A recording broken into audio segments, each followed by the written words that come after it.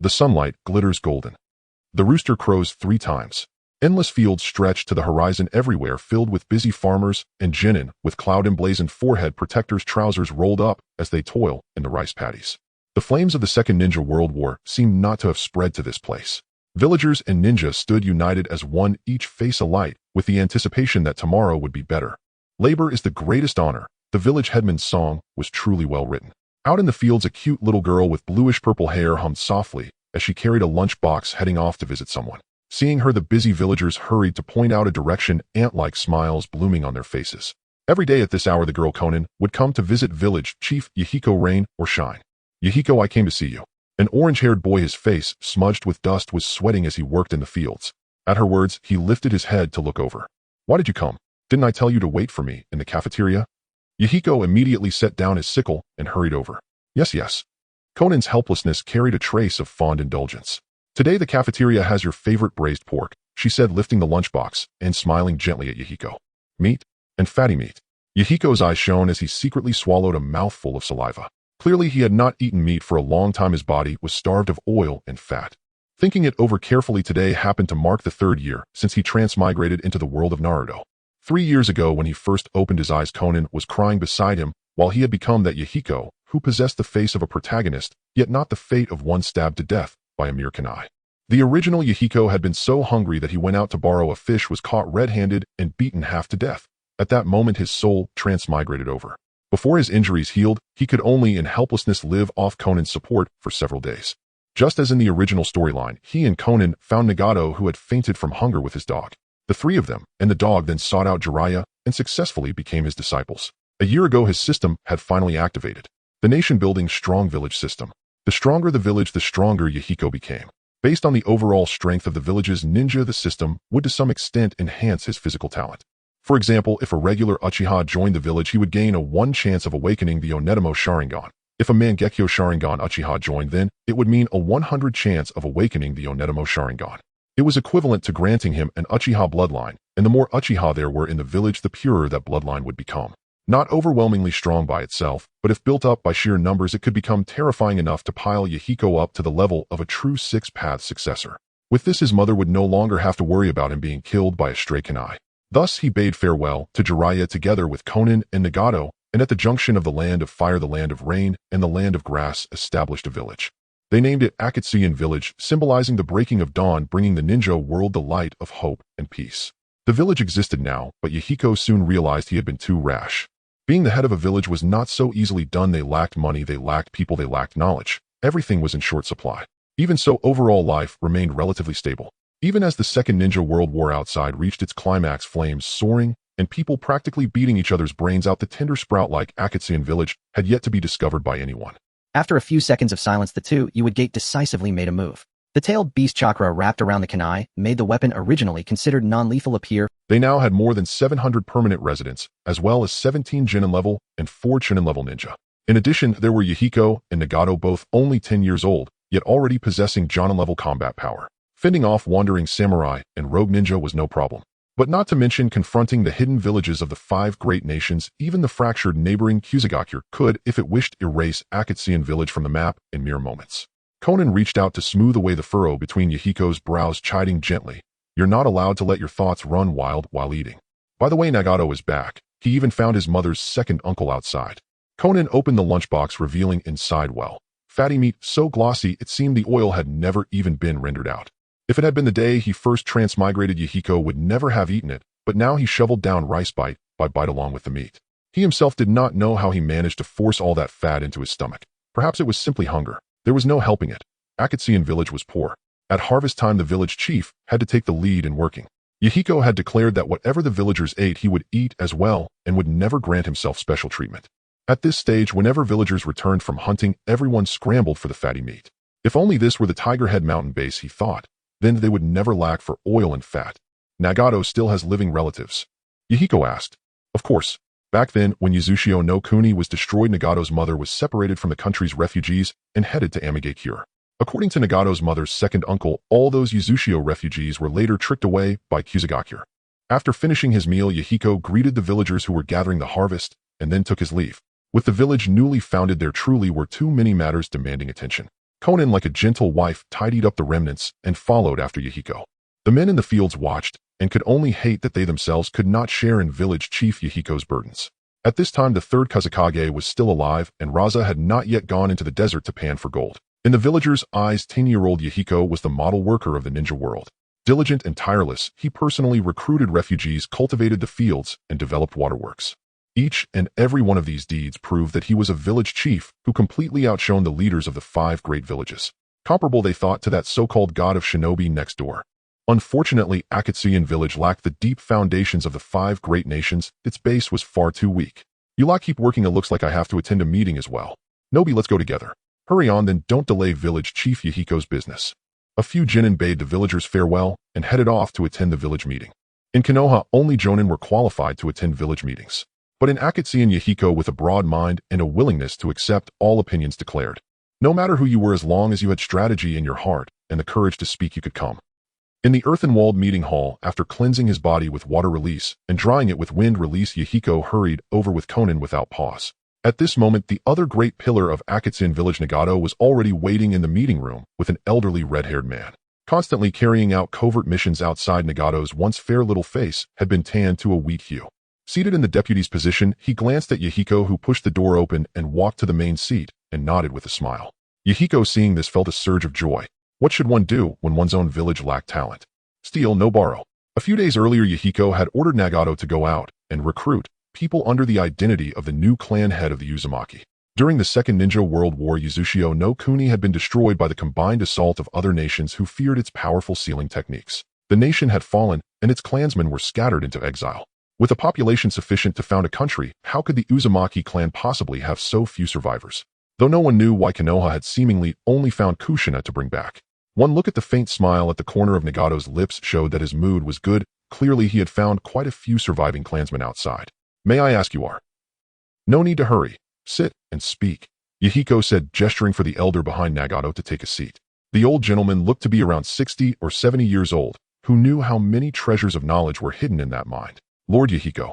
The elder behind Nagato was somewhat reserved, unsure what sort of character this 10-year-old village head of Akatsuki really was. Yet along the way, he had heard this child Nagato constantly praising how remarkable village chief Yahiko was. Nagato and I share a bed and sleep as brothers. Since you are Nagato's elder, just call me Yahiko, he said.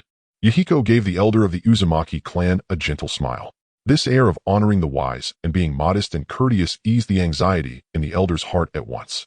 Nagato had brought him from Kusagakure. There the people of the Uzumaki clan had suffered every manner of humiliation. Many of them possessed special constitutions. A single bite taken from their flesh could heal internal and external injuries. In the past, Kusagakure would summon them at a whistle and dismiss them at a wave, while living under another's eaves they could only endure. Now the exploitation had escalated. Any minor scrape on a hand meant coming to bite a piece of them. No one cared that each bite consumed vast amounts of their life force. They simply did not regard them as human. Feeling Yahiko's genuine sincerity, the old Uzumaki's clouded eyes filled with tears. Though Yahiko had given only a simple smile to the Uzumaki's second elder, who since his nation's destruction had never seen an outsider's friendly face, it was as if he had caught sight of an angel. This old man is Uzumaki Joshien, he said. That Kusa a Mang is a beast, a damned beast. For the next half hour, Uzumaki Joshien poured out endless grievances. Everyone in the conference room clenched their jaws so hard their teeth creaked. How dare that tiny Kusagakure? Konan's eyes reddened, gently tugged on Yahiko's sleeve in an emotional plea. Yahiko gave a deep, solemn nod. Hashirama, look at what it is you have managed to protect. It has been so long since I have seen the village chief with such a murderous look in his eyes. With such injuries, a normal person would be dead. Jinyang drew his Kusanagi sword, and another surge of blood gushed out, completely soaking the girl's upper body in. Fight, village chief. Village chief, let's go crush them. Watching our brother's family suffer like this, I can't endure it. Yes, our village has nothing, but we do have an unbending spine. Those cowards from Konoha ought to surrender the Hokage's seat and let you sit on it, village chief. Yahiko first cast an exasperated look at the one who had just spoken. Assemble the ninjas of the village, he barked, slamming his palm onto the table. There were not even 30 ninjas in the entire village, yet he still shouted with a momentum even more imposing than when Sarutobi Hiruzen once prepared to go to war with Ame-Gakure. If we do not avenge our younger brother, what worth are 1,000 leagues of villages to us? Laughter rippled through the crowd below, as though the tiny Kusagakure were hardly worth mentioning. Village chief Yahiko had once said that he wished to bring hope to the entire ninja world. If you fear death and I fear death as well, what hope can this ninja world still have? Even if we fall, as long as our deeds continue to be passed down in the ninja world, there will still be countless versions of you and me who rise up. Whenever they recalled Village Chief Yahiko's patient teachings as he sat with them by the campfire, they could not help but shed tears, deeply moved. Even if Village Chief Yahiko had not paid them wages or military stipends for a whole year, they were still willing to toil and struggle for the peaceful world of equality that lived in his ideals. This was the power of faith. Nagato stared straight at the domineering, awe-inspiring Yahiko. It is precisely this version of you that makes me willing to humble myself beneath another. The corners of his mouth lifted into an inexplicable smile. Behind him, Uzumaki Joshien was already in tears. With only a few words, Yahiko was ready to march to war to avenge his clansmen. Is this the romance shared between men? Although aside from Yahiko and Nagato, everyone present combined might not even be able to defeat him, an old man. Some among them did not even possess chakra. Yet Uzumaki Joshien, who had long grown weary of the contempt of the world, did not think Yahiko was overestimating himself. Rather, he was moved, utterly moved. There is true affection in this world. True affection warms the heart wherever it appears. He swore that as long as Uzumaki Joshien still drew breath, no one would be allowed to harm his village chief or villagers. Village chief we. Joshien very much wanted to say that the matter should be discussed another day. With nearly 1,000 ninjas combined, Ame-Gakure was not to be trifled with. It was enough that the village chief had this intention, yet he found the words of refusal as heavy as 1,000 caddies pressing down on his lips. He both hoped the village chief could rescue his clansmen, and yet did not wish for these foolish children to die for kin they had never even met. His feelings were a tangled knot. Nagato's kin are my kin, Yahiko said. The words were few, yet they struck straight into Elder Joshuan's heart. I understand. Elder Joshien murmured softly, head bowed, tears soaking his clothes. In his heart, he made a monumental decision. He knew a jutsu called the Reaper Death Seal. Should anything unforeseen occur, he would stake this old life of his to take at least 3 powerful enemies down with him. The 2 girls excitedly bowed to Chinxia and then happily ran off. Chinxia, still smiling, waved goodbye while silently mourning for the 2 girls. Had all of it been true, it might have been one thing. But 9 out of 10 pieces of information they sold were damned lies. One could say the intelligence sold by Ame-Gakure was the fuse that ignited the war. They told the 4 great nations that Senju Tobarama of Konoha knew only water release, and that the 9 tails was the weakest of the tailed beasts. When the 4 great nations saw that Senju Hashirama had died. Finally, on the eve of the Second Ninja World War, Konoha, Iwagakure, and Ame-Gakure, having been driven past the limits of their patience and temporarily setting aside their grudges, joined forces to annihilate the country. Now the remnants of Ame-Gakure were carved up by warlords with over a dozen factions clustered on a tiny scrap of land. The Uzumaki clansmen were imprisoned by a man named Kusa A. who commanded more than 300 ninjas. It just so happened that on the day Elder Joshien stepped out to relieve himself, he was discovered by Nagato, who had been lying in wait for a long time, and brought him back. After deep and careful thought, Yahiko still chose to fight. It was not that he was acting without a brain, but that he possessed the confidence to back it up. Whose eyes were Nagato's 2 eyes? Their original owner was still alive. Could he possibly watch Nagato march to his death and lose those eyes before his very gaze? The Kanabi Bridge lay within the territory of Ame-Gakure, and that great man lived beneath it. Village chief, everyone is here.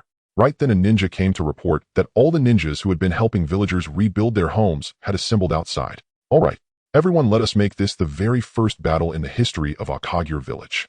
Yahiko swept his gaze over the crowd, ambition blazing in his eyes. Uzumaki Joshien cast him a grateful look, then extended his senses to perceive the ninja of Akagure. What did he sense? Including the blue-haired little girl, there were only 23 ninjas in the entire village. Wait, I have a plan, he said. Joshien sighed. Young hotheads. He truly could not bring himself to dislike them. But young people lacked experience, so this old set of bones would have to rely on his seniority just this once and offer some guidance. Joshien borrowed the forehead protector of Akagure from Yahiko. Under the puzzled gazes of the crowd, he used his powerful transformation technique. With a soft bang, in an instant, an abstract leaf symbol appeared on the forehead protector. Yahiko froze for a moment. Why had Elder Joshien transformed it into a Konoha headband? Oh, sure enough, the older the ginger, the spicier it is. He had learned, he had truly learned. Before Elder Joshien could explain, Yahiko had already understood. Grandfather Joshuan, please take the seat of honor. Ahem. Look at this photograph. The blonde man in it, who is almost as handsome as I am, and the red-haired woman beside him. You see them right. The transformation technique Nagato, and I can manage, is nowhere near your level, where even a 3-demo Sharingan might not see through it. Is this Nanako? Young people learned astonishingly fast. They even drew inferences and expanded on them. At the stronghold where Kusa A. was stationed, in the filthy slum district, most of the pale-faced Uzumaki clansmen leaned numbly against the walls, while the small remainder squatted on the ground silently weeping. They had been far too naive. Back then, they believed Kusa Amang's lies that when the land of grass and the land of whirlpools were first founded, they had established friendly ties, that everyone was practically one family separated only by a narrow strip of water with no distinction between you and me. They were starving at the time. Seeing Kusagakure offer them fragrant steaming bread, they believed it. They were told that as long as they healed the severely wounded in the village and proved they bore no ill will they would be allowed to join. Once they had burned through their own life force and collapsed from exhaustion, that bastard revealed his claws, seizing the able-bodied elites of the clan to be executed. He left only a group of old, weak, sick, and disabled with little threat as walking bloodbags. The second elder has probably fallen victim to that bastard as well. An emaciated elder of the Uzumaki clan said, tears of regret streaming down his cheeks. Damn it, just a few years ago we were all from the land of grass. Even if we're temporarily divided now, how dare they strike us with such cruelty? Just then a soot-covered jonin followed by several chunin, clutching their wounds, walked in. Without a word, one of them grabbed the arm of a listless Uzumaki clansman and took a bite from his bite-mark-riddled limb. He shuddered with pleasure. Then he forcibly dragged a few more people outside, intending to let the injured brothers have a taste as well. All the while not a word was spoken. In their hands these red-haired people were no more than cargo. Among those taken away were both men and women, all utterly devoid of combat strength. Even if some had once possessed it, after such prolonged inhuman torture, they could no longer muster any strength. The elder of the Uzumaki clan, who had been crying earlier, now wore an expression filled with unwillingness. Lord First Hokage of Konoha, open your eyes and see. What is it that you have managed to protect? No, this is bad. Konoha has sent people. A panicked Jinin rushed in breathless. Of such low status, he had no time to mind rank or respect, and hastily slapped away the leading jonin's hand that was gripping an Uzumaki clansman's arm. The jonin glared, his voice dropping into a furious growl. What do you think you're doing? Konoha has sent people to claim this lot, the jonin said. What did you say? At this moment, at the front gate of Kusa Amang's stronghold, Minato held the arm of a sobbing Kushina, impatiently bouncing his leg.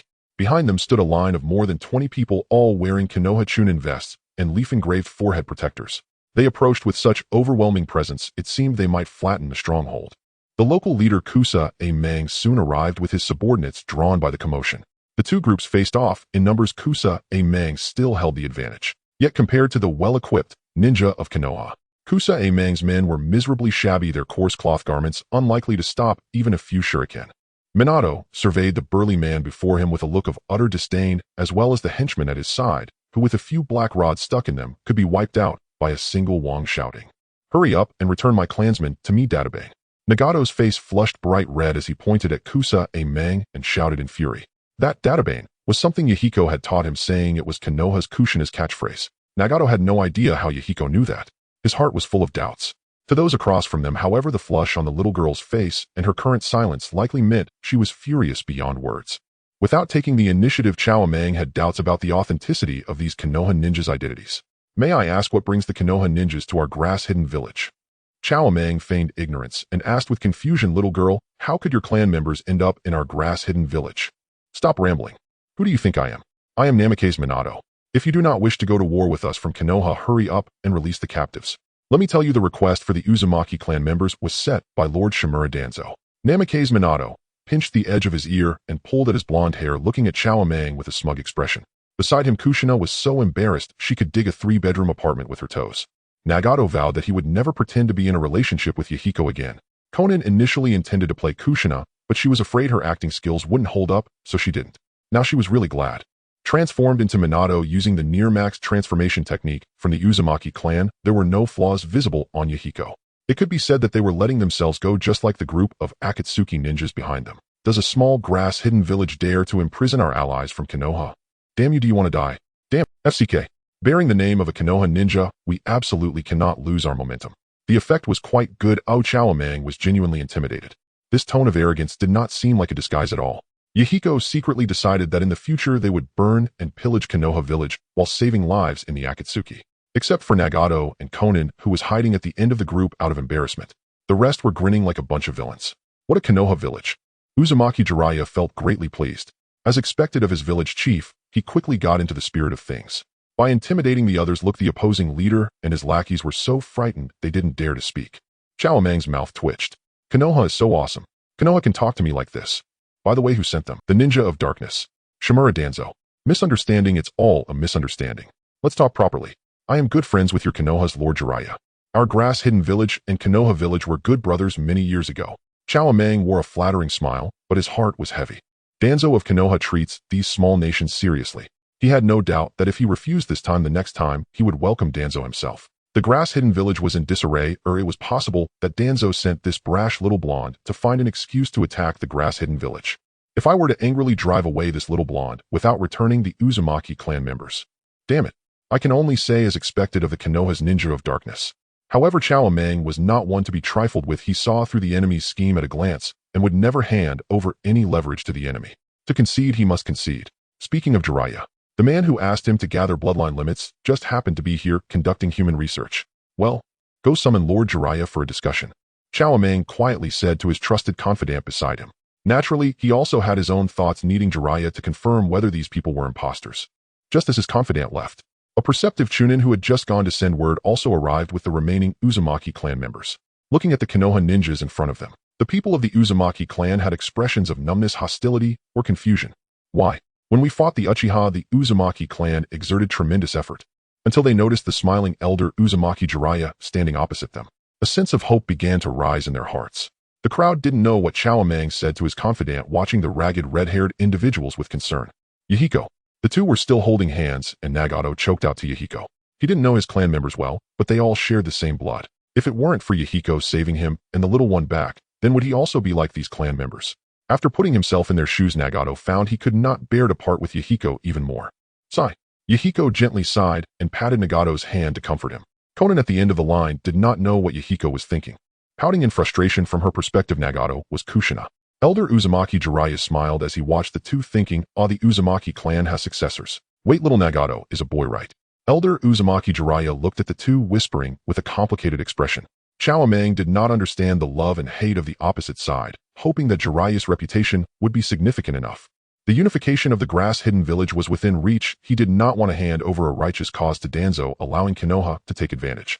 Now the situation was that Elder Uzumaki Jiraiya had cleared the clan members, and feeling guilty, he just wanted to leave quickly. But Chao Mang stopped them from leaving. Are you trying to start a war? Yahiko shouted angrily. Do you want to die? Knowing it wasn't his face, Nagato's character fell apart. No, Lord Minato, wait, just wait a bit longer. Chao Mang smiled on the surface, but was cursing inwardly. He hated that damn Namikaze Minato to the core. Is he still acting? That despicable guy. As expected, Danzo did not give up on his plans against me. Just wait, Namikaze Minato and Danzo from Konoha. Thinking this, his face still bore the appearance of a sycophant, lacking the demeanor of the greatest feudal lord of the grass-hidden village. In a small nation struggling to survive, they have no bottom line. After a long time, Yahiko finally grew impatient, and the person Chao Mang sent to negotiate also arrived. Jiraiya. Dressed in a long white robe with silver hair tied in a ponytail, unfortunately, he was a man. He had developed a ninjutsu called Ghost Bud that could fuse ninja beasts or bloodline limits of ninjas. With one hand, he could absorb ninjutsu chakra. What happened? Jiraiya was brought by his confidant, and his mood was not so pleasant as his experiment was interrupted. But without needing Chao Mang to explain, Jiraiya's pupils suddenly contracted, and he was deeply shocked. Namikaze Minato. How could he be here? Konoha discovered my whereabouts and sent him to capture me. No, I am not a traitor now. I am a legitimate Konoha. Yahiko felt the same way. Grass is a type of plant. The fake Konoha has run into the real deal. He has bumped into a ninja from the village while doing bad things outside. How could Jiraiya be here? How could Minato be here? Both sides had no idea how many grass mud horses were running through their minds at that moment. Considering the things Jiraiya did, even Danzo would turn pale. Would Konoha dare to broadcast this widely? Plus, he was quite low profile. A flicker of doubt passed through Jiraiya's eyes, but feeling guilty, he chose to remain still, observing the situation to see what Minato's purpose was for coming to the grass-hidden village. Knowing nothing, Chao Mang rubbed his hands and smiled. Lord Minato, look at this, what a coincidence. Lord Jiraiya is also here. Since we are all part of Konoha, why not sit down and chat and enjoy the unique scenery of my grass-hidden village? Nagato, Konan, and the group were completely dumbfounded. Those who know their own business know their own affairs. If this Jiraiya is cautious enough, wouldn't they expose themselves after a few words? Exchanging heavy glances. What to do? Run. With the speed of our group, we could only bluff. How could... Hearing the commotion, Chao Mang's subordinates had already arrived in groups. As long as they could hold on, the 200 or so stationed in the camp could rush over for support at the sound of fighting. If the other grass ninjas heard outsiders messing with their affairs, they could unite in anger. At that time, they would likely face thousands of grass ninjas. Just them, this group of old, weak, and sickly individuals. Uzumaki Jiraiya looked at his clan members and the silly kids who accompanied him with relief. Well, Z Highway. Anyone who recognized it had already realized this was the dead demon consuming seal. As long as he took Chao Meng and Jiraiya away in the moment of chaos, Yahiko would surely lead everyone to escape. Minato. Damn Yahiko, it's all up to you now. Unfortunately, I won't be able to see the day the Akatsuki rise, but someone was even faster than him. Crack. Miyan bit his thumb, producing a crisp sound akin to biting into an apple. Blood smeared across his palm as he began forming seals with both hands. As long as he proved he was one of their own, everything would be fine. Summoning technique. Bang. Oh, it's me. It's Watergate's little brother. What brings you here? Before anyone could catch a glimpse of the frog's silhouette, a cheeky voice rang in everyone's ears. The frog Wentai was summoned by Mi Yan's familiar chakra, but upon seeing Mi Yan's Watergate face, he was momentarily bewildered by the exquisite transformation technique. Was it Mi Yan or Watergate? It must be Watergate. Bairuhu, hearing the familiar voice, turned and ran. The Jinchuriki and the frog Wentai were intent on ending his life. The wind picked up beneath his feet, leaving the grass Amang in a state of confusion. Just then the smoke dissipated. A massive, imposing red frog holding a pipe appeared before everyone. The frog's eyes scanned the surroundings, fully aware of the situation. Taking a puff of smoke before me, Yen could speak. It leaped high into the air, its strong and powerful palm raised instantly. With a sharp sound of wind, it struck heavily upon the fleeing Baru. Knowing this was Jiraiya's dear friend, Wentai held back some of his strength. When it lifted its palm, only the unconscious Baru remained on the ground, lying in a position reminiscent of Yamuti, barely breathing. Wentai said nothing more, exhaling a puff of smoke. With a cheeky gesture, it gave a thumbs up to Watergate. Bang! After another puff of smoke, Wentai's figure vanished from everyone's sight. He must be in a hurry to get home for dinner. At the moment Wentai disappeared, Yen felt a slight sense of weakness. The summoning of Wentai had nearly drained him of chakra. Watching Wentai vanish, Yen seemed to realize something. The grass-hidden village was a place for miscellaneous folks boasting thousands of ninjas, were all those who could extract chakra called ninjas. With Wentai leading the way, Guanggu and the others were there. Yen and the prophesied child, sheltered by Mayaboku Mountain, self-proclaimed. Yen unconsciously straightened his back. My name is Grasamang. I currently feel helpless and scared. A group from Konoha came today, led by a little blonde who sent a terrifying giant frog. Although he had heard of the infamous reputation of those reckless frogs from Mayaboku Mountain on the battlefield of the rain-hidden village, he had still underestimated their temperament and strength. When they got serious, they would even hit their own. Bairuha's strength was known to him. He was no match and was unexpectedly knocked unconscious with a single blow. Of course, there might be reasons related to Bairuha's relationship that led to his forgetting to resist. However, that old red-haired demon was even more terrifying. After forming a few seals, did he sense the Grim Reaper coming for him? Fortunately, it was just his illusion. Lord Watergate, here are 500,000 Ryo. I'll please convey my apologies to the Uzumaki clan brothers and Lord Danzo. During the time Yen was negotiating with the Uzumaki to reinforce Baruhu with sealing techniques, Grasamang was afraid his subordinates would also fall victim to the giant frog. After much thought, he made a decision that went against his ancestors' teachings. Today, Grasamang had disgraced his nation. He took money from the treasury. Bending down, he presented 50,000 Ryo to Yen. Yen scratched his head, realizing that besides the Uzumaki clan, there were unexpected gains from this outing. For a moment, he forgot to respond. To Grasamang, this little blonde seemed displeased. With a sigh, he added another 50,000 Ryo. This time, Yen still did not respond. Because the Uzumaki clan exploded with gold coins, the elder explained quietly in front of the clan members that it was the Akatsuki hidden village, not Konoha, that came to rescue them. Although Grasamang smiled throughout, he was now completely devoid of dignity. But that was Yan's wisdom as a clan leader. If it were anyone else, showing fear might have been easily detected. As for that giant frog, it would be nothing if someone from their Uzumaki clan summoned it. But for village chief Yen, he found his legs trembling upon seeing it. This was a life-or-death struggle. The simple-minded Uzumaki clansmen immediately felt a sense of belonging upon hearing this. Abandoned by Konoha with no one to turn to, there was this one person who, upon hearing of their plight, risked danger to come and rescue them from the tiger's den. How could they not be moved? The smile on Naniko's face was so blissful, she must have been well taken care of by village chief Yen. Now the Uzumaki clansmen, suffering from greedy jealousy, began to ship Yen and Nagato. The Uzumaki clan joins the village, and the host has acquired the Uzumaki bloodline. The system's notification flashed by. Yen estimated that the returning Uzumaki clansmen brought him at least 10 cards worth of chakra. He could unleash 44 Rakens in a single day. Sob, sob, sob, he was no longer an ordinary person. From now on, ordinary folks could fend for themselves. He couldn't use Raichin yet, but he had already developed the Rasengan before Watergate. He formed a Rasengan in his hand. The chakra within him seemed boundless, making one Rasengan seem trivial. It appeared this body of his could use the shadow clone technique in conjunction with the Rasengan. Yan's back straightened as he looked at Grasamang, declaring, I am Uzumaki Yen. Pay up. Grasamang stared at the blue sphere swirling with a cool breeze in Yan's hand, swallowing hard. He'll add another 50,000. Seeing Yen still playing with the sphere, Grasamang made up his mind. 500,000. That's all I have. On the way back, Mi-yen was still chuckling while rolling the sphere in his hand. Feeling the overwhelming chakra within him, he smiled like a foolish son from a wealthy family. In the group, Nagato had already returned to his original appearance and looked at Mi-yen helplessly, noticing Mi-yen's chakra was rapidly growing. Could it be close to 2/3 of his current chakra amount? Nagato, I can protect you better in the future, and Konan too. Mi-yen smiled at Nagato, who nodded seriously. Then Mi-yen looked at Konan, whose expression was complex. Mi-yen asked in confusion, "You and Nagato?" Konan hesitated, shaking her head and saying, "It's nothing." Mi-yen and Nagato had grown up together. Even though Nagato lay beside Mi-yen now, they were still young and did not understand male-male affection. In a few years it would be different. The precocious Konan smiled at this thought, realizing how unnecessary her internal conflict was. The group returned to the village. The cafeteria head and etiquette officer, Uncle Motoharu, was already at the village gate, adorned with a red banner. It read, "Welcome the Uzumaki clan to this big family of Akatsuki Hidden Village." Mi-yen had long stated that such flamboyant displays were not advisable and formalism was unacceptable. Though he had initially led the welcome for the refugees, seeing the Uzumaki clansmen with tears streaming down their faces, they seemed to have found a sense of home. Shouldn't Uncle Motoharu's salary be raised? The village entrance was filled with villagers coming to witness the event. The adults smiled kindly at the confused crowd. The children were curious about these unfamiliar red-haired individuals.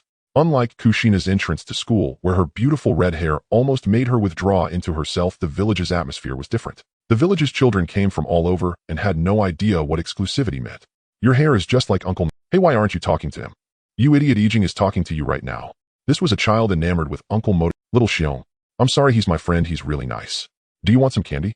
This is the little white bunny milk candy that big brother Mi-yen made for Sister Konan, only our village has it."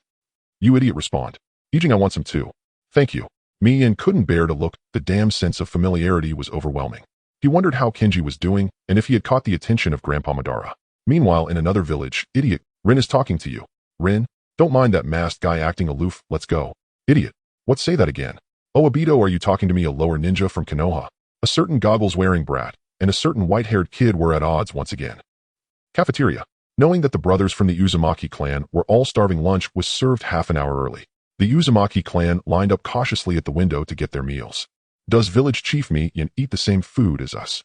They looked at Mi-yen's bowl, the same stewed cabbage with vermicelli, showing no special treatment. Is this the equality that Nagato spoke of in Akatsuki village? "Everything is grown by the villagers themselves. Eat, go ahead and eat." Mi-yen stood up to encourage them. Clearly, the ordinary stewed cabbage with vermicelli made them feel as if they were feasting on delicacies. Foo foo foo. As they ate, tears unexpectedly fell into their bowls. The gratitude towards the village chief was far from over. A few days later, the Uzumaki clan officially joined the Shaoin village, contributing significantly to sealing techniques. Moreover, the elders of the Uzumaki clan possess specialized secret arts to locate their clan members, successfully finding many hiding members. Including Nagato, there are now a total of 47 people arranged on the west side of the village. Nagato serves as the clan leader of the Uzumaki clan, while Zhou Xian has become the grand elder. The open-minded Shaoin village gets along harmoniously with the Uzumaki clan. Even in the village's formal meetings, the Uzumaki clan can send representatives such as Nagato and Zhou Xian to participate. I wonder if the Uchiha clan next door would feel envious upon seeing this. In another small conference room, the high-level meeting room, is where strategies are determined. The decisions made here pertain only to the policies of Shaoin village and cannot be leaked. Only high-ranking members are allowed to attend. Sitting in the main seat, Nagato propped his chin up with the back of his hand, lazily watching the noisy crowd. He secretly thought, if you all were a solid piece, how could the stool beneath me possibly remain stable? Let them argue, it would be best if they could even come to blows. His form resembled that of a crane. Ha ha ha. This was purely Nagato's whimsical thinking out of boredom. After yawning, he pondered how a simple meeting could escalate to such chaos. Fools and brats do not conspire. Damn it. Joshian, old man, don't think that just because you're older I'm afraid of you. I've tasted more salt than you've Enough noise. I have something to say. Even Nagato, who usually couldn't express himself, personally stepped in. Finally, he was so infuriated by these people that he slammed the table, shouting nonsense. Do you gentlemen think this is a marketplace? What kind of noise is this? Clean the mush out of your heads before coming to the meeting room. He glared at them. We dare not. Village chief, we are sorry. This was also Nagato's fantasy. In reality, when Nagato slammed the table, everyone stared wide-eyed at him, as if asking, who are you and what? Damn. In the village chief. Do you dare to challenge me? Do you want to get a beating? However, the moment everyone stared at him, Nagato seemed to see the red-haired old ghost with the corpse demon seal, the red-haired little ghost with the Rinnegan, the demon who wanted to add several pounds of dried chili to sweet and sour ribs, and the one squinting his eyes intending to squeeze him dry, cough that cannot be insulted. In short, the enemies are all quite troublesome. None of them are someone this old village chief can afford to provoke. How about we postpone this meeting? You all write a proposal first, and I will review it seriously. I will try to satisfy each of your suggestions as much as possible. Following this, the meeting room fell silent with only the sound of pens scratching on paper. After everyone dispersed, Nagato looked at the proposals on the table, helplessly pinching the bridge of his nose. The village is in dire need of funds. The 5 million taels from Chao Mang and the little left in the treasury are nowhere near enough for the starving Shaoin village. Just building homes for the Uzumaki clan and the newly recruited batch of refugees consumed half. His subordinates' military salaries have been delayed for a year and still haven't been distributed. Although the brothers are not particular about it, generously stating they are not in a hurry and even advising him to spend money on the village's development, Nagato felt embarrassed himself. He truly wished to tie Orochimaru up to cultivate a few of the Yamato for real estate development. Nagato picked up one proposal with handwriting that was crooked and messy. Uncle Yuan, I request the village to allocate funds to improve the meals for the ninjas and workers. Nagato's heart stirred. If they eat well, they can perform well, right? He wanted to toss the other proposals aside, but decided to read them after all. Zhou Xian, in a 100-year plan, the strength of a village depends on its children. Children, if you have never been exterminated, the resources in the treasury are very profound, and you cannot grasp them. Nagato directly ignored the lengthy sermon from Elder Zhou Xian and focused on the proposal. Building schools for children to study. This elder's foresight coincides with his own views. He naturally understands the principle that a nation's wisdom lies in its youth. Nagato couldn't help but become interested. He hadn't listened well earlier, yet it turned out that these people had something valuable to say after arguing for so long. Nagato's proposal is also quite good, spending money on international promotion to raise the village's profile so that employers would come to post tasks. Unexpectedly, the Nagato who quietly developed in the Rain Village in the original text would propose that they step out into the world. Flipping through slowly, the next suggestions were quite eye-opening. Some suggestions, though immature, were still noteworthy. The last one. I believe the village needs to acquire a large number of explosive tags. Explosive tags can bring forth power. Nagato, do you remember? This is what you told me when you shared stories at the age of 7. The handwriting was clearly gentle and soft, yet it made Nagato feel a chill run down his spine and break out in a cold sweat after just a glance. He must have misread it. Fire style. Well, let's take a closer look again. Where did Conan's proposal go? Where could it have gone? After several meetings, Shaoin Village finally settled on a few major matters. The cafeteria's food must also be improved. In that meeting, Nagato agreed to all the suggestions raised as long as they were visible. He even refined some of the more immature ideas. What came in return was a significant overspending. With a slight misstep, Shaoin Village's great ship could instantly turn into a heap of bones. Nagato looked around the meeting room, noticing the expectant faces of everyone except for the gloomy Konan. As for the money, I will find a way. In the candlelit study, Nagato locked the door, not allowing anyone to enter. On the table, the papers faintly revealed the title of a book. Nanhachuan. This is an epic work depicting the decades of changes within the Uchiha clan. This is also the reason why Yahiko locked the door. Of course, this book is not an adult novel. The original work is by Liyuan, which won the 4th Maodun Literature Prize in his past life. It expresses reflections on human nature through delicate emotional portrayals and a unique narrative style, far surpassing the superficial exaggeration of teacher Jiraiya's works. The plot has also been significantly altered by Yahiko, adding a lot of new elements. Ahem. It just means he needs to keep his distance from the Uchiha clan in the future. No, wait. This book was written by Pain. What does it have to do with me, Yahiko? Pain is Yahiko's pen name. While the fans can also call him Super Brother in the future. Yahiko has even thought of future interactions and little romantic gestures with the fans. This shows how resourceful this adult is and how much he cherishes his readers. The royalties from one book are certainly not enough, so there is a second book. Yahiko plans to open up the market with 2 books. If these 2 books generate enough profit, there will be a third and a fourth. Never stopping updates, never asking for leave. This is Yahiko's way of being a ninja. 3 days later, 2 books suddenly became popular within the Fire Nation. One was titled Nan He Chuan, and the other was Female Shinobi by Jia. According to a whisper from the largest bookseller in Duanxi Street, both books were penned by the same individual. The author was a young boy with tousled hair whose smile radiated warmth like a little sun. It is said that his inspiration for writing came entirely from his mentor. Truly a prodigy emerges in youth. The books circulated swiftly, and people flocked to bookstores and street corners, all in search of a copy. In this culturally barren world where the entertainment industry was scant, a single book contained the internal power struggles of the Uchiha clan alongside the mysteries of human origins. It certainly whetted the appetites of those bloodthirsty ninjas. Outside a bookstore, a man with long white hair and peculiar paint around his eyes leaned against the wall, having just finished reading Nan He Chuan. He couldn't recall the intricacies of the Uchiha clan's schemes, but distinctly remembered the feeling of being captivated. Well written. Slow down, you bastard. Is this a ploy to steal my business? Jiraiya fumed, grinding his teeth after finishing the book. His own work modeled after Nagato received a lukewarm reception. He had intended to write a book that would tantalize those old perverts aiming to earn a small fortune of over 10 million, only to be outdone by a novel that surpassed his thoughts and writing style. In his hands was another book, Female Shinobi by Jia. With a critical mindset, Jiraiya disdainfully opened it. Shimura Takayoshi is a lecher, formerly the headmaster at the Ninja Academy. Hiss. Upon seeing this, he became completely engrossed, even more so than when reading Nanhi Chuan. If only he could meet this author, have a chat, and urge for more content, Jiraiya would die without regrets. After finishing, Jiraiya felt a lingering desire for more and resolutely left a farewell letter for his three, setting off on the path to find the author. Meanwhile, the author Jiraiya spoke of had made over 1 million ryo just from his first manuscript by selling books in the 5 great nations. Yahiko, after negotiating with the bosses, exchanged all the money for food and a batch of building materials. Mr. Namikaze, you are truly a genius.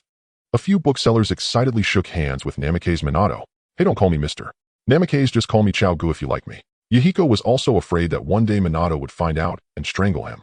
After the transaction, he took Konan to recruit refugees in the Land of Rain, while Nagato had other plans in the Land of Lightning. This land had been ravaged by years of war, leaving it scarred and desolate. The villagers resembled walking corpses devoid of any color on their faces. Yahiko and Konan returned to the familiar warm little house, now overgrown with weeds. This was where they had lived after apprenticing under Jiraiya in the Land of Rain. Here the 4 of them and a dog had spent some beautiful times together. The 2 turned over the white sign with their names Yahiko and Konan inscribed above a frog, revealing the red backside. The red side indicated they were home, while the original frog side signified they had gone out for a brief errand. Outside, a light drizzle fell. Feeling a bit hungry after their journey, the 2 were cooking in the kitchen. Oh, vaguely. Konan took a spoonful of the egg custard Yahiko had made, sprinkled with scallions. She brought it to her mouth, closing her eyes in bliss. How could such ordinary eggs taste so delicious after Yahiko's touch? When growing up, if it tastes good, eat more. In the kitchen, a small table was set up, and Yahiko brought the cooked dishes over, motioning for Konan to eat more. Honestly, Yahiko would rather skip a meal himself than let Konan miss out on proper nutrition. He wanted to make up for all the things they had missed during those years of wandering. As Konan ate, Yahiko watched her gently from across the table. Konan was still the adorable girl from their childhood, but the grown-up Konan sighed that one in a swimsuit and the one in a cheapao were just too eye-catching. Gulp. The sound of swallowing echoed. Konan paused, her chopsticks, her face slightly flushed. Why was Yahiko swallowing his saliva? Had he finally come around? At this moment, Yahiko was equally bewildered. Konan was eating, and it wasn't his saliva to swallow. So, Konan noticed Yahiko's reaction, temporarily forgetting her embarrassment, and exchanged a serious glance with him. Quickly, hand signs were formed. No, wait. Yahiko closed his eyes to sense, signaling Konan not to rush. He stood up to open the kitchen window and peeked outside. Finally, his gaze fell upon several children crouched on the ground, covering their mouths, their eyes filled with fear. The big eyes met a few pairs of small eyes. Simada, we've been discovered. Is he going to kill us? Run. The children scattered like frightened rabbits, wishing their parents had given them 2 more legs. Konan raised an eyebrow at Yahiko, a playful expression on her face, as if to say, my dear Yahiko, your authority seems especially effective on children. Yahiko helplessly watched the tiny figures flee. Suddenly, the smallest child, perhaps due to extreme fear or long-term malnutrition, staggered and fell into the mud with a splash. The children in front heard the commotion and looked back. Their steps faltered and their faces showed signs of struggle, but ultimately they gritted their teeth and disappeared into the depths of the dilapidated shantytown. The fallen child struggled to get up, but the slippery mud and his panic caused him to fail repeatedly, only getting muddier and more pitiful. He raised his head to see Yahiko and Konan approaching, and an overwhelming fear surged in him. He couldn't run, curling up his small body and tightly hugging his head, trembling with a sob, repeating, don't kill me. Don't kill me. I'm not Kazan. Yahiko. Was he really that terrifying? Was it necessary to cry like this? These little brats are way too timid. When he snatched cookies from Orochimaru, he didn't even flinch. Is he scarier than Orochimaru? Huh. The aspiring model ninja Yahiko found himself somewhat shaken by the children's cries. Let me handle this. Seeing Yahiko's disgruntled expression, Konan quickly stepped forward, crouched down, and spoke gently, little one, don't be afraid. Do I look like a bad person? The child cautiously opened one eye from the crook of his arm, timidly surveying the blue-purple-haired, beautiful, yet somewhat cold sister before him, instinctively nodding. Konan. Yahiko, let's bury it. Whoa, don't kill me. Yahiko was enjoying himself at the back, when suddenly Konan narrowed her eyes at him. Clearing his throat, he took out a piece of food carefully wrapped in oil paper from his bag, and handed it to the little boy. Hey, where are your companions? The aroma of food was an irresistible temptation for the hungry child. He swallowed hard, his eyes fixed on that. As long as you take me to find your companions, all this food is yours. Yahiko's words were enticing, though to Konan, they felt somewhat off, as if something was not quite right. Can you really give this to me? As long as you're willing to guide me, there will be plenty of food. Moments later in the refugee area. To be precise, this place had no name. Hanzo paid no heed to the lives of these people, but allowed them to fend for themselves. Once the confident Rain Village declared war on the 5 great nations. Confidently, Hanzo dived headfirst into society like a freshly graduated college student, only to be instantly met with the harsh realities of life. Except for the land of Iron, Rain Village was beaten back without ever seeing the shadows of enemy villages during the war. The domestic economy was in shambles. Before the Second Shinobi World War, Rain Village aspired to unify the ninja world and even minted its own currency. Now other nations wouldn't accept their self-minted currency, and Rain Village faced hyperinflation, where a single loaf of bread sold for 500,000 ryo, enough to feed 70 Asuma before it vanished. The 5 great nations looked down upon them. The defeated Rain Village ultimately paid with its treasury. From then on, Hanzo the Salamander shut the borders. He dispatched the most elite ninjas to the capital to protect himself, fearing that one day the 5 great nations would come to settle old scores. He became indifferent to worldly affairs, commonly known as having a shattered Dao heart. As long as it didn't threaten his rule, or some rogue ninja didn't cause trouble, Hanzo turned a blind eye to the actions of outsiders. Yahiko thought that perhaps he and Konan were discovered by Hanzo's summoned beast, acting as a surveillance camera upon their return to Rain Village. Since Hanzo disregarded these refugees, Yahiko decided to give back to his hometown and its people. Guided by the little boy, they walked through the dilapidated, rain-soaked refugee camp. The 2, clad in raincoats, arrived at an unplanned open space under the bewildered gaze of the onlooking refugees and set up a temporary shelter from the rain. Under the plastic greenhouse, Xiao Nin used a sealing scroll to conjure a large pot and some grain. Yen started a fire and released water ninjutsu into the pot. The refugees immediately understood that the 2 kind-hearted individuals were about to provide porridge and hurried to notify their friends and relatives. Of course, there were also those who felt uncomfortable with Yen's water ninjutsu and couldn't eat. Yen could only say he wasn't hungry. A group of onlooking refugees left, only to be replaced by another batch. Other veteran crossers seemed to think that when providing porridge, one must also sprinkle something in. Yen used his chakra to dry some sand and stones on the ground, grabbing them and tossing them directly into the pot. Xiaonan was puzzled, but didn't ask, knowing Yen must have his reasons. Stirring the porridge in the pot with a stick to prevent it from sticking to the bottom. Aren't you making porridge for us? Why are you adding dirt? Are you looking down on us, trying to humiliate us? I demand that you redo it. That's right, let that little girl make another pot. In the crowd of refugees, some incompetent individuals were pointing fingers at Yen and Xiaonan. Meanwhile, the truly hungry individuals rolled their eyes at them and distanced themselves. You? Fine, I'll make you another pot right away. Upon hearing this commotion, Xiaonan, enraged, used her paper ninjutsu. A long spear covered with several explosive tags shot out like lightning, flying directly toward the feet of the enemies and firmly embedding itself in the ground. As they were about to flee with a loud bang, Xiaonan activated the explosive tags, sending dirt flying everywhere. Earth flow wall. In an instant, Yen formed a seal and created an earth flow wall without a dog head to block the shockwave of the explosion, protecting all onlookers as well as the troublemakers. Xiaonan, our Xiaoyin village, is a place that wins people over with virtue. Yen cleared his throat and said. The previously boastful individuals turned pale with fear, momentarily at a loss for what to do.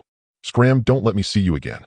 The group could only see Yan's cold profile. After a moment of daze, they left with trembling steps. Water dripped at their feet, and it was unclear whether it was rainwater or something yellow.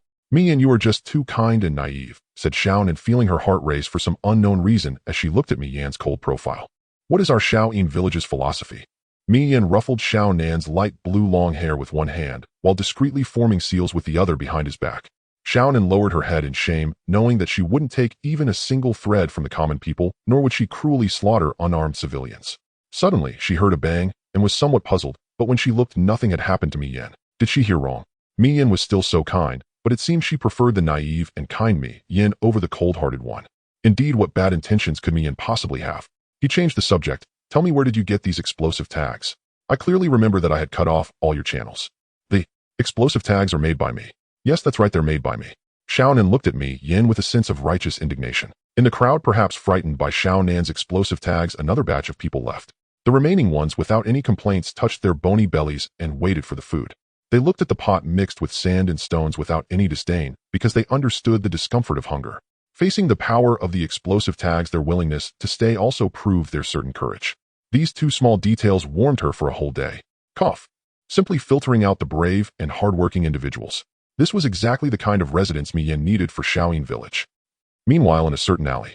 Where did that little girl get the explosive tags? Damn it, she scared me to death. By the way, who are you? Is there a yellow-haired guy in our group?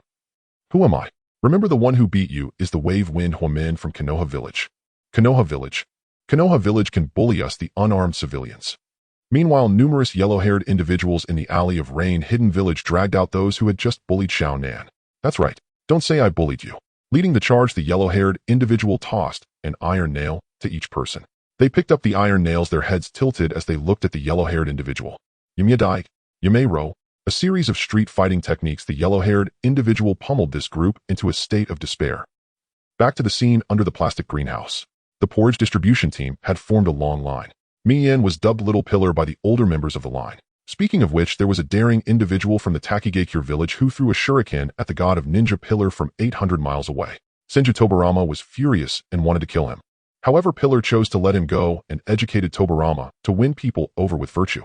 Mi-yen's actions today were reminiscent of Pillar's from back then. Little Pillar. In truth, Mi-yen preferred his ancestor Tobarama. Would anyone really not laugh at playing with the reanimation jutsu? Kind little god of ninja, Xiao Nan revealed two shallow dimples, her eyes filled with laughter and a teasing tongue. It's all just a name. This act is not my intention, but I hope for a peaceful sea. Mi-yen sighed, suddenly feeling a blankness in his mind. The shadow clones returned.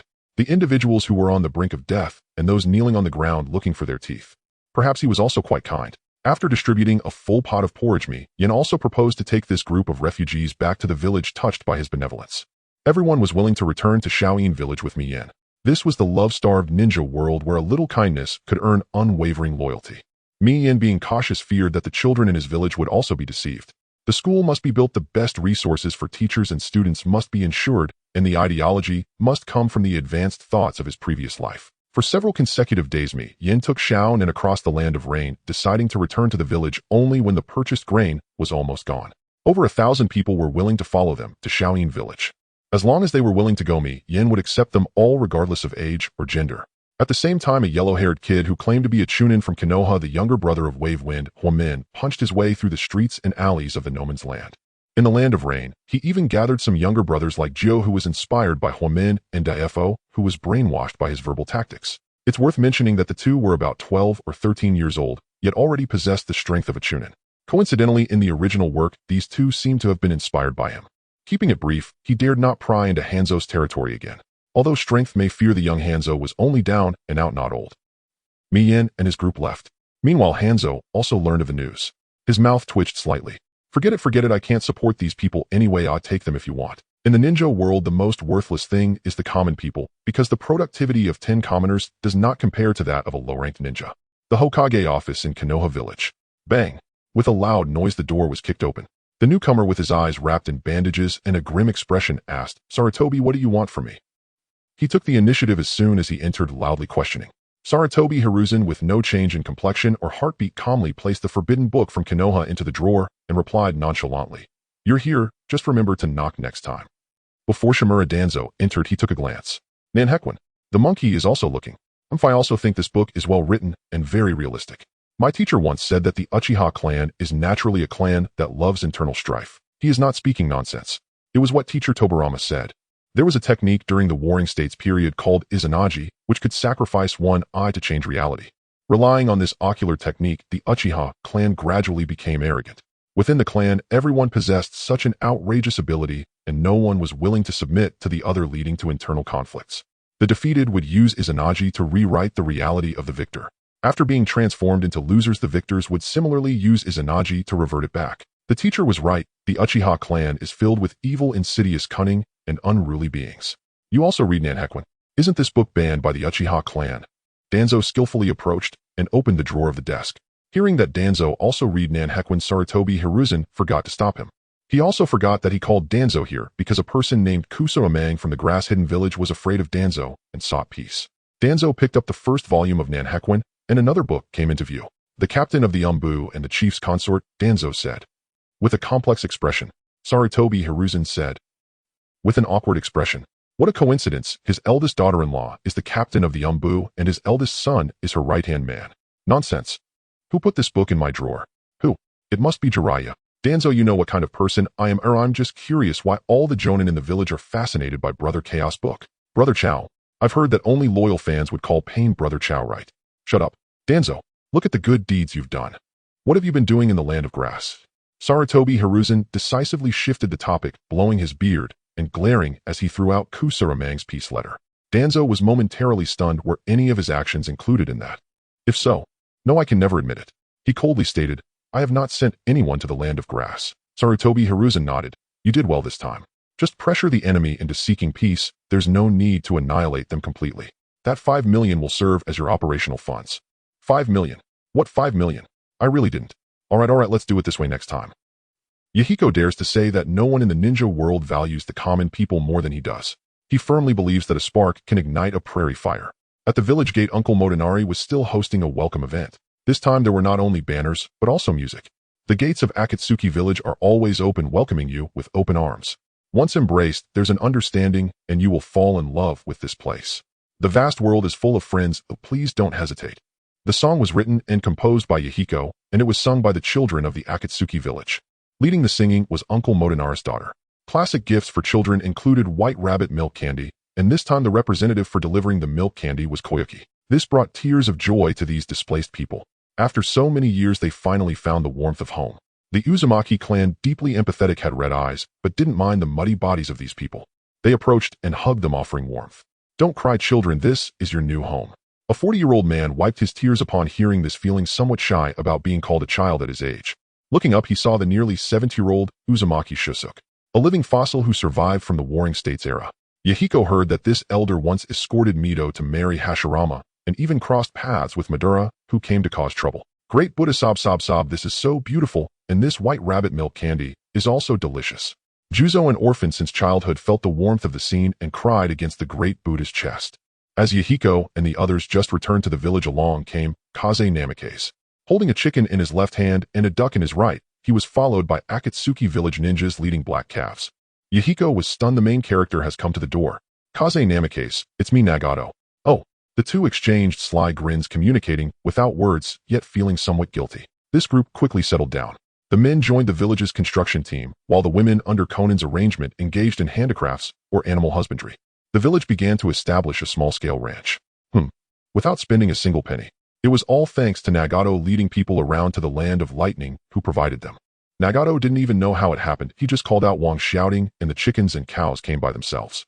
The lower-ranked ninjas of Akatsuki village couldn't stop them, so Akatsuki village could only accept it. These were the chickens and cows from the land of lightning. The chickens and cows there were trained for years by those muscle-bound men who only knew how to exercise. The meat quality goes without saying. A single black cow in the market costs as much as 630,000 ryo. When Nagato and the others were herding these chickens and cows, they nearly lost them. They ran faster than ordinary lower-ranked ninjas, and the Umbu, sent by the third rankage to capture Nagato, couldn't catch up with him, leading the cows and chickens. On the day of slaughtering the chickens and cows, the solid legs must be given to Nagato, the great contributor. Our cows, each one comes from lightning. All come from the meticulous care of the ranch workers. They eat the high zinc and high magnesium pure natural organic grass from the land of grass. They drink the spring water from the mountains of the land of rainbow, personally used by the sage of six paths and the Azura in ancient times. Not every cow is called an Akatsuki cow. The village gradually went on the right track. After the rain-hidden village settled down, the Second Ninja War was also nearing its end. Konoha White Fan killed Kyo's son and daughter-in-law on the front lines of Sunagakure. The morale of the Sunagakure troops was disintegrating, and it seemed that the situation was dire. The third Kazekage was currently in contact with Konoha for peace talks. However, it was said that within Konoha, the pro-war faction led by Danzo was in a fierce argument with the pacifist third Hokage. It seemed they still had to drag it out for some time.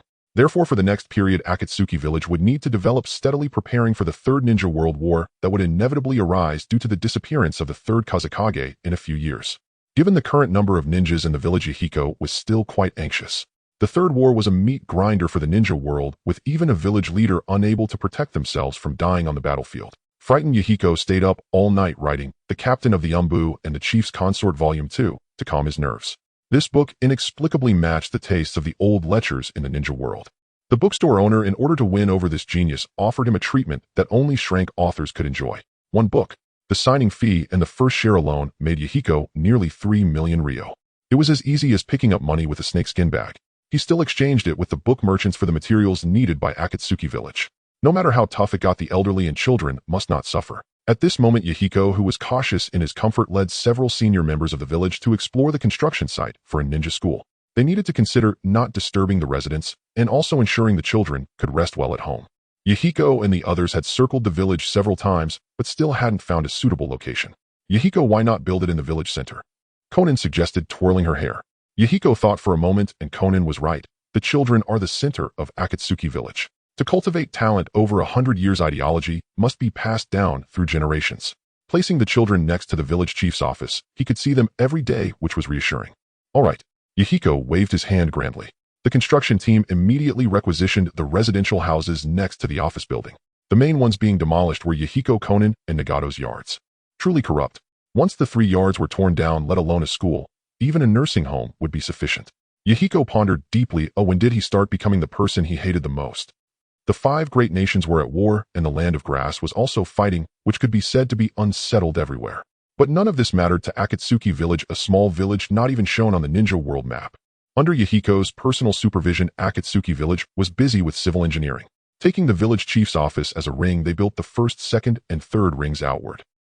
Yahiko decided that the core industries of the village would be placed within the second ring, accessible only to villagers. The village was filled with the sounds of ding, ding, dang, dang, or the noise of a certain Doton ninja shouting out a certain Doton technique. The village was united, and the ninja community was working together, developing in an orderly manner. Today, Yahiko was wearing a hard hat supervising the construction site. The foundation must be solid. If anyone jokes about the elderly and children, I will throw him into the rain-hidden village to feed the mountain pepper fish. Yahiko, it's time to eat. Konan came again to deliver food. This time she was accompanied by village women who also came to bring meals to the busy men at the construction site. Now the men finally didn't have to envy Yahiko, the village chief. Konan didn't eat either. She found a piece of open ground with Yahiko laid down paper with paper jutsu and carefully arranged the tableware. Yahiko, tried this shredded potato I made. Delicious. This rib soup was also stewed by me. Foof, this dish is. The taste is fantastic. This is for feeding the little one. Although the wind and sand at the construction site were strong, the two enjoyed their meal happily. Unbeknownst to them, underground at the site of the ninja school and the nursing home in Akatsuki village, an old man was very displeased. In a dimly lit cave, an exceptionally sharp scythe leaned against a wide stone seat upon which sat an ape. What have they been shouting about outside for days? Lord Ban, tell me what it feels like to poop, and he'll tell you. Zuanwa-faced Baijua chimed, originally squatting on the ground, trying to concentrate on the feeling of needing to go. Hearing Yuji Ban's reproach, the gleeful figure ran toward him.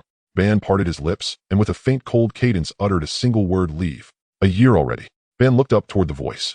A year ago he had taken up residence beneath the cave by Shin-Whoopi Bridge, using Baijua to seek out affectionate members of the Uchiha clan to further his grand Munai plan.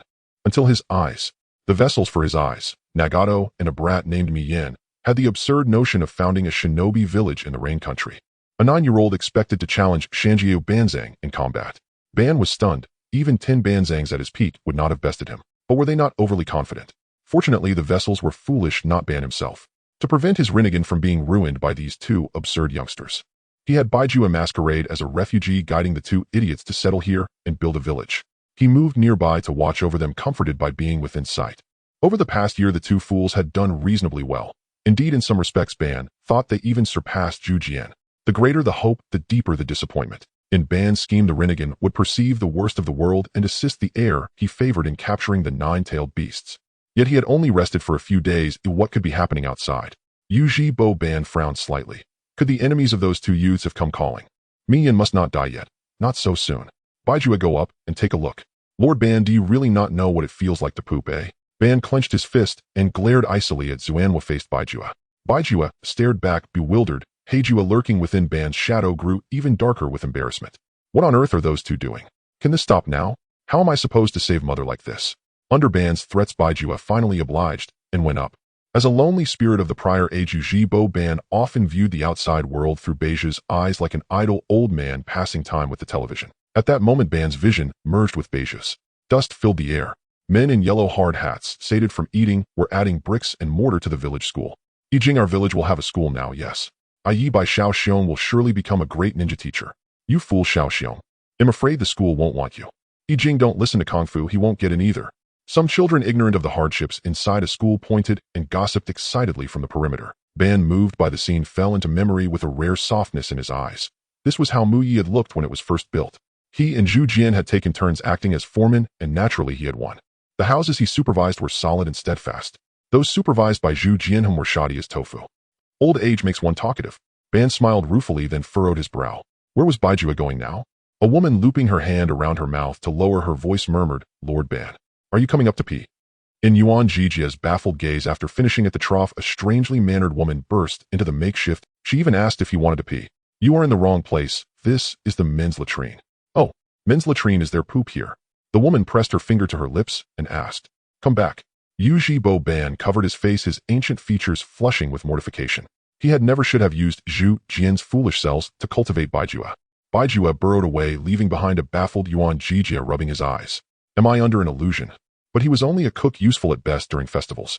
Why would an enemy cast an illusion on him? The day passed. Yuan Jijia was not the only bewildered resident in Shaoyin village. According to nearly 30% of the workers on the construction site, while on the latrine, they heard a bizarre, hee-hee laughter. Some even had a fragment of something taken away by a white, cold, disembodied hand the instant it appeared, leaving them frightened and cut off. "Villager, Awa village chief, he touched my butt." "Villager B, you think that's bad? He had poop on his hand and smeared my leg. That scoundrel even stole the roll of paper I left on the ground." Other villagers related their grievances in turn. According to Chong Min's investigation, 2 men squatting at the time had been staring at the kunoichi by Jia and were so frightened they could not stand today. "What? Bastard. Officials who do not serve the people might as well go home and grow sweet potatoes. Rest assured Mi Yin will find that white hand." Village Chief Mi Yin was furious and ordered a full inquiry. Familiar with the world of shinobi, he already suspected who was responsible. But unclear on Ban's exact whereabouts, how could he capture the slippery Baijua adept at ephemeral techniques like a loach? Moreover, Baijua answered to Lord Ban himself. Crying that he was outmatched, Mi Yin could not, as a mere village chief, apprehend those with powerful patronage. He resorted to rounding up a few notorious bandits as scapegoats to quell the matter. Even after those bandits were punished, the lavatory remained haunted by intermittent hee-hee laughter, sowing panic and causing the more timid villagers to avoid the latrine entirely. At this juncture, a member of the perceptive Xuanhua clan resolutely stepped forward, determined to bring the owner of that wicked white hand to justice. "Neighbors, rest assured, I Xuanhua Zhou Xuan will root out the mischievous culprit." Zhou Xian pledged, organizing Xuanhua clansmen into a security team to protect the village. That very day, Yu Jibo Ban by chance among a crowd of red-haired people spotted a familiar old man. In a fury, he removed the aberrant corpse statue he had been carrying, the so-called pipe. Though Ban professed age, claiming he could still eat 3 bowls of rice, he seized Xuanhua-faced Baijua and administered a severe beating. The villagers finally regained the simple pleasure of relieving themselves in peace. Mi Yin were short on funds again. What shall we do? Finish early. They'll think of something. Days passed. The ninja world suddenly witnessed 2 peculiar incidents. The white hand emerging from latrines spread only within Shaoyin village. The other incident drew the aristocracy's attention. In a brightly lit mansion of the Land of Fire, the lord studied a forewarning letter. From the dusk lion until the dawn maiden, a clock without a second hand reaches the 12th character. The signature read Phantom Thief Kid. A small doodle of a top hat accompanied the note. "What does this mean?" he asked his steward. The steward shrugged. A gust extinguished the mansion's candles. When the staff relit them, a servant burst in, alarmed. "Master, the legendary jade egg the daimyo gifted us from the Land of Fire is gone." "What? My huge jade egg is missing." "Incompetence. What were your guards for? That egg was quite valuable." Mi Yin had been making the rounds of the Wind Country, recently trading a jade egg he acquired from a noble for 20 million silver coins. Chong Min next house. As head of Shaoyin village intelligence, Chong Min had already scouted targets. The next was a Wind Country princess who kept a gem called the Red Tear, the largest ruby in the ninja world. How pitiable. Soon a village was impoverished. Their princess lived in an oasis palace among the grandest of halls. "Aunt," she screamed, "Lord Kid is coming to my house. Strengthen security. I must see Lord Kid with my own eyes." Perhaps smitten with admiration, she clasped her hands to her chest and prayed devoutly upon receiving Mi Yan's prelude letter. "This woman," Mi Yan muttered, leading Chong Min out with a headache. "That damned egg. This woman was outright insane." He hired Rhoda and 3 Jiaonin with 9 genin to set a trap. If you have money, you can build such schemes. The next day, Mi Yin and Chong Min executed a feint, and still the Red Tear was successfully stolen. There is a code among thieves: a noble house is only robbed once. Of course, should those nobles remain heartless, Mi Yin and Chong Min would return for more than a trifle next time. They visited all 5 great nations. It hurt. Mi Yin subsisted on cabbage and vermicelli, while the nobles discarded mountains of poultry and fish down the drains. Strive? One must strive. Mi Yin vowed to make equality prevail across the ninja world. When Mi Yin first established Shaoyin village, the villagers were sallow-faced with no food and no school.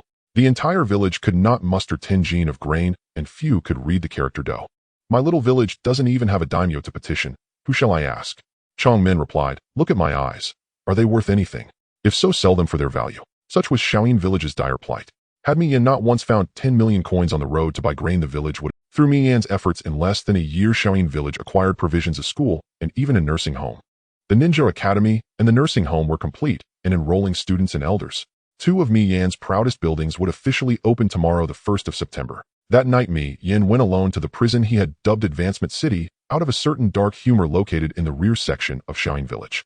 Two genin from Shaoyin village took guard outside Advancement City in daily rotation. Inside, prisoners bore layers of seals placed by the Xuanhua clan that ordinary people could not decipher.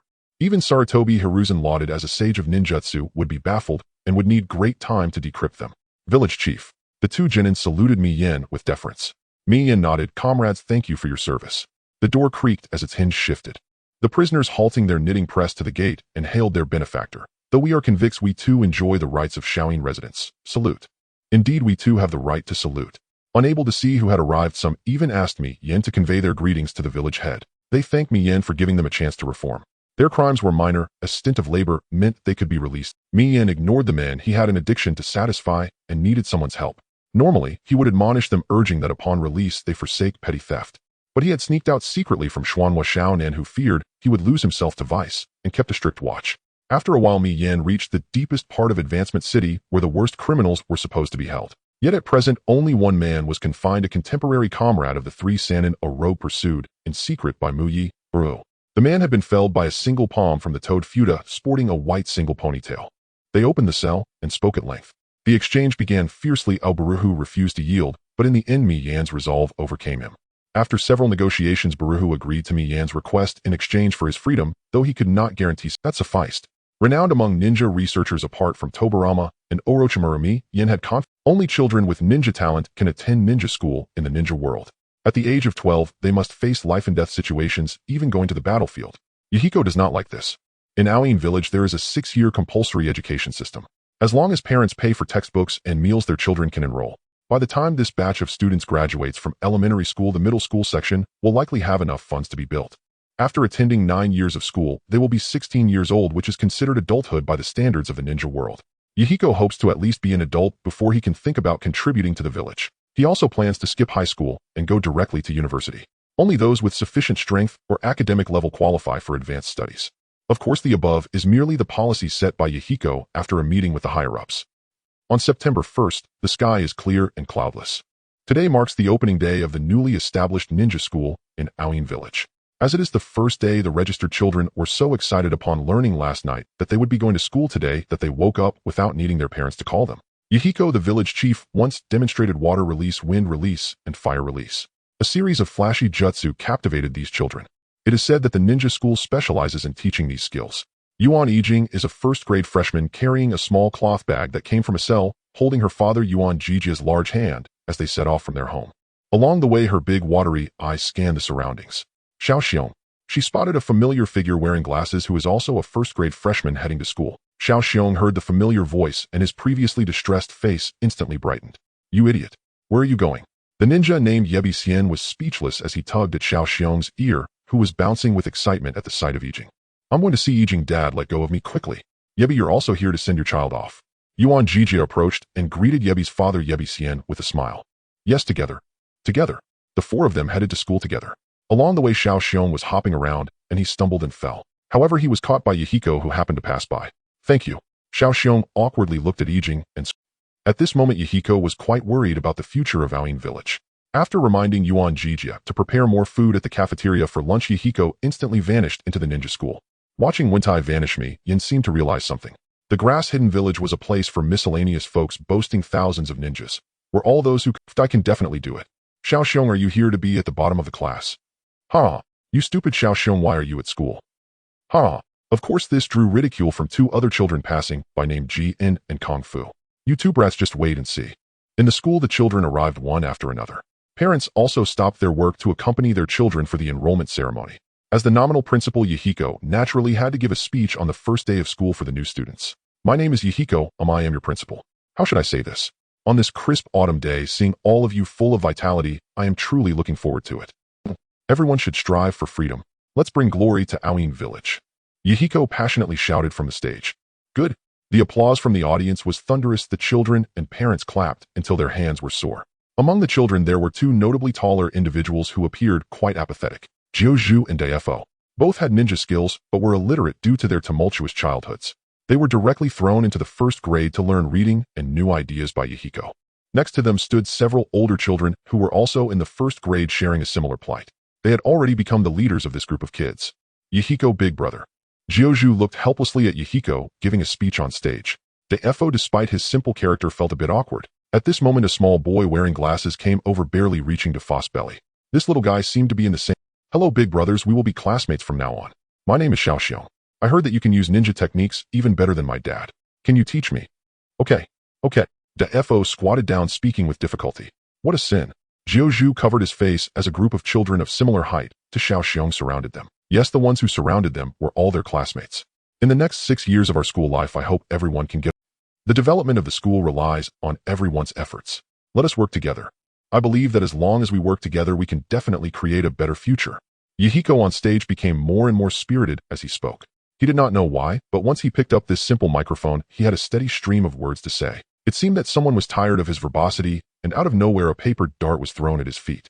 Yahiko was furious. These students were too outrageous, daring to challenge the principal as first graders. Picking it up, he found the dart somewhat familiar. Now I invite the Director of Education, Director Nan, to come to the stage to speak. Yahiko coughed twice, having said everything he needed to say and had nothing more to add. Hello, students. Next, it was time for Director Nan to take the stage and speak.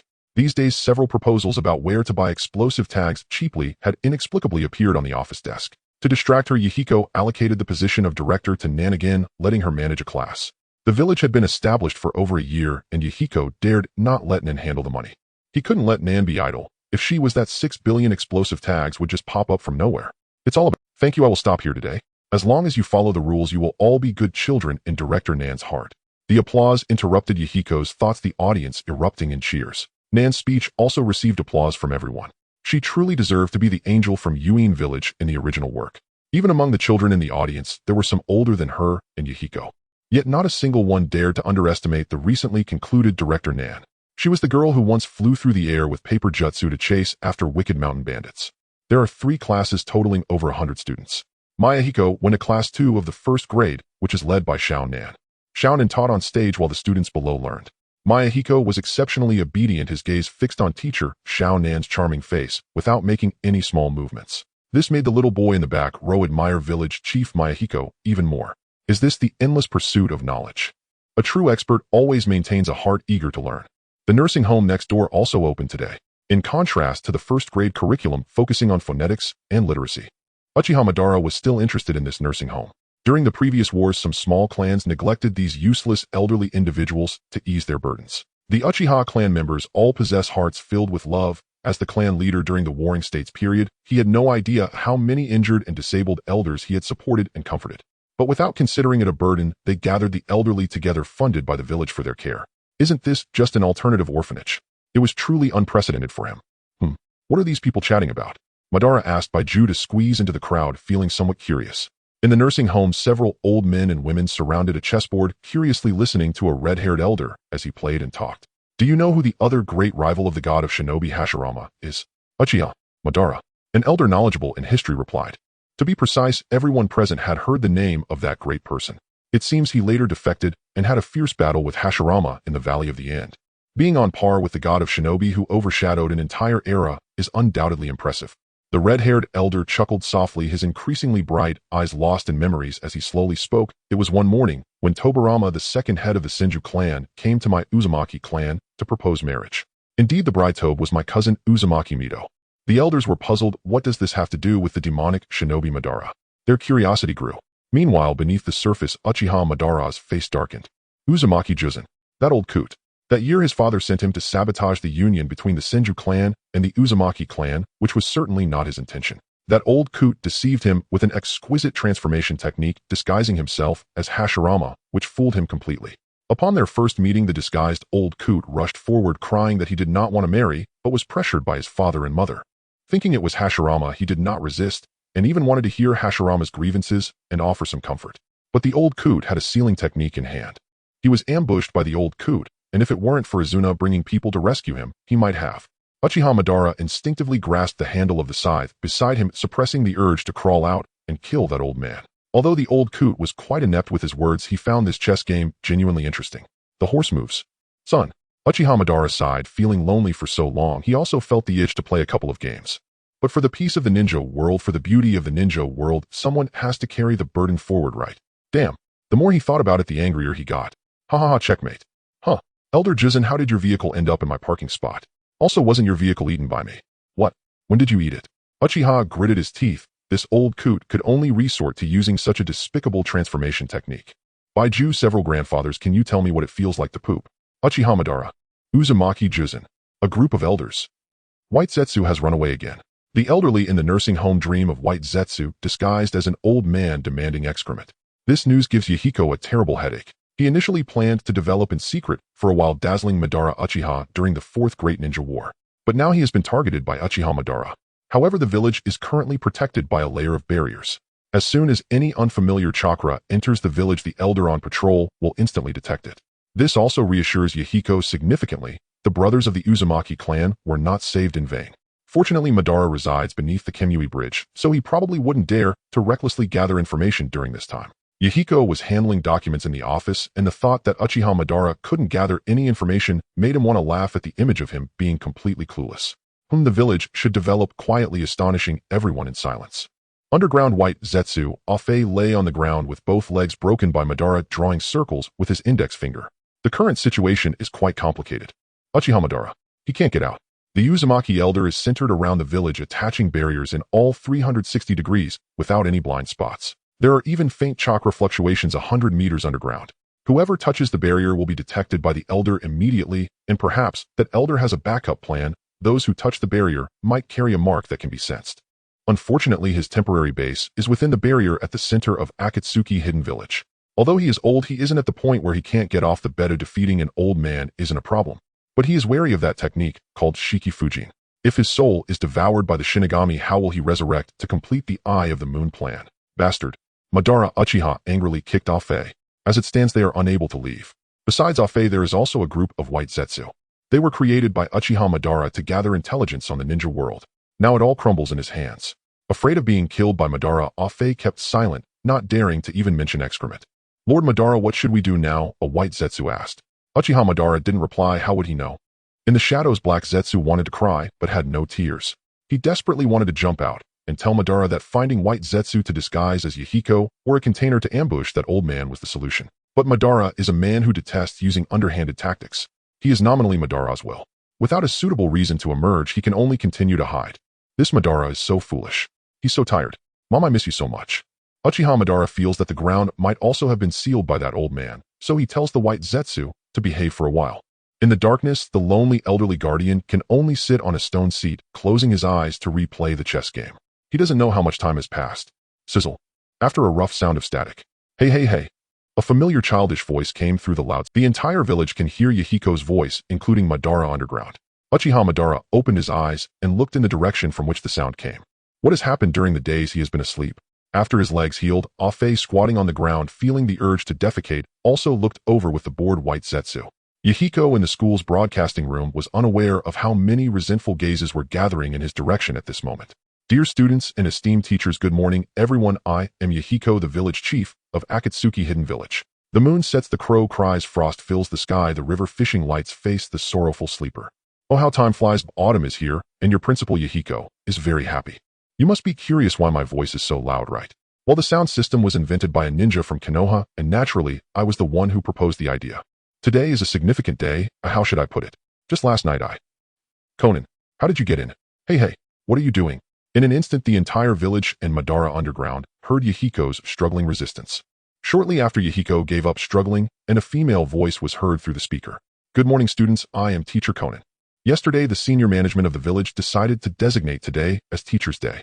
Please do not be surprised. Students assemble in an orderly manner on the school playground. The corners of Uchiha Madara's eyes twitched. He had an ominous feeling. White. He instinctively wanted to send White Zetsu to check the situation. Thinking of the possible barriers, he helplessly shook his head.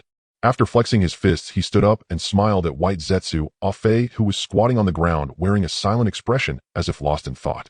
Uchiha flying kick. He led the White Zetsu to collectively beat up the scoundrel that caused them to be unable to leave. He had forgotten how long it had been. Uchiha Madara was exhausted and returned to the stone seat to prepare for a nap. Sizzle.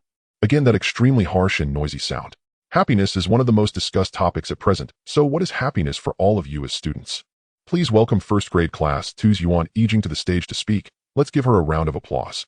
Clap, clap, clap. The applause and Konan's voice came through the speaker, and Uchiha Madara's face darkened. I wish you happiness, you twisted skin. In the dim light, a glint of red flashed in Uchiha Madara's eyes. After some thought, he still held it in. A small tolerance will lead to great plans. He cannot expose that he is still alive, otherwise he would face resistance from the entire ninja world, and the consequences would be unimaginable. Madara covered his ears, trying to ignore the sounds coming from above. Respected teachers, dear students, today the essay I brought is about being a happy elementary school student. The little girl's voice was high and had strong penetrative power. Uchiha Madara felt several veins pop out of his forehead in pain. I am from first grade class 2, and Principal Yahiko often teaches us to respect our teachers and value our path. I deeply resonate with this. What kind of children would hurt their own teachers? Next, the music of ding ding ding rang out during the flower presentation ceremony, followed by the sound of teachers crying after the ceremony ended. All right, students. Yahiko raised the microphone again. Wow, is it never going to end? Lord Madara, calm down, calm down. Afe hurriedly hugged one of Uchiha Madara's legs while a white Zetsu hugged the other. Huff, huff. Uchiha Madara's hands made a crack crack sound. After a while he still endured. Yahiko and Konan, good, very good, especially good. At noon, the children are to have lunch, finally allowing for a moment of peace. In the afternoon during the big recess. Starting today, every morning and afternoon during recess, all teachers and students in the school must exercise on the playground. The first set of the village's elementary and middle school broadcast calisthenics. Hope sales starts now. After Konan finished speaking on stage, she put down the microphone and followed Yahiko to learn how to exercise. The sounds of seagulls and waves coming from the speaker made Madara less resistant. Compared to those girls' incredibly penetrating voices, it didn't seem like much. But after the hope sales, what other exercises could there be? Jumping mat exercises. Taking a step forward and then bouncing backward to train the muscles in the legs. Not only the students were exercising on the ground. The elderly in the nursing home who could still walk and some adults with nothing to do gathered together to do jumping mat exercises. 1,800 people bouncing backward simultaneously. No one knew how tormenting it was for Uchiha Madara, whose body and mind were beneath their feet. In the office building of Shaoyin Village, Yin slumped wearily in his chair. For the past few days he had been busy compiling books with his mind constantly at work. He aimed to prevent the emergence of troublesome children like Orochimaru and Obito in the village. Was it easy for him? He had to consider not overburdening the kids while also instilling in them a kind, yet not overly rigid heart. Thus, the revised version of the disciples' regulations made it into the curriculum.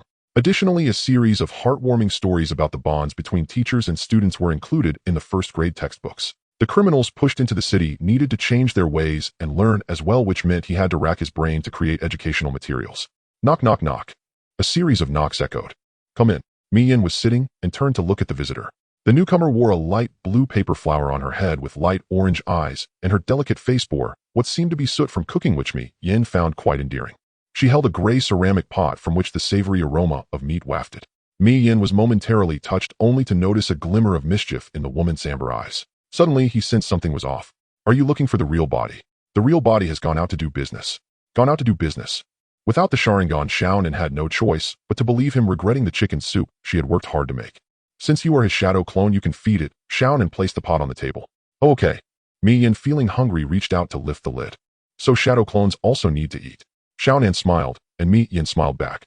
After a moment, Shaonin gathered her smile and said to Yin with a hint of nostalgia in her voice, it's just that after the village got on track, everyone got busy with work. Last night, I thought about the times when we relied on each other, and today I had a sudden idea to invite you and Nagato to have a meal together. Since you're busy, we can do it next time. Shaonin was not a rough woman. On the contrary, she was very gentle. Her words, filled with melancholy, made Yin feel somewhat guilty. He had sworn to protect Xiaonan since childhood.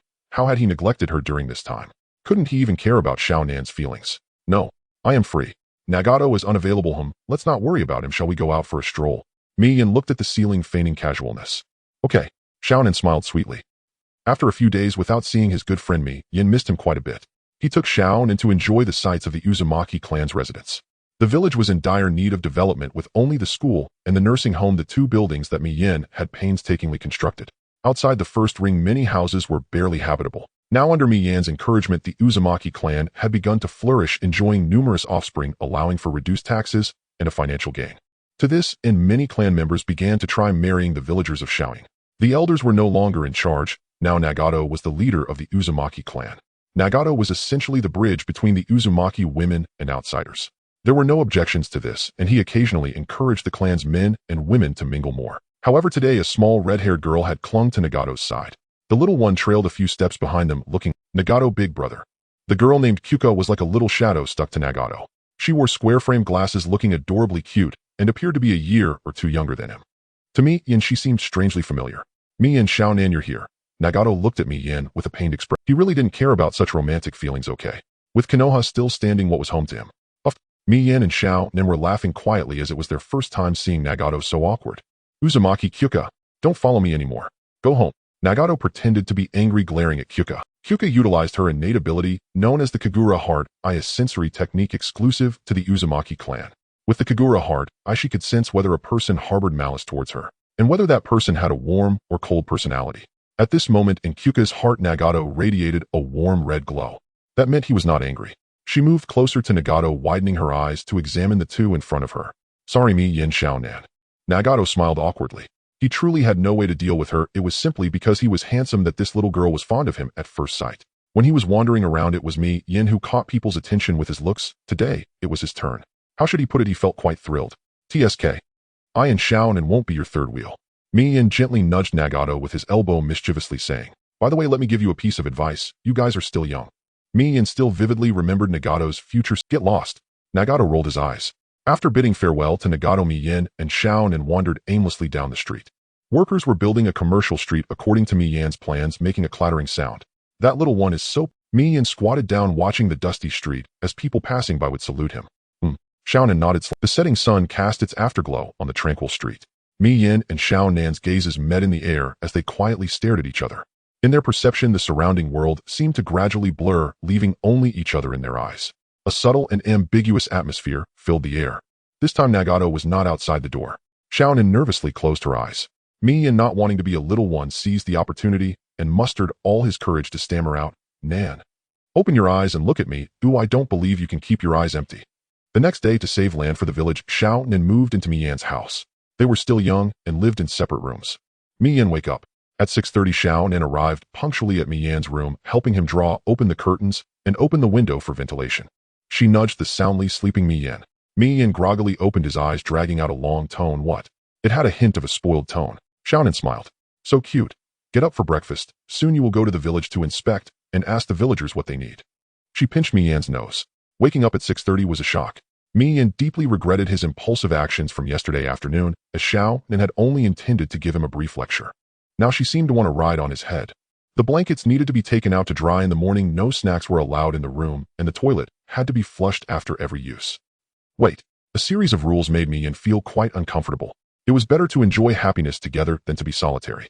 The next day, Mi Yin used his powers as village chief and principal to incorporate these rules into the school regulations. Hanzo's use of mountain pepper fish as a camera taught Mi Yin a thing or two. Xiaoxiong, Kung Fu, Jian, you three really don't make it easy for me. You guys are so mischievous, not studying seriously, and always clamoring to join the Second Shinobi World War. How would you be liked by girls? In the village chief's office, 3 first-grade newcomers aged 10 watched in fear as Mi Yin, with a fatherly demeanor, sipped tea. Would they get beaten by their parents when they went home? Alright, the principal is also worried about your safety. Keep these little frogs with you, don't let them die on me. Feed them small insects every day, understood? Sigh. Mi Yin set down his teacup and the 3 hurriedly nodded. For particularly mischievous students, Mi Yin arranged a little frog for each of them. The people from Maiboka Mountain had no objections. Mi Yin provided a place for the little frogs to gain employment experience. Would they dare to have any objections? He heard that Fumida and Jiraiya had fought not long ago. Fumida claimed that Bairu was taken away by his senior brother Minato. Jiraiya said he was full of nonsense. If Minato took Bairu away, how could he not know? That day, the transformation technique of Elder Zhou scared even Fumida as he felt my chakra, but saw Minato of Fumida was stunned for a moment. Minato ended up taking the blame for 2 incidents in one day. Jiraiya naturally thought that Bairu was eliminated by Fumida as a public service. After all, Jiraiya knew that Bairu liked to capture small animals for experiments. In school, he and Bairu were the 2 bottom students. That was a brotherly bond. Now his brother was killed. Damn. Today, Jiraiya, with torn clothes and 3 broken ribs, was still struggling to find Pain. With a serious face, Jiraiya said, Pain, I will definitely uncover your true identity. All because of Pain, his magnum opus, which was being sold very poorly in the market. He couldn't even gather enough money for the return trip to Konoha. The one responsible for all this was Pain. Therefore, he had to apprentice himself to Pain to obtain information and then complete a sequel. The sequel. Let's call it Paradise of Affection. The Second Shinobi World War finally came to an end. It was impossible to determine the victor. Those who died and were injured gained nothing substantial. Jiraiya searched for a long time, but could not find any information about Pain. Today he intended to buy a new book by Pain at the bookstore only to hear that there was none available. So he went to the largest publishing house in the Land of Fire to find their boss. The publisher looked glum and said, "It's not that I'm unwilling to sell, but Mr. Pain came to see me 3 days ago and said he won't be writing anymore." "Why? Answer me."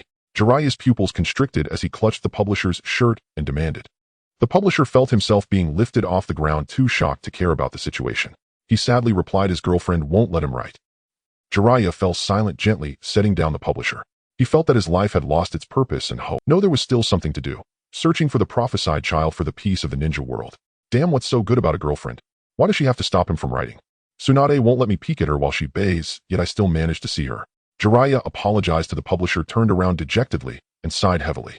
"Lord Jiraiya, I hope you can awaken Mr. Pain for the sake of peace in the ninja world for all of us." Suddenly Jiraiya felt someone tugging at his sleeve. It was the publisher. The publisher pleaded desperately, not to mention the profit that Mr. Pain's books brought to the publishing house. The plot in the books, the sense of guilt made him an old bookworm feel as if he were caught in a genjutsu experiencing the story, as if he were the leader himself, and he had unknowingly finished the entire book. Jiraiya felt the same way. When he first read it, he exclaimed, "Damn," hurriedly disrupting his own chakra, thinking he had fallen into a genjutsu as well. Where is that good for nothing Pain? He might be in the Akatsuki hidden village. I have the coordinates for it. Akatsuki hidden village. The village had lost a significant source of income. Yahiko had to seek alternative methods, struggling to find a way to make ends meet, setting up a camera to shoot soap operas and films to earn money from fans. Before the production was completed, Yahiko built a guardhouse outside the village and personally watched the entrance. The Uzumaki clan sent members to organize barrier and sealing teams specializing in their respective fields. Yahiko wasn't bragging. If Madara could send White Zetsu to infiltrate the village, he would be in trouble. What is the most profitable venture? Yahiko pondered in the guardhouse. "Fijing, let's play eagle catching chickens." A eureka moment. Today is Sunday. Watching the children playing nearby, he slammed his right fist into his left palm. "Xiao Xiong, come here. Come over." Yahiko waved at the children. Among them were Xiao Xiong, Fijing, Chumishin, Kungfu Jian, and a few children from the Uzumaki clan who ran over. Good, these children's names were all chosen by him. Yahiko, like his senior brother, had a remarkable talent for naming. I hope these children can become the pillars of Akatsuki, solving crises in the hidden village again and again in the unseen corners. After a trip outside, Yahiko returned with a few paper cards obtained from Konan. "Can you play with these cards?" Yahiko placed one card on the ground. It was quite rudimentary, one side white, the other still white. However, one side was flat while the other was also flat. Cough, cough. One side read Ya and the other read Hiko. Yahiko placed the side with Ya on the ground, then raised one hand holding the card high with a serious expression. "This was the culmination of my 20 years of effort." "Huh." The side with Ya was flipped over. 1 point. Come, everyone gets 2 cards, and there will be rewards for the winner. Let's go."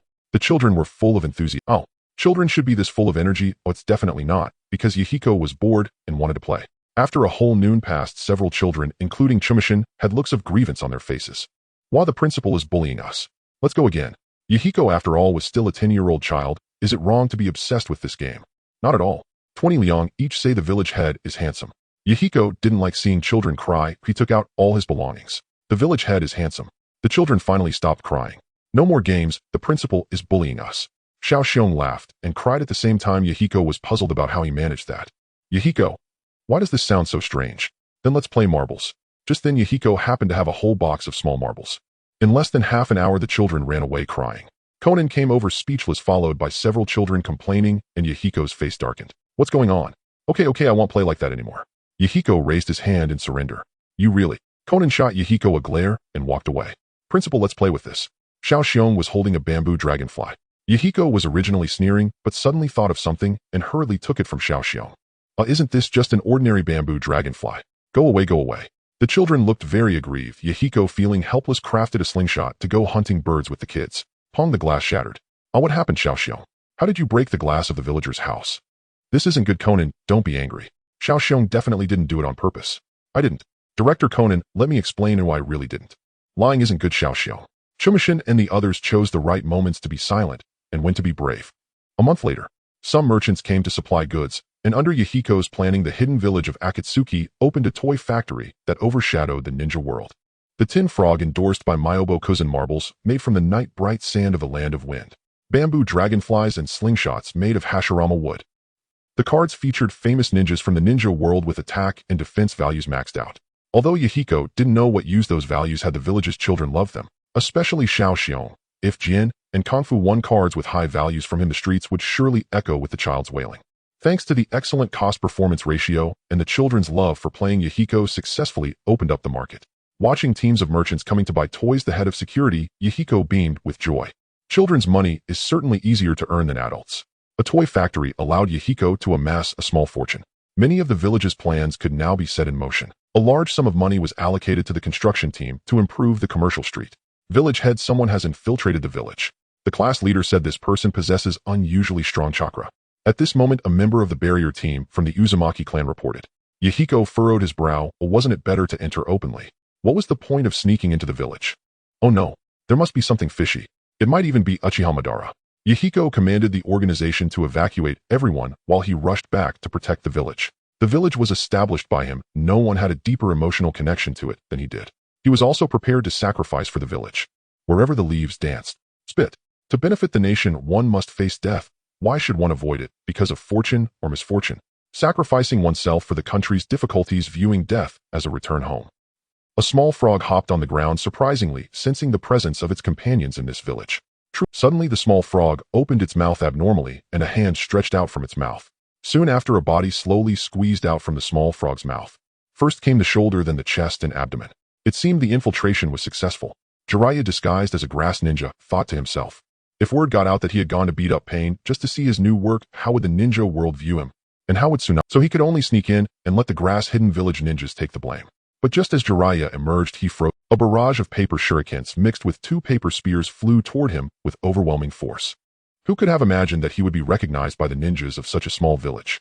Unable to dodge, he could only let 2 paper spears pierce his chest. Following that was a water dragon sparkling like a sapphire roaring toward him, which Jiraiya narrowly avoided with a leap. Looking back, he felt a wave of fear. At that moment, the water dragon, having missed its target, did not stop and struck the ground behind Jiraiya, forming a small pond. Ignoring his astonishment, Jiraiya looked up, and the hand seals he was forming gradually came to a halt. How could it be Yahiko and the others? Was it a misunderstanding? History is remarkably similar. Hey you guys, it's me. The next moment, an invisible, powerful repellent force hit him, sending Jiraiya flying like a kite, with its string cut landing directly in the small pond formed by the water dragon. Struggling to stay afloat in the water, Jiraiya protested, "I told you it's me, and you still attack. No way do these 3 disciples want me dead." The 3 of them appeared beside Jiraiya, expressionless. Fire release great. Yahiko looked at the grass ninja before him, surprised that the leader of the grass-hidden village had actually come to them. He couldn't let him go. He began forming hand seals, ready to unleash the first ninja in the ninja world to be burned to death by the great fireball technique. Rebellious disciple. It's me, little Jun. Yahiko was startled. It was Master Jiraiya. He hurriedly suppressed the fire. No, he hurriedly formed hand seals. Grass. That year, Jiraiya went to an unseemly place and didn't return for several days. He went to find him and was embraced and kissed by a girl named Xiao Zhan after she got drunk. Jiraiya teased Xiao Zhan at the time, asking if she wanted to wait for him to grow up. How shameless. Fireball. Technique. Peach Blossom. Yahiko. He regretted not being able to use the technique without hand seals, allowing Master Jiraiya to escape. Jiraiya slapped his forehead. He could simply undo the transformation technique, right? Hiss. He gasped as he realized that he hadn't seen Konan for a year, and she had become stronger, her paper spear nearly piercing him. Well, how shall I put this? I've come here, master. Jiraiya gazed long upon the faces of his 3 long-lost disciples, growing increasingly flustered as he spoke. Could he possibly admit he'd arrived to urge them to update their work? Enough about me. Let's talk about you. Yahiko, little Xia is. Jiraiya swiftly changed the subject, ruffling Nagato's and Yahiko's hair with both hands. They had grown sturdier and taller. He had imagined that after years apart and misunderstandings resolved, the 4 of them would gather at a tavern, raise cups in joyful reunion. He would ask whether their ninjutsu had improved and whether they'd missed him. They in turn would inquire where he'd been, what missions he'd undertaken, and confess how deeply they'd longed for him. But reality unfolded nothing like his expectations. Master Jiraiya, I'm afraid I don't understand your words. Please accompany us immediately. Yahiko unhooked a pair of handcuffs from his belt and solemnly fastened them around Jiraiya's wrists. Where are you taking master? He bears a critical mission. With his wrists bound in pitch-black cuffs, Jiraiya had no choice but to follow the 3 reluctantly. As they walked, the trio reassured timid villagers and panicked merchants alike. It's all a misunderstanding. There is no enemy. This silver-haired man is our wayward teacher who inexplicably chose to infiltrate the village. So this is village chief Yahiko's teacher. The legendary Jiraiya of Konoha is village chief Yahiko's teacher. If he's the chief's teacher, then he must be one of the good ones. Surely Master Jiraiya has come to lend village chief Yahiko his strength. Hearing this, the construction crew resumed their labor. Villagers and merchants gathered in animated discussion, never imagining their hidden village Akatsuki shared such close ties with Konoha. Truly flourishing, ever upward. Moments later they entered the penitentiary.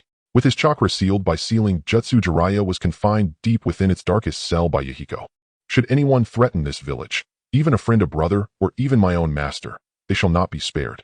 Jiraiya watched Yahiko stand beyond the prison bars, radiating an unexpected commanding aura. At that moment, if Yahiko raised a megaphone to speak, his voice would surely reverberate thrice through the entire village, or rather through the very depths of the penitentiary. In that instant, Jiraiya attained enlightenment. Having observed closely along the way, he keenly perceived Yahiko had indeed walked the path toward peace he himself had taught, founding a village at the tri-border junction of the land of fire, the land of rain, and the land of grass. It was impressively realized. Yahiko commanded profound respect among the people here. Yet every household has its rules, every village its laws. His unauthorized infiltration had plunged the villagers into great panic and inflicted substantial economic losses. He had violated the village's statutes, and even Yahiko could not turn a blind eye. By upholding justice without exception, even imprisoning his own master, Yahiko sent a stern warning to those harboring dark intentions. So this brat was using him, Jiraiya, their own master, as a sacrificial example to intimidate the villagers.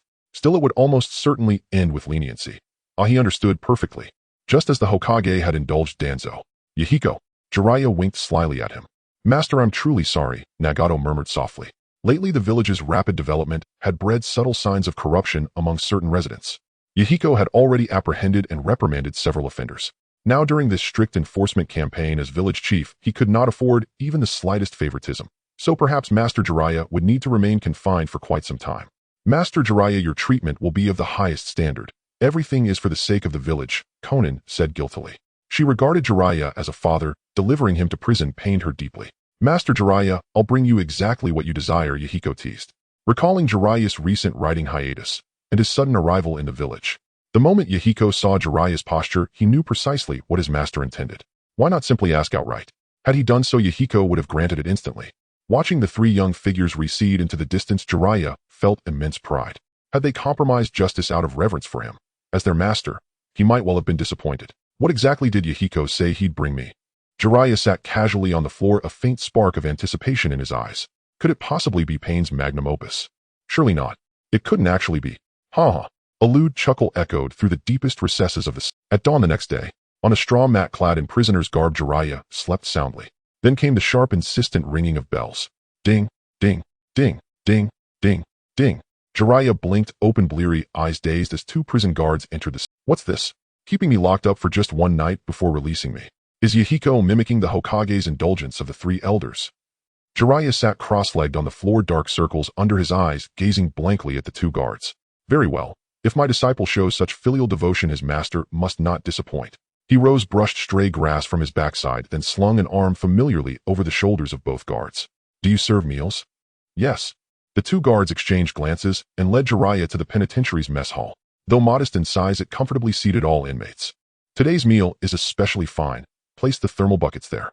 Remember, prisoners are human beings. Upon release, they become citizens of Akatsuki. Ensure they eat heartily. Gensan, Jin no Suk, directed staff carrying the food inside, casting only a curious glance at the village chief's master before departing. Inside the mess hall, Jiraiya stared at the metal tray in his hand and the long queue snaking toward the serving counter.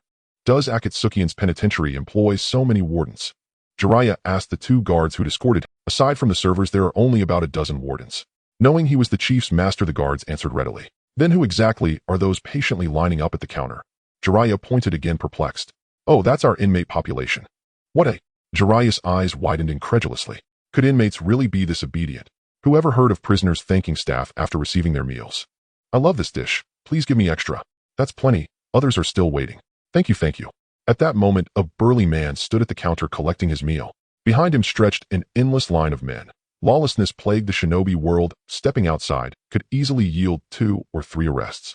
After securing his breakfast, the man happily clutched his tray and settled into a seat, devouring his meal with gusto. Upon sincere repentance and completion of their sentence, inmates earned full citizenship in Akatsuki. They could contribute to the village and benefit from its policies. Who given the chance would choose banditry and disgrace, unless driven to it by circumstance. Here, even labor bore wages. Honestly, many inmates had little desire to leave. Jiraiya silently compared them with Konoha's prisoners. He could only conclude Konoha's inmates were merely people. Amused, he joined the queue himself. After receiving his meal, he carried his overflowing tray to an empty seat. Throughout the meal, the inmates remained impeccably disciplined, observing perfect silence while eating. Silence enveloped the room, which made it quite uncomfortable for the talkative Jiraiya. Finally, the meal was over. After washing the dishes with the other prisoners at the table, they gathered outside to do exercises, and once that was completed, they began to jog around the playground. Time flew by, and it was already 8 o'clock. Today marked the monthly examination for the prisoners, and those who performed well could have their sentences reduced. At this moment, Jiraiya sat at the table facing a test paper. Prisoners have to take exams. The two accompanying guards explained Mr. Jiraiya, prisoners who cannot pass the tests on their thoughts and morals cannot be released from prison. That's right. Your crimes are neither light nor heavy, but as long as you pass the exam, the village chief will turn a blind eye, and you can be released. Next, the two prepared a cheat sheet for Jiraiya. This was not instructed by Yahiko, it was their own decision. Such is the way of the world. Take it away. Who do you think you're looking down on? Orewa, the great sage of Mount Myaboku. Does Lord Jiraiya need a cheat sheet? Go away, go away. Jiraiya waved his hand decisively. Although he was at the bottom of the class, he was still the bottom of Konoha. When Yahiko was still a little kid, Jiraiya was the one who taught him to read one character at a time. Even if Yahiko had grown up, what difference would it make? Could he surpass his teacher in terms of thought? The two were in a dilemma, but seeing Jiraiya's insistence, the other prisoners looked over in confusion, and they had no choice but to relent. The village has a policy: if you encounter fellow villagers in distress outside the village, everyone should help to the best of their abilities. Those who help can be rewarded with a Shaoyin cow, or a Shaoyin chicken, or duck after verification. How would you choose? Jiraiya thought for a moment, and said, what did I think? No, I do good deeds without leaving a name, am not doing this for the reward. As he spoke, he wrote. One day a child was crying on the street, and the mother soothed him with the promise of slaughtering a sheep after returning home. Little did she know it was just a lie. With such poverty, how could they afford to kill a lamb? How would you deal with a child seeking justice? The lamb must grow up to be sold for a good price. Of course, I would educate the child properly, enduring hardship first, and enjoying sweetness later. At worst, the leg of lamb can be left for the child to gnaw on later. What would you do if you encountered a begging old man on the roadside who claims to be very hungry and hasn't eaten for 3 days with 200 taels of silver in hand? Do I need to ask? Of course, I would give all 200 taels to the old man. Jiraiya wrote, quickly finishing the entire paper in just 5 minutes. Looking at the deep in thought expressions of those around him, Jiraiya shook his head secretly. Indeed, he was at the bottom of the class back then simply because he was in Konoha. After completing the exam, the invigilating teacher collected the papers. At 8:30, the prisoners attended class. Jiraiya decisively laid his head on the desk to catch up on sleep, and no one dared to stop him. At 9 o'clock, Jiraiya and the others entered the workshop, making toys. Interesting. Jiraiya touched the wood known as Hashirama wood in his hands. Most likely just bragging. Since the demise of the first Hokage, even the little bit over at the Valley of the End has been cut down by the old man to support the village. Hearing the person in charge here say they still had 3 warehouses of Hashirama wood, Jiraiya thought back and wondered why he didn't remember Yahiko being so heartless. Speaking of which, he seemed to have seen a familiar face on the way Uzumaki Q. Could it be that old bastard taught Yahiko badly? At noon, a work ended, and it was time for lunch. After a hurried meal, there was still half an hour of free time, so Jiraiya played poker with his fellow inmates. Hey, this group of people keeps telling dirty jokes. Their conversations are truly amusing. Jiraiya loves listening to them. At 1 o'clock in the afternoon, the entire village was mobilized to do exercises. Fortunately, Jiraiya had learned it in the morning, and when it was time to exercise again in the afternoon, he discovered that these drills could enhance physical strength, improve balance, and flexibility. That was all he discovered. Most of the time, he was sneaking laughs with his fellow inmates as the female prisoner next door danced beautifully. At 3 o'clock in the afternoon, Jiraiya was stuffed. Is there even dessert in prison? Plates of eggs were laid out in front of Jiraiya, making it hard for him not to believe. As the teacher of the village chief, he enjoyed special treatment and could eat one more egg than the others. At 6 o'clock, after finishing his sewing work, it was time to eat again. Jiraiya finally understood why his fellow inmates were so reluctant to leave. He wondered how long it had been since he had enjoyed 3 meals a day, properly considering the balance of meat and vegetables. After dinner, there were 10 minutes to write letters. Some inmates had previously been mountain bandits, a family business with grandfathers and fathers all involved, so there was nothing much to write about. After dinner, there were 10 minutes to write letters. Some inmates had previously been mountain bandits, a family business with grandfathers and fathers all in. Jiraiya suddenly felt a bit nervous. How would his fellow inmates react if he scored full marks on his first exam? He could not hide the smug smile on his face. But the moment he received the test paper, Jiraiya felt as if the sky had fallen. 2 points. How could I possibly score only 2 points? Jiraiya looked at the end of the paper where the teacher's comments indicated he should be kept in for another 2 years for proper education, describing him as a hypocritical, dishonest, foolish man. The grading was done anonymously, so there was no malicious intent against him. Moreover, he was Yahiko's teacher, a figure more like a father, so no one dared to mess with him. Looking at the teacher's comments, Jiraiya felt quite dissatisfied. Which part of this assessment had anything to do with him? However, he did not show it, crossing his legs and looking at the teacher explaining the answers. The teacher was also quite helpless. Had he known that this was Yahiko's teacher, he would have graded more leniently. Well, everyone has made progress this time, and there is one comrade who scored full marks. Come on, quickly come up and let everyone see your paper. Jiraiya took a look and realized that this was the guy who had been peeking at the female prisoners doing exercises with him in the afternoon. How did he score full marks? The man awkwardly scratched his head as he went up to the stage, then shared with the teacher and everyone how he managed to do it amidst their applause. He chose the cow instead of the chicken or duck. Isn't it more noble if I don't want anything? Is that wrong? Jiraiya instinctively murmured. Everyone present heard him clearly and did not mock him, because they had all thought the same way at first, wanting to perform. The man on stage slowly recalled, this is what the village chief said. If you don't want it, he doesn't want it either. How would everyone in the village feel comfortable doing good deeds and seeking rewards afterwards? If everyone chooses not to accept rewards, will those who choose to accept them be condemned? Clearly he is doing good deeds and should receive what is rightfully his. If there are no rewards, would everyone really risk their lives to save their companions in danger outside? Jiraiya fell silent, opening his mouth to speak, but stopping short. Wouldn't that make him a cold-blooded person like Orochimaru?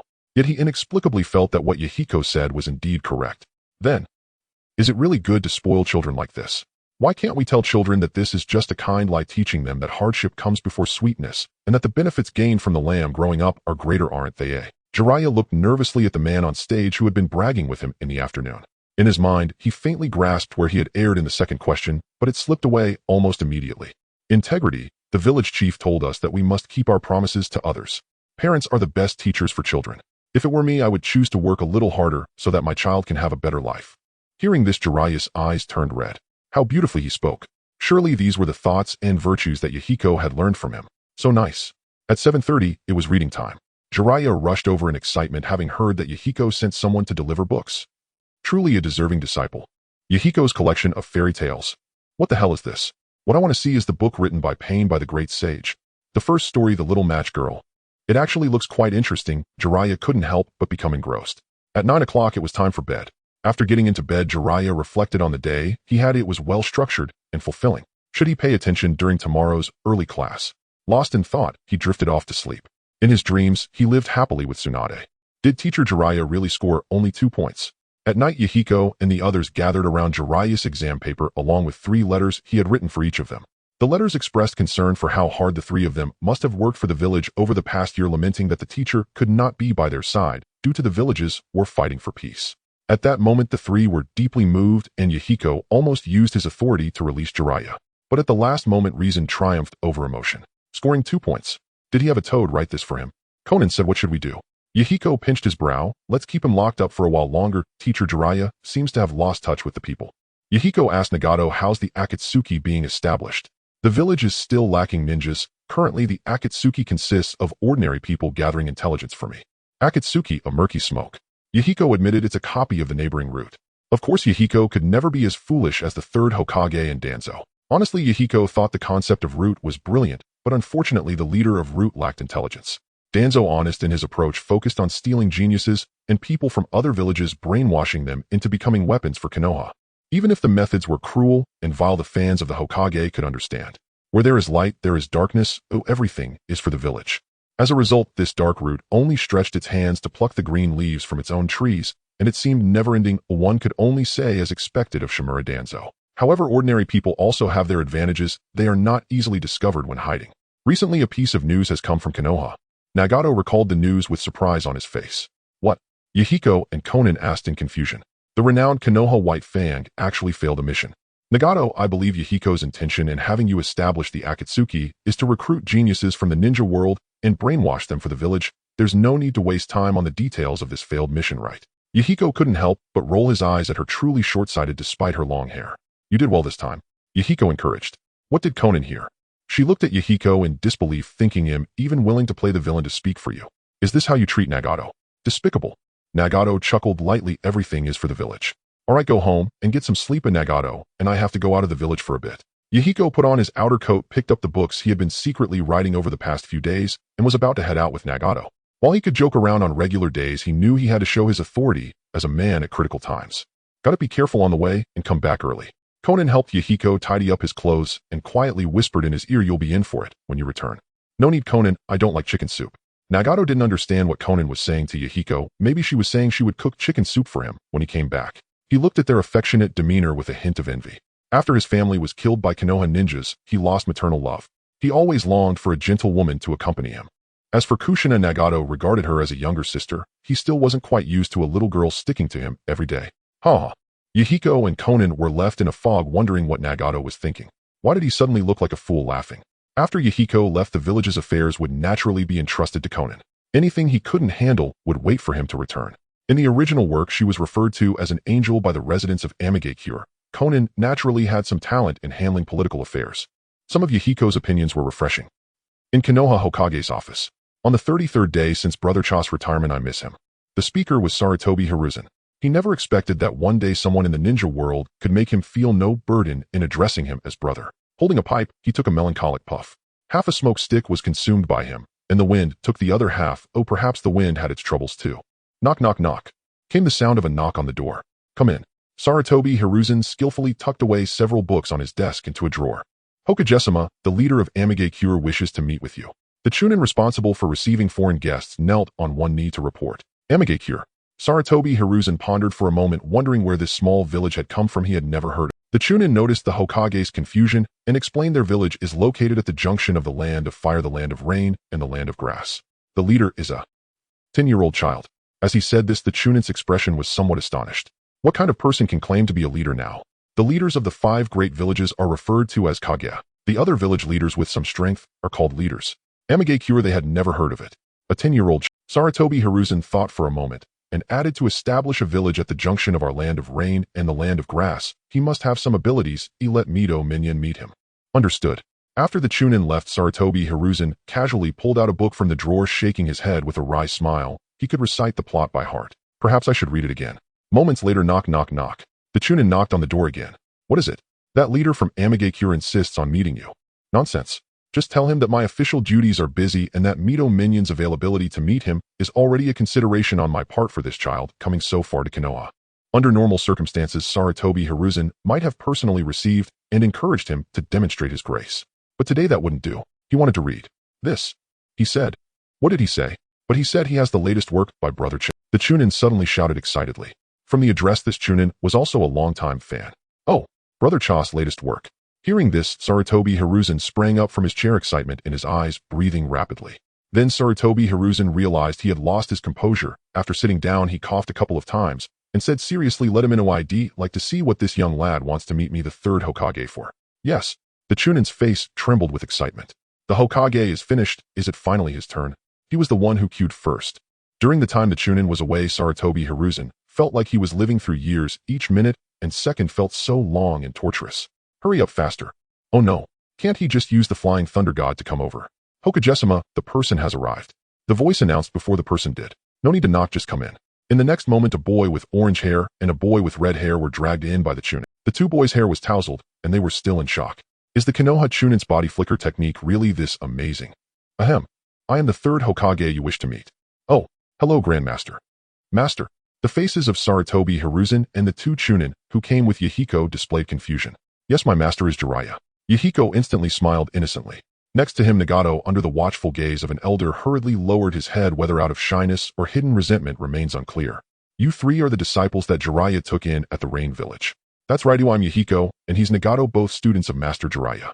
Sarutobi Hiruzen pondered for a moment and recalled that during the Second Shinobi World War, Jiraiya had discovered 3 pitiful children in the Rain Village and had stayed there to care for them for 2 years. Counting carefully, are these 3 children still from his Hokage lineage? It's you guys.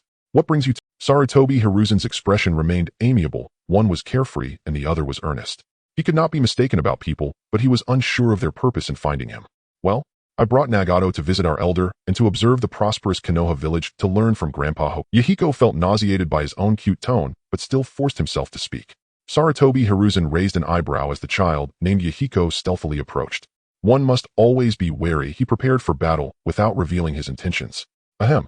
My village Ame-Gakure is under the guidance of Master Jiraiya, who in turn was taught by Grandpa Hokage. In essence, we are all family.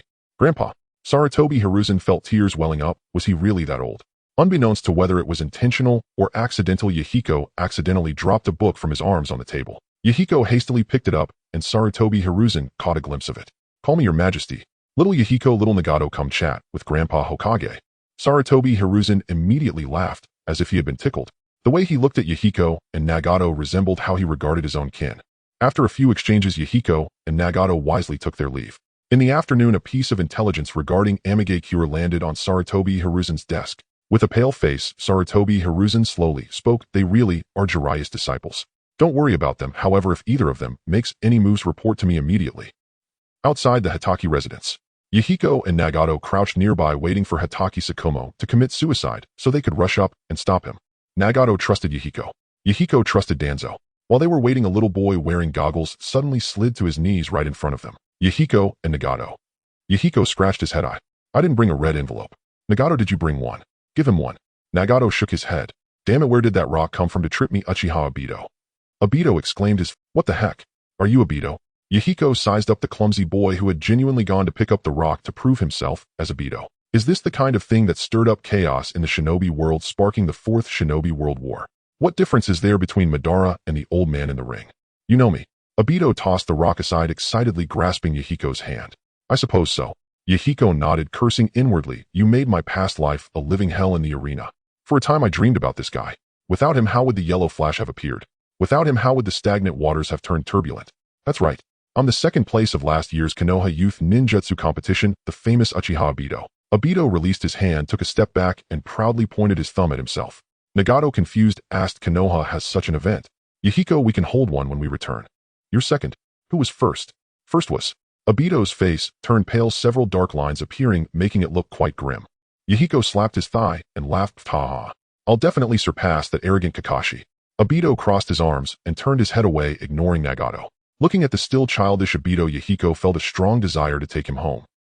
A white-haired boy with dull fish-like eyes stared at the two unfamiliar boys in front of him. Next to the stranger crouched a little guy wearing goggles. Hey, what are you two doing? It's been 3 days, right? Why have you been squatting at my doorstep? The 6-year-old Kakashi, who graduated as a genin at the age of 5, had been observing the two, who consistently loitered at his door for a while now. Had it not been for the fact that he saw no malicious intent from them, Kakashi would have considered reporting these two to— Hey, stupid Kakashi, are you okay? Obito asked, standing up with a bamboo helicopter in one hand and a wooden slingshot in the other.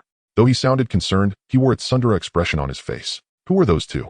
Kakashi didn't answer, but looked mildly at the two behind Obito. Them. Humph. Kakashi listened carefully. The one with orange hair is my older brother Yahiko, and the one with red hair is my older brother Nagato. Obito proudly introduced the two older brothers who brought him toys. Yo. Yahiko greeted Kakashi. This time he wasn't here for Kakashi, he was here for his father. Recently, rumors had spread that Hitaki Tsukumo had caused significant losses to Konoha by abandoning a mission for the sake of his comrades. Yahiko dared not say where this rumor originated. It was a taboo concerning significant figures. But in recent days, the rumors had escalated. However, the village level and deputy village level officials had not made an appearance to clarify, perhaps because Tsukumo blocked the path of those selected as heirs. Did they want to suppress him? But none of this concerned him. Yahiko, craving the body of White Fong, had been firmly guarding outside the Hitaki residence for 3 days. Wasn't there a story of Liu Bei visiting the thatched cottage 3 times? Whatever. Kakashi couldn't be bothered. He needed to return home to care for his father. TCH. Obito disdainfully pouted. His older brother was better, as he gave him white rabbit milk candy. Inside the Hitaki residence, Hitaki Tsukumo sat calmly on the tatami drinking tea, seemingly indifferent to the slander outside. Back. Tsukumo smiled warmly upon seeing Kakashi return from a mission. Father. Kakashi greeted respectfully. Kakashi nodded, slightly hesitating to speak. Tsukumo didn't ask. He merely patted Kakashi on the shoulder, gazing at the stinking eggs left on the floor-to-ceiling window by unknown villagers. If you ask about regret, there might be some, as a ninja failing to complete a mission is indeed a dereliction of duty. However, no matter how many times if I had to choose between completing a mission and saving my comrades, I would still choose my comrades. Life is priceless. Protecting comrades' family and children is the very purpose with which the first Hokage established Konoha. Kakashi nodded thoughtfully. Is protecting comrades the belief of his father? Is he willing to break certain rules for it? But what about the slander from those people? The more Kakashi thought, the more confused he became. Hitaki Tsukumo, why did you abandon the mission for me? Stop pretending to be sincere. It you think I would appreciate. For the village, I was already prepared for sacrifice. Hitaki Tsukumo. You trample on my beliefs for your own. Outside the house, two voices of reprimand could be heard belonging to the two teammates whom Tsukumo had saved by abandoning the mission. There were also scattered remarks from ignorant villagers passing by. Bang! Suddenly the teacup that Tsukumo had tightly grasped slipped out of his control. It fell straight to the ground, shattering into pieces. Tsukumo heard every word from outside. His heart felt as if it were being squeezed tightly by a giant hand, unable to breathe, his eyes filled with indescribable confusion. Was he wrong or right? Father! Kakashi's face turned red as he picked up the white-toothed blade ready to go out and vent his anger for Tsukumo. Stay there, Kakashi. Hitaki Tsukumo looked weary, forcing a bitter smile. You lot. Shut up. Don't make fun of Kakashi and his father. These guys in front of me actually belittled Kakashi's father's actions of saving his comrades. This is a matter of Konoha and has nothing to do with you Uchiha clan. But my brother in the village still has some standing. The two genin were pulled away by their grandmother, who was educating them about the difference between Little Dirt and Uchiha. The renowned White Fang of Konoha failed his mission and the client is utterly disappointed with us. I can't even take on a drank mission and I have two starving children at home to feed. What should I do? The one crying loudly was also a genin. Villagers who didn't understand the situation empathized. Some went to comfort him, while others blocked the door of the Hitaki residence cursing. Yahiko and Nagato were speechless, silently watching several old ladies trying to persuade little Obito to go home. One could only say that foolishness is more terrifying than malice. In the Second Shinobi World War, Konoha was the victor. Would they really lack for mission requests? Nowadays, new generation ninjas like Inuzuka Kiba Namikaze Minato and Uchiha Fugaku are rising like the sun at dawn. If he were a daimyo, he would honestly prefer to hand missions to Konoha over Akatsuki. Konoha's heritage is simply too profound. With various bloodline limits and the forbidden techniques left by Senju Tobarama, it seems that Akatsuki still has a long way to go to ride on the backs of the five great villages. So he and Nagato began to wave their little hoes in Akatsuki's country. One dug today and another tomorrow, as this goes on. The advantage is on my side. No wonder Kakashi later couldn't forget Obito. At this moment, under Obito's charming and cute demeanor, the old ladies couldn't handle it anymore and actually organized a retreat to save face for Obito. They murmured quietly as they left, planning to come back the next day when Obito went to school. The Obito before his dark transformation was indeed the child that Akatsuki envisioned. From the people to the people, learning without a teacher. Obito, do you want to join Yahiko's Akatsuki? Brother has decided that from now on, you will be the successor of brother's will. Yahiko placed both hands on Obito's shoulders, looking earnestly into his. He had already built bonds with Nagato. Having a lot of debt wasn't a problem, right? If Madara had the ability, he could personally come out and cut him down with Susanoo. Obito was somewhat tempted. Kenji's wisdom instantly surged. Was brother asking him to inherit his village after his death? Brother has been giving him toys and candies these days, praising him that he would definitely have the strength to defeat half of the Uchiha clan in the future. With the water dragon jutsu that forms 3 hand seals, he couldn't see what was so amazing, but its power was incredibly impressive. He must have the strength of a Chunin, right? If I go one, I'd be walking sideways. No, Akatsuki doesn't have Ren. Yahiko, little brother has reasons that I must stay here. Obito scratched his head and smiled shyly. Yahiko was somewhat disappointed, but had no choice but to give up. Not long after Obito went home for dinner, Kakashi filled a bucket with water and came out with a cloth to clean up the villagers' spit. Somewhat impatient, he said, "Why haven't you all left yet? Are you here to make trouble for my father too?" Nagato frowned. "You better have a better attitude. He's not as easy to talk to as Yahiko." "Sorry." Kakashi, in a panic, put down the cleaning tools and nervously asked the two, "What do you think of my father?" "Not confident. I'll tell you once you finish this." Life mentor Yahiko appeared, pulling out a test paper. It was the same test paper that Jiraiya had used that day. Kakashi looked helplessly at the guy handing him the test paper, and the red-haired one next to him looked threatening. It seemed that he wouldn't let him leave until he finished it. Wasting 5 minutes to finish a test paper. Kakashi proudly handed the paper to Yahiko. "It's a perfect score anyway, no need for grading." Yahiko and Nagato gathered to look at the test paper in their hands. A 5-year-old genius who graduated might really have a perfect score. After a quick glance, the two looked at Kakashi with complicated expressions. 0 points. 2 points less than Teacher Jiraiya. Although the answers from Teacher Jiraiya were somewhat understandable, Kakashi's were not. For example, when asked whether to save a person, he chose not to save. So he wrote no. For instance, when asked whether a child should slaughter a lamb, his answer was to buy another one. What's wrong? It's nothing. You can go back now. Your father is a qualified warrior. What nonsense. Kakashi rolled his eyes and left. Nagato, educating children is of utmost importance. We should organize a department to let children experience society ahead of time. You don't have to look at me like that. This is absolutely not exploiting children. It's all for their own good. Good. Late at night, Shikamaru was standing alone in the house, looking towards the Hokage rock of Konoha, feeling the cool night breeze. "Forgive me, Kakashi. The belief of protecting comrades for a lifetime was shattered after being blamed by those two, commonly known as a broken Tao heart. Shikamaru began to question what he had been adhering to for half of his life regarding the will of fire. No, he was not wrong. The fault lay with this shinobi world. He had not betrayed his ninja way, nor had he left his comrades to die. Shikamaru smiled, feeling relieved. Just as he was about to go inside and end his life with the white fang short blade that had accompanied him throughout his battles, a conversation could be heard from outside. Kakashi, you bastard. Today you almost killed me and the enemy. Oh, don't you have anything to say? The mission is complete, isn't it? A hint of surprise flashed in Shikamaru's eyes. Wasn't Kakashi supposed to be sleeping? The next moment, Shikamaru's figure appeared on the roof, looking outside the house. A white-haired Umbu wearing a mask walked in front, his tone chillingly cold. Behind him were his comrades. It seemed that during the mission they had gotten too close to the enemy. The Umbu, sharing the same name as Kakashi, chose to attack along with his comrades and the enemy. No. With years of experience in Umbu, Shikamaru realized that both were disguised as shadow clones. Before he could ponder further, the next moment the two approaching from afar puzzled him even more. Uchiha Obito and Kakashi, probably resembling their future selves at 12 or 13 years old. Tobi Nagato angrily said, Kakashi, why didn't you go save her? You should have the ability to save your comrades. You will surely regret failing an important mission because of being trapped in your own emotions, ninja. You must extinguish your feelings. Those who break the rules are nothing but trash. The two seemed to notice Shikamaru watching the show. Yahiko said, Father, what do you think? Shikamaru was momentarily stunned. Are you asking about my opinion? Father, you were condemned by the village for abandoning your mission to save your comrades. Yet I abandoned my comrades to fulfill my mission, and still I am condemned. Why? The shadow clone of Nagato, disguised as Kakashi, gazed blankly at Tsukumo Hatake. Tsukumo Hatake remained silent, lost in contemplation. It was indeed true. If he had forsaken his comrades for the sake of the mission, he too might have been reviled. Father, come with us. Let us seek truth together. Two figures, one tall, one small, both bearing Kakashi's face, extended their hands towards Tsukumo Hatake. Who are you? Tsukumo Hatake snapped back to awareness, raising his blade in a poised combat stance, calm, yet vigilant. Father, it's me. Have you truly abandoned Kakashi? Tears streamed down his cheeks as he sobbed. Tsukumo Hatake fell silent. Just moments before he had resolved to abandon Kakashi, and to die cowardly and resigned. Poof. Nagato and Yahiko dispelled their shadow clones and transformation jutsu. A tear still glistened at Yahiko's eye corner. They had become fully immersed in their roles. You are Jiraiya's disciples from the village hidden in the rain. Tsukumo Hatake's intelligence network remained sharp. After all, these two had loitered outside his gate for days. Avoiding notice was impossible. A man is born between heaven and earth, to wield a 3-foot sword and achieve immortal glory. Would you truly resign yourself to mediocrity forever? Tsukumo Hatake. Had he fallen under a jinjutsu? What on earth were these children saying? Yahiko bore no small burden. Recruiting villagers steeped in unwavering faith into their nascent Akatsuki village demanded both reason and empathy.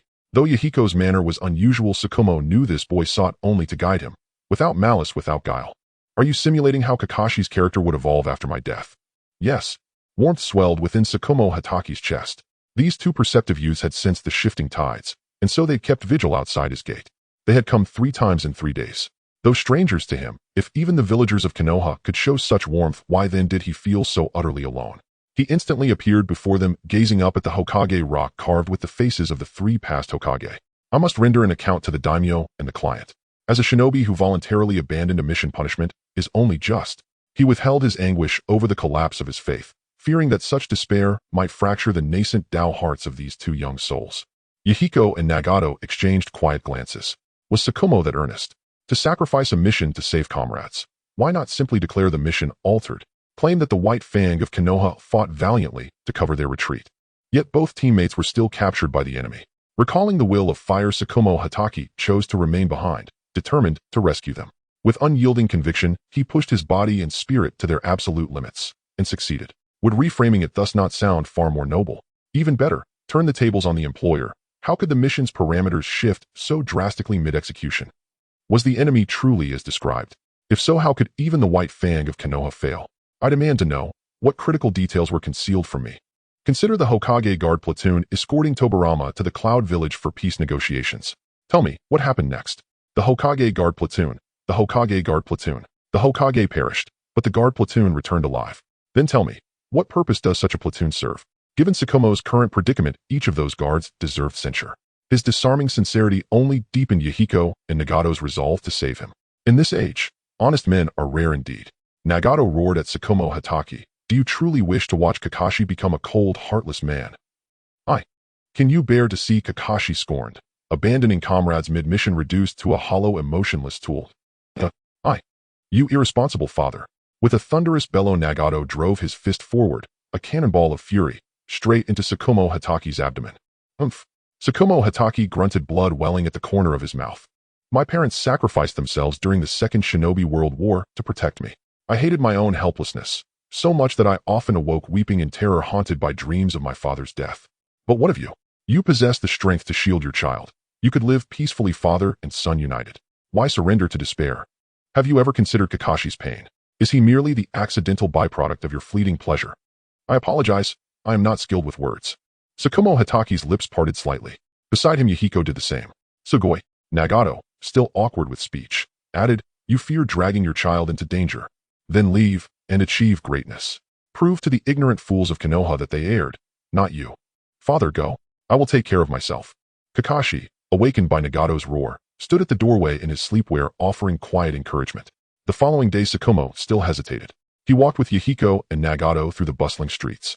Yahiko understood. He had yet to break free from his inner chains. Yet Uncle Tsukumo fed and housed them generously. This man was trustworthy. Even on the wealthiest commercial street, where the Hokage himself had forbidden discussion of the incident, the villagers' contempt for Tsukumo Hataki remained undimmed. The trio briefly tasted Naruto's fate, icy silence. A pair of clearly love-struck chunin, wearing standard flak jackets, strolled past hand in hand. The male chunin recoiled, pinching his nose shut, as though even sharing the same air with Tsukumo Hataki were contaminating. Tsukumo Hataki shook his head, a wry smile flickering across his face. Yahiko's temper flared. With a flick of his wrist, a shuriken clattered at the man's feet. Stop! Startled, the man cried. What do you think you're doing? Do you wish to declare war on Konoha? He and his female companion slid their hands stealthily into their weapon pouches. Instantly, passers-by turned their attention to the commotion. That's not one of Konoha's children, is it? Never seen him before. Must be from another village. To strike a Konoha shinobi, he signed his own death warrant. That blights Tsukumo Hataki. Trouble follows him wherever he goes. Only then did a root agent masquerading as a villager steer the conversation squarely towards Tsukumo Hataki. Tsukumo Hataki endured fresh waves of vitriol, powerless to respond. Let's go. Go. Don't be absurd. Today this ends, or I go nowhere. Resolve it. Tsukumo Hataki surveyed the chattering crowd lining the avenue and ventured cautiously, kill them all. That seems unwise. The crowd broke into nervous sweat. He can't be serious. Seeing no action, Yahiko bellowed, no one moves. Not a single step. I ask you, she's your girlfriend, yes? The male chunin, sensing a subtle gravitational pull nearby, Yahiko demonstrated how one sentence could shame two at once. When did she go blind? The man trembled with rage. The woman frowned, bewildered. If a scroll containing enemy secrets and your girlfriend both fell into a river, which would you save first? Naturally the scroll. The man glanced instinctively at Tsukumo Hataki before blurting it out. Then he realized, besides the faint gravity, a chilling aura of killing intent now coiled around him. His girlfriend stared at him, smiling thinly. I. Which one do I pick? Seriously? You hesitated. While your girlfriend drowned. A faithless wretch. Yahiko clicked his tongue twice, shaking his head in weary disappointment. Nagato watched, equally disdainful. Hearing this, the woman's eyes welled with tears. She scrimped and took every mission, just to ease his burdens. You hesitated. Damn it. The man was truly trapped. I never want to see you again. The woman fled sobbing. The man sighed deeply and dashed after her. Why on earth did he open his mouth? Yahiko swept his gaze across the street. Uncle Tsukumo, rest easy. Today justice will be served. Of course I choose the scroll, the man replied instantly. You have no girlfriend. Stung. Yahiko paused, then asked, then tell me, what if your mother and the scroll fell in? Damn. The man fell silent. His mother sold vegetables nearby, and now drawn by the commotion she approached. Xiaohai, what's wrong? She called. Hey, yeah. Xiaohai's done with you, Yahiko chuckled. Xiaohai's mother. As Yahiko recounted the street echoed with Xiaohai's desperate cries, searching for fragments of childhood innocence. Your mother. Your sister. Your little sister. All afternoon, Yahiko roamed the streets, stopping anyone he met. What? You're an orphan. No wife. No relatives. Then, what if the first Hokage fell in? Enough. Enough. I'll save Lord Hashirama. Happy now. Tsukumo Hataki trailed behind Yahiko, stunned. Had the torment that plagued him for days just dissolved? Tsukumo, no need to rush. Yahiko saw Tsukumo's sudden eagerness to follow, and chose instead to wait, letting the kite rise higher before reeling it in. He wished to imprint himself upon Tsukumo Hataki, body and soul, ensuring absolute unwavering loyalty with no room for betrayal. Tsukumo Hatake felt nothing but profound gratitude. The next day Danzo sensed the shifting winds. Konoha's shinobi were already overwhelmed. Yesterday alone dozens of couples had broken up, uncovering buried tensions over that very question. Even elders joined the fray. Sigh. They'd grown to despise whoever first posed that accursed question. One couple, wed in the Warring States era, fighting side by side with the Senju, and blessed by Hashirama himself, held their village sacred. The husband declared resolutely, "The village comes first." Indeed, the venerable couple was now filing for divorce. How could I ever have chosen a woman devoid of the will of fire? The village depends on me. Divorce, today, and I walk away with nothing. You, sniffle, Lord Hashirama, please open your eyes. Is this the ungrateful wretch you died? Gentlemen, please. Calm down. Such a long marriage deserves patience and respect. Even the third Hokage, Hiruzen Sarutobi, rushed over personally to mediate. Yahiko and Nagato slipped guiltily past the civil affairs office, on their way to Tsukumo Hatake's home. It's him. Suddenly, someone recognized Yahiko, raging with fury greater than Wu Zishu, whipping King Ping's corpse, ready to devour him raw. Nagato, run. Outside Tsukumo's residence, Yahiko, cornered by villagers, had nearly invented the flying thunder god technique on the spot. He'd thought only I must flee. A spark ignited in his mind, yet inspiration still eluded him. Instead, he entered calmly, shared tea with Tsukumo Hatake, who had waited patiently, and spoke of ideals, aspirations, and purpose. Thus ended a tranquil day. Day 3. Father, please just go. Kakashi pleaded, one eye bruised beneath his mask, his usual aloofness shattered by sheer exhaustion. His father suffered social ostracism in Konoha, but Yahiko faced real violence at their home. Those determined to kill Yahiko had nearly worn a path through their threshold. Kakashi couldn't endure it any longer. He'd stepped out early to buy breakfast, relieved to avoid rotten eggs, and celebrated that his father was spared verbal abuse, only to be struck square in the face by a fist from a veteran kunoichi who'd fought alongside the Senju in the Warring States era, shouting, "Give me back my husband." Without even looking, 6 punches in 1 second. 6. One more round, and he truly would die. Meanwhile, Tsukumo Hatake wept silently, moved by Yahiko's words. You honor me with sincerity. I return it in kind. Yahiko, no, village leader. I pledge myself to you. Our hearts beat as one, until death parts us. Huh. Kakashi, what did you say? Nothing. That evening, a quiet park. Yahiko and Obito stood parting, tears streaming down both their faces. Obito, if something happens to me, will you rush to save me without hesitation? Absolutely. Big brother. Good, I trust you. In this life you are my only brother. Big brother, could you not call me Obito in Konoha? I'm terrified of getting beaten like Kakashi. Obito is my brother. Yahiko warned. Obito. Oh hell, run. In the Hokage's residence, Sarutobi Hiruzen was awakened from his sleep by a group of Umbu. Hokagesima Hatake Tsukumo has vanished in the dead of night. What happened? Sarutobi Hiruzen hurriedly put on his clothes and headed to his study, where Danzo was also present. Danzo, is this your doing? He glared at Danzo, who seemed a bit uneasy but maintained his composure while staring back. The rumors, and even Tsukumo's mission failure, were orchestrated solely by him. He didn't know which one you were referring to. Hiruzen, order a manhunt for Hatake Tsukumo, declaring him an shrank rogue ninja. The 4th Hokage should select one of your disciples. Who gave you the authority to be so aggressive? Sarutobi Hiruzen's forehead throbbed with veins as he slammed his hand on the table. He was to select the 4th Hokage, and if Hatake Tsukumo had a strong political mind, he would indeed be on his candidate list. But he did not. He was only suitable as a brave warrior of Konoha. However, his reputation was subtly suppressing Orochimaru, overshadowing Orochimaru's chances of becoming the 5th Hokage after the 4th Minato Namikaze. Sarutobi Hiruzen had no choice but to allow Danzo to exert some pressure. Yet he only permitted Danzo to suppress him, not to force him into defection. Gentleman, Hatake Tsukumo's eldest son is still at home. Moi. The two looked at the Umbu member, who spoke puzzled. It seems that Hatake Tsukumo himself has been inspired by Jiraiyasame's 2 disciples to go to Akatsuki's hidden village to establish an immortal legacy. According to Hatake Kakashi himself, he has his own bonds in the village and is unwilling to leave. Nonsense. Bring them back to me. Danzo gritted his teeth in frustration. Forget it. Even together they are no match for Tsukumo. If it rains, a mother must marry, let him go. Sarutobi Hiruzen lit his pipe and took a puff. He pondered 100 times, but still couldn't understand why Hatake Tsukumo would want to leave his village. Hiruzen. Enough, Danzo. I am the Hokage. Sarutobi Hiruzen slammed the table. You will regret this. Danzo cast a deep glance at him. The Umbu added, by the way, gentleman, Jiraiyasame's orange-haired disciple has also abducted the couple who were hand-making items in the village. Sarutobi Hiruzen and Danzo exchanged glances, unimpressed. What was the big deal? They were just ordinary people. Let's go. Danzo left with a grim expression. As soon as Danzo departed, Sarutobi Hiruzen seemed to have guessed his old friend's thoughts and ordered the Umbu, protect Kakashi well. We've made one mistake already, we cannot afford another. Not long after Danzo left, an Umbu member arrived holding several sealing scrolls. Sealing techniques of the Uzumaki clan. Sarutobi Hiruzen looked at the scrolls the Umbu delivered with a fluctuating expression, noting some jutsu that Konoha had not even recorded.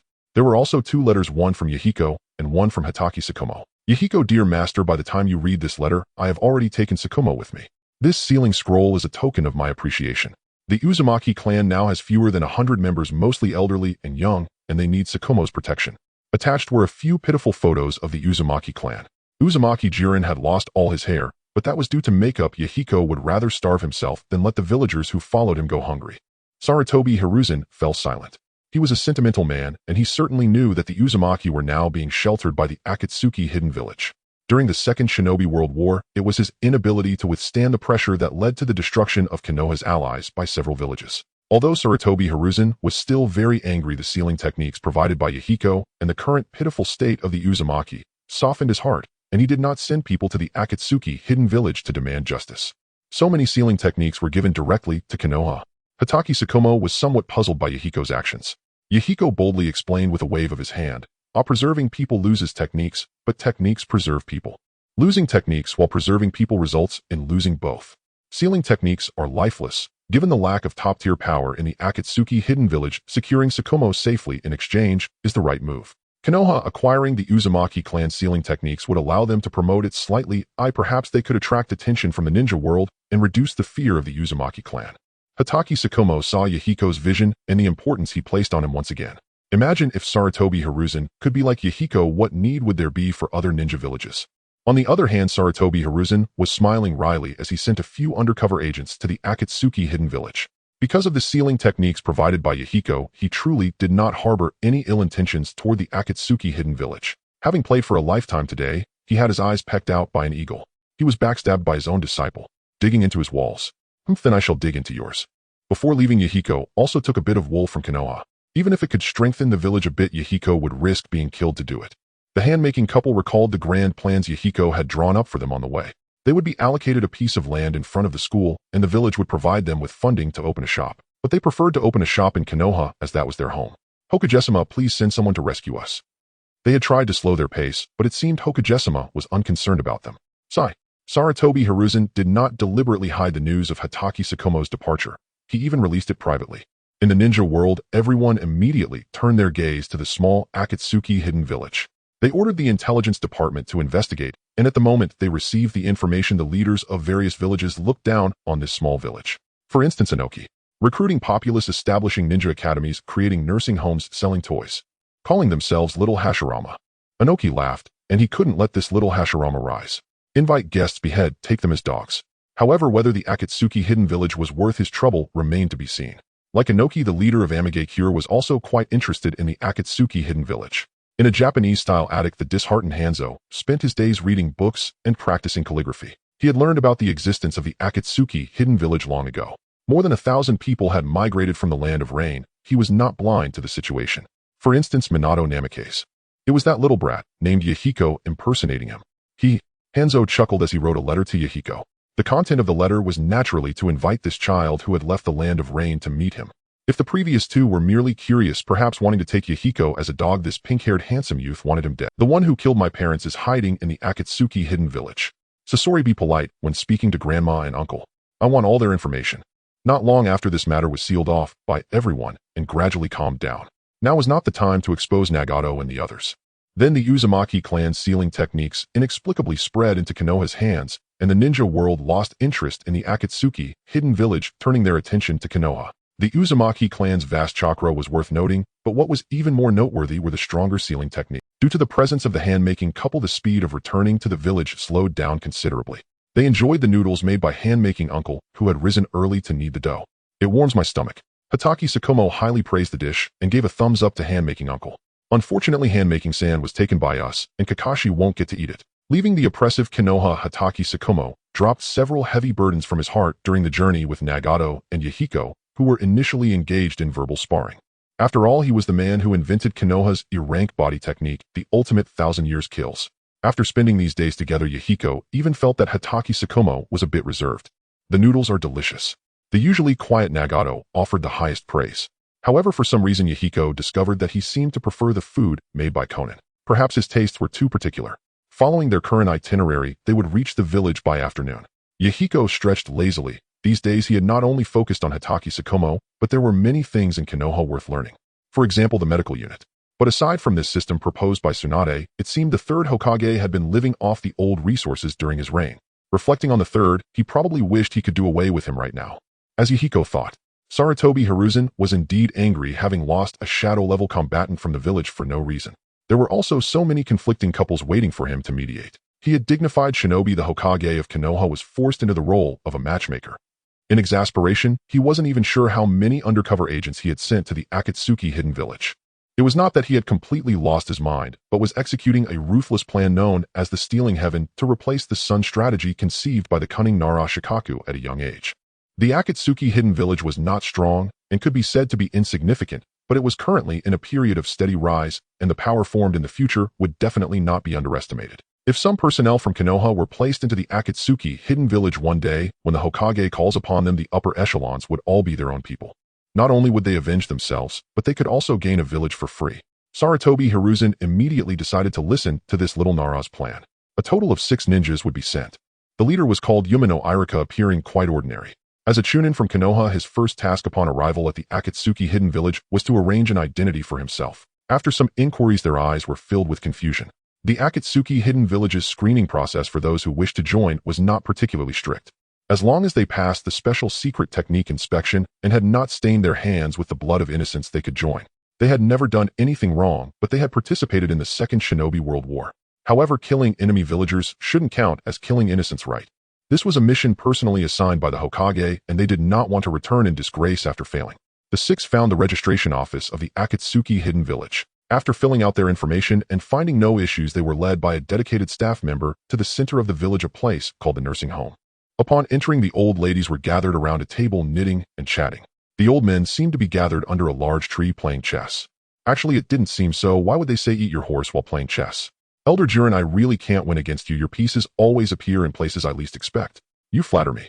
Uzumaki Jiren grinned widely and cupped his hands in front of the elder opposite him. Elder Jiren, these 6 want to join our village. The person in charge of registering the household brought the 6 in. The 6 were all stunned upon arrival. Uzumaki clan members. No wonder. The Uzumaki clan seemed to have a secret technique to sense a person's malice.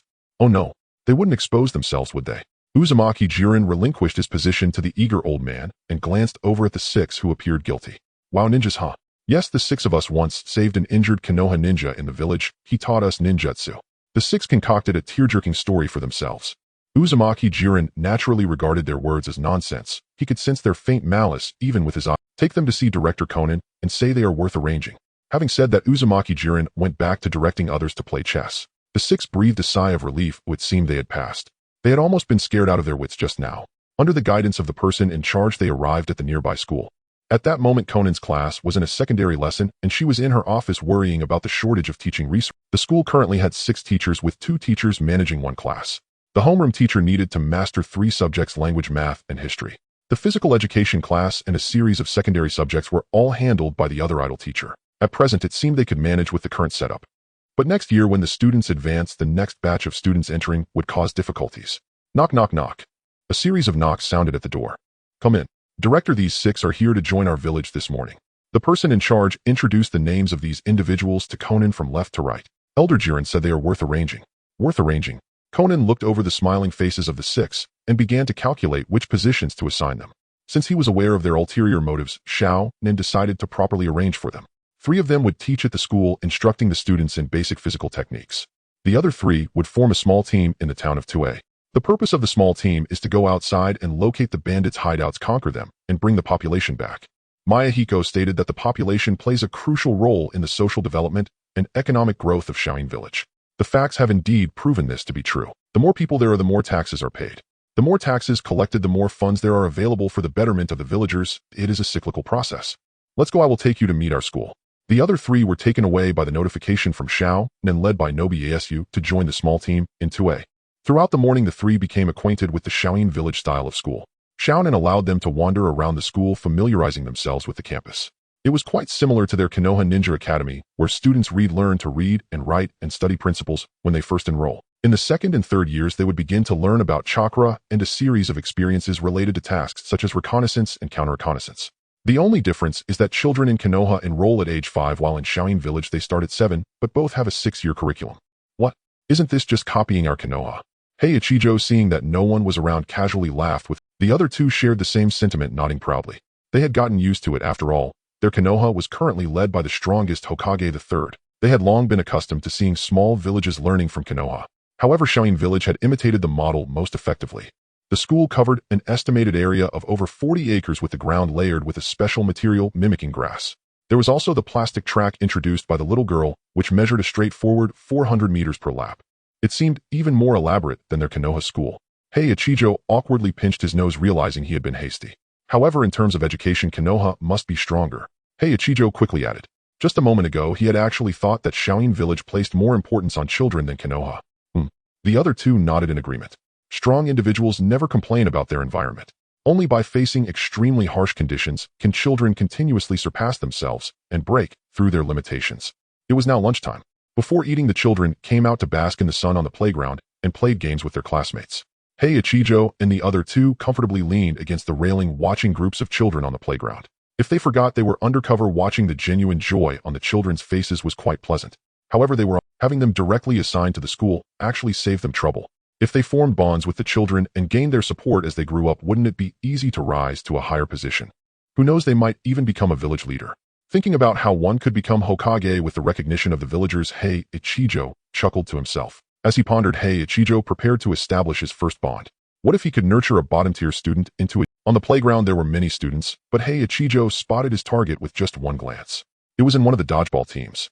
A little guy wearing glasses was always the first to get knocked out. How to say it, his athletic ability was truly poor. When he saw the ball flying toward him, he panicked and ran around, ultimately colliding with the ball himself. Hey, Xion. The plump John punched his palm, looking maliciously at the guy who couldn't even avoid a gently thrown ball from a girl on the opposing team. This student, no bullying the weak. Hey Ichijo appeared beside the children in an instant, gently covering Jian's head with his hand. Humph. Jian knew this was the new physical technique teacher, and little Xiong managed to escape a beating. Teacher. Little Xiong lowered his head, lacking confidence. This student, the teacher, was also a bottom-tier student like you when he was young. A pair of orange eyes took in every. Inside the teaching building, Xiao Nen watched through the window the actions of the three new teachers on the playground. Yahiko said, no matter if the cat is black or white, a good cat is one that catches mice. So far, the newcomers did not seem to have any intentions toward the village. We must keep up with the times and also teach these people the will of our Shaolin. Xiao Nan's eyes became exceptionally bright as he pondered over the issue. After taking one last glance at the playground, all the talented individuals would eventually fall into Yahiko's grasp. At noon, Hey Ichijo accompanied little Xiong for lunch, and some self-study textbooks were delivered to him. A glance at the book titled The Self-Cultivation of Teachers was enough for him to lose interest. After returning to the assigned teacher's dormitory to take another look, there probably wasn't anything worth paying attention to. Little Xiong, why are you eating so little? As Hey Ichijo was about to ask, he saw Jian and Kafu carrying plates over, sitting in the other two seats at the four-person table. Were they here to bully little Xiong? Let's see how well Hey Ichijo can perform. Little Xiong, did you see the new card released yesterday? 100 Battles Pain. Its attack power is so strong. I already have it. My dad's good friend works at the toy factory, and with just one word, he sent it to me. What's so great about that? Who is Tendo Pain? I don't even know him. Ew, I still prefer those well-known figures like Nagato's assistant, whose attack power is also not bad. However, the next moment, the two began to chat amiably with little Xiong about the characters on the round cards. It felt quite like discussing heroes while eating in the cafeteria. Wait a minute, isn't little Xiong the bottom-tier student? Hey Ichijo thought to himself. He had never been a bottom-tier student, but to attract his classmates' attention, he intentionally pretended to be one, doing some odd things to make everyone laugh. As a child, he had endured quite a bit of bullying in the Ninja Academy for this. Many bottom-tier students faced exclusion, ridicule, and bullying in their grade. Watching the three laughing and joking, Hey Ichijo thought perhaps this was just a one-off, maybe they just had a good relationship. Little Xiong, did you have any trouble understanding yesterday's homework? The top student in the class, also the class leader Wemukiyama, found little Xiong after finishing his meal. Hey Ichijo naturally knew this person was the top performer. But aren't top performers usually aloof? Just like the recent village genius Kakashi and the former Ninja Academy genius Orochimaru. Why would he come to take the initiative to care for a bottom-tier student? With Namikaze Minato yet to rise, the student's remarkable deeds had not been disseminated. In Hey Ichijo's eyes, Wemukiyama was the most outstanding child he had seen. Could it be another exception? He felt somewhat uneasy in his heart. Little Xiong. Yuan Ijing came with the homework, and little Xiong, who had originally been frowning while listening to Wemyukiyama explain, instantly brightened up. Seeing this, Hei Ichijo gave up his position, feeling a bit flustered. Little Xiong wasn't intentionally pretending to be a bottom-tier student to attract attention. He could see that. He could also see the genuine concern from these children. No, it must be that these children themselves are very sensible. Didn't Director Xiao Nen say that the children of Shaoyin Village have classes on thoughts and morals? Let me Hei Ichijo verify that Konoha's education is definitely superior to Shaoyin Village. These children would be even more outstanding if they were in Konoha. Finding the other two companions. Did the two companions, after a short time spent with the other children, actually develop the same thoughts as him? The three fell silent for a moment. Right, the self-cultivation of teachers. They'll be damned. In a ravaged forest, trees lay crooked, some severed in half, while others bore massive gouges left by the water release technique, with remnants of leaves drifting down. The air was thick with the acrid scent of gunpowder and burning wood. The ground was riddled with pits and crisscross trenches. It seems I won't make it back tonight to have dinner with Xiao Nan. Mayahiko gasped for breath while next to him Kiba Shikamo wiped his white dagger, revealing the slight tremor in his hands, indicating that this battle had been quite tough. Amidst the grass, the couple protected by Nagato watched this scene in horror. Is this the world of ninjas, eh? The couple squinted at the ball of yarn lying on the ground. Kill me, would you? At that moment, the ball of yarn spoke. Goodness, the Minister of Finance has dropped from the sky, and I can let you escape. I won't kill you, but I won't let you leave either. Mayahiko blocked Kiba Shikamo, who was about to deliver the final blow. The ball of yarn lying on the ground was none other than Kaku. He believed he hadn't done anything wrong, unaware of which fool had put a bounty of 5 million Ryo on his head, while Nagato's bounty stood at 250,000 Ryo. Life and death were irrelevant. Kakuzu, who loved money more than his elder brother, had come looking for them. Upon discovering Kiba Shikamo worth 55 million, Kakuzu smirked, calculating the total value of the three before making his move. Naturally, he was met with the loss of 4 hearts to Mayahiko and Shikamo lying on the ground. Not killing me. Who do you think you are? Bastard. Kakuzu's face was obscured in shadow, but his furious roar echoed loudly. Mayahiko's compassion reminded him of the day he fought against the first Hokage of Konoha. The process wasn't important, the outcome was that he lay on the ground that day, just as he did today. The first Hokage aimed to kill him, but the second Hokage, seeing his plight, spared him out of compassion. Are you pitying me, little brat? Yes, yes. Mayahiko picked up the ball of yarn, uncertain if it could be healed after returning. The Akatsuki village was a melting pot specifically for those with troubled thoughts. Shikamo-senpai, upon our return, your duty will be to guard prisoners and apprehend them, while the burden of advancing toward the warden of the city will be handed over to you. At the same time, Mayahiko handed the ball of yarn over to Kiba Shikamo. Guarding the prison. Shikamo thought the task was appealing, fitting well with his plans for a leisurely life ahead. He wondered if Kakashi knew his father had fallen so low, becoming this lazy, and if he might follow in those footsteps. Kiba Shikamo began his work with the ball of yarn, looking forward to the upcoming tasks in Akatsuki village. Perhaps a man like him would enjoy playing nurturing games the most. The next day, they returned to the village. In the afternoon, they truly arrived at the city of advancement. Kiba Shikamo realized he had been hasty. While prisoners undergoing labor reform and education could be understood, why did the guards and warden need ideological education? We must establish a prosperous, democratic, free, and harmonious nation. Mayahiko, wearing a Zhongshan suit, tirelessly shouted. We are citizens of Akatsuki village who are patriotic, dedicated, honest, and friendly. Kiba Shikamo, sitting among the crowd, felt an inexplicable surge of passion at the shouts of the guards around him. Mayahiko declared, the nobles can obscure the sun above, but they cannot block the radiance of democracy. Would you let your children lose their dignity and become the lackeys of those who can dismiss them with a wave? Kiba Shikamo clenched his fists in excitement. Mayahiko's words could be considered rebellious in the ninja world. But upon reflection, did he truly want Kakashi to grow up to be one of those who only sought pleasure under the nobles? At first he hadn't felt that way, but now after hearing Mayahiko's words he realized how ironic it was for excellent ninjas to find cats and dogs for those noble ladies for mere pennies. Kiba Shikamo shouted along with the crowd, not willing. Loyalty. Every few days Mayahiko would use his shadow clone to teach the villagers in Akatsuki village. The lessons taught were naturally those great ideas from his past life. Villagers who learned would teach those who didn't, spreading knowledge from 10 to 100, and a single spark could start a prairie fire. In the multimedia classroom of the school, there were naturally no computers or anything. What was present was just the blood-red sweat on Mayahiko's forehead. Here was Mayahiko's true self. He couldn't entrust the task of educating to the unstable shadow clones. As photos were handed to the dozen or so teachers present, Kanya fell silent, holding in his hands photos depicting the daily lives of the people in the poor regions of the ninja. The technology in the ninja world was absurd. Movies and televisions had yet to be invented, yet the photos taken by cameras were excessively clear. The emaciated citizens and their vacant eyes were captured by the camera, revealing what kind of life these people. It was shocking. Kanya had another set of photos in hand. They were candid shots of a gathering among the wealthy nobles with delicious dishes laid out on the tables. The next photo was of a trash can with the food from the previous picture tossed inside. Clearly existing on the same land, why were their living environments so different? After an afternoon, the first time students were left in disarray, Kanya looked at the self-cultivation book in his hand, and then back at the photos. The Hokage had said that any disturbances in Akatsuki village should be reported back. Such rebellious acts were best kept from the Hokage's knowledge. After teaching, Yahiko hurriedly found Xiao, Nin took her hand and sniffed it. What? What are you doing? Xiao Nin blushed. Yahiko smiled happily. There was no smell of explosive tags, which was wonderful. Kanya transmitted information to Konoha. At that moment, Sarutobi Hiruzen was reviewing the intelligence, noting Akatsuki village's emphasis on children and the Uzumaki clan's roots in Akatsuki village.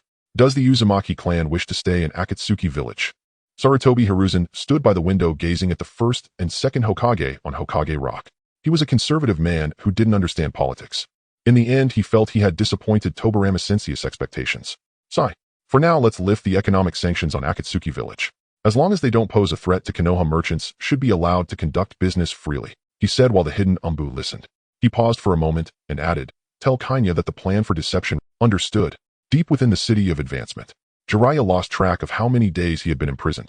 With his intelligence network, he hadn't discovered that Akatsuki village appeared poor on the surface, yet was spiritually vibrant. Though these days were dull, there were many brothers in the city of advancement who shared his ideals. A few had agreed to pool their savings to start a foot massage parlor after their release. Of course he agreed. He had heard that the foot massage parlor was an idea that Yahiko had, but the first one was banned by Xiao Nin, which Jiraiya found quite exciting. Yahiko's wild imagination, he had seen potential in him since he was 7. If it weren't for Nagato's eyes resembling those of Sage of Six Paths, he would have favored Yahiko the most. At this moment, Yahiko was crying in Jiraiya's arms while Xiao Nin had eyes as red as a little rabbit and Nagato had his head lowered, faintly audible sobs escaping. The children cried like this as if they were demanding Jiraiya's life. What happened? Who bullied you? Jiraiya exclaimed angrily. They must be shaken. My students cannot be bullied by anyone. No. No, Yahiko continued to cry. Nagato, you speak. Jiraiya's neck was bulging with veins from anger. It's just. Yahiko dug up a ninja in Konoha. Nagato spoke in a deep voice. If it weren't for Jiraiya's keen hearing, he wouldn't have understood. So the old man, Jiraiya was furious. It was just a ninja. Was the old man really that petty? Yahiko, Nagato, and Xiao Nin were his disciples. They were from Konoha. Damn. Bring me a pen. Jiraiya wanted to write a letter to scold Sarutobi Hiruzen. He was so generous with Danzo, but so narrow-minded with his own disciples. Yahiko exclaimed, Teacher, no. It will hurt your relationship with the old man. Xiao Nin added, Teacher. I'm sorry. Nagato sobbed quietly. What wonderful children. At this moment, they were still considering me. Bring me a pen. I won't spare anyone who harms you. Even if it's the old man, I won't forgive. Teacher. X3 The three clung to Jiraiya crying, Whoa. Only the teacher is good in this world. Good children, don't be afraid, the teacher is here. Jiraiya's eyes also turned red as he reached out to tousle the hair of the three. Jiraiya's letter, old man, did Yahiko and the others just borrow a ninja from Konoha? Is there really a need for such pettiness? Fine. Let me tell you, it was I who allowed them to borrow. I see it isn't easy for the three children to establish a village, so I exchanged my military achievements from the Second Ninja World War for that ninja. You tell me if that's enough. After finishing, Jiraiya cheerfully asked, By the way, who is the ninja you borrowed? Yahiko tightly, It seems to be someone with the surname Hitaki. Jiraiya realized the seriousness of the situation and tentatively asked, Hitaki. Shikamo. Just as he thought in his heart, Yahiko innocently replied, Got it, Jiraiya Sensei. Jiraiya. Come back. Damn it, you three, come back to me. Give me back that letter. You're digging a hole for me. Damn it, did you three take Hitaki Shikamo away? When the old man sees this letter, will he not take my life? Whoa. Jiraiya could only seek solace from the many brothers at his cell. He wondered if their worldviews aligned and if they could get along. Why can you use chakra? Jiraiya felt the faint chakra fluctuations from the next cell. Without chakra, how can one measure money? A philosophical statement came through. Jiraiya was momentarily taken aback. What did that mean? He poked his head out of the cell, straining to see next door. The figure wearing a black mask and possessing green eyes was intently counting a stack of money. As for the phrase about measuring money without chakra, Jiraiya finally understood what it meant. Did this guy need to attach chakra to the money to count it? What an odd quirk. Hey neighbor, are you interested in opening a foot massage parlor with me after we get out? Open a shop. Is it profitable? Well, maybe. I just want to do it for personal enjoyment. Oh, not interested. After a brief conversation, Jiraiya realized that the guy next door seemed to only care about money. What the hell is going on in this deep part of the city of advancement? There's a mute next door who always goes ding ding ding and never speaks, working on who knows what. And now there's someone who counts money with chakra. From the moment he returned to the village, Mihiro allocated a sum of funds to the handmaid uncle. The commercial street in Shiatsuan was just under construction with few shops, and Mihiro wholeheartedly supported those who wanted to start a business, which was ample enough for him to set up a shop in the center of the city. However, the simple handmaid uncle politely declined this financial support, choosing instead to use the savings he had accumulated over the years in Konoha to create a cart to sell noodles. Just look at how high his awareness of thought is. Moved, Mihiro immediately awarded the handmaid uncle's cart with a banner and brought Konan along to enjoy the noodles. Today is Saturday, and the children are on vacation. Yuan Jijia also brought his daughter to taste the noodles. Having been promoted to head of food services, he naturally had to ensure the health of the children. Anyone wishing to open a shop must first be approved by him. Village Chief Director Konan, how does the noodle taste? Seeing Mihiro and Konan already devouring their bowls, Yuan Jijia asked. The handmaid couple below also perked up their ears, wanting to hear Mihiro's evaluation. Mihiro felt a kind of strange feeling reminiscent of discussing the Qianlong Emperor. Is it that in the future all the restaurants he has eaten at will have their owners give a thumbs up saying that Village Chief Mihiro says it's authentic? He immediately provided his evaluation. Good. With noodles in hand, he exclaimed fufu while eating. I really like it. Konan smiled gently. While waiting to eat noodles with her father, she felt a bit shy, and no matter how excellent a child is, they always feel timid when seeing their teacher or the school's principal. This troubled Konan as well. She clearly was very approachable, yet could never fully connect with the villagers. In contrast, Mihiro could chat with anyone he encountered. The handmaid couple smiled happily, taking joy in the fact that as chefs they could conquer their customers' taste buds with their culinary skills, filling them with a sense of satisfaction. Ahem. The village's financial sources are still insufficient. Mihiro leaned closer to Yuan Jijia. Yuan Jijia certainly understood what Mihiro meant, glancing awkwardly at Konan. The village had high-level meetings and community meetings. At the last community meeting, Village Chief Mihiro proposed the idea of opening a bathing street in the village to attract tourists. Which old pervert? Which man wouldn't be moved upon hearing it? Even the prisoners in jail clamored to reform themselves and contribute to the construction of Shaoyin Village. But during the voting they were rejected by the women, led by Konan. This matter was thus dropped. Yet Mihiro still couldn't forget this idea. It wasn't about opening a sordid business, but a legitimate industry that could attract tourists and increase tax revenue for the village. Why not? The handmade boss food is all fresh produce picked from the market early in the morning. I don't think we need to check it at Yijing. Without waiting for Yijing to agree, he astutely dropped off the money and ran off with his daughter. Mihiro. In his heart, he scolded the fleeing man countless times, calling him a hypocrite. Konan, do you understand? It's all for the village. Mihiro coughed and looked seriously at the remaining soup in his bowl, his attitude unusually solemn. Then my explosive. Konan bit off a noodle, set down her chopsticks, and smiled gently at Mihiro while twirling a strand of hair. Isn't it enough that I'm protecting you? What do you need explosive tags for? Do you not believe that your brother Mihiro was a main player in the Chunin exams at the age of 10? Village Chief, you're eating noodles here too. Boss, give me a bowl, as well I'll have the miso ramen. Fortunately, a villager passing by noticed Mihiro and ran over to ask. Hello, Mihiro smiled kindly. It seems that he is just as popular in Shaoyin Village as Sarutobi Hiruzen is in Konoha. Speaking of popularity, can he? I'm full, thank you for the treat. Mihiro's mind began to generate ideas for promoting the village. Coincidentally, he had developed several photography sets. Originally intended to capture the daily lives of the poor in the ninja world, it would work well for filming. Konan watched Mihiro's retreating figure, unable to suppress her laughter. Every time it was a crucial moment, he would run away. How would she get her revenge later? The next day, Mihiro did nothing but write scripts and look for locations to film a movie. Letters from Hanzo and Oyuki were tossed into a deserted corner, gathering dust. The script was called Shaoyin Village No. 1, heavily inspired by the character Jack Dawson from his past life on the Titanic. Mihiro made many changes to the script, fearing that those watching the movie wouldn't cry and wouldn't have a deep impression of Shaoyin Village No. 1. Jack Bunk was a small-time thug. He won the ticket for Shaoyin Village No. 1 at a casino and then saved Ruth Culkin's life. They met and fell in love. Ultimately, Bunk froze to death in the Sea of Shaodai. After escaping, Culkins couldn't escape the pressure from her family and married her fiancé Ko. Carrying the child of the deceased Bunk, Culkins could only grit her teeth and endure for the sake of the baby. After their child with Bunk grew up, Culkins sat alone on the second-generation cruise ship of Shaoyin Village. As they passed through the Sea of Shaodai, she plunged into the waters where Bunk had sunk. Konan tightly gripped the script in her hand, slightly raised her head, trying to suppress the tears in her eyes, but to no avail. The crystalline tears gathered at the corners of her reddened eyes, flowing down her fair cheeks. The impact of the plot surrounding Keiho, the bull-headed Bunk, was simply overwhelming. In the end, Mihiro even designed a scene of Culkins marrying Keiho. During the wedding, Culkins forced a smile, and Keiho discovered the child in her womb, threatening that if she didn't act sweetly, he would make her abort the baby. In front of the reporters, Culkins could only cry and ask Keiho for a kiss.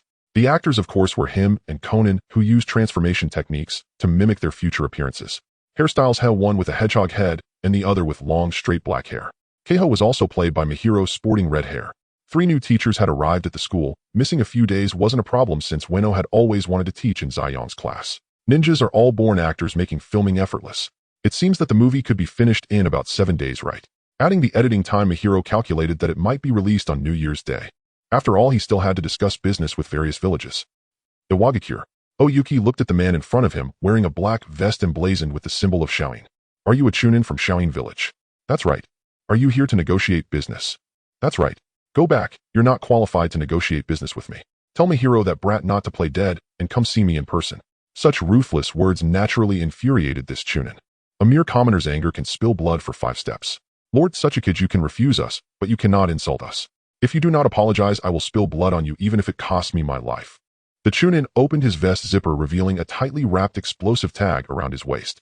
If it were to explode, here not a single administrative staff member in the entire office building would escape. Are you threatening me? Oyuki's face darkened, his expression growing more severe.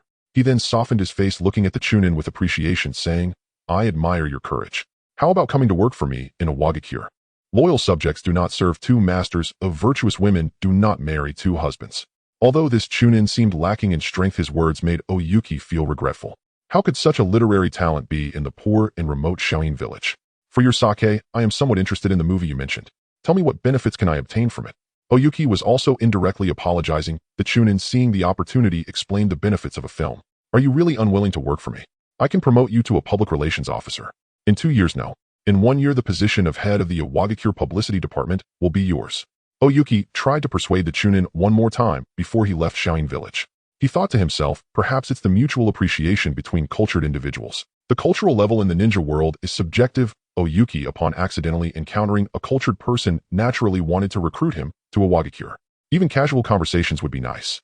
The chunin wanted to speak a few more words, but what golden sayings had village chief Mihiro said before? He forgot. He shook his head at Oyuki and left. Sigh. Oyuki sighed in regret. Meanwhile, Sarutobi Hiruzen saw Jiraiya's letter. He had never been so speechless in his life. Well, this disciple, I'll pretend I never took him. The actions of Danzo targeting Shaoin village were still stopped by Sarutobi Hiruzen. He is such a soft-hearted person. You regret it. Yunin village and Shaoin village, along with the small nation of Tang, heard that there was money to be made and readily agreed. The old monkey at Mai demanded another book, otherwise there was nothing to discuss. Yahiko could never agree to that. Recently, he had been spending every day with Konan, and he could just forego the money. Wuin village, long before Obito manipulated the 4th Mizukage, was already known as the village of Blood Mist.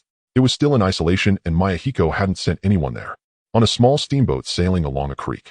It looked a bit shabby, lacking the grandeur of the original work. This ship, capable of accommodating 500 passengers, was something Yahiko had painstakingly fixed with money squeezed from his belt. Without Guanzi to assist, it was a headache. Hey, did you get a new phone? Yahiko wished that the transfer could transcend time and space, so he could send the payment to Shaoin village. At that moment, Konan stood at the bow of the boat, while Yahiko stood behind her, wrapping his arms around her waist. As the sun set, the two faced the wind created by the wind ninja's hair, flying, creating a uniquely romantic atmosphere. Konan's cheeks flushed slightly. That's enough. Not enough. Yahiko shook his head while resting against her shoulder. How come you're even better at being spoiled than I am? She turned her head, looking helpless, allowing Yahiko to act as he pleased. In the back, Nagato, who had come to visit, was gnashing his teeth, feeling like he was about to lose his mind. He wanted to shout spicy Tiansai and send the two flying. Ka. Very good. The cameraman presented the captured footage to Yahiko. He was quite satisfied. Then they hurried to the next scene. Days passed by. Today it started to snow lightly. Yahiko and Konan sat in a ramen shop, feeling warm after finishing a bowl of noodles. Village Chief, which cinema will the movie you and the director filmed be playing in? He pointed towards the cinema in the center of Shaoin village. It felt somewhat abrupt. Surrounding it were empty cold shops or vendors still seemingly stuck in the last. Suddenly a modern facility was added. It was like a phoenix falling into a flock of crows. Yes, you must come and support us then. Yahiko put down his chopsticks and replied with a smile. Konan, thinking of the plot, felt her eyes moisten as she sighed, wondering if it was good or bad that they would release this film on New Year's Day. I've seen Konan cry several times. The lady asked concernedly. No. Konan wiped her tears as she couldn't explain, as she wanted all the women in the ninja world to cry. In the blink of an eye, it was New Year's Eve. The village organized a celebration and everyone shared a communal meal. Last year's plan was to fill everyone's stomachs and help everyone survive. We have completed our mission successfully. Chakra enveloped Yahiko's throat as he stood on stage, summarizing under the gaze of thousands. Good. Everyone applauded. This year, Our mission is to build our homeland, consolidate our foundations, and strive to open markets with the 5 great nations. All right, let's eat. Yahiko decided not to ramble since it was New Year's. At the dinner table, the children talked about the cinema. Xiao, are we going to watch a movie tomorrow? Dad has already bought the tickets. Sure, but why did you buy so many tickets? We're all going together. Nanny. Silly Xiao, my dad has a friend who works at the cinema. He has already seen it in advance, and the movie is great. You might as well not go. That's right, movies are only for men to watch. Kung Fu Jian, don't say that. The adults at the table watched and laughed. The cinema in Shaoyin Village had been operating for a long time without any leaks about it. They only knew that one ticket cost 50 silver taels, and that the popcorn inside was delicious at 100 silver taels per bucket.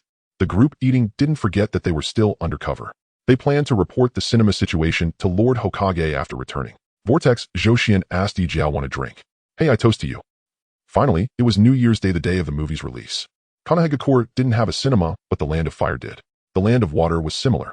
These nobles didn't care much, or as long as there was fun they were willing to join in. The Shaoyin Village cinema was hard to get tickets for. At this time there were no strict distinctions between the 2nd and 3rd rings. Everyone could enter the 1st ring, the core area of Shaoyin Village. Afei entered the underground of the cinema, quietly poking his small head out from the last row of the screening room. Lord Madara, it seems the barrier has been lifted. Recently Yahiko had thought of something. His ex-girlfriend in his previous life had an inexplicable possessiveness over him. He had to report everything, and if he lost contact for even an hour she would explode like a lit gas canister. It seems Lord Madara was the same. If he didn't get to see Nagato for a long time he might become anxious and lose sleep. Therefore he let Vortex Zhouxian open a passage from underground. Madara, go check on the container first. On the short book street. If I and the scroll fell into the water, who would you save first? Don't lie to me. Of course it's you. A blonde boy and a red-haired girl were strolling hand in hand. The girl asked and the boy thoughtlessly answered. This question had recently mysteriously swept through the Land of Fire. From the beginning it was about the scroll and girlfriend, but now it had turned into mother and girlfriend. The red-haired girl couldn't bear to make things difficult for her boyfriend and asked an easy-to-answer question. Several Umbu wearing strange masks were hiding in the shadows watching the two. To be precise, they were secretly protecting the red-haired girl. The 9 tails Jinchuriki of Ame-Gakure, Uzumaki Kushina. As the nuclear weapon of Konoha, she wouldn't appear on this street if it weren't for the new year. The two started from the beginning until they passed by a newly opened cinema. At this time the previous screening had ended and the audience was coming out one after another. It was not hard to see that many women had red swollen eyes as if they had just cried a lot. The men looked envious. I don't understand. Why did that poor kid Jack get Ruth's favor? Some men were envious, some were resentful of the bull-headed man, but those who didn't cry were truly perplexed. Their expressions varied. But this first movie of the ninja world undoubtedly greatly satisfied their entertainment needs. A promotional poster for Shaoyin Village stood at the entrance featuring an image of Yahiko embracing Konan against the wind. Movie. Kushina leaned in closer, glancing at the poster, then looking back at the teary-eyed women reminiscing about the film. Minato, should we go in and take a look? Sure, let's go in and have a look. I'm a bit curious too. Minato flashed a sunny smile and then apologized to the Umbu in the shadows. The Umbu nodded. Minato went to the ticket counter and bought tickets for himself, Kushina, and the Umbu, totaling 6 tickets for a small amount. 6 servings of popcorn, a small amount. Upon entering the cinema, they were led to a dimly lit hall. They sat on the sofa chairs staring at the dark screen in front of them. Squeak squeak. Is this movie? Squeak squeak. Really that good? A voice came from behind a blonde woman asking while chewing popcorn. Absolutely good, Lady Tsunade. The 6-year-old Shizune revealed a hint of mischief on her face. Then she became a bit choked up with a hint of faint disappointment as she wanted to watch it with Lady Tsunade again to see again when Shaoyin Village's ship collided with the iceberg and Jack fell into the icy sea. Alright, I believe you. Tsunade ruffled Shizune's little head and then looked at the big screen. How could she not see that this little girl had ulterior motives? She wanted to see what kind of scheme Shizune had. Ah, Lady Tsunade, your hands are all sticky with sugar. He's still complaining about me, look at this. Hearing the familiar voice behind him, Minato broke out in a cold sweat. Huh. Jiraiya-sensei, I wasn't here, so what was he afraid of? Kushina, aren't you going to greet Lady Tsunade? No. Minato. Because you're next to me. At this moment the boy's face turned as red as an apple. The movie has started. Minato's face was as red as an apple as he looked at the bright screen. The beginning was an advertisement. Behind the Shaoyin Village toys was a promotional song for Shaoyin Village. Welcoming another dawn. Bringing fresh air. Ah, so cute. On the big screen Yahiko was singing with adorable girls, and Kushina watched with starry eyes. Minato looked at Kushina, thinking to himself, you're the cutest. Minato, if we have time, let's go check out Shaoyin Village too. Sure. Yahiko, Shaoyin Village welcomes you, opening up the world for you. Squeak squeak. I thought squeak squeak. Why does this poster look so familiar? Squeak squeak, isn't that Yahiko's little brat? Kushina finally couldn't take it anymore. Lady Tsunade, can you be quiet? Oh, you're here too. Minato, little brat, you're here. As expected, just like Jiraiya, they were all men with ulterior motives. Kushina came over. Don't. Minato looked very awkward. Kushina, you've become bold, daring not to listen to sister. The two's roars echoed throughout the dim hall loud enough to be heard outside the screening room. The other audience members dared not voice their anger. MMP Lady Tsunade, they recognized her, and couldn't afford to. Hey, look at that Shiatsuan cow in the advertisement. How come it looks so much like the cows from my Thunder Country? Yo. Today I'm sitting here watching this movie, and when a black cow appears on the screen, it should be called Shiatsuan Black Cow. Oh yeah. A bronze-skinned man punched the head of a nearby rapping boy. Big brother is an idiot. Bastard. Karabi turned his head with grievance. The future fourth-rakage young AI gasped for breath. You're still making noise about a stolen cow while rapping poorly. If you weren't my brother, I'd really want to punch you. On the big screen, Shiatsuan Toys has welcomed you. Now it's Shiatsuan Cows. Wasn't it called Bo-Fong Jinmin that day who stole the cow? The so-called elder brother of Konoha's Bo-Fong Minato, who later came back secretly, is said to be the brother of Bo-Fong Hyman from the Rain-Hidden Village. Is there a connection among the three? AI couldn't make sense of it, but the evaluation from the Umbu of the Yunin village was that all three brothers of the Bo-Fong family were geniuses of their respective villages. The Shiatsuan Cow advertisement ended with a recruitment promotion for Xiaoshuan next year. Is he trying to make me watch the advertisement? Young AI wished he could smash the big screen with a hammer. Finally, the advertisement ended. Entering the main show. Then he'll smash you too. The film lasted 3 hours. During those 3 hours, the audience was so afraid of missing the plot that they didn't even want to go to the restroom. Minato felt someone was talking about him and sneezed inexplicably. This hairstyle looks familiar, he thought to himself as looking at Kushina beside him, who was watching the movie with wide eyes. Minato had to suppress his doubts. Classic Jack Bunker hugged Zuzel from behind. Just looking at the silhouette, Tsunade felt a sense of absurdity, as if her grandfather and Ban were together. Cough, cough, horrible thoughts get out of my head. Oh, Minato, how romantic. We should take photos too if we get the chance. Kushina excitedly nudged Minato beside. Okay, Minato still indulged her. The movie was about to end. Yahiko still didn't forget to dig a pit for the men of the ninja world. Zuzel, you previously asked me a question: if I had to save the future or you fell into the sea, who would I save first? Now, I have the answer. On the glacier, Konan was so cold that even her tears couldn't flow. She could only watch Yahiko fall into the deep water. The pain of a loved one dying before her eyes made her mind short-circuit. Suddenly, the light rain fell, making it hard to distinguish whether the water on her face was tears or rain. In an instant, the cinema was filled with sobbing sounds. Minato, I don't want you to die. Kushina's eyes were red and swollen, her throat choked. As she immersed herself in the movie's main couple, the thought of parting with Minato made her heart feel as if it was being squeezed. Gripping Minato's hand tightly, she instinctively squeezed it with force, causing him pain. I won't die, I won't die. I will always be with Kushina. Wherever she is, I will be there too. Minato was also not feeling well. He had cried a lot too. He clenched his teeth, comforting Kushina. Stop. Stop. Grandpa. In the movie, Tsunade looked at Yahiko sacrificing himself to save Konan, giving up the floating board. He couldn't help but think of his deceased boyfriend. He also inexplicably thought of his late grandfather. Lady Tsunade fainted. It was evident that Tsunade's blood phobia had worsened. She even began to react to the cold ice. The two actors performed excellently, depicting the pain of life and death with a strong sense of immersion. Flying Thunder God. In the land of thunder, young AI was about to fall asleep. Is this it? His mind was filled with the opening advertisement of Shiatsuan Cows.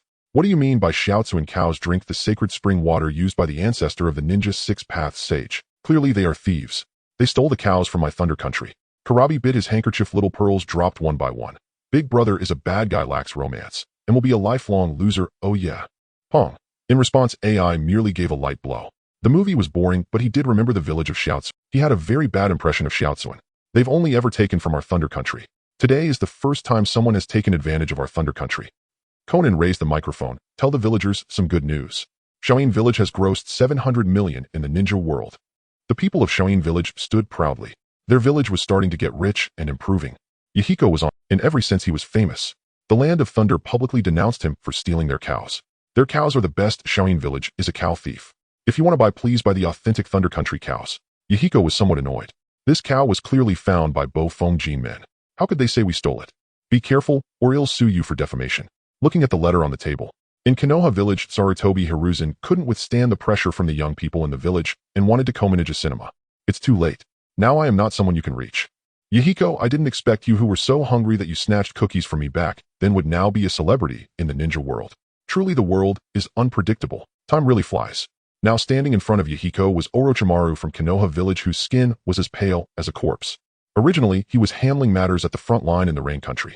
When he heard about the cinema from his teacher Sarutobi Hiruzen, Jiraiya was unavailable. He happened to be passing by, so he came. Orochimaru licked his lips, curiously sizing up Yahiko behind the desk. When working, please use titles. Call me Village Chief Yahiko. Is this how people from big villages behave? Yahiko lightly patted the desk, looking displeased. Orochimaru's old face darkened. He smirked, and in a hoarse voice he asked, Village Chief Yahiko, what do you think about Konoha Village opening a cinema? What cinema? What kind of attitude is this? Yahiko slammed the desk again, even more displeased. Good, very good, Orochimaru chuckled. Shadow Snake Hand. Orochimaru moved in an instant, and a shadow from his sleeve flickered with countless small white snakes flying out. They darted straight towards Yahiko, flicking their tongues. You dare to come to my door with such trifling skills? Yahiko reacted extremely quickly, swiftly drawing a kunai to sweep the kunai, carving out a bright silver arc of death. The sharp blades cut the approaching poisonous snakes in half. The severed snake bodies erupted with thick clouds of blood. Since Shikamaru joined the village, Yahiko's swordsmanship talent had improved. Yahiko would leave 2 shadow clones every day to practice his swordsmanship. No wonder Kakashi is a genius. He even thought of using shadow clones for training. The first 3 swings surprised Orochimaru slightly. He actually saw the shadow of the Hitaki family in Yahiko's moves. Is this the sword technique of the Hitaki family? Guess. Yahiko put down the kunai stained with snake blood, curiously looking at Orochimaru. Show off. Who can't? I have not matured yet, but I will change. Orochimaru could only bully the 11-year-old Yahiko, who had just celebrated the new year. What's a bit annoying is that Orochimaru refused to leave the office, his snake-like eyes seeming to try to see through Yahiko. Did he think Yahiko would be afraid? Sitting carelessly in the chair, licking his lips with an expression as if Orochimaru found him interesting. I'm leaving. Looking forward to our next meeting, Yahikoken. Orochimaru had sensed a powerful chakra approaching here. There was also a very secretive one, and he could vaguely sense that this hidden presence could kill him 7 times in 3 minutes. Is this the confidence behind the establishment of Shaoin Village? Snakes have always been accurate at sensing danger. Not long after Orochimaru left, the elder Uzumaki came rushing in. Smelling the blood in the office, he was furious. Who was it? Which bastard harmed our beloved village chief? Just Orochimaru's Lottie. I've already chased him away. Yahiko calmly wiped the blood-stained kunai with a hank. I put too much tea in. Next to him was a cup of tea, and he boldly picked it up and took a sip. Uzumaki was half convinced. Could the village chief really defeat that Orochimaru fellow? Yahiko watched Uzumaki leave, secretly thinking about where to dig for some talent. It can't always rely on Elder Uzumaki, right? The sealing team is from the Uzumaki clan, and so is the barrier team. The Mist Village leader is also from the Uzumaki clan. This could easily lead to being sidelined. Practice to make my form like a crane. Huh. The various forces in the village need to maintain a balance. Yahiko ordered someone to find Nagato to cultivate spies. Nagato, take note, I am making the following adjustments to the Mist department. The Mist Village is indeed closed off, but there are still some small-scale trades at the port. Try to let our people mix in there. Let me think about what the fish people like to eat. Madara, do you want to watch a movie? Recently, many merchants have come to Shaoin Village to watch movies, and security has been a bit lax. Ah-Fei easily found an opportunity to sneak a peek at a show and even bought a ticket to watch a new movie. What is a movie? Madara opened his eyes, which had been closed for many days upon hearing this. It's about a man and a woman hugging. Ah-Fei, Madara, after watching it, I didn't even feel the urge to go to the restroom. Madara, not knowing what he thought of, suddenly blushed and pointed at Ah-Fei angrily. Get lost. You get out of here. The daimyo of the Land of Fire collected 10 million ryo in taxes. Today is the 6th day of the new year, and according to statistics, the box office in the Land of Fire has reached 200 million. This proves that among the 6 million people in the Land of Fire, many have watched the film twice, even 3 or 4 times. Hearing the reports from his subordinates, Sarutobi Hiruzen, with a troubled expression, while smoking, felt a moment of uncertainty. Once a lucrative opportunity was presented to him, which he did not cherish. Now that it is lost, he can only regret it. If only the heavens could grant him a chance to start over. He would surely say, I am willing. Did he not reach an agreement with Orochimaru? Well, that makes sense. Orochimaru's cold demeanor is indeed not suitable for negotiations. What about Jiraiya? Let Jiraiya have a good talk with my disciple. He is indeed a good teacher. He put down his smoking pipe, and when he said Jiraiya is indeed a good teacher, his tone was laden with meaning. The information officer, a high-ranking ninja, felt somewhat awkward and hesitated for a long time, unsure of how to begin. Lord Jiraiya is currently undergoing reformation. This is his letter. The information officer passed Jiraiya's message to Sarutobi Hiruzen. Upon opening it, Hiruzen's eyebrows furrowed as if he could crush a mosquito. Jiraiya, old man, by the time you see this letter, I'm sure I have already. Haha, how could someone as handsome as me not? Well, I am in prison. As for where, I won't tell you. It's nice here, and I have many like-minded friends. I suspect that among them is the person prophesied by the great Toad Sage. Don't come look for me, or do not miss me. Truly his good disciple. Can one be so energetic even while in prison? What about Tsunade? The information officer hesitated again, then said, recently Lady Tsunade has been afflicted with a case of hypothermia. With the snow falling outside, she stays at home drinking heavily every day, not stepping outside. Go on. Sarutobi Hiruzen looked up at the sky, tears of frustration streaming down his face. What on earth did this old man do? Each of these 3 good disciples is more outrageous than the last. Incredible. Progressing into the city. During the new year, every inmate received a red envelope from Yahiko. The money isn't much, just a token of good fortune. They sat in front of a screen, watching a movie which featured the wildly popular Akatsuki village. The inmates were either moved or felt that there was some humanity in Akatsuki village. Deidara was not interested in love and romance. He looked at the financial report of Akatsuki village given by Nagato, shocked. How much did he earn in the ninja world from just one movie? 700 million. And the boarding ticket for Akatsuki's boat. Damn it. Staying in there, drifting on the small river next to the village for a whole day, taking pictures, and the boarding fee is 5,000 ryo. Oh, that little brat Yahiko. Huff huff, does he still see me as his teacher? Looking at the swollen eyes and adoring expressions of the female prisoners next door, Jiraiya could already envision Yahiko being pursued by various beautiful ladies on the street in the future. Little Yahiko is so handsome. Is this what the village chief looks like when he grows up? I say, is Yahiko the #1 beauty in the ninja world? Ladies, any objections? None. As Jiraiya listened to the female prisoners' infatuated voices, he felt jealousy and bitterly gritted his teeth while shedding tears. He wanted to make movies too. He wanted the big sisters to call him Little Jiraiya or Little Jiraiya. I want to get out of jail, he shouted. In Jiraiya's impression, if he wanted to leave, he could have done so long ago. The guard found the warden's office. The warden, Kakashi Hatake, who was idly reading, glanced at the list of offenders on his desk. Jiraiya was here, and he was equally bewildered when he first learned of it. Seeing Jiraiya enjoying himself, he couldn't be bothered to intervene. Now Jiraiya wants to get out of prison. The prisoner Jiraiya for illegally entering the village and severely disrupting village order. The situation is serious, sentenced to 6 months. Still more than 2 months to go until release. Let's go, I will talk to him. Even while slacking off, he could not forget He arrived at the screening room in the city. Senior Kakashi. No matter how many times he saw Kakashi, Jiraiya's mood was never calm. This old man of the Uchiha clan with a great family legacy shouldn't be falling apart like this. Kakashi Hatake Jiraiya. Jiraiya present. You have 63 days until your release. If you perform well, perhaps you could get out a month early. Any questions? What about Yahiko? I want to find the prophecy. Looking at the katana strapped to Kakashi's back, Jiraiya's voice. Alright, 2 months is 2 months. Nearby Deidara shouted, I want to get out of jail. Ooh, I want to bring light and heat to Akatsuki village. Kakashi Hatake asked for the list of prisoners. Prisoner Deidara attempted assassination of the village's highest leader, serious circumstances, sentenced to life imprisonment. Note, if willing to serve the village, one may be granted clemency. Let's go, I will take you to see the village chief. Kakashi looked at Deidara, whose eyes sparkled with excitement. Why are his eyes shining? Jiraiya was astonished. Why can he leave? He saw Deidara take out the headband of Akatsuki village and put it on his head. The clouds on it were skewed, showing it must have been hand-rubbed just now. Jiraiya fell silent. Have you come to a realization? That's right, I've realized it. Let's go. In the office, Kakashi listened to their conversation, his old face flushing. What kind of wolfish words were they speaking? The two looked at him strangely. Why is your face red? Wow, what kind of expression is that? I heard a group of bandits went outside the village. Do I better get going. Seeing the two's innocent eyes, Kakashi knew he was a minor character and hurriedly took his leave. Deidara, do you really want to? Yahiko excitedly grasped Deidara's hand. Money, as long as there is money, I am willing to do anything. Very good. Yahiko did not let go, gripping Deidara's hand tightly and shaking it vigorously. Back then, Senior Dave led the black-faced ghost to dominate the world.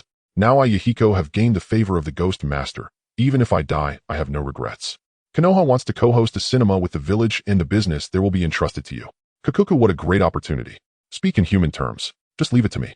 The dusk of Shine Village was dyed orange by the setting sun. The streets, once quiet for months, were now bustling with shops gradually opening and undergoing renovations. In the third ring, not every piece of beef is called Shanyo beef. Come and take a look at the beef from our store. And the drinks. Please look at this frog. The same iron toad as the immortal from Yamu Mountain. Twist the spring behind it, but a turn and hey, it will jump. The official fairy tale collection from Mayor Mayahiko. All the children who have read it say it's good. Shops opened by villagers began to spring up like mushrooms after rain. From meat shops with freshly slaughtered beef to specialty toy stores, bookstores, and the Little White Rabbit candy store endorsed by Lucy. More and more merchants chose to rest here when heading to the 5 great nations. To earn some money from these people, the village, with the help of Yebi, sent a shinobi to lead the establishment of an inn. The streets of Shiatsuan now had a semblance of order, no longer desolate, as before, gradually gaining popularity. However, compared to the tourist destinations of the 5 great nations and the land of hot water, the prosperity was still lacking. There was still much work to be done. I heard that Super Brother is in Shiatsuan. I came here for Super Brother. Although there isn't a sequel from Super Brother, this Mayahiko's fairy tale collection is also good. Oh, I can buy it for my kids. Why did Super Brother stop writing? Is it just because he made enough money? How frustrating. I really hope Super Brother's girlfriend runs away with the money, giving Super Brother some motivation to write again. After work, Yahiko and Konan were holding hands strolling along the street, being considerate of the public sentiment. Yahiko listened to the discussions of several merchants nearby, feeling a cold sweat trickle down his back. What was more terrifying than a girlfriend running away with the money was Konan buying explosion symbols. Yesterday, he had seen an explosion symbol float out from Conan's room. As everyone knows, when you find an explosion symbol in a certain place, it means that thousands of explosion symbols have appeared in some hidden corner. So terrifying. Super Brother, are you really afraid of me running away? Konan noticed the sweat in Yahiko's palm, her eyes smiling like moons. Yahiko was taken aback for a moment, then nodded like a chick pecking rice. Hey, it's little Miyako. And there's Rosie. At this moment, a fan nearby recognized the two. The crowd sported either spiky hairstyles or flowing long hair, like the popular Jack hairstyle that exploded due to the main character's fame, also known as the bunk hairstyle. The flowing ones were called Rosie hair or Juicy hair. Hello there.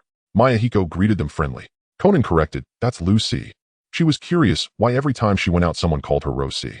Have you ever seen a girl nicknamed Rosie? Oh, it's really her. So cute, it's little Rosie from back then. One girl exclaimed excitedly. She grabbed Conan's delicate hand from Yahiko's grasp, holding it with excitement. Her fingers were long, smooth, and tender. Her fingernails were crystal clear. It would be a shame not to paint them. Miss Rosie, recently in the Land of Fire, it's popular to paint nails. Look, my sisters bought several to try together, want to give it a shot. Getting close to her idol, the little fangirl was undoubtedly excited, wanting to touch her as much as possible. It's Lucy. All right, Miss Rosie, want to try it for just a bit? She shook Conan's hand, seeing the little fangirl act coyly. In the end, Conan's heart softened. Yahiko, can I go? She asked for Yahiko's opinion. Go ahead, go ahead. Yahiko was just about to head to the city, waving his hand affectionately. Konan nodded. What are nail polishes? Along the way, Konan was filled with curiosity. She had been through so much as a child, never having been exposed to cosmetics. What? You don't even know what cosmetics are? How is it that your skin is so good? To the city. Yahiko, the last time he came was to finish the camera. This time he was here to have Baruhu create a communication device. At this point, communication in the ninja world relied on letters, carrier pigeons, and carrier eagles. He couldn't imagine that refrigerators and these outdated communication devices could coexist in the same world. In the deepest part, Jiraiya was in his own little world. He was writing. The title was Things in Konoha, detailing his experiences in Konoha from childhood to adulthood. No one could surpass Super Brother in this field. He wouldn't embarrass himself. Focusing on writing, he didn't notice that his good disciple Yahiko had passed by. Yahiko glanced at Jiraiya kneeling and writing, giving him an encouraging look. Keep it up, teacher. He entered the next room to find Baru. Note this down. I want you to create a communication device that allows two people to talk to each other from 1,000 or even 10,000 miles away. Baruhu, who was conducting experiments, paused his actions upon hearing this, carefully listening to Yahiko's explanation. This was the financier. He absolutely could not offend. As he listened, he was left speechless. The last time it was for the camera, he was asked to capture images. This was easy to understand. With the camera as a reference, he could tweak it and make it. Even the initial broadcasting could be done through wired connections. Were they really raising the intensity directly? Lacking materials, you can go find the warden. He can get some for you. I don't want you to save materials. I just need the communication device. Understood. Baruhu was on the verge of tears. What kind of situation was this? Meanwhile, Konoha. Kakuzu, can you really do it? Do you want me to teach you a few tricks? Kangfa's father, feeling his own name was unappealing, had always relied on Yahiko to name his son and tacked on father to run business. Recently, Yahiko attempted to break into the bookstores of the Land of Fire, and Kangfa's father was busy running around. There was only one finance minister. Originally, Kangfa's father thought he was a shoo-in for the position, but suddenly a masked figure named Kakuzu appeared, and he couldn't accept it. Kakuzu glanced at him. You teach me, how do I make money? Kakuzu seemed to have heard some great joke and couldn't help. You? How can you not know what's good for you? Kangfa's father was somewhat annoyed. If Kakuzu had listened to his advice, Konoha would definitely have lowered the purchase price for them. Listening to Kangfa's father's plan, Kakuzu sneered. Young man, today, they'll give you a proper lesson. Sighed. Kangfa's father watched Kakuzu walk into the Hokage office, sighing. Sarutobi Hiruzen crossed his arms, placing them under his chin, speaking with unprecedented seriousness. You say you're Kakuzu from Shiatsuan, and you want to open a movie theater in Konoha? Yes. Kakuzu stood before Sarutobi Hiruzen, the corners of his mouth slightly raised beneath the mask. I've heard your name. Oh, I never expected the black market's god of wealth to join Shaolin Village. What benefits did Yahiko give you? I can offer you the same. Kakuzu remained low-key. He understood the principle of silently making profits. Among bounty hunters in the black market, he wasn't particularly famous, but still had some reputation. No need, let's discuss cooperation first. Kakuzu waved his hand. There were some harsh words he didn't want to say. Could Sarutobi Hiruzen, like Yahiko, build a rickety boat and wildly harvest the noble's wealth, making them willingly hand over silver. How do we cooperate? Does Konoha take a share, or do we collect some taxes? Sarutobi Hiruzen asked. No, Kakuzu shook his head. You Konoha give us money, then we will open up in Konoha. Sarutobi Hiruzen. He cleared his ears. Did I not hear wrong? You want money from us before you open? You take away my beloved subordinate, and now extort me. Do you really think I'm easy to deal with? His old face flushed red with anger. Today, if you don't provide an explanation, you won't be leaving. A gust of wind emanated from Sarutobi Hiruzen, and the brim of the Hokage hat fluttered in the wind. Anger was a taboo for merchants, Kakuzu explained unhurriedly. 1, I have movies that you don't. 2, I have movies that you don't. Enough. Konoha residents have been coming and going recently. Is there any danger outside? You. Sarutobi Hiruzen thought of his youngest son Asuma, who had been clamoring to watch movies recently. He had taken him to see one at Lake Biwa, and afterward Asuma insisted on taking his sister Chiharu along to watch. Damn, are movies really that good? The ninja world is so dangerous, yet 1 or 2 people are running outside. No money will be given and taxes must be collected. 3, I have movies that you don't. Yugi. After Kakuzu's relentless efforts, Sarutobi Hiruzen finally relented. But the higher the path, the higher the devil. Sarutobi Hiruzen pretended to faint from anger, agreeing. The F4 gathered in the Hokage office building, watching the fainted monkey turn into the sleeping Komatsu. 3rd Hokage, what's wrong? Did someone from Shiatsuin make you faint? Nonsense, I think Shiatsuin is no longer necessary. Mito Kazan. Alright Komatsu, let's first ask this Kakuzu what happened. Shimura Danzo remained silent, coldly observing Kaku. Kakuzu remained silent. He looked at the Konoha advisors playing the red and white faces as well as the dark side of Konoha. He felt as if he had been bitten off a piece of meat.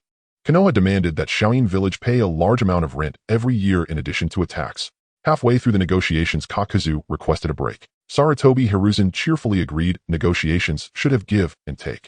It seemed that this round was a win for Konoha. Yahiko, you're still a bit too inexperienced. But Sarutobi Hiruzen never expected. In the evening, Kakuzu walked down the street. Hashirama is the strongest Hokage. Sarutobi Hiruzen is not worthy. Did he seal himself as the strongest Hokage? Or have you seen Hashirama's peak strength with your own eyes? Truly, without heroes, mere boys gain fame. The one closest to Hashirama, I believe, is that Yahiko guy. He is the little Hashirama. He shouted angrily on the street under the gazes of the Konoha citizens. Naturally, the outcome was that Kakuzu was stabbed. He was stabbed by a few lower ninjas and some middle ninjas who idolized Sarutobi Hiruzen.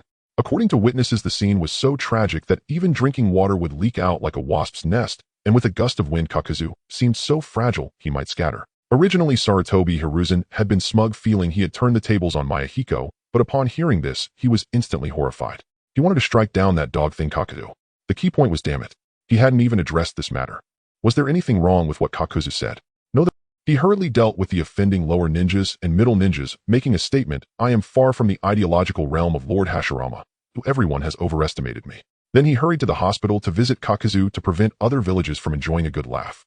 I won't go, your hospital charges are so high. Don't think I'm easy to deceive, Kakuzu. A guest coming to my Konoha has been harmed. It is I, the Hokage, who failed to provide proper hospitality, who I will personally cover the medical expenses. Want my medical expenses? What kind of person do you think I am? I won't see a doctor, absolutely not. The movie theater is closed, and the big village bullies the small village. Kangfist, dad, take me back to the village on a cart. You.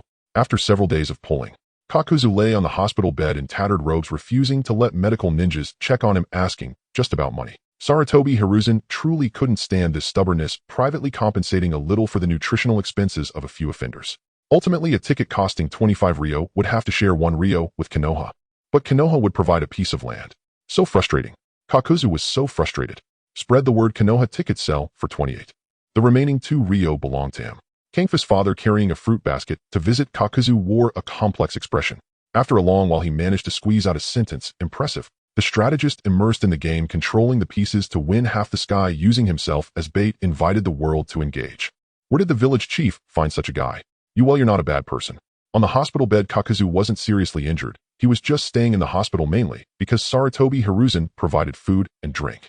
He extended his hand to Kangfist's father. Be my little brother. Big brother. He wanted to pledge loyalty. He wanted to climb this mountain of Kaku. Kakuzu is a potential stock. I am Sarutobi Hizashi. I deeply regret it. If you ask why, it was a few days ago at the cinema. Lin looked quickly. That's my elder brother, and the one next to him is my sister-in-law, right? Sister-in-law looks fierce, while little Lin, you are so cute. Obito, is this the Miyuki village chief you often talk about? Obito dragged the adorable Lin to the cinema to join the fun. At this moment, the cinema was packed with people. I hadn't seen my elder brother for a long time, and he was quite excited as he pointed at the poster. Just then his grandmother gave him some pocket money. Even better, Kakashi was on a mission. So we bought 2 tickets and a bucket of popcorn and the 2 of us went inside. When we came out, little Lin's eyes were red. Obito's eyes were also red with an extra little tadpole in them. Yes, that's right. Obito had awakened his Sharingan. At the end of the movie, watching as Meat Silk jumped into the sea, his eyes grew warm and he couldn't hold back. At the age of 7, he awakened his Onetamo Sharingan. Meanwhile, a certain person who awakened one Tomo only after their entire clan was annihilated was crying in the bathroom. This immediately caused a stir in the Uchiha clan. When asked for the reason, they said they had watched a movie. Buy tickets. We must buy tickets. Get the best seats. The current Uchiha clan's young leader Fugaku immediately took the talented clansmen who had yet to awaken their eyes to watch. In the cinema, the Uchiha clan was wealthy and extravagant. They rented out an entire screening. Ruth, I warn you not to think about Banku or else. In the movie, one could only see Miyuki playing the role of Keiho from behind with his red hair, turned away from the camera, threatening the delicate Ruth as they were about to marry in front of high society. The Uchiha clan watched the big screen, and everyone fell into deep thought. For the Uchiha, who usually looked down on others to be lost in contemplation, was a clear sign that this film had indeed succeeded. Keiho, if your mother. You with your red hair, some little noble from who knows where dares to bully Ruth. I can't take it anymore. Fire release. Lightning release. As expected, the movie ended and more than half of the audience had awakened. On the battlefield, comrades would fight side by side, but might not awaken, yet after watching a movie they did. Just watching a movie, they wouldn't awaken their eyes. But it featured a Minotaur plot. After Jack's death meet, Ruth was forced into marriage by her family with another man, Keiho. You must know all the Uchihas brought in were tall and handsome Jack. If only he wasn't red-haired. They probably wouldn't have reacted so strongly. Seeing Keiho's head, they thought of their ancestors, seeing their ancestors' woman being abducted by a whirlpool and forcibly kissed for decades. The Uchihas couldn't hold back. The Minotaur can go die. The screening room was turned into a mess by the furious Uchihas. The big screen shattered and the seats turned to charcoal. The theater was rented out so it didn't affect the public. Kakuzu jumped up from his sickbed, rushing towards the scene. He exited the cinema. The Uchiha clan was still immersed in the recent movie, feeling gloomy. Although I awakened my eyes, my heart feels empty, one Uchiha said. He couldn't feel happy. Me too. All the Uchihas were silent. Who is the director? Find him for me. I want to kill him and hang him on a lamppost in Konoha. An Uchiha with Tsutomu Sharingan roared in a frenzy. Let's go, it's just entertainment. Uchiha Fugaku retracted his Mangekyo Sharingan, instinctively clenching his fists, hoping not to encounter him. This masked director, and the one who wrote Nangichuan, the Uchihas would not let them go. Are they looking to have a conflict with the Uchihas? Everywhere is against them. Miyuki is a good kid. As expected, he is the pillar of our Hokage lineage. I wonder if a certain inherently evil old white-haired man in the Pure Land would grin and show a mouthful of white teeth. Making a film to irritate the Uchihas, Tobirama is very happy, but now that the Uchihas have awakened their eyes, Tobirama does not like it. In the Hokage office, the smoke wafted, and it was unclear how many puffs Sarutobi Hisashi had taken. Pong, the door was kicked open. Hisashi, had I known this would happen, I would never have agreed to open the cinema. Now the Uchihas are developing thoughts they shouldn't have. How should we deal with this? It was Danzo, indignant as he spoke. In just a few days, the Uchihas had gained 50 to 60 pairs of Sharingan. What does this imply? In the Warring States period, during the era when Hashirama was not emerging, this could very well change the course of the Warring States. Enough, I regret it. This was his first time regretting. Sarutobi Hisashi allowed Danzo to proceed with his actions. After Danzo left, he distractedly handled the day's paperwork. After a day's labor, he returned home. He thought it would be a tender scene with his wife and children by a warm hearth. Hong, if you and your father fell into a glacier at the same time, I would definitely save you first. Lin, me too. Several children were invited to play in the yard, and Sarutobi Hisashi's already poor mood was instantly worsened. He was very angry now, so he went to the inner room to find Pihua Lake.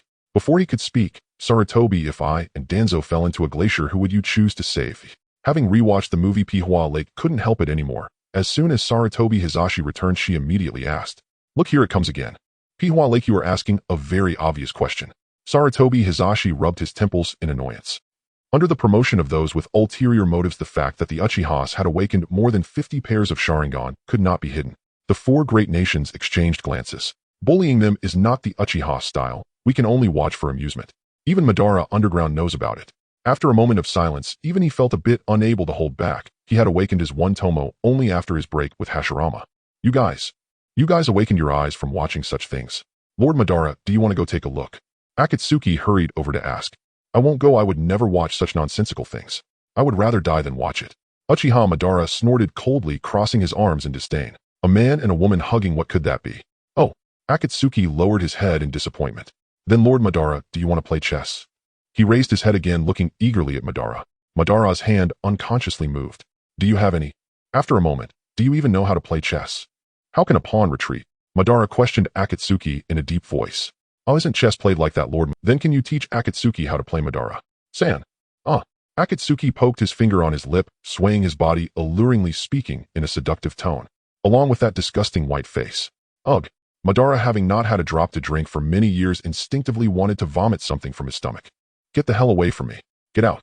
Even that silly, clueless brat Miyuki is more adorable than you.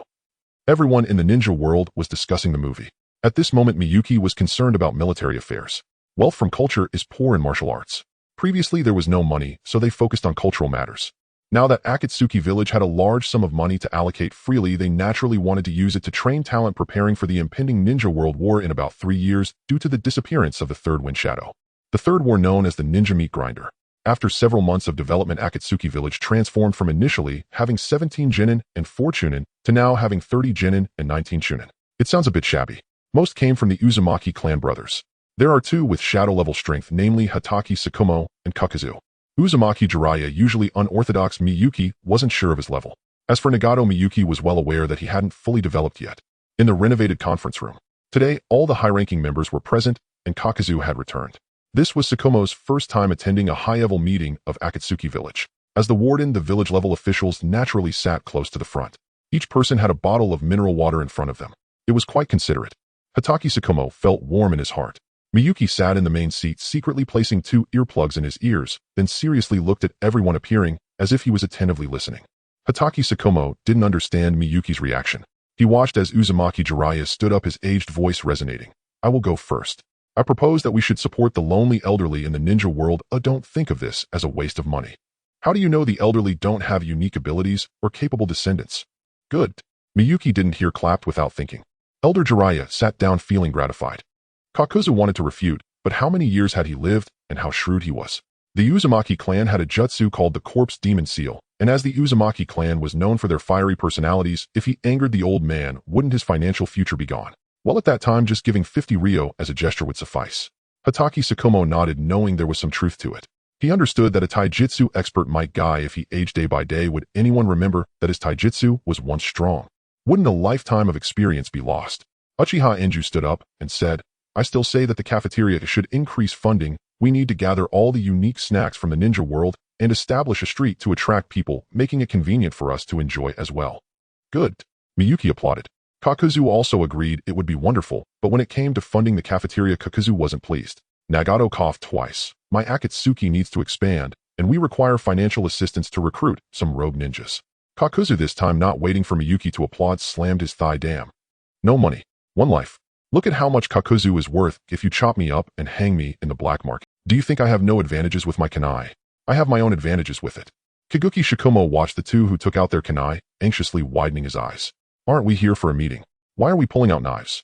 Glancing at Yahiko in the main seat, who looked accustomed to it, he thought, let them fight. How can I, the village chief, sit still without a fight? The villain laughed. Cough, cough, nonsense. Let's finish the meeting first. Yahiko sternly patted the table. Only then did the 2 sit down obediently. Shikumo, do you have any suggestions? Yahiko looked at Shikumo seriously. Hey, can you take out your earplugs first? Kiguchi Shikumo thought to himself. He said seriously, I want to teach the ninjutsu of the village. No additional expenses, you can rest assured.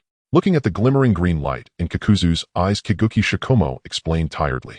How did I encounter such a stingy person when I came to Akatsuki village? What left Kiguchi Shikumo dumbfounded was Kakuzu's helpless expression of all right. A few words that Yahiko could read from his lips, and he understood Kakuzu's expression, meaning he wouldn't care about the tool wear and tear expenses. Kakuzu was a person who could save money for the village chief. The next person to report was also asking for money. The person after that was also asking for money. Without waiting for the last person, Konan, to speak. Hey, my little temper. Kakuzu couldn't hold back anymore, rolling up his sleeves and getting ready to argue. Bastard, I've eaten more salt than you've eaten rice. I've lived from the Warring States period to now, and my former opponents were all heroes like Uchiha Madara. Do you say I don't understand the ninja world? Before he could finish, those hoping to have their policies adopted started cursing. Come for a unknown battle. Do you think I'm afraid of you? Kiguchi Shikumo looked at Yahiko, who was pinching his brow, and then at the crowd, who were insulting each other and even spitting. Unbelievable. Tian Wenjing. Lu Haiju. Feng Xiaojing's press conference. Deng Chao looking. After shouting one sentence, take a sip of mineral water. Shout another sentence, take a sip of mineral water. So this is how mineral water is used, huh? Kiguchi Shikumo learned this and silently covered his ears. I forgot how long it has been. Everyone stopped arguing. All right, write a proposal to submit. Mihiko clapped his hands to attract everyone's attention. Is this why you're wearing earplugs and not listening? Kaguki Shikumo widened his eyes. Should I wear earplugs next time too? Konan, you don't need to submit it. I directly accepted your opinion. Really? Konan smiled with her eyes curved, more charming than the peach blossoms blooming in spring. Konan showed an expectant look, eagerly urging everyone to write faster. I hope the village chief adopts my opinion. After everyone finished writing and left the proposals piled up on the table, Konan stayed behind. She walked in front of Mihiko and extended her small hand. Mihiko rested his chin on it. Such an old gag still made Konan's ears blush. Why am I holding your head? Give me your hand. Mihiko. He gave it to her. Konan calmly summoned various colors of nail polish. She found a bottle of her favorite color, the one that suited Mihiko the best. Red. It was evident that Konan had a layer of coral orange nail polish covering her well-trimmed, rounded nails. Is she trying to paint his nails? Mihiko was shocked and tried to pull back his hand, but found Konan gripping it tightly, unable to withdraw at all. What are you doing? I'm a boy, why paint my nails? Mihiko stood up and shook his hand still tightly held by Konan. Didn't you say you accepted my opinion? Konan paused her action of opening the red nail polish bottle with a, your opinion is to paint nails.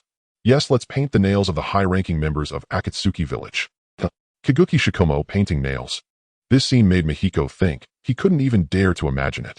So the Akatsuki organization painting nails was your idea. How did Nagato agree to it? No way. Nagato is too clever. He doesn't paint his nails, but he makes me paint mine. I want paint my nails. From now on, I will definitely wake up early, sleep early, and prepare breakfast for you in the morning. He'll prepare breakfast for you. Just be good and paint your nails. I'm a man. Then can you allocate me some funds to stockpile explosive tags? Let's take a look at this red nail polish instead. Konan was happy, carefully playing with Mihiko's hand, slowly brushing it on with a small brush. At the missed space, the two sat around a table. PFF.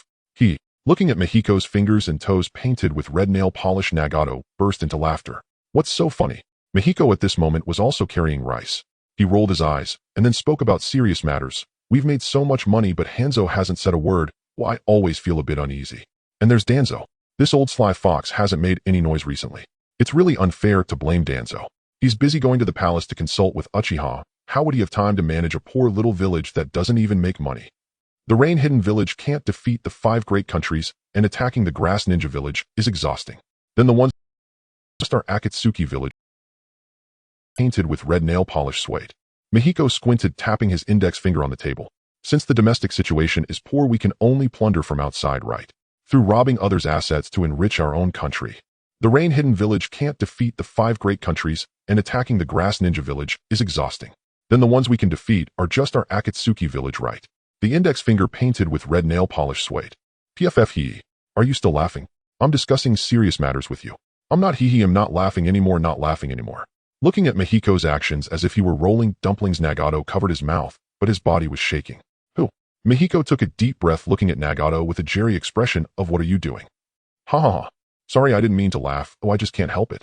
Nagato also wanted to carry rice, feeling very pain. Nagato, I came to see you. Just then Konan arrived. Nagato was afraid Mihiko would roll dumplings at him, so he hurried over to greet her. Nagato, look what I brought for you. Konan bounced over, hiding her hand behind her back, looking mysterious. Nagato can't guess. Nagato felt very annoyed. Clearly the Rinnegan is above the Byakugan. Why doesn't it have the ability to see through? Ding ding ding ding ding. Konan moved her lips and the hand hidden behind her back came out. On it was a bottle of pink nail polish. Nagato, I cannot coexist with nail polish. It was bought for me by Konan. Oh, it's so pretty. So Nagato turned to look at Mihiko, who had surrounded him with one hand resting on his shoulder, making it impossible for him to go anywhere. They were all laughing. Bread prices rise, fish prices rise. How are we supposed to live? Yesterday bread cost 100,000, today it's jumped to 180,000. We simply cannot afford it. Truly we cannot. Sigh. This is the fate of our small nation. 180,000 isn't so bad. Just try refusing to buy from Konoha, and you'll see how quickly you're brought to heel. Outside rain fell in relentless pillar-like sheets. Inside a modest tavern, several residents of the village hidden in the rain grumbled among themselves. Within an antique, elegant study, a man wearing an unusual mask sat before a writing desk, calmly practicing calligraphy with brush in hand. Lord Sanbai, food prices remain exorbitantly high. If this persists, our situation may become untenable. A jonin of the village hidden in the rain knelt beside him, voice heavy with anxiety. Upon hearing the word, Sanbai's hand gripping the brush instinctively trembled. On the rough-edged paper, a stroke that had begun with flawless momentum now bore a subtle flaw. He shook his head in quiet resignation. The indomitable spirit of the former god of the rain had long since been shattered by the overwhelming might of the great nations. It was only after the Second Shinobi World War that he fully grasped why the five great nations remained unassailable, dominant in both military power and economic strength, utterly eclipsing smaller nations like his own. Following their defeat in the Second Shinobi War, the five great nations imposed a comprehensive economic blockade upon Ame-Gakure, barring all merchants from those nations from entering or trading within its borders. Ame-Gakure's climate, perpetually drenched in rain, was already ill-suited for grain cultivation. Now, with Konoha cutting off grain supplies entirely, survival had become nearly impossible. Had it not been for young Yahiko leading a group of refugees away, Sanbai would have contemplated drastic measures. Only half the population might have lived. Setting down the ink brush, Sanbai gazed toward the direction of Akatsuki village.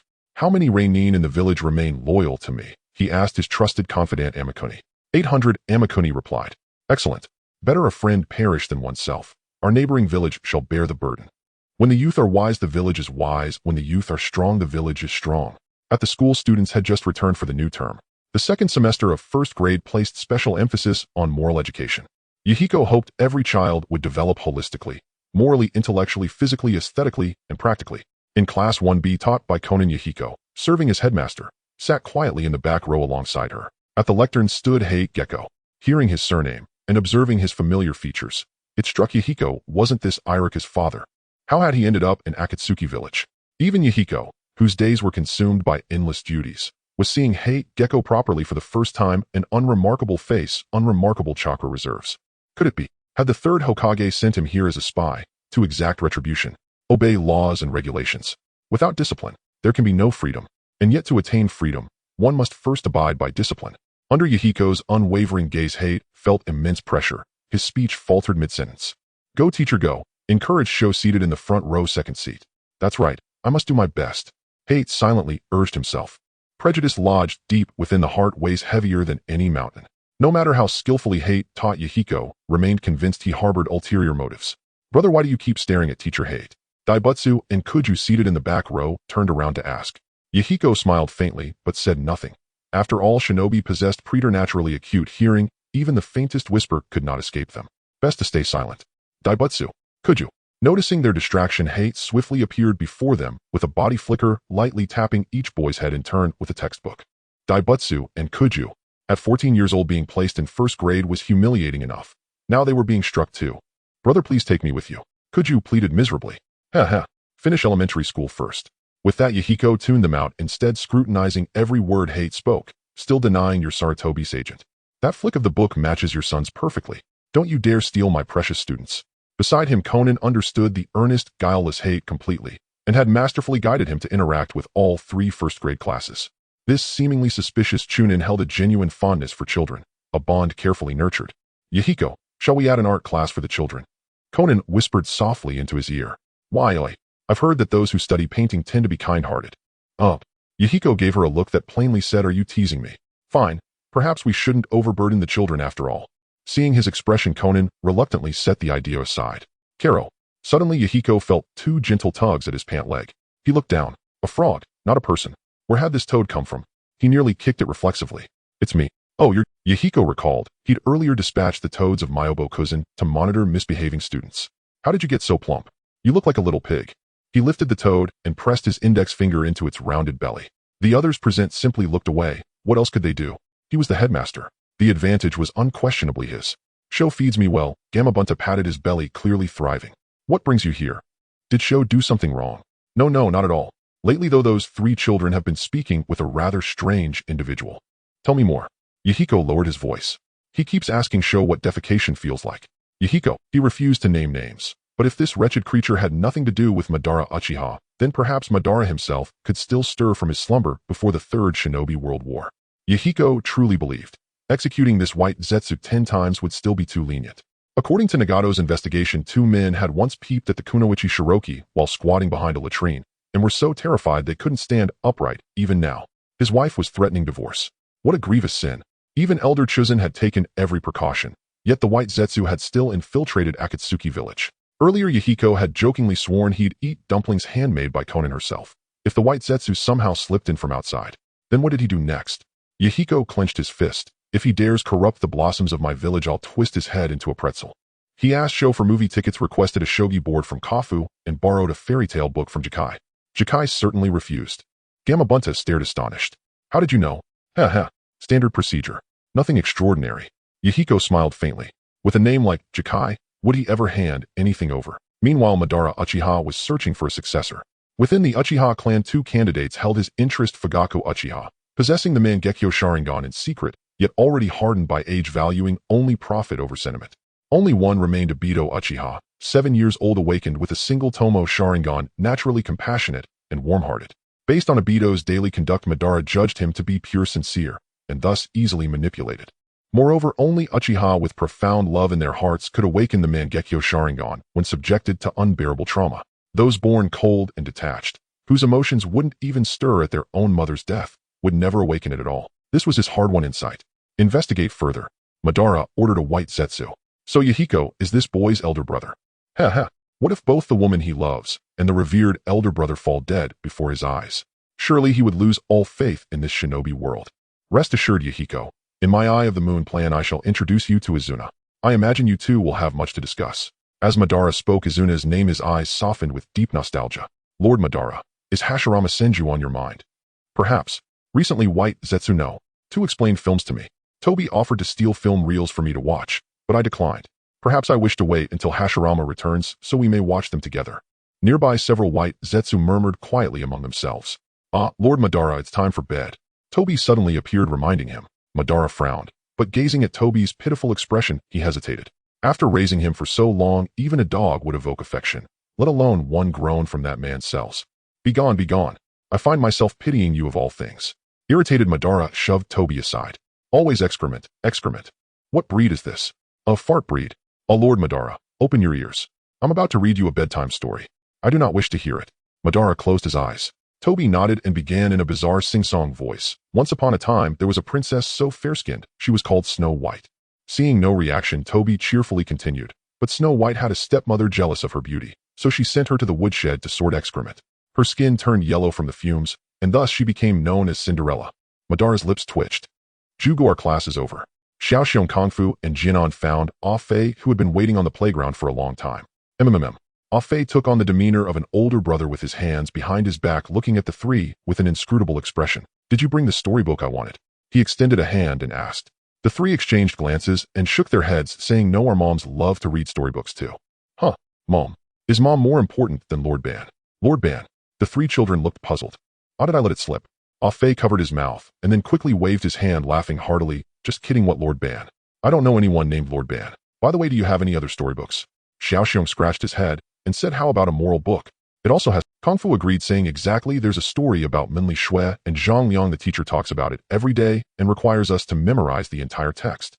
So annoying, why does the principal compile so many texts between students and teachers? Jinan said irritably, rubbing his hair. Hurry up and get it, Lord Ban is waiting for me to tell a story before he can sleep. Class was about to start, so the three hurriedly found the moral book before returning to class. Ah Fei cautiously glanced around, then used a technique to burrow into the ground. A small toad witnessed all of this. Did that strange man ask Xiaoxiong and the others for storybooks? In the office, Mihiko stroked his chin in contemplation. It seems Lord Ban is also unable to endure the loneliness. After all, it's been so long since Hashirama died. This is quite normal. Be careful not to be discovered. As long as Ah Fei doesn't harm the village, let him be. Lord Ban, are you asleep? Looking at Uchiha Ban, whose eyes were closed and motionless, Ah Fei asked. Ban was awakened and looked at him with confusion. I brought the storybook back. Can I tell you a bedtime story? Ah Fei said in a tone as if coaxing a child. Uchiha Ban nearly lost his composure. After all these years, the only ones who could make him lose his composure aside from those two brothers were you, the scorpion's feces. Don't you want to hear it, Lord Ban? Ah Fei said with a hint of grievance. Ban closed his eyes again. Yoshi, today I must make Lord Ban fall asleep. Ah Fei. You can do it. Ah Fei encouraged himself internally, sitting beside Uchiha Ban and opening the book. Zhang Liang's apprenticeship. Oh, by the way, this kid once planned to assassinate Qin Shi Huang when he was young. The story continued. Uchiha Ban thought for a moment. If it were him, he would have directly thrown that Huang Shi Gong into the river. Such a legacy, surely only those with the sincerity similar to that foolish Hashirama could attain it. In the story, there was also a supporting character he was very interested in. The Emperor of the Great Qin. The 6 kings fell, the 4 seas unified, unifying the Huaxia continent.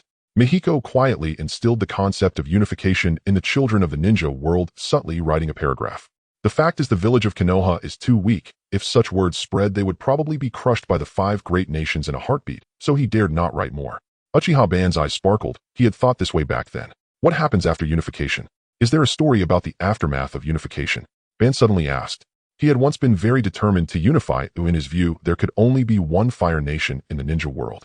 But Hashirama's thoughts were entirely opposite. Decisively, he made Ban feel uncertain, fearing that there were too many drawbacks to unification, and he no longer fantasized about unifying the ninja world. Ban suddenly spoke, startling Ah-Fei so much that he jumped up. Oh Lord Ban, let Ah-Fei see. Ah-Fei flipped through the book in his hands, finishing the entire book. It seems that there is only one story of this style, Lord Ban.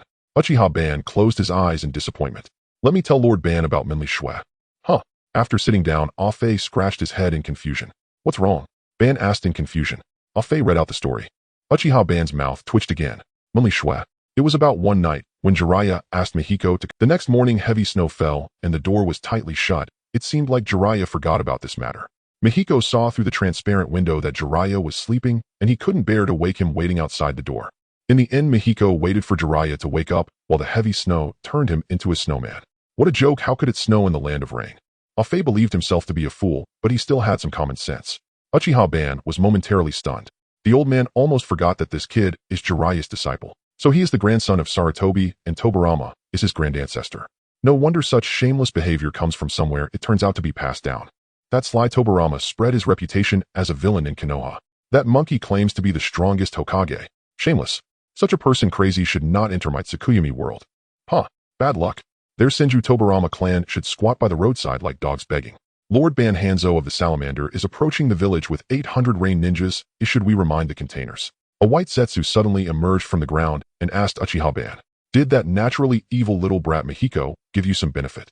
Uchiha Ban grasped the suddenly appearing white Zetsu by the neck, choking him. Lord Ban, please let go. Quickly let go. It was you who told white Zetsu no. 2. To remind the containers to run away if they encountered danger. Ah-Fei hurriedly reminded. You bastard. As long as I associate with that dead white-haired guy, I will lose my sanity. Ban released his grip. White Zetsu no. 2 was not dead, lying on the ground wanting to cry, but had no tears. Don't worry about them. If anything happens to the containers, come report to me. After saying that, Ban closed his eyes again. After not hearing Ah-Fei's voice for a long time, Uchiha Ban seemed to have an uncomfortable throat, coughing a couple of times. Cough, cough. Oh, Ah-Fei reacted. He forgot to continue telling Lord Ban the bedtime story. Days ago, Yuin village officially gathered its forces to declare war on Shiatsuan. The reason for the declaration. We are out of money. Today, Hanzo of the Salamander appeared suddenly with 800 men on a small bridge 30 miles away from Shaoin village. However, the other main protagonist, Shiatsuan, remained unaware of this. This was because Hanzo of the Salamander only informed the 5 great villages. The 5 great villages held no fondness for Shiatsuan and even helped to cover it up. If it weren't for an old lady stopping him, a certain boy who loved playing with puppets would have come to lend a hand. In the office of the village chief of Shiatsuan. Where did 800 ninjas come from? 800 ninjas. Yahiko looked at the Nara clan member from Konoha before him. It's absurd. As the village that was declared war upon, they only learned of the news when the enemy was about to invade. Even more absurd was that the one who informed him was Sarutobi Hiruzen. The 3rd Hokage said that the cinema and toy factory are too deep for you to handle. If you are willing to bring Shiatsuan and the shares into submission, Konoha can intervene to help. On the day of submission, you will be a jonin of Konoha. The Nara clan member continued.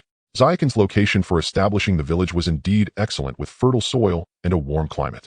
Sarutobi Hiruzen hadn't noticed it before, but now he found it quite tempting. Village head Yuin village has declared war on us without warning. At this moment, a lower-ranking ninja from the village rushed in, looking weary, as if he hadn't rested for several days. The Nara clan member displayed an expression of, I told you so, and this is troublesome. Yahiko's temples throbbed. If the lower-ranking ninjas had been able to gather intelligence on Hanzo in advance and warned him before the attack, he wouldn't even be a lower-ranking ninja. Surviving would be quite an accomplishment. He waved his hand, and the lower-ranking ninja withdrew. Yahiko, 11 years old, and already a jonin of Konoha, why don't you think it over again? Tell that old man Sarutobi. If he can spare the Hokage, he'll consider it, but if he can't, he should clean himself up and wait for me to find him. Clean your neck. Yahiko added, seeing the Nara clan member's strange expression. The 3rd Hokage is lending a hand because you are his disciple. He has a fondness for talent. It's a pity that despite my kind words you refuse to listen. You are bringing about your own destruction. It's truly troublesome. I won't take on such long missions again in the future. After the Nara clan member left, all the capable fighters of Shaoin village surged into the village chief's office. Everyone looked worried, but there was no fear. They eat from Shiatsuan, drink from Shiatsuan, and earn salaries higher than the village chiefs. If they were to be afraid at this moment, they couldn't forgive themselves. Having heard about pensions from Uzumaki, it was the first time he learned what that meant.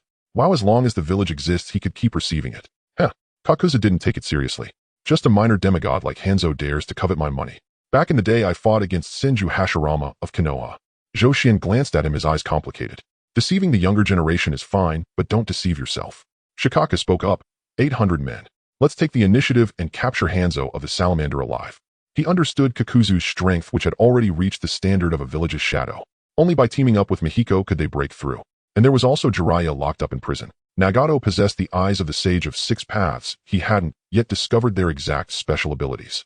Mihiko, despite his young age, could tell how well he wielded his sword techniques, both of them possessing the strength of elite jonin from Konoha. Although there weren't many ninjas in the village, they were not incapable of fighting. Upon hearing Shikaku's words, Mihiko felt a surge of excitement. 800 men. It was a miraculous number, but were those 800 on the enemy's side? We didn't even have 80 fighters ready for battle.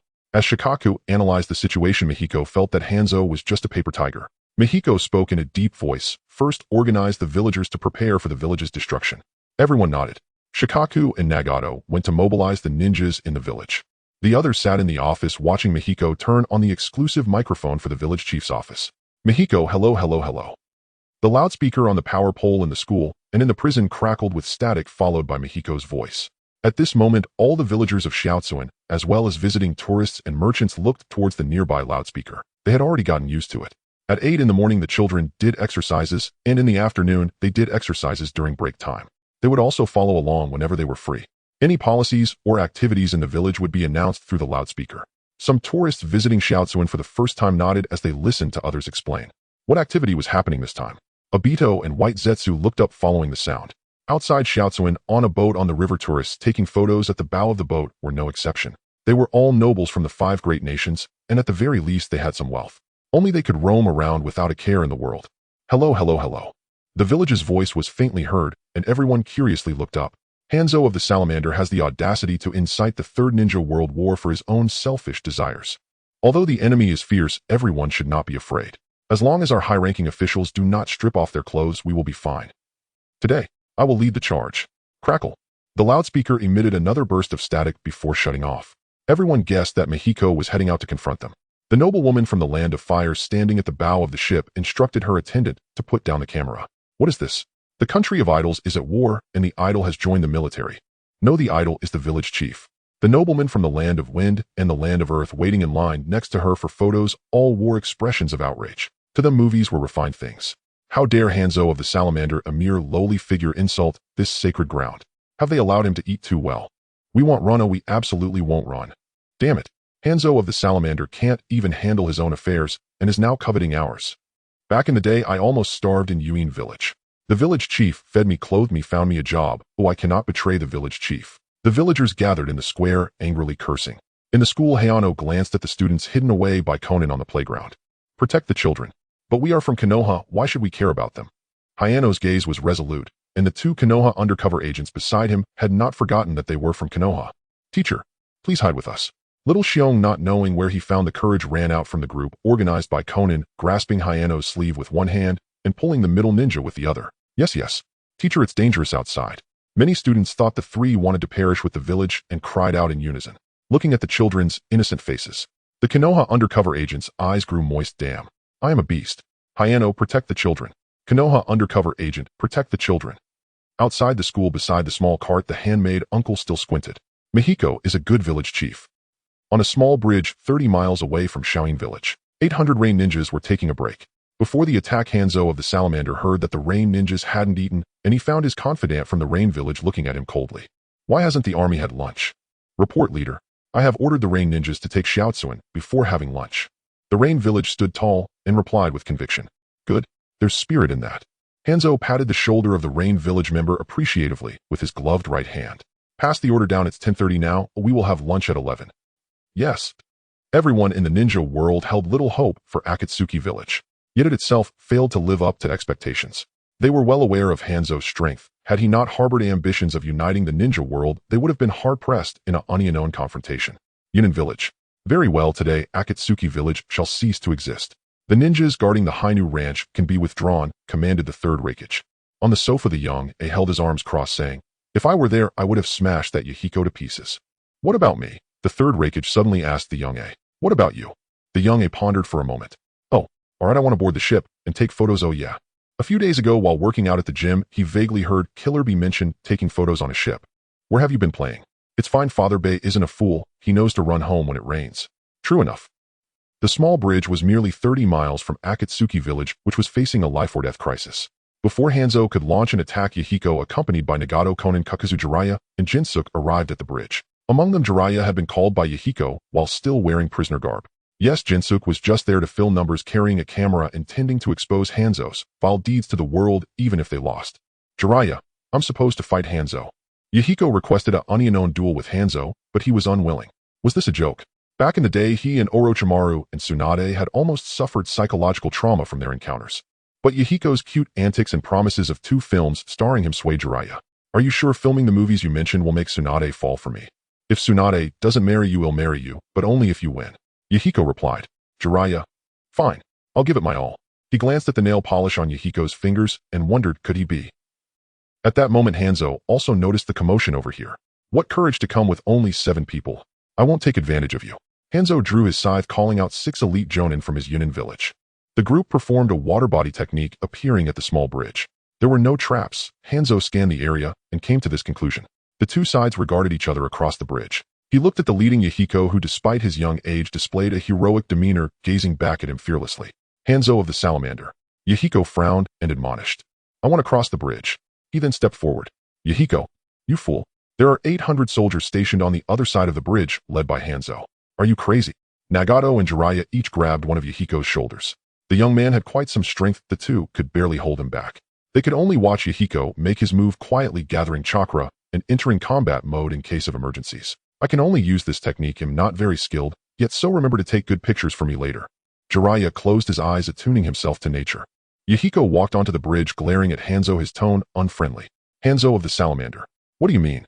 Did you come to celebrate the box office success of my Akatsuki village movie? Youngster, it's very rude to directly address me by name. Hanzo brushed aside his subordinate who tried to stop him and stood alone on the bridge facing Yahiko. Although Yahiko was a head shorter than Hanzo, he did not lack an imposing presence. Hanzo, I am speaking to you as the village leader of Akatsuki village. You want to provoke a war? We shall see. My Akatsuki village yearns for peace, yet we are never afraid of battle. Do you see the village behind me? Every person in there could splatter you with blood. You hail from the land of rain. This should not be the tone. And Hanzo looked at Yahiko somewhat perplexed. Where did Yahiko get the audacity to speak to him this way? After all, he had 800 men stationed nearby. As far as he knew, Akatsuki village didn't even have 80 ninjas, right?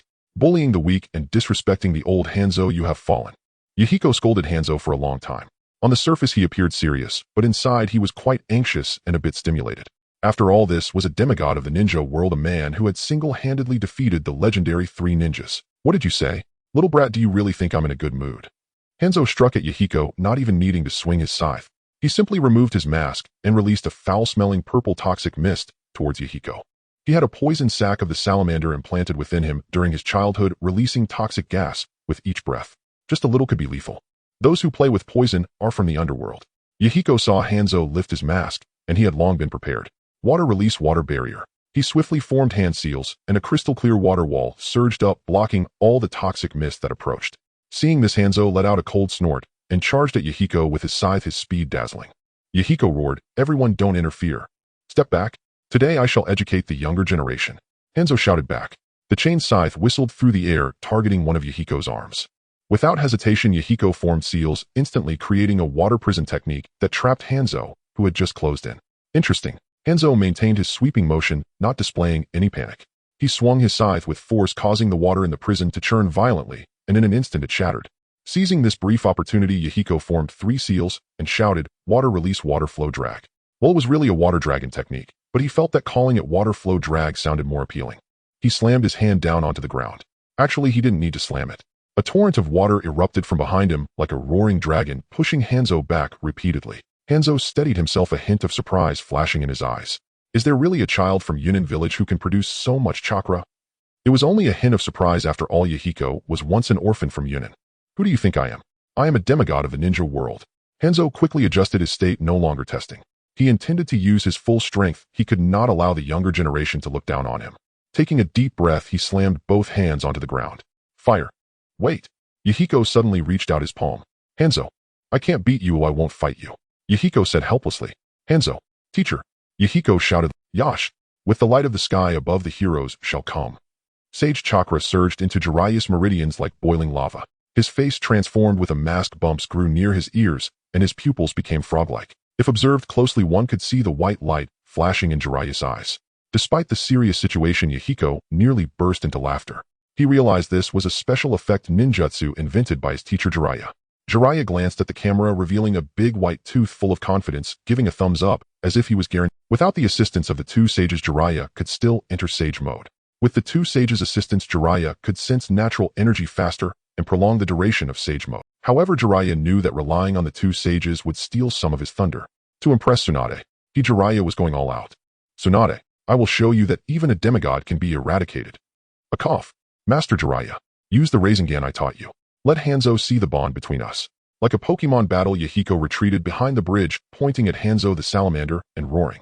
Jiraiya's expression darkened. He had never seen someone add drama to his own performance like this. He began to form a Rasengan. Take this. Jiraiya infused a bit of Senjutsu chakra into it. Hanzo stared at the familiar white-haired man and readied his scythe for battle. Although Hanzo's spirits were shattered, he still adhered to the principles of martial virtue and did not command his 800 ninjas to attack directly. Not far away, a white Zetsu was observing everything. He was broadcasting live. In the depths of the Akatsuki village, Uchiha Madara, with his wrinkled face, felt a bit of a headache. He had previously thought Yahiko was a good person, and when he planned to kill him, he felt a twinge of guilt. Now guilt. He wished he could personally go up and slap him with a hand fan. Water style? What the hell is this water style? Watching Yahiko skillfully use water style, Madara couldn't help but recall that dead white-haired guy. In the Tsukuyami world, he must tie the inherently evil libido and the young Yahiko at the entrance of the village as a landmark for Konoha. According to White Zetsu's perspective, at this moment Hanzo was starting to fall into a disadvantage. After all, he was not facing the Hanzo from 4 years ago, but the sage, Jiraiya. One of Jiraiya's Senjutsu Rasengan actually shattered Hanzo's scythe. At this moment, Madara couldn't help but sweat for Hanzo, wishing he could go and fight in his place. Come on, Hanzo. Eliminate the Senju Tobarama faction. Akatsuki's leader lay on the ground, hands on his face, his feet swinging as he observed Madara's reaction. Why was Madara shaking? Why did Madara clench his fists? After observing for about 3 minutes, he suddenly shouted excitedly. Well, the empty underground echoed with Uchiha Madara's cheers. At this moment, Jiraiya's sage mode ended, and he was kicked away by Hanzo, landing in the river. Cough, cough, cough, stop filming, stop filming. Jiraiya climbed up from the river, hastily waving his hands. What do you mean stop filming?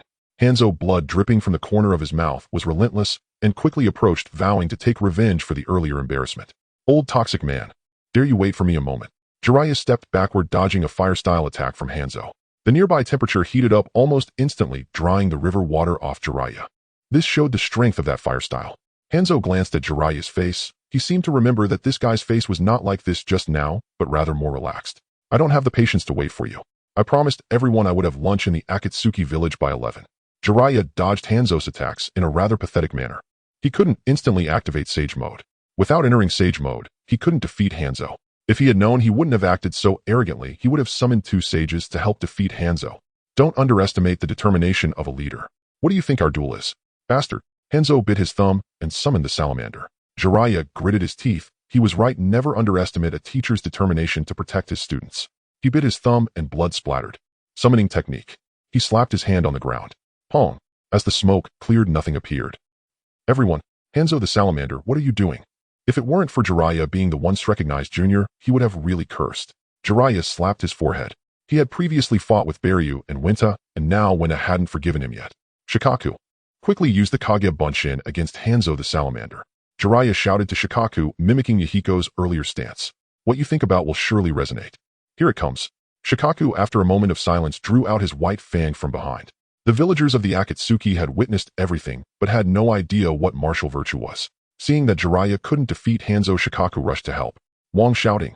Nagato took the initiative, extending his hand covered in pink nail polish. He frowned for a moment upon seeing this, then faced forward with palms out, drawing in the Rain Ninja, watching from the opposite bank.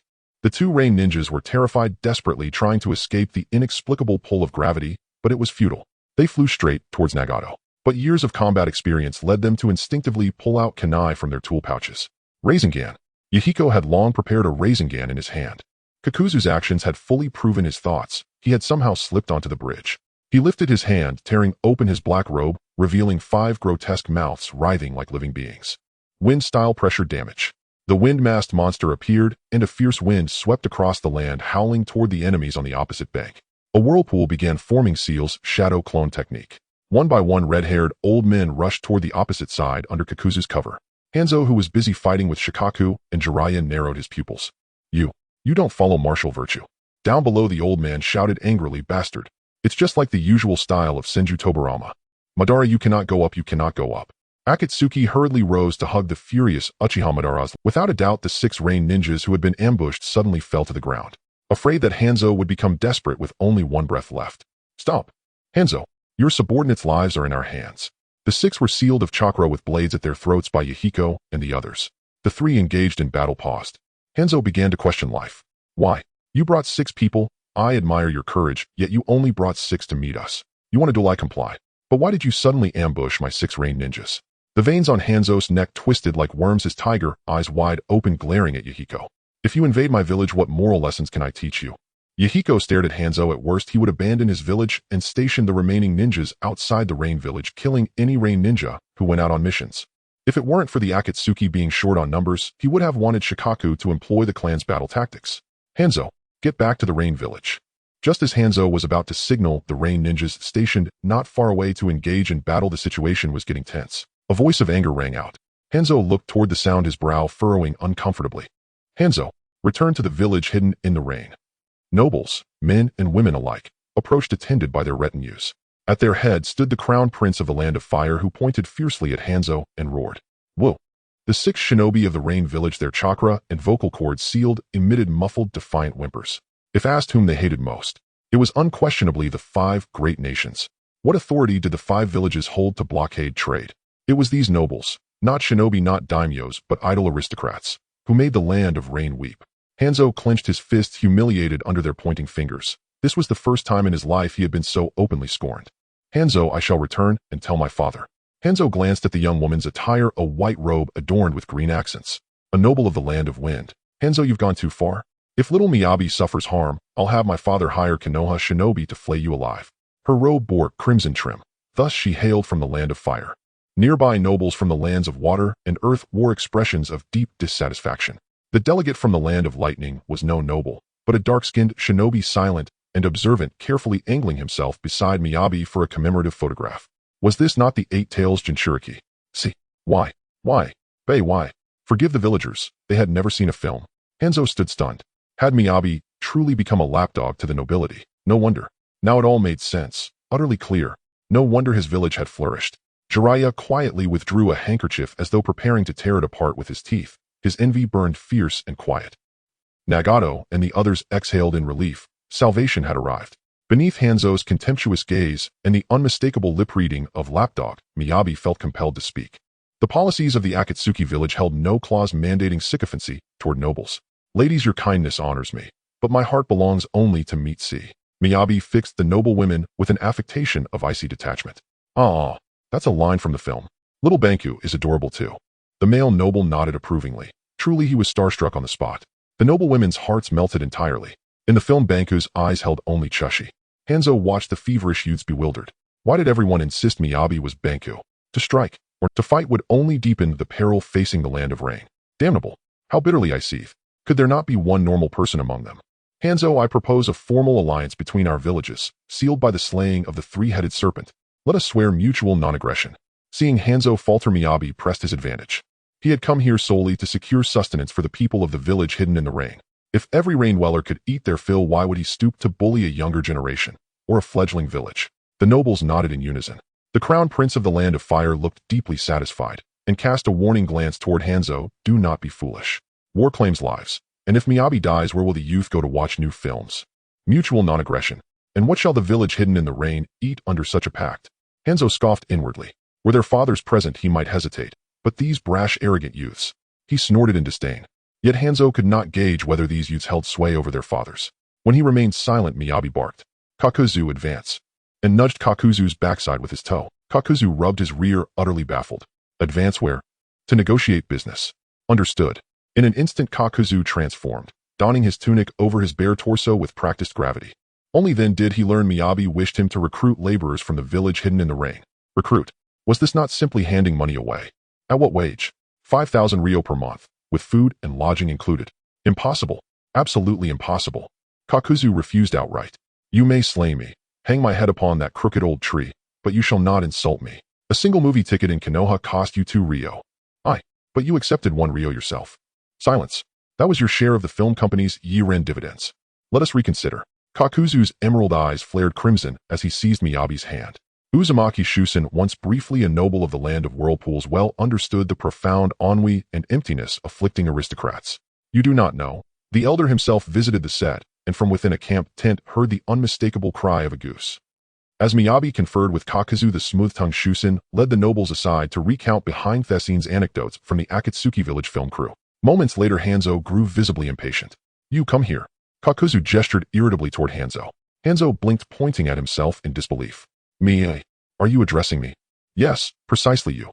In that instant, absurdity struck Hanzo like thunder. He sensed genuine mortal danger radiating from Kakuzu. Kakuzu steered Hanzo onto the bridge. There beneath the open sky, they bargained over alliance terms. What a 300 ryo per month, and only food, no lodging. Even the enslaved laborers of Ame-Gakure would not suffer such treatment. Feeling Hanzo's spittle land upon his cheek, Kakuzu calmly wiped it away. Negotiation required patience. But what exactly had Hanzo just heard? Kakuzu declared, lodging is permissible, but requires a deposit of 1,000 ryo plus 301 ryo monthly for cleaning fees. 10 minutes later. Let us fight. I refuse to sign such a humiliating sovereignty-surrendering treaty. Hanzo's roar, so furious it seemed he might tear Kakuzu limb from limb, echoed across the bridge. Miyabi's brow knotted tightly. Humiliating. Sovereignty-surrendering. How so? Was combat truly inevitable? Had Hanzo not come to the Akatsuki village precisely to secure bread for his people? Had he not instructed Kakuzu to cap wages at 3,000 ryo? 3,000 proved untenable. Just then Kakuzu glanced over, and Miyabi raised 5 fingers. Very well, 5,000 it was. Sigh. Another 10 minutes passed.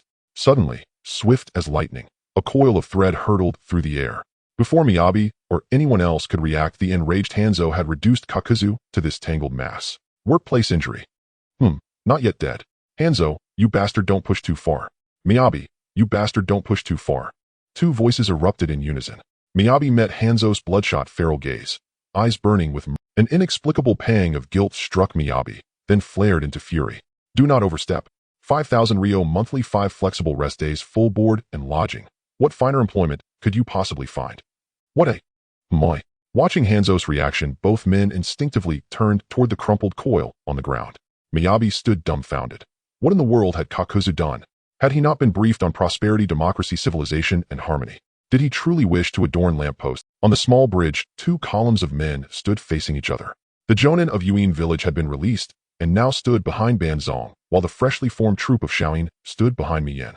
Yuan Jijia shouldered a camera and recorded everything. The footage destined for Shaoyin villages chronicles a lesson for posterity: fall behind, and you will be beaten. Truth that joked resides within the reach of a kunai. Miyan was shameless in the political sense of a politician has little dignity to lose and could endure any indignity.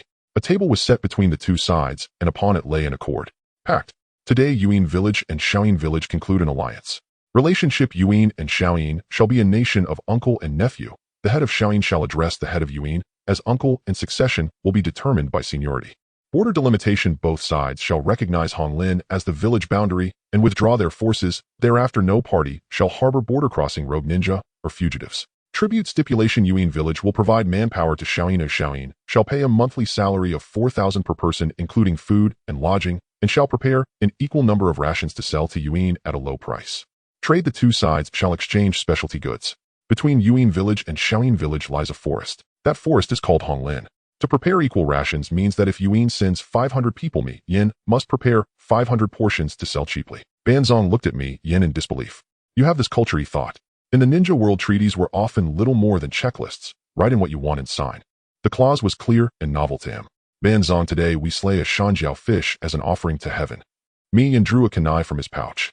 It did have the air of ceremony. Yuin village revered the shanjiao fish as a sacred spirit beast capable of communing with the gods. Slaying one and offering it to heaven made the gods witness the pact and ensure its observance. Very well. Banzong nodded and summoned a shanjiao fish. He drew a kunai. With a single stroke of their blades the fish fell and the pact was formally enacted. This pact would be called the Little Bridge Pact, the Oath of the Shanjiao Fish. A treaty signed after being driven from the village gates. A humiliation being made another's nephew. Humiliated, yet resolute, they found courage. Great nephew. Uncle Banzong. After the polite exchange, Banzong led 800 Yuan shinobi away and told me, Yin, to send men in a few days to collect the workers. The nobles dispersed. Yin regarded a bronze-skinned, muscular youth before him. Yo-yo, passing through shouting someone is asleep. The youth suddenly jabbed 2 forefingers upward. Stop. Yin put his left hand flat and tapped it with his right index finger. What is he saying? This is not nonsense, it is the melody in my mouth. You lack appreciation, all is without rhythm, oh yeah. Chi Bai continued to dance and chatter in rhythm. Yin felt a pounding headache and told Chongmin and the others to return first. He would follow shortly. He glanced at Chi Bai and said, this beat detonates my rhythm, my tongue burns, my mouth is on fire. There is a flavor to this. I must admit my rap could conquer Zioin's hip-hop scene. He rattled off the rap in one breath with striking clarity of diction. Chi Bai stared at me and dumbstruck. Enough. The little shrine in the izakaya, the pebble-strewn entryway. Chi Bai listened on his knees the whole time, hands clasping his head. Shaoyin has rap man. Chi Bai man. In Shaoyin village, Xiao Nin had already evacuated the elders and children. Half the village's ninja were guarding them. On the streets, young villagers produced sickles or hammers hidden in their sleeves. They would feign weakness. Should Yuan shinobi enter to plunder, they would strike in an instant. Furthermore, every household in Shaoyin had access to tunnels Yin had dug when building the village. The tunnels contained vents, traps, and latrines, serving concealment, daily life, and warfare alike. One could not deny that Yin's vision reached farther than most. Supposed by some butterfly effect, a fourth great war broke out. Ming's Wu fell, the Detong Mu invaded, and Bo Rin was defeated. Yin could lead his people underground and perhaps preserve a spark for the ninja world's revival. He marked this as an level plan, naming it the Human Ember Project, a secret only he kept. Ben had once had Baiju secretly assist in the work. Their fear was that some fool might dig into their homes. The day the tunnels were finished, Yin explained tunnel warfare to each of them. Use hidden tunnel mouths to ambush the enemy and exhaust their forces. The village head says 1,000 years is too long. Seize the day, we cannot fall. Do not be cowed by the enemy's bluster. Zioin's ninja took up kunai and shuriken and descended into the tunnels, ready to fight a guerrilla war should the village be breached. In darkness, faith shines the brightest. Once one has faith, fear of anything fades. Like the village emblem, the red dawn cloud, Shaoyin was red through and through, inside and out. I wonder how Yin fares. Before battle, the charms of the entertainment district meant nothing. Only Xiao Nin had stayed by Yin's side. Her eyes moistened as she looked back toward the little bridge. Not long after, Chongmin and the others returned. Xiao Nin scanned the crowd, but found no familiar face. Just then someone said, Yin used this kunai to cut the Shanjiao fish. Zilai Yi lifted the kunai, the high sun caught the bloodstain. Zhou Xian felt a pang. If only they had preserved both kunai as relics. Banzong struck it as well. At that instant, time seemed to freeze.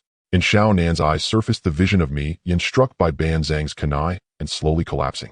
Fear and despair gripped her throat, stealing her voice. Memories of a hazy childhood rose, clouds drifting across a blue sky.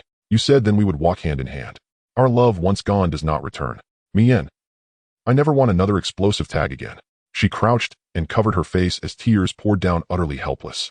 If I cannot protect Yin, what use are all these explosive tags? Yin is dead. Why have no heart left to debate right and wrong? I want explosive tags. I want 600 billion Yin is dead. Why have no heart left to debate right and wrong? I want explosive tags. I want 600 billion explosive tags. I will wipe Yuan village from the map. Chongmin and the others scratched their heads. What had happened? Had Xiao Nin misunderstood? Chi Bai shouted, yo. Yo. Yin sang, watch me. My finger relaxes, my gaze is like a dragon. 2 figures approached, dancing and singing as they moved. What did he hear? Don't want what anymore? Why is Xiao Nin crying? The Little Bridge Pact had barely been signed before news spread. The leaders of the 5 great villages were dumbfounded. What on earth happened? Yuan village had marched 800 to strike Xiaoyin, and Yin turned them away with 6 people. In the Hokage's office. Did Zilai Yi intervene? Yuan Fei Risen leaned back in his chair, studying the report. He did not know the pact's exact terms, but suspected much had been given up. Why not allocate those resources to him, the senior master? Would I as his teacher slight you? Phew. Yuan Fei Risen, an old chain smoker, lit his pipe and exhaled a long plume. He had watched the footage and finally understood why the Yuji Bo had awakened their eyes. Even this old man who had seen storms and tides nearly lost his breath. Damn those bull-headed brutes, he thought. What do we do about the Yuji Bo? Another awakening today. Accustomed to the pounding at his door, Yuan Fei Risen had come to expect it. Tuanzong had come again to press the Uchiha issue. The ninja world had been calm of late, and the Yuji Bo had claimed the honor. In the Tsuchikige's office, someone said, "That brat me, Yin called Banzong uncle, and Banzong called me Yin nephew." Musing. De Yimu suddenly floated in the air.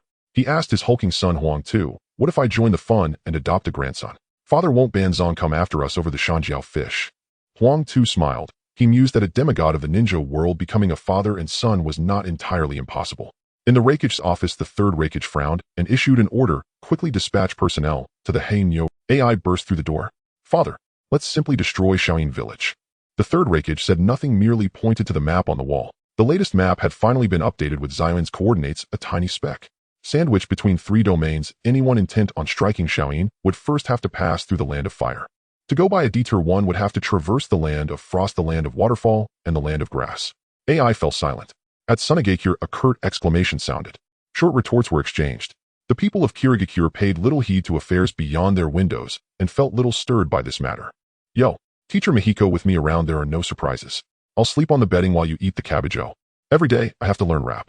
In the village chief's office, Karabi had prepared his bedding and was lying here. The little South who came to deliver food glanced at Karabi with pity and then gently pointed to his own head, hinting, "His intelligence isn't a problem. He knows to run home when it rains. Hell, just wait for his brother to pick him up. It's cabbage again, stir-fried with vermicelli. I had this in school in my past life, and now again. Just let me die."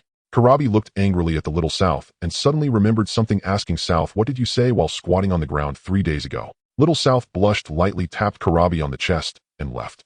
He was curious. He said to Karabi, who was silently practicing his rap, "It's time to eat." Little South prepared 2 portions. One, "Oh, I love cabbage. The cabbage stew is not bad." Karabi happily walked over to eat, without any complaints. Karabi rolled his eyes. If the fourth Rakige came and didn't pay for their meals, he would hammer the 2 brothers. Digging Karabi. This he had never thought of. That foolish boy was pampered by 2 rank beasts, making him the happiest among the Jinchuriki. Village chief. Bairu called to say the items are ready. Karabi put down his chopsticks and rushed towards the city entrance. Karabi looked at the food box that he had cleaned better than a dog licks, then glanced at Kirabi's half-eaten bowl. He decisively poured it into his own bowl and continued eating. While eating, Karabi discovered a script left on the table. The Tale of Konoha Village. "Let me use your body for a moment. Ew, I want to beat that Karabi up." Karabi communicated, "Yo, teacher, what did I do wrong to make you so angry? If you don't tell me, I won't help." "No. The signal source, I have already experimented with the warden. Infusing some chakra can last for 7 days. One can cover the entire village. The communication device you wanted, I named it the Big Brick." Bairu, with 2 black circles under his eyes, wearily handed the item to Karabi. A heavy black machine the size of a brick was placed in Kirabi's hands. "Thank you for your hard work, comrade." Karabi patted his shoulder, looking pleased. "It's no trouble." Bairu was almost about to cry. He was exhausted researching technology during the day and listening to Jiraiya snoring at night. Fortunately, Kakuzu left early, so he didn't have to hear him count money while he worked during the day. "Do you want to go out?" Karabi didn't know how to reward this great contributor, as he seemed to need nothing, so he tentatively asked. "I, a dark little bug, am not suited to stay in the sunlight. It's fine here seeking peace. If you have any thoughts, feel free." Bairu couldn't sleep without listening to Jiraiya's snoring now. He also didn't do animal experiments anymore, turning to the evil technique of transferring bloodline limits. He discovered something amusing, which Karabi told him. Saltpeter charcoal sulfur explosion.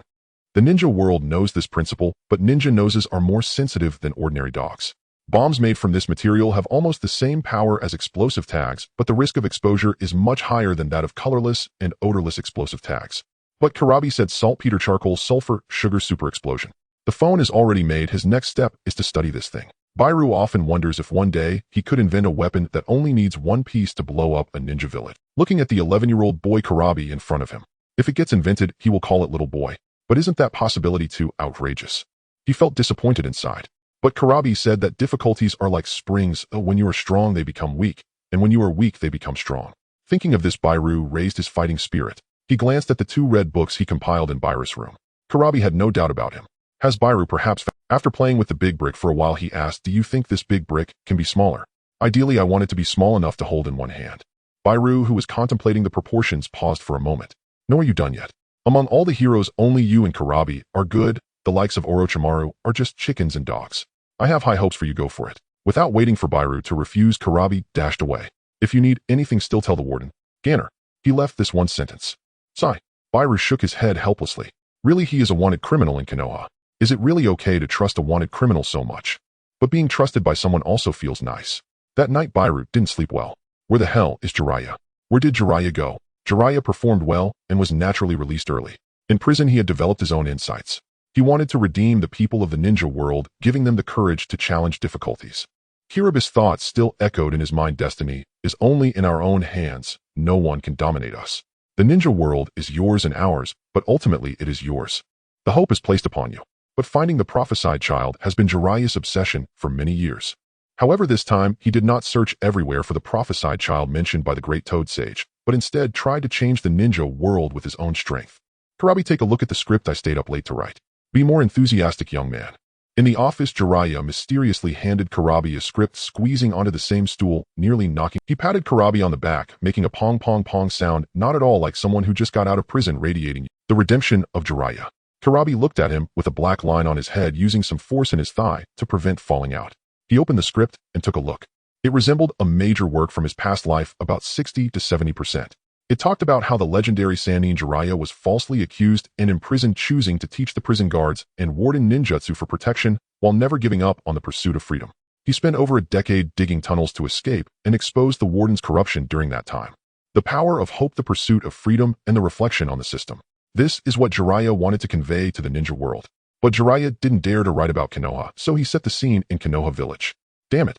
The warden is Kakashi Hitaki. How could Karabi let his trusted subordinate suffer injustice, even if it was a veiled reference? He is not a delicate Sarutobi Hiruzen who lets Danzo run amok without any interference. Karabi gave him a script he had long prepared for the gambling god. Jiraiya raised his eyebrows, scrutinizing Kiraba's face. Foolish Karabi, do you think I'm an idiot? This script has the potential to be popular, but does it have the depth of my script? But Tsunade likes it. This makes sense. Jiraiya was convinced he didn't particularly like gambling, but since Tsunade liked it, he organized the crew to shoot the movie. He wanted to become famous. This script Jiraiya did not take away how Karabi edited it. The redemption of Jiraiya x the redemption of Karabi. After the popularity of the Konoha village movie faded, after a few years Karabi would fund and direct it himself. The next day, Karabi allocated funds to add another assembly line construction site in Konoha village. Wishing the factory employees health and wealth, he named it Fukong Technology. With the establishment of Fukong Technology Factory, Karabi moved the most skilled employees in the village to it. They specialized in manufacturing big brick phones on the assembly line. Many were former prisoners who had served time in prison making toys. After their release, they transitioned seamlessly to contribute to the economy of the village. As soon as the big brick phone store opened, it immediately became popular in Konoha village, causing a shortage of supply. Holding the big brick to the ear would surely make people envious, and the first thing they would say is, "You have a big brick too." Tie the big brick with a rope and hang it on the waistband. It's a suitable decoration. Hey Nagato, guess who I am? Nagato can't guess. Although temporarily limited to calling within Konoha village, this was really convenient. The higher-ups in the village were already equipped. Tell Uncle Jen I want to eat fish. Having a phone is great. Before lunch, Karabi could just make a call to communicate. The village is trending with phones who I hope they won't explode. This big phone looks a bit scary, oh yeah. Karabi also got a phone, and his first thing to do was to call his big brother to report his safety. A big brother doesn't have a phone. Tell Little South I miss her. Karabi thought for a moment and made another call. On the other end, the elderly Hyane, who was preparing for class, answered the phone. Did Director Little South go to class? So you called me. Unbelievable. This is truly unbelievable. Do single dogs like us have no way out? What? You want to set up a stage and sing? I'm swamped. Several enterprises are waiting on me. I have to oversee bosses. Every minute brings in tens of thousands. Shanjie Banzang side was sending people to work, so Shaoyin Village naturally had to provide positions. As the head of Shaoyin Village's finance department, this task fell to Judu. This was precisely the confidence Judu had when he sparred with Mayan over the phone. He accomplished two things in a single day. It would be unreasonable for Mayan not to give him a raise or a share of the profits. First, when noble young ladies traveled and liked to touch up their makeup in the lavatory, he decisively established a luxury paid restroom 80 for a large cubicle 40 for a small one, staffed with attendants whose service was impeccable, almost to the point of wiping for the guests. Baruhu complained bitterly. He was supposed to be researching the ideal little boy for his dreams, yet in the dead of night Jiaodu dragged him awake to invent an automatic sensor flush toilet. Second, he remotely controlled Kung Fu Ba by phone and opened Fenghuang bookstores in the 5 great capitals. Peen's books could only be purchased at Fenghuang bookstores. Fenghuang bookstore allowed anyone to browse at will, and the shopkeeper's attitude, no one would be brusquely kicked out, struck a chord. The old established bookstores across the 5 countries suffered a brutal blow, and even Mayan, who had military backing, dared not slander them. Although Shaoyin Village had signed a pact with Yuin Village, Zioyan's current strength could still rank among the notable forces in the ninja world. But the final blow to the major bookstores was Jiadis gimmick purchase books above a certain amount and enter a lottery. The first prize was a signed edition of Peen's unreleased work Young Fei. Each Fenghuang bookstore had only one copy. Some tried to mimic Feng Huang's business model and clung to it desperately, others simply invested and joined Feng Huang. Kung Fu Ba was making his rounds at my village's Feng Huang bookstore that day, his face flushed with satisfaction. Many patrons outside the shop excitedly rattled the little prize jars. Familiar faces were easy to spot: Shanzhong Hai, Shiri Jinhong, 7-year-old Huibishu. There was also a Hanada family servant face set and slightly troubled between the brows. 7-year-old Huibishu was miserably hoisted aside by Shanzhong Hai and tossed out of the way. The crowd only dispersed when a certain person arrived. Lord Hokage. Kakashi, you're at the bookstore too. Yes. What are you buying? Peen's fairy tale collection for children. Outside my village's Feng Huang bookstore, Yuanfei Risen and Kakashi chanced upon one another. Oh, me too. Asuma's child loves reading. I'll buy it for Asuma, Yuanfei said. The two entered and first sought out the volume, with the cover titled Peen's Fairy Tales. They exchanged a smile by the shelf, a quiet assurance that neither had lied. In the next moment, their sharp eyes caught a book whose author's name was signed as Pan. A cover they'd never seen before. Could it be a new work? Kakashi hurriedly rose on tiptoe to reach for it, only to find his hand touch a wrinkled human hand. Yuanfei's swifter fingers closed on the book. Yuanfei's expression was complicated, one could not tell what he was thinking. Oh no, would this mean Shimu was determined never to return? Lord Hokage, well, when I go on missions my teammates like to read. I was curious about who Pain is. The explanation was a flimsy disguise. Kakashi blushed, as if he were a kettle of tea, talking far more than usual. No one under 16 may read this. Yuanfei drew the book away. There were several other copies, but he could not bear to watch the village's budding genius descend into corruption. He watched Kakashi pay Kung Fu Ba at the counter with his own eyes before leaving. The two stepped out, and not daring to mention the lottery, collided head-on with Dato. Suspicion tainted their perceptions. Yuanfei and Kakashi looked at him with doubtful eyes. Yuanfei gently asked, Dato, what are you doing at the bookstore? Buying books, Dato replied flatly. What book? Kakashi pressed. Peen's Fairy Tales. My big brother wrote them, Dato said, first impatient then proud. No entry. Those with impure minds found everything corrupt. Yuanfei and Kakashi held Dato back, refusing to let him into the bookstore. Dato was dragged away bewildered. Kung Fu Ba must have been fuming. Did he not care for the sickly? On the road, Yuanfei curiously opened the book while Kakashi put on a tortured air of indifference. Dato remained bewildered. 3,000 liang per copy, my family. On the first page, this book was Jayada's autobiography written personally by Shaoyin Village's finance minister. What the hell? A pirated edition. Ban sir, if you dial these numbers you can speak to someone at a distance. Outside the big brick phone shop, a Fei, wearing a tiger skin mask, gazed longingly at the mobile phones in the display. Oh, he could not afford one. How dull, he muttered. Hearing Ban's longing, a Fei resolved he would get one for Ban as well. If others had such things, Ban would have one. He first sought out Xiao Xiong and the others. What? Juij, you want a phone? The principal said kids can't have. That's right. My father has a friend who works at the big brick shop. To top up, you'll need a real name account. Don't look at me, go rob a phone. My mother will beat me if she finds out. A Fei watched his 3 underlings walk away and stamped his foot. Times had changed, even underlings dared to talk back. You can do it, a Fei, he told himself, clenching his fist for courage. He searched the inner third ring for work. You idiot. You scared off my customers. This is a little white rabbit milk candy shop, not a toilet. There is no poop. The candy shop owner shoved a Fei out directly. You damn brat. Get over here. A customer is squatting in the stall. Who allowed you to stand there and watch? Privacy. A recently opened Jiru luxury paid restroom for wealthy travelers. The head cleaner, broom in hand, chased a Fei across the street. Mayan, having been slighted by Jiaodu, felt stung. Jiaodu, you will regret this. A Fei job hunting across the town was also spotted by Mayan. Could it be that Ban lacked funds and sent a Fei to find work? Arrange it. Mayan had people erect a thatch hut beside the village chief's office with a banner that read Gambling God Audition Troupe. There were 4 interviewers, 3 were Mayan's people. They were under strict orders. If any weirdo who liked poop came to audition, they must be passed. Mayan thought he might as well pass a Fei off to Zilai to puzzle him. Many villagers who fancied themselves actors volunteered to be extras when Shaoyin Village's troupe exploded in popularity. A Fei was at a nursing home. He planned to audition to be a caregiver, but it seemed the nursing home staff had all gone auditioning to be extras. He ran out, shading his eyes with one palm, peering into the not-distant horizon. I'm going to sleep. Amuse yourself and don't expose yourself, Ban's voice echoed in his mind. Ban closed his eyes and drifted into dreams to seek that man. Ban, do you want poop? A Fei whispered. Seeing Ban apparently asleep, he joined the line for audition. The queue stretched far beyond sight. You here to audition too? The man ahead asked, eyeing off Fei's odd behavior. How is that not allowed? The man's mouth tightened. It's not that, but at least take off the mask. He kindly indicated the tiger mask a Fei wore. No way. A Fei crossed his arms in an X and refused. Suit yourself, the man said and returned. The line ahead slowly dwindled. After a long time, as the sun began to set, it finally came down to the 2 of them. Now it was Ah Fei's turn. Inside the thatch hut, Zilai presided over 4 interviewers at the table. They had spent the entire morning interviewing and had not even had a sip of water. Zilai would play the gambling god. The cast was nearly complete. Only the second male lead Shindeizai was missing. The other 3 interviewers were rather strict. Excellent. Without this, how could I rise to fame and win Gang's house admiration? Next, Zilai called. Greetings, judges. My name is Ashun. This was the man who had been before Afei, a little hooligan at first glance, but quick-witted. Oh, when facing the judges, he was brave and unflinching. This fellow was born for the second male lead. Zilai clapped involuntarily. The 3 interviewers cleared their throats. We should still audition him. Further appearance alone is not enough. Indeed, Zilai had Ashun perform a scene from a film, occasionally adding lines himself. Ashun answered every cue perfectly. Good. He's the one. I'm very pleased with this kid, Zilai said, giving a hearty thumbs up. His day spent auditioning had not been in vain. Ashun was moved, trembling with restrained excitement. Will I have the chance to act opposite Mayans' teacher? A peculiar voice called from outside the hut in a playful cadence. Zilai was about to decline when the 3 interviewers recalling Mayans' instructions spoke in unison. Let him in. Give the young man a chance, one of them explained to Zilai. Zilai's attention was locked on Ashun. He pondered how best to train him to shine even more brightly. Hello everyone.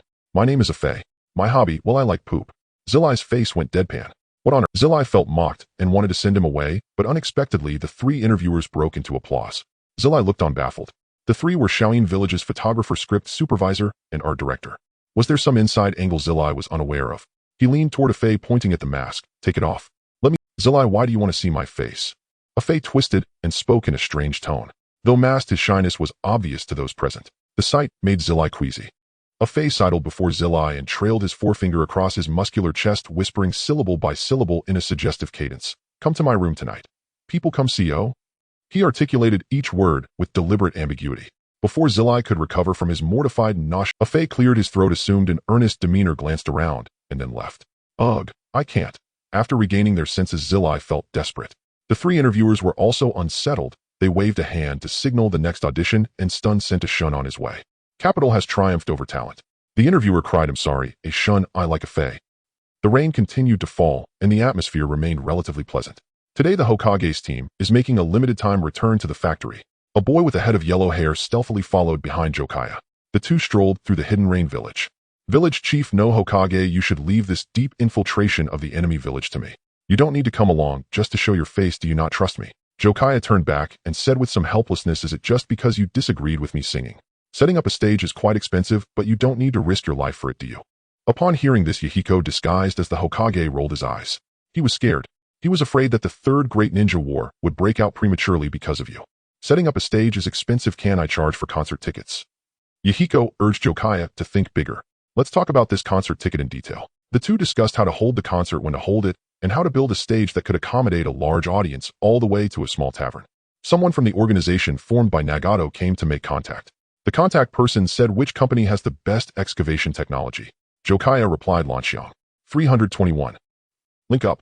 Oh, you just need to come here and... Jokaya wrapped the package as a gift, and the next command of the organization was sent out. Why bring a gift? The contact person smiled and nodded, accepting the gift. Yahiko, following behind Jokaya, exuded a bright light in his eyes, thinking that Nagato was suitable for intelligence work. Hanzo has not caused any trouble among his employees. They are all villagers of the Hidden Rain who can't survive. The tavern was particularly busy. After all, the entire Hidden Rain village was out of food, and this was the only place selling alcohol. After the contact person finished speaking, he went to serve the customers. Boss, hurry up. Coming. Yahiko scanned the area. Business was good with neatly arranged drinks on the counter. Wait. The name Baokoin kept surfacing in Yahiko's mind. The Hidden Rain was out of food.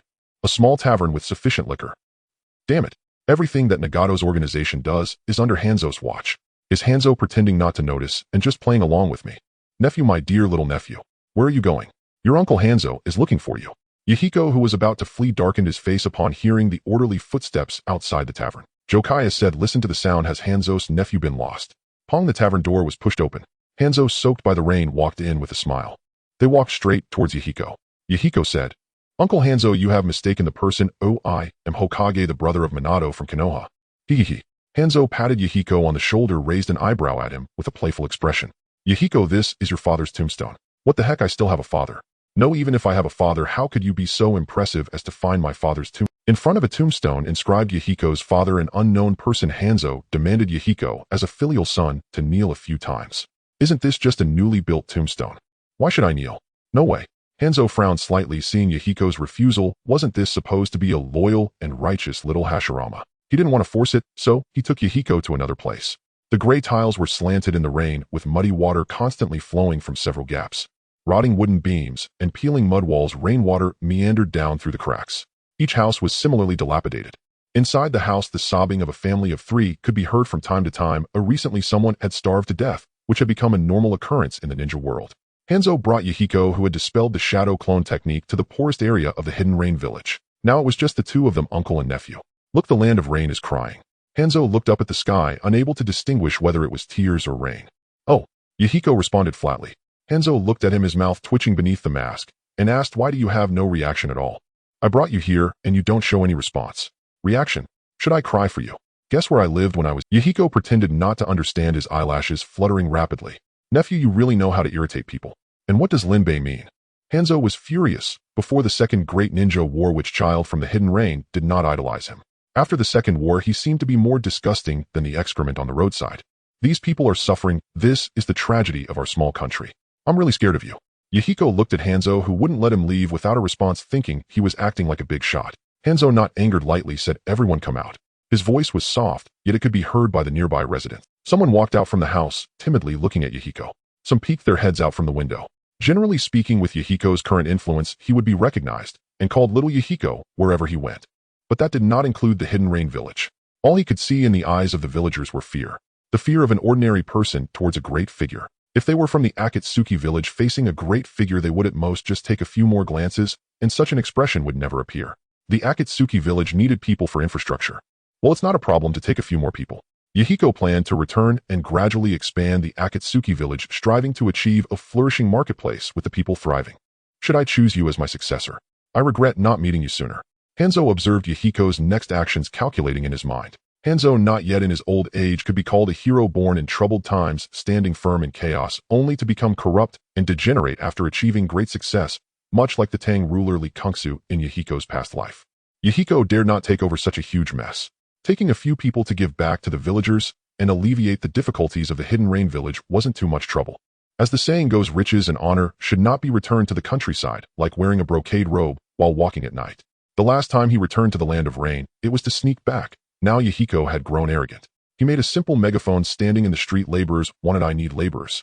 Our Akatsuki village offers great benefits. Really good. The benefits of the Akatsuki village are amazing. Really amazing. Those with strength can help build our homeland. Those who are crafty can enter Fukong and create technology. No one is going to blame you. My family's pond has 10 lotus flowers and 9 are missing.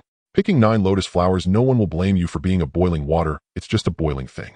Everyone can rest assured. Through the window, some people stared blankly at the imposing Yahiko on the street. Just providing food and housing could help them escape the damp environment. They were already very excited, and there was even a promise of 3,000 silvertails in wages. Unlike the agreement with Hanzo, these people were recruited by Yahiko himself and did not require him to provide the same amount of grain as Hanzo. But they were not at ease. Perhaps it was a scam. Daddy, I'm hungry. A bony little girl weakly tugged at her father's hand, which was as a father he hesitated. Could such a good thing really happen to him? Many shared the same thoughts as their fathers. They wouldn't want to sell our kidneys, would they? They had heard that nobles often sought medical ninjas to exchange for new kidneys. The people of the hidden rain were caught in a dilemma, watching and waiting. Villagers am late to return. Seeing this, Yahiko dropped the small megaphone and unexpectedly began to cry. Whoa, I'm sorry for you. Why didn't anyone come to tell me that the villagers are living in such dire straits? A wave of bitterness surged in his chest, and he pounded his fists against his chest with a pong-pong sound. By the end of his crying, Yahiko actually fainted from guilt. Hanzo had wanted to extort a sum from Yahiko, but now he didn't dare. His reputation in the village was getting worse by the day. This Yahiko was quite shameless. His heart was quite dark. So this is how the little Hashirama came to be. How could such a person emerge from the hidden rain village? I regret it. However, when it comes to having a dark heart, Hanzo is not to be underestimated. With a demeanor resembling that of a respectful uncle, he personally squats down to carry Yahiko on his back. Hanzo took a stroll around the rain-hidden village. Everyone was aware of this news. Yahiko had fainted from crying for his fellow villagers, yet the leader remained unchanged just as before. However, Hanzo is a suspicious person, otherwise he wouldn't have been fooled by Danzo later joining forces with the Root to eliminate the Akatsuki organization that sought to change the rain-hidden village. Could this stump Yahiko? Of course not. Hanzo returned to his little loft and announced that today Yahiko could do whatever he wanted, but he ordered people to quietly keep an eye on his movements. Yahiko went alone to a small riverbank without Kakuzu. Upon seeing someone, his eyes suddenly lit up. Auntie, moi, do you know me? A grandmother who was washing clothes was taken aback and looked curiously at the little boy with orange. Of course I am Yahiko. The grandmother thought for a moment and shook her head saying, I don't know you. Yahiko smiled faintly. Auntie, have you forgotten? That year I fished by this river with Nagato, and we were so hungry we nearly fainted. You made us some rice balls to eat. I said I would come back to repay you after I became successful. The last time I came you weren't here. Yahiko fell into memories looking tenderly at the old woman. The grandmother smiled and said, Oh, I've fed many children. It's not about expecting repayment from you. In this world, if one less person dies of hunger, that's good enough. Yahiko will repay kindness. Auntie, please take this small token of appreciation. Yahiko took out a sealed scroll from his pocket. I can't accept such a precious item. The sealed scroll is a valuable item only used by ninjas. She was afraid to accept it. Auntie, take it, Yahiko insisted, placing the scroll in the grandmother's hands. All right, once you accept it, you can't return it. Yahiko followed the grandmother home, and under the curious gaze of everyone, he opened the sealed scroll. Inside was the ninja world's currency, 1,000 taels of gold, and a large quantity of meat, eggs, and dairy. This Annie is under my protection. Anyone who disagrees can find my uncle to reason with. Yahiko declared loudly in front of everyone. Child, that's not right. I only gave you a few rice balls back then. The grandmother was directly shocked. Who is your uncle? This is Yahiko. His uncle is Lord Hanzo. Cough, cough. Lord Leader. Excuse me. A meal worth 1,000 gold. Wasn't it me who helped Yahiko by the river back then? If you were afraid, you would have probably pushed Yahiko into the river right away. Everyone's faces showed envy, and those with ill intentions immediately withdrew their inappropriate thoughts upon hearing that Yahiko was related to the leader. The rain-hidden village had the salamander observing their every word and action. Yahiko even suspected that Nagato's rain tiger art, which merges chakra into rainwater for surveillance, was inspired by this. Yahiko has returned. Among the crowd, a fishmonger was both surprised and angry. Back then, Yahiko had stolen fish from him and was caught red-handed. He had personally beaten Yahiko half to death. It wasn't until a blue-haired girl came crying, pulling out crumpled coins from her pocket, that he let Yahiko go, allowing the girl to take him away. Thus, he had a deep impression of this incident. It's over. He said he would repay kindness. Wouldn't he also repay grudges? No way. I have to run. When he returned to his fish shop, Honey, we need to go hide. That Yahiko has returned. Before he could reach the door, he saw a boy with orange hair facing away from him, inspecting his shop. No business today, hurry up. Before he could finish, the little boy turned around at the sound, revealing a handsome face that nearly made the fishmonger explode just from a glance. How could he have arrived at the shop faster than me?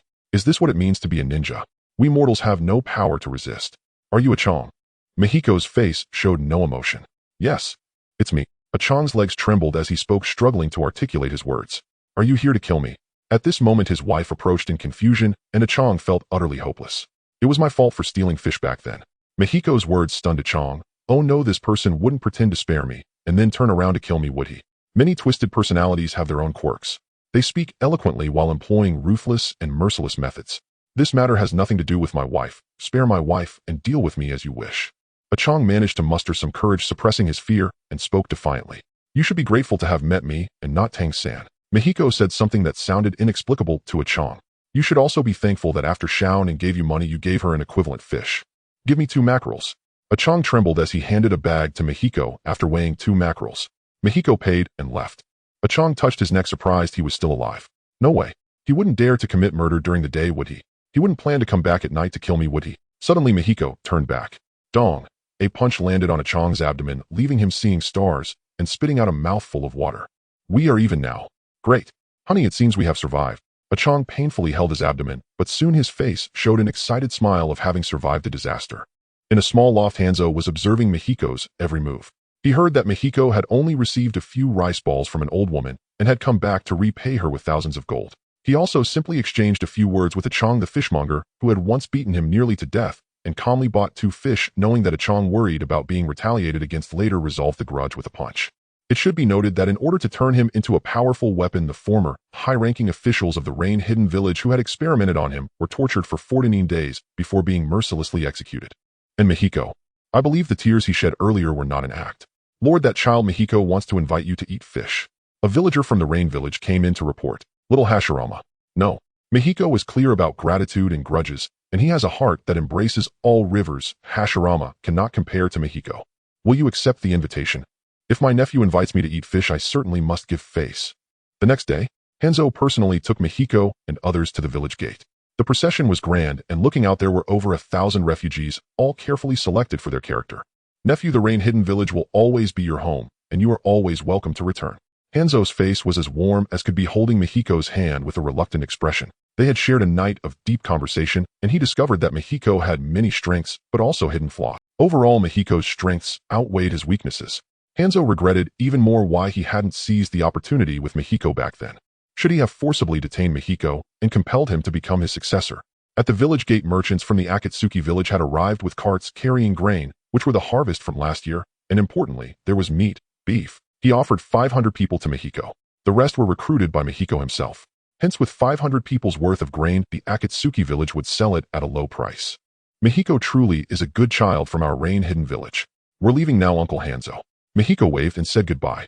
By the time Hanzo regained his resolve, Mihiko had already walked far away with Kakuzu and others. It's all my fault.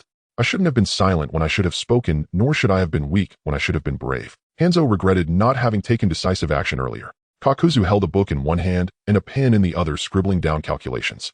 Out of boredom, he checked the accounts of the Akatsuki village and found many plans with the words Mihiko Review scrawled across each page. He couldn't settle down, and after examining for a while, he finally discerned from the gaps in the writing that the entire account read, Eat people. Today, the Akatsuki village's expenses had increased by over 1,000 people, and Mihiko, spending extravagantly. A few rice balls cost 1,000 taels of gold.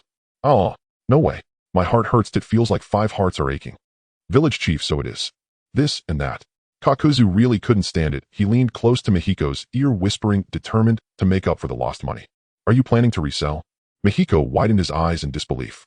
Reselling grain from the 5 great nations to the rain-hidden village. If discovered, our Akatsuki village might not even be able to sell power banks in the future.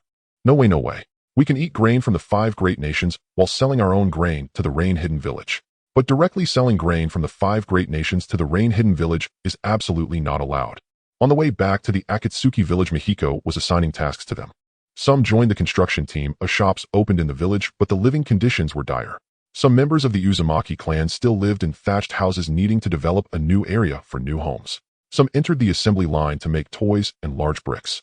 Children just continue to study. Akatsuki village is in need of revitalization. As long as we use our brains, respond to the village's calls, and adhere to the village chief's policies, getting rich is not difficult. Mihiko reassured the anxious crowd of over 1,000. For example, Yamanaka Ino, a lower ninja, began to take on contracts for construction. Many orders for constructing commercial streets in the village were taken by him. With Mihiko's comfort and his clear stance on gratitude and grudges, coupled with the impression left by his return, their hearts were naturally more relaxed. However, the black man behind Mihiko wearing a mask made them anxious. They were afraid. Why did their gazes seem like they wanted to eat them? At the eastern edge of the village, Mihiko decided to use a piece of land to build employee dormitories. The population of the village increased, but the housing was insufficient. At the entrance of the Akatsuki village, a classic welcoming ceremony was taking place. Akatsuki village welcomes you. We will pave the way for you. Yuzo and the Uzumaki clan's elder led the children in singing the Akatsuki village welcome song. Would you like some candy? It's delicious. After the children finished singing, Yuzo continued to distribute candy as a representative. However, today's process was more elaborate than before. Come and have a bowl of noodles to warm your stomach. With squinty eyes, the big uncle pushed a cart to the village entrance to serve noodles. Hatake Tsukumo and Kakuzu also participated in the welcoming ceremony for the first time. Take a few photos to show Kakashi your father is very happy here. Hatake Tsukumo held an old-fashioned camera to capture this moment. Kakuzu felt a bit of a headache. Wouldn't it be better to teach them work with this time? The people of Akatsuki village have good hearts. Yes, Mihiko, the village chief, is a loyal and kind person. Tourists and merchants visiting the village paused in their steps. They walked all over the ninja world, and there were few willing to do this for refugees, if not none at all.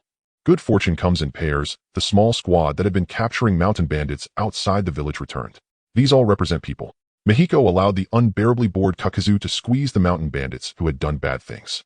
Kakuzu was happy. Tsukumo managed to capture a photo of Kakuzu with smiling eyes. However, after putting down the camera, Hatake Tsukumo looked somewhat silent at the members of the small squad reporting in. Did he see wrong? How come 3 of them were his former subordinates in Konoha? Reizo, Kiyakawa, Yukizai. The 3 fell silent on this. The 3rd Hokage called them, so they came. They were unaware of Hatake Tsukumo's departure from Konoha. They had been out suppressing mountain bandits for months and hadn't returned for the new year. Now upon returning, their former superior became their superior again. Similarly, in Konoha, a group of orphans affected by the Second Great Ninja War was taken in today. Old man, I can see the longing for power in your eyes. Your heart holds darkness. Come with me later. You? Well, your darkness is still lacking a bit, but in the future, I can still give you a chance to perform well. In the orphanage, Danzo personally came to select children. He observed the children in front of him taking away those with ninja aptitude, while leaving those without to fend for themselves. He took away 2 or 3 children who could extract chakra. When it comes to reaping the benefits from Konoha Danzo, is the best at it. The children taken away would naturally be raised in a nurturing manner. A blonde woman with round glasses following behind him looked somewhat worried. Walking which you are not satisfied with me. I have none. Yakushi Nono lowered her head, not daring to meet Danzo's probing gaze. You cannot extinguish your kind heart. This was Danzo's evaluation of Nono. Recently Danzo was engaging with the Uchiha clan and did not require Nono's espionage talents. Coincidentally, this woman liked children. He wondered if she could find a few geniuses for him. Danzo tapped his cane on the ground, his voice low. I am very disappointed in you. You don't need to go to the hospital and the route anymore. Nono's cold sweat dripped down her temples. Was she no longer of any use? Those who have no value in the route only have one fate. Looking at Nono's fearful gaze, Danzo felt quite pleased. Well, you have done quite a bit for me. I will entrust you with this orphanage to manage. What? Nono's eyes revealed hidden joy. However, upon glancing at the emaciated children, she suddenly felt a heavy burden. I will definitely live up to Lord Danzo's expectations. She replied firmly. Spring had returned, the season of renewal. Time for plowing and sowing. Food was the foundation of life, and Yahiko held farming in the highest regard, leading every available shinobi from Akatsuki village into the fields. The paddy fields exhaled the rich, earthy fragrance of damp soil. With a bundle of tender rice seedlings cradled in his left hand, Yahiko's right moved in a blur, each slender green shoot sinking deftly into the waterlogged earth. He was the nation's foremost rice planter. Crouched low, he edged backward with unwavering focus, planting each clump with precision. Beside him, his shadow clones worked in unison, 6 hands moving as one, yet none matched his singular grace and speed. To Yahiko's left, Nagato planted rice in his own paddy, the nation's second greatest planter. To his right, Konan tended her plot, the undisputed third. The 4th and 5th rank planters also labored diligently across adjacent fields. Genosuke held his camera aloft, capturing every moment. Even the legendary footage of Yahiko and Jiraiya's duel against Hanzo at the bridge of Satori remained carefully preserved. Had Yahiko not chosen humility, that very footage would have spread like wildfire, securing his fame across the 5 great nations. Jiraiya, however, resolved to edit it himself, intending to place it as a post-credit scene in the film, exclusively for Tsunade's eyes. Hiriko had recently assembled a photocopier by hand, making a newspaper venture entirely feasible. Hiriko must now invent a rice planter and fertilizer spreader. Yahiko's face glowed ruddy under the sun as he drank deeply from his water skin. At dusk, streaked with mud from head to toe, he returned to the village chief's office. Waiting for him was Killer B, who had yet to depart. Yo, you wouldn't believe it. Roguemean reports came and they were so arrogant I dropped them with one punch. 2 fallen shinobi lay sprawled on the floor, their forehead protectors marked with the slashed insignia of Kusagakure. They bore the unmistakable signs of B's overwhelming dominance. What's this? Yahiko knelt, gazing down at their bruised and swollen faces. The two exchanged puzzled glances. How could the leader of Akatsuki village look so much like a farmer's son? Lord Village Chief, we've come to pledge our allegiance to you. One, a man with naturally green hair, burst into tears. Yes, Kusamang is a monster, a vile, despicable beast. The other, gaunt as a monkey and radiating wounded indignation, looked uncannily like Elder Chuso when he'd first sought refuge. According to their account, Kusamang followed a grim custom. Before besieging a territory, he offered surrender, but any who refused faced annihilation once the gates fell. Their former commander had been executed. They had barely escaped with their lives. Both were elite jonin from Kusagakure. Hoping to be recognized, and perhaps even appointed to leadership, they challenged Killer B, directly mistaking his easygoing demeanor for weakness. Sigh. 2 foolish lads.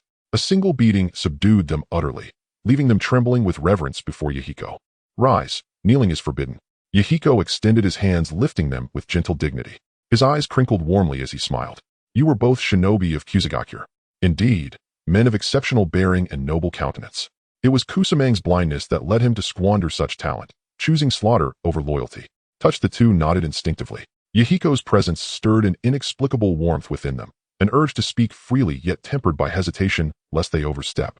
Did you have many comrades among the shinobi? They nodded again, then faltered. Most have fallen. Few, if no matter.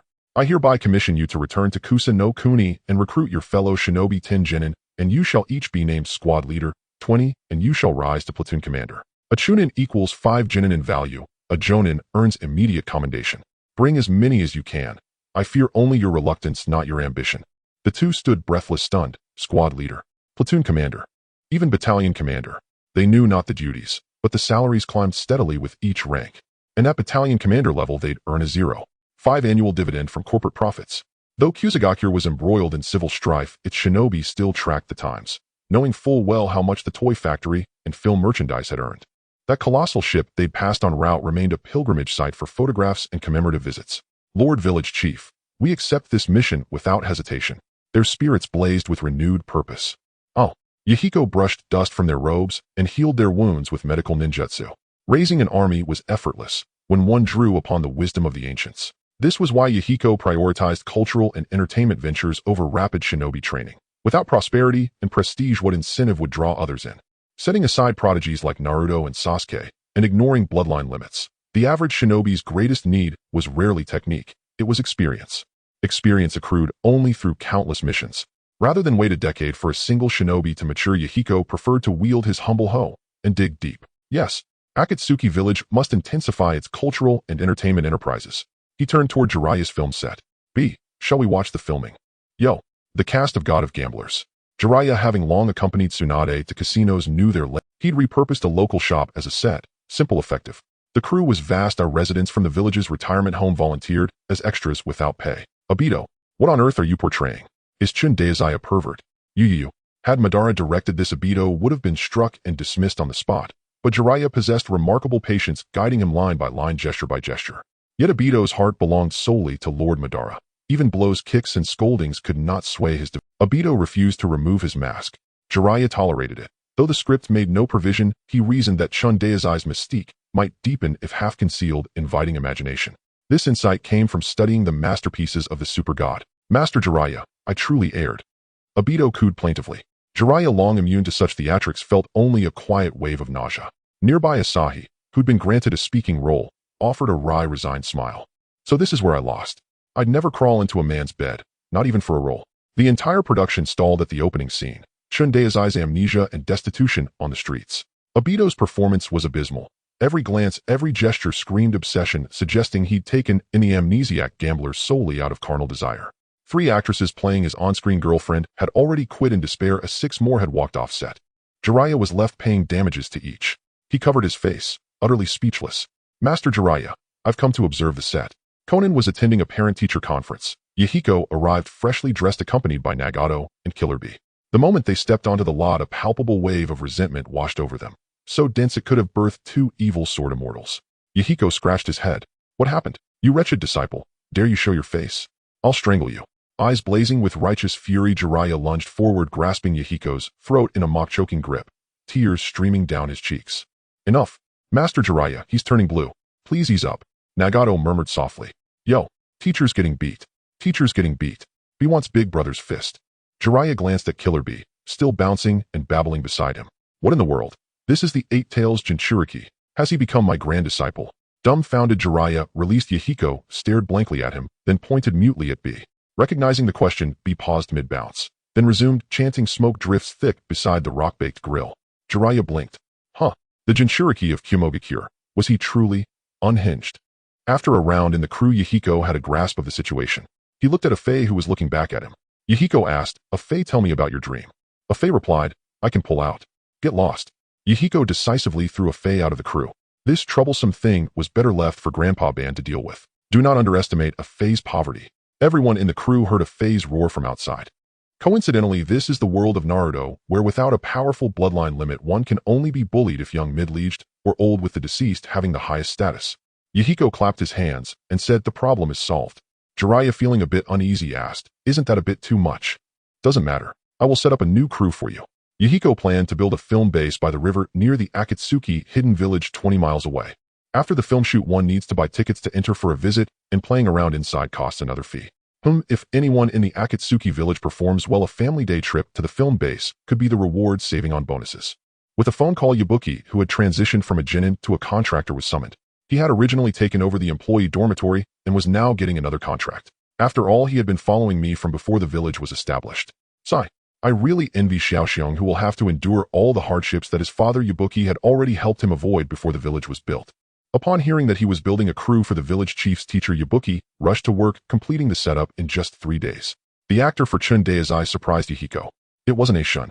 Rather, it was the face he had used for killing and arson Namikaze Minato. That was when the gambling house had just been established. Kushina, as a Jinchuriki, generally had to stay within the barrier.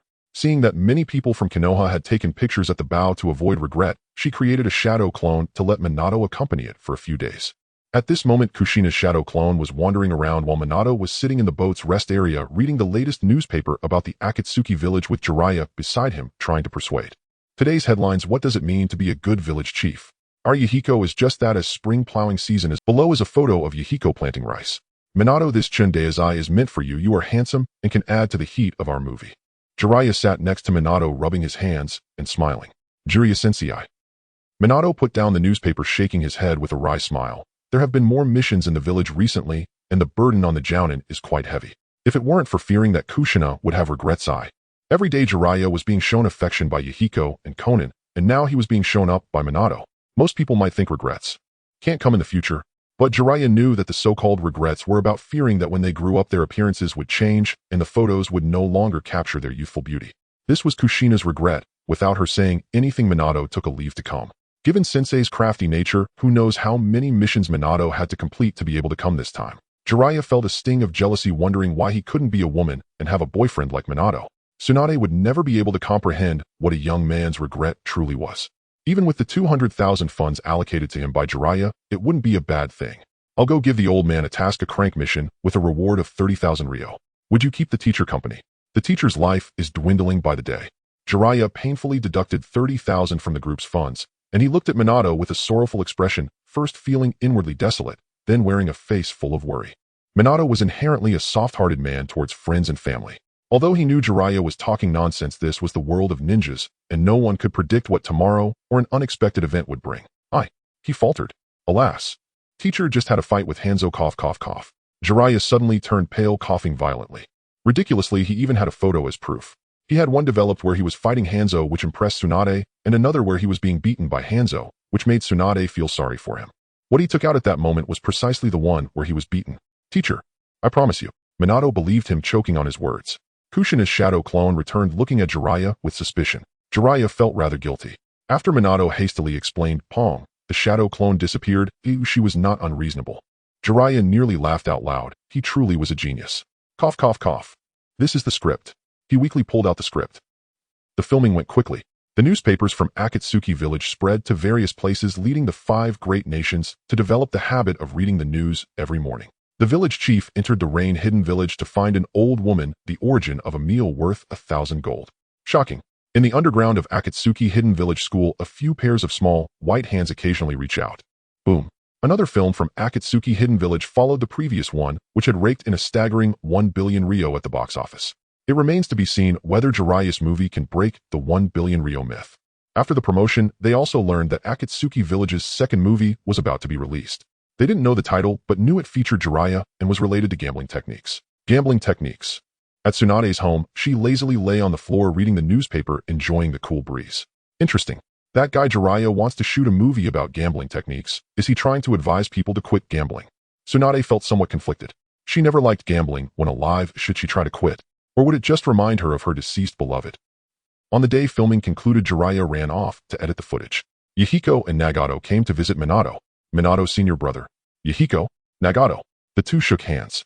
Yahiko excitedly shook his head, feeling a bit uneasy. He had slapped his face for that guy, and should nothing happen right.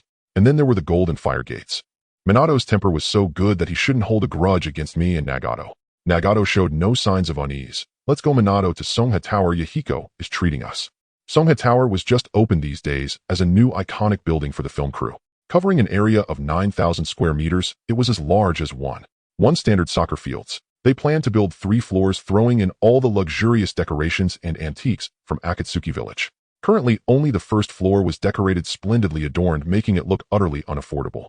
In the private room, all the best dishes of Akatsuki village were served. Buddha jumps over the wall, abalone sauce, braised sea cucumber, and wagyu cuisine. On the sandalwood round table, Minato, senior brother, since you're in a movie, now you're one of our film company members. Come sign a confidentiality agreement and a contract to join our film company. Before eating, Yahiko first presented a contract and shrank actor contract. First, before the village grows strong, Yahiko would not be suitable for frequent appearances. If some great lord's daughter tries to pull strings, he would have no way to deal with it. Second, he wanted to try and see if Minato joining the company could create a small bug. Minato looked over, saw no major issues, and signed the contract. The moment he signed the contract, detection of the talent for spatial time ninjutsu has joined Akatsuki Hidden Village Film Company, rewarding the host with spatial time ninjutsu talent. Hong. Yahiko was so shocked he stood up directly. What? What happened? The two looked at Yahiko. Nothing, keep eating, keep eating. Yahiko's mouth was harder to suppress than an AK. Oh dear. Where can I find Flying Thunder God? Jiraiya wouldn't know, and Sarutobi surely wouldn't sell. Nagato rolled his eyes and ignored Yahiko. If you come to Songha Tower without trying Yahiko's stinky tofu, then Minato senior brother, you've come for nothing. He ordered a portion of stinky tofu, dark and sprinkled with scallions and sauce. Smells foul, tastes fragrant, Yahiko said. When the dishes were served, Minato broke his abstinence and got drunk for the first time, meeting Yahiko and Nagato. At the gathering of brothers, everyone was happy and none used chakra to sober up. The idea of underage drinking was non-existent. It was all about mood. Drink. Damn it, today Minato senior brother came. I Yahiko am happy. Thank you for treating us, Yahiko. Next time I visit Konoha, I'll definitely give you a warm welcome. You mentioned visiting Shikomo before. Why didn't you come to see me and let me show my respect as a senior brother? At the banquet, Yahiko knocked Minato down, and Minato still had a bit of awareness left. He forgot how long it had been. Yahiko surprisingly saw two Minatos. The three of them were completely drunk. Minato senior brother, I'm sorry. Firegate. Me too. Gold Gate. Off. Seeing the two cry like this, Minato thought it wouldn't be good if he didn't show some response. Drinking. At the end of the drinking session, seeing the other two older guys not coming to clean up, Yahiko smirked disdainfully and then collapsed, being carried away by Konan, who had come after school. Princess Carrie. Not long after, Nagato was also taken away by Kushina. Without glaucoma, he knew that was not Kushina. It should be a relative of hers. Seeing this scene, Minato cried. After not seeing her for just 5.5 days, he missed Kushina so much. Raising his glass to dispel his sorrow only brought more sorrow. After Yahiko and Nagato left, he guzzled down 2 more cups, thinking of Kushina. Now he was completely drunk, mistaking the curious Afei, who came to watch the show, for Kushina, and threw up all over him. In the underground, Uchiha Madara, waking from a brief rest, saw the boy with the Konoha forehead protector in this sorry state. One of them was the student of Sarutobi Hiruzen. No, it seemed all three were. With bad roots, bad branches, that damn Tobirama. Fool. What good can that dead white-haired bastard lead to? He felt even more disappointed in Konoha. At the same time, it deepened his obsession with the Moon Eye plan. In the world of infinite Tsukuyami, he wouldn't allow Tobirama and any of his ilk or dogs to appear. Suddenly, he sniffed the air. Why was there a smell of vomit in the room? Oh, sorry, I accidentally got vomited on by Minato while observing the situation earlier. Afei walked towards Uchiha Madara, flicking off the vomit on him, which splattered everywhere. Ugh. Get out of here. Ugh. Sharingan. Ugh. It was still that black Zetsu hiding in Uchiha Madara's shadow. He couldn't help but begin to doubt whether this man was truly the reincarnation of Indra. Shouldn't you be looking for a successor in your clan? Why are you staring at those three as soon as you wake up? Heiju felt hopeless about resurrecting his mother. In the shadows, he realized that Ban's most frequent task was to order Baiju to find him a vantage point to watch the old man in the nursing home play chess. It was akin to an addiction, glancing at it from time to time. However, Ban had no intention of using Inyang Dunjitsu to create living beings. He could only lurk within Ban's shadow. Sigh. Headache. The next day, early in the morning, Afei changed into a simple black staff uniform and said to Ban, Lord Ban, I'm heading out to work. Is there anything you'd like to eat tonight? Damn it, work. You are Baiju. Heiju felt overwhelmed. Ban maintained his aloof demeanor. The newspaper office. Afei walked and picked up the employee badge hanging on the door and wore it around his neck. His employee number was 001. This job was introduced to him by Mi Yen. The finance minister Jiao Du personally interviewed him. He earned 80 silver coins a day, paid daily. No meals or accommodation were provided, otherwise he wouldn't earn that much. Currently, only he and Jiao Du were working at the newspaper office. However, today, he didn't see Jiao Du. He heard that Jiao Du was still stationed in the city and had a position in the fog department. What a diligent adult. Alright, today, Afei will also strive hard. Picking up the modified camera that was now several times smaller, Afei hung it around his neck and set out to find news for the day. On the street, dust was flying. Shao village was bustling with construction. It was said that the iron ore was bought from the land of rain. Up ahead, Afei spotted Jiao Du, who was using a handmade telescope to look around. It was a construction site. At this moment, Jiao Du, wearing a red safety helmet, was supervising with a roster in hand. Standing before him were men from the Rain Hidden Village who had joined the construction team. Hey. Everyone was busy with their work. You. Who allowed you to work without a safety helmet? Are you joking with your life? Jiao Du grabbed a man who was tightening screws on a steel frame, his face filled with anger, almost slapping him. In the Rain Hidden Village, it was customary not to wear a safety helmet, and the man was momentarily at a loss for words. A fine of 100 taels, or remember this next time. Do you understand? Even if you get crushed to death, you won't learn. Jiao Du pointed at him, frustrated. Yes, I won't make the same mistake again. The man was brought to tears, grateful for someone caring about him. Jiao Du nodded. He looked around and soon pointed out another offender. You idiot. Who the hell allowed you to work without goggles while welding? Do you want to go blind? A fine of 100 taels or remember this next time. Yes. A Fei silently approached and snapped photos of the scene. Bai Ju was born to gather intelligence. Rarely did a Fei act bizarrely in his role as a reporter. This was the art of controlling people that Mi Yin possessed, placing them where they should be. Next day Fei went to a school. He needed to interview 3 little brothers. Upon entering the school, he noticed there was a club activity today. To prevent children in Shao Village from experiencing incidents like Kakashi, Mi Yin ordered that on Wednesdays the children would be taken out by their teachers for practical experiences. So that's how it is. A Fei could only watch from a distance. Huh. He spotted Jiao Du again. On the playground the 3 classes were lined up by height. Your task today is to clean the streets. Be careful not to get separated from the group, understood? Jiao Du removed his safety helmet. Wearing a mask, he was lecturing the children. Understood. The children from the 3 classes chorused in elongated tones. The teachers at the back watched as Shao and felt pleased. Although Jiao Du was usually stingy, he treated the children well, which was commendable. Hai Yi and others felt that Jiao Du didn't seem to have the poor reputation that was rumored outside. The dust outside is heavy. Children who aren't wearing masks, please raise your hands. Jiao Du said. On the playground several children raised their hands. 1, 2, 3, 4, 5. Jiao Du distributed masks to the children who weren't wearing any, reciting a mantra. Me and you once said that there should be more trust between people. I believe that's true. Xiaonan smiled, gently realizing that Jiao Du wasn't as stingy as he appeared. Director Nan, please settle the payment. Each mask costs 5 taels, and there are 23 children without them. Jiao Du revealed his true nature. Xiaonan. She had never been so speechless in her life. Click. The shutter sounded as a Fei recorded Jiao Du's misdeeds from a distance. On the street, a Fei followed closely, seeking highlights. He aimed to earn a bonus for excellent employees to buy Lord Ban a big brick. The children were sweeping the streets. As for Jiao Du, he walked into a toy store, approached the owner, and said cleaning fee. The owner had no choice but to reluctantly give him 100 taels. Moments later several children entered the toy store to help. Jiao Du continued to visit various shops on this street. Spring was her favorite season. It was a bit warm. Generously Jiao Du bought each child a syrup ice pop for 1 silver coin each. The teachers who hadn't worked did not deserve a treat, so Jiao Du didn't buy for them. All the teachers. A Fei couldn't comprehend, but he was greatly shocked. How could he ask the owner for 3 extra pops after buying 10? A Fei was wise, one wise too. Jiao Du was still responsible, accompanying the children until the afternoon. They collected payments on this street for the entire afternoon. In the evening outside the Shaoyin Village film base, Minato had already returned to Konoha but would attend the film's premiere. After all, it was the first movie of his life, and he had feelings for it, hoping for its success. On the Shaoyin Village ship, Jiao Du blended in while a Fei used the flitting technique to sneak in.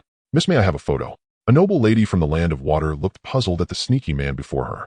He mysteriously pulled out 2 photos from his pocket. One was a still from Minato's version of the Chun Daizai movie, and the other was a real photo of Mi Yin, the noble lady from the land of water. They naturally knew about the new movie being shot next door. It was in the newspapers. They didn't expect the hidden second male lead to be so handsome as well. One was gentle, the other sunny. Are these all of them? How much? 1,000 taels each. Jiao Du, the noble lady frowned. Jiao Du was a bit startled. It was indeed a bit expensive. The cost was less than 10 taels. Should he offer her a discount of 10 taels? Just as Jiao Du was hesitating whether to speak up, do you have more on you? I want them all. Click.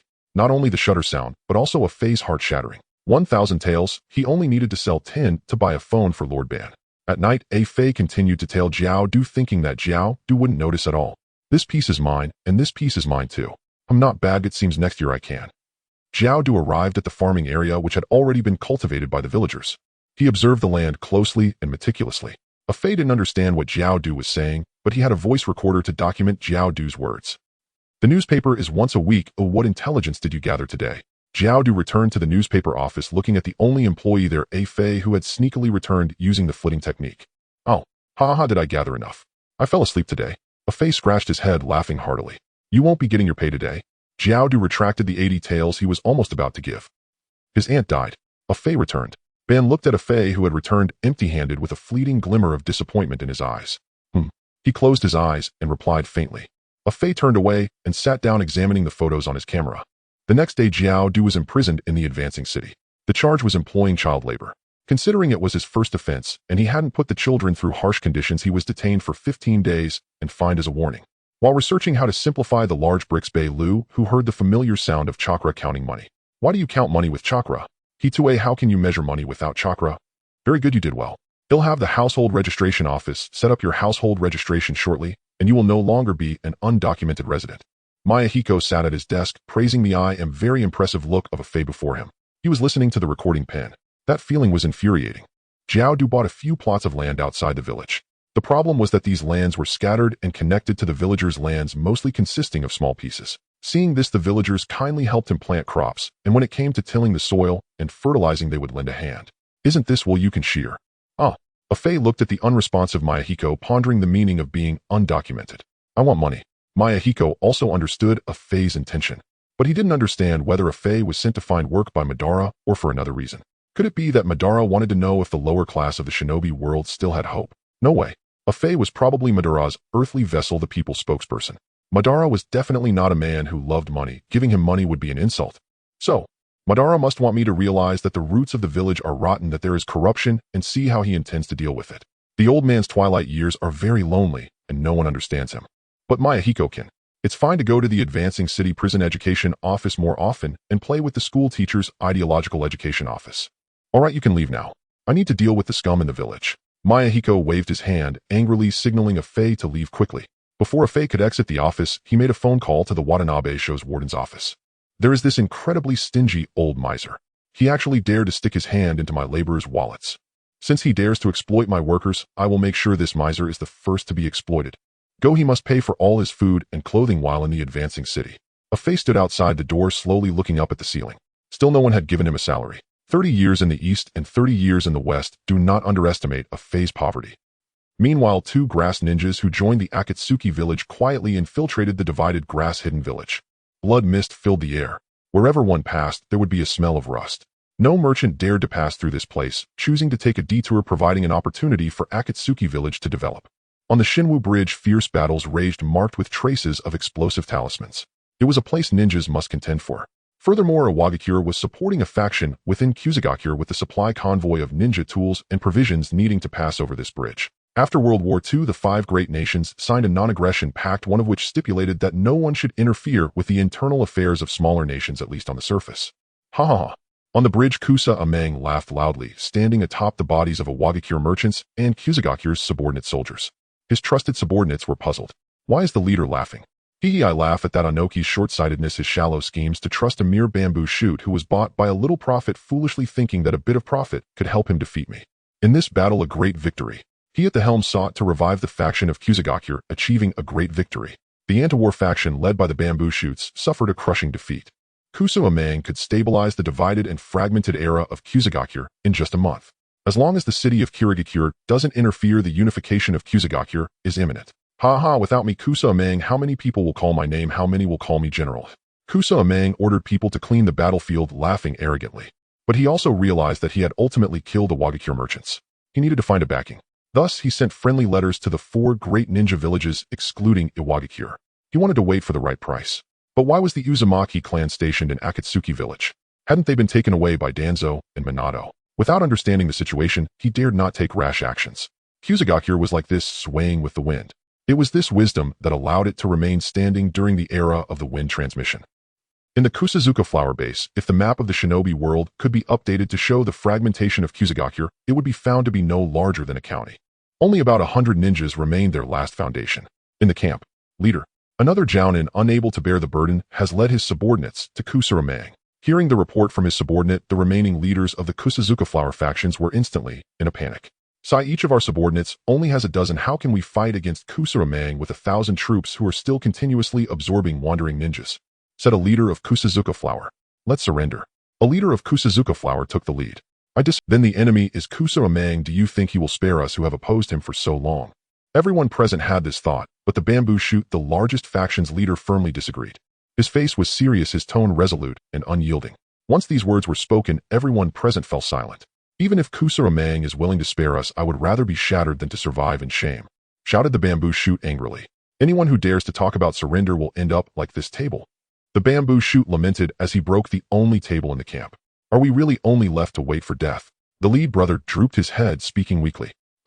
The bamboo shoot was about to speak when suddenly a noise came from outside. Courageously come to Akatsuki village, there are rewards upon arrival. I want to be the squad leader, the platoon leader, the company commander, the battalion commander, the regiment commander. Don't be too greedy. Two men's voices came from outside, trying to lure someone.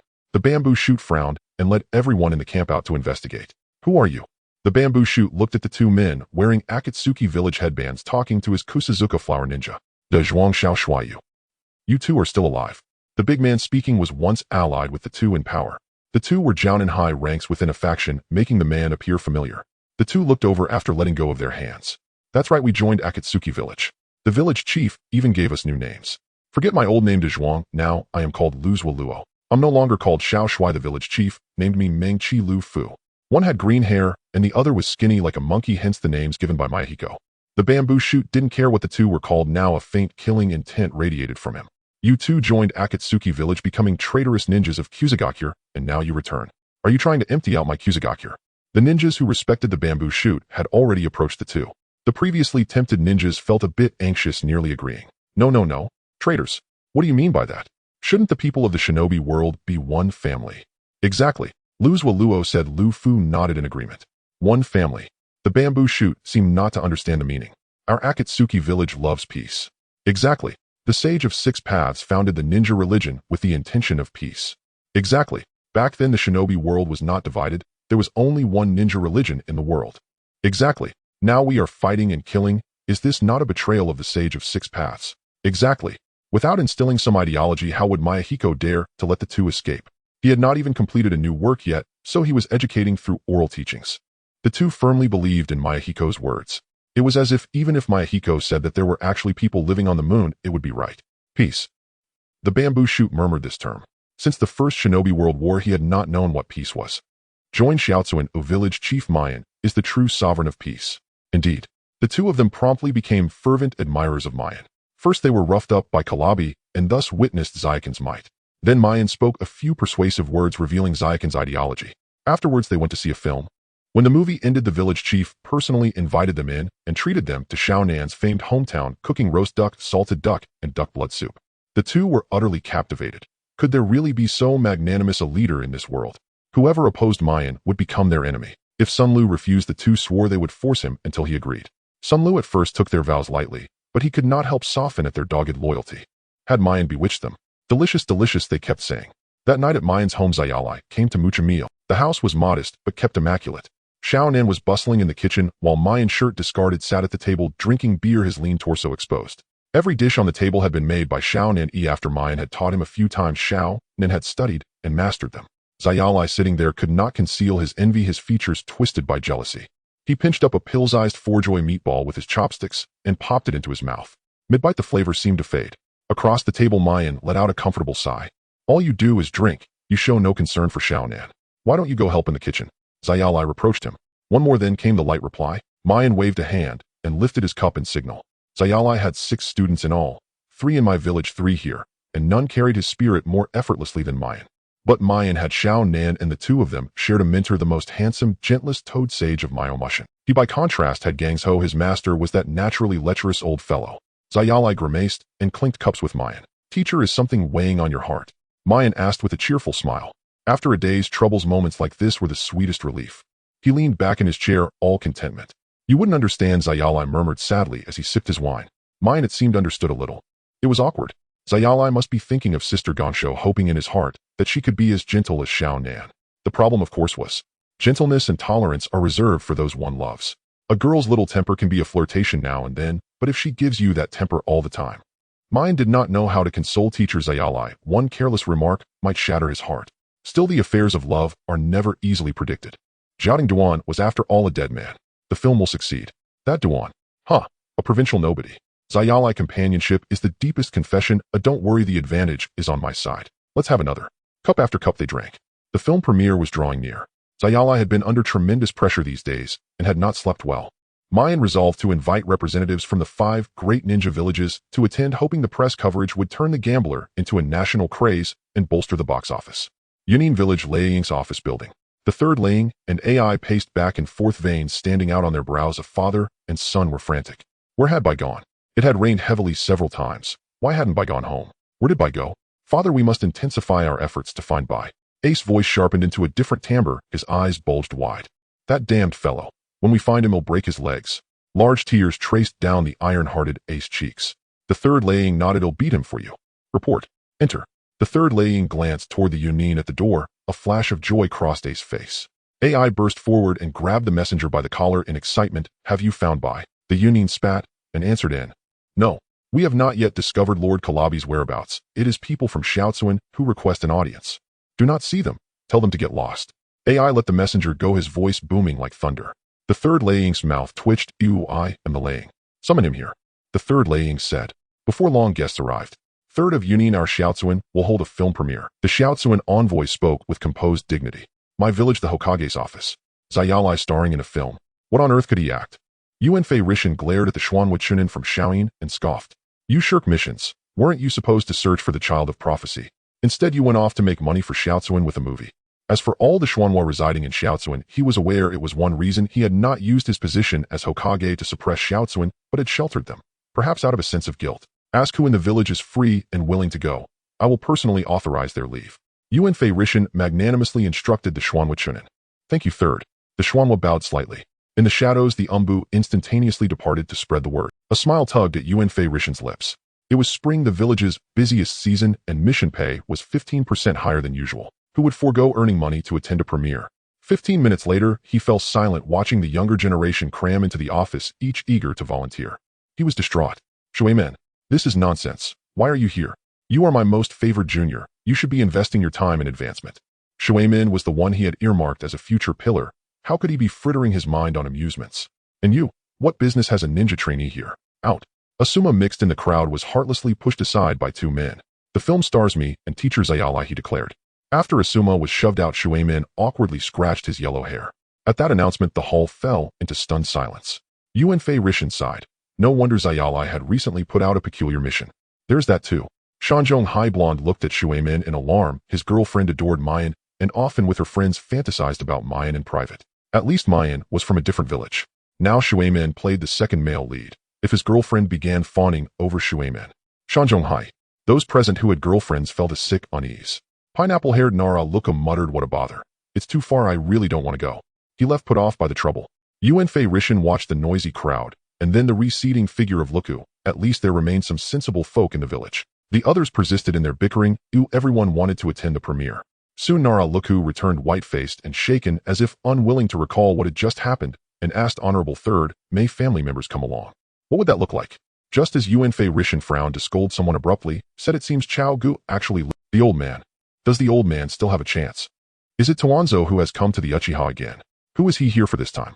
The 8th generation, or Shana? Everyone turned to look. The newcomer was not Tuanzo. The young people felt a warmth in their nostrils. Old man, let me go to the meeting in the village of Akatsuki.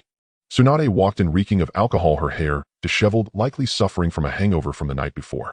As she walked, her two large breasts swayed, making it hard for anyone to open their eyes. All the young people in the room sat stiffly, eyes on their noses on their hearts, feeling quite uncomfortable.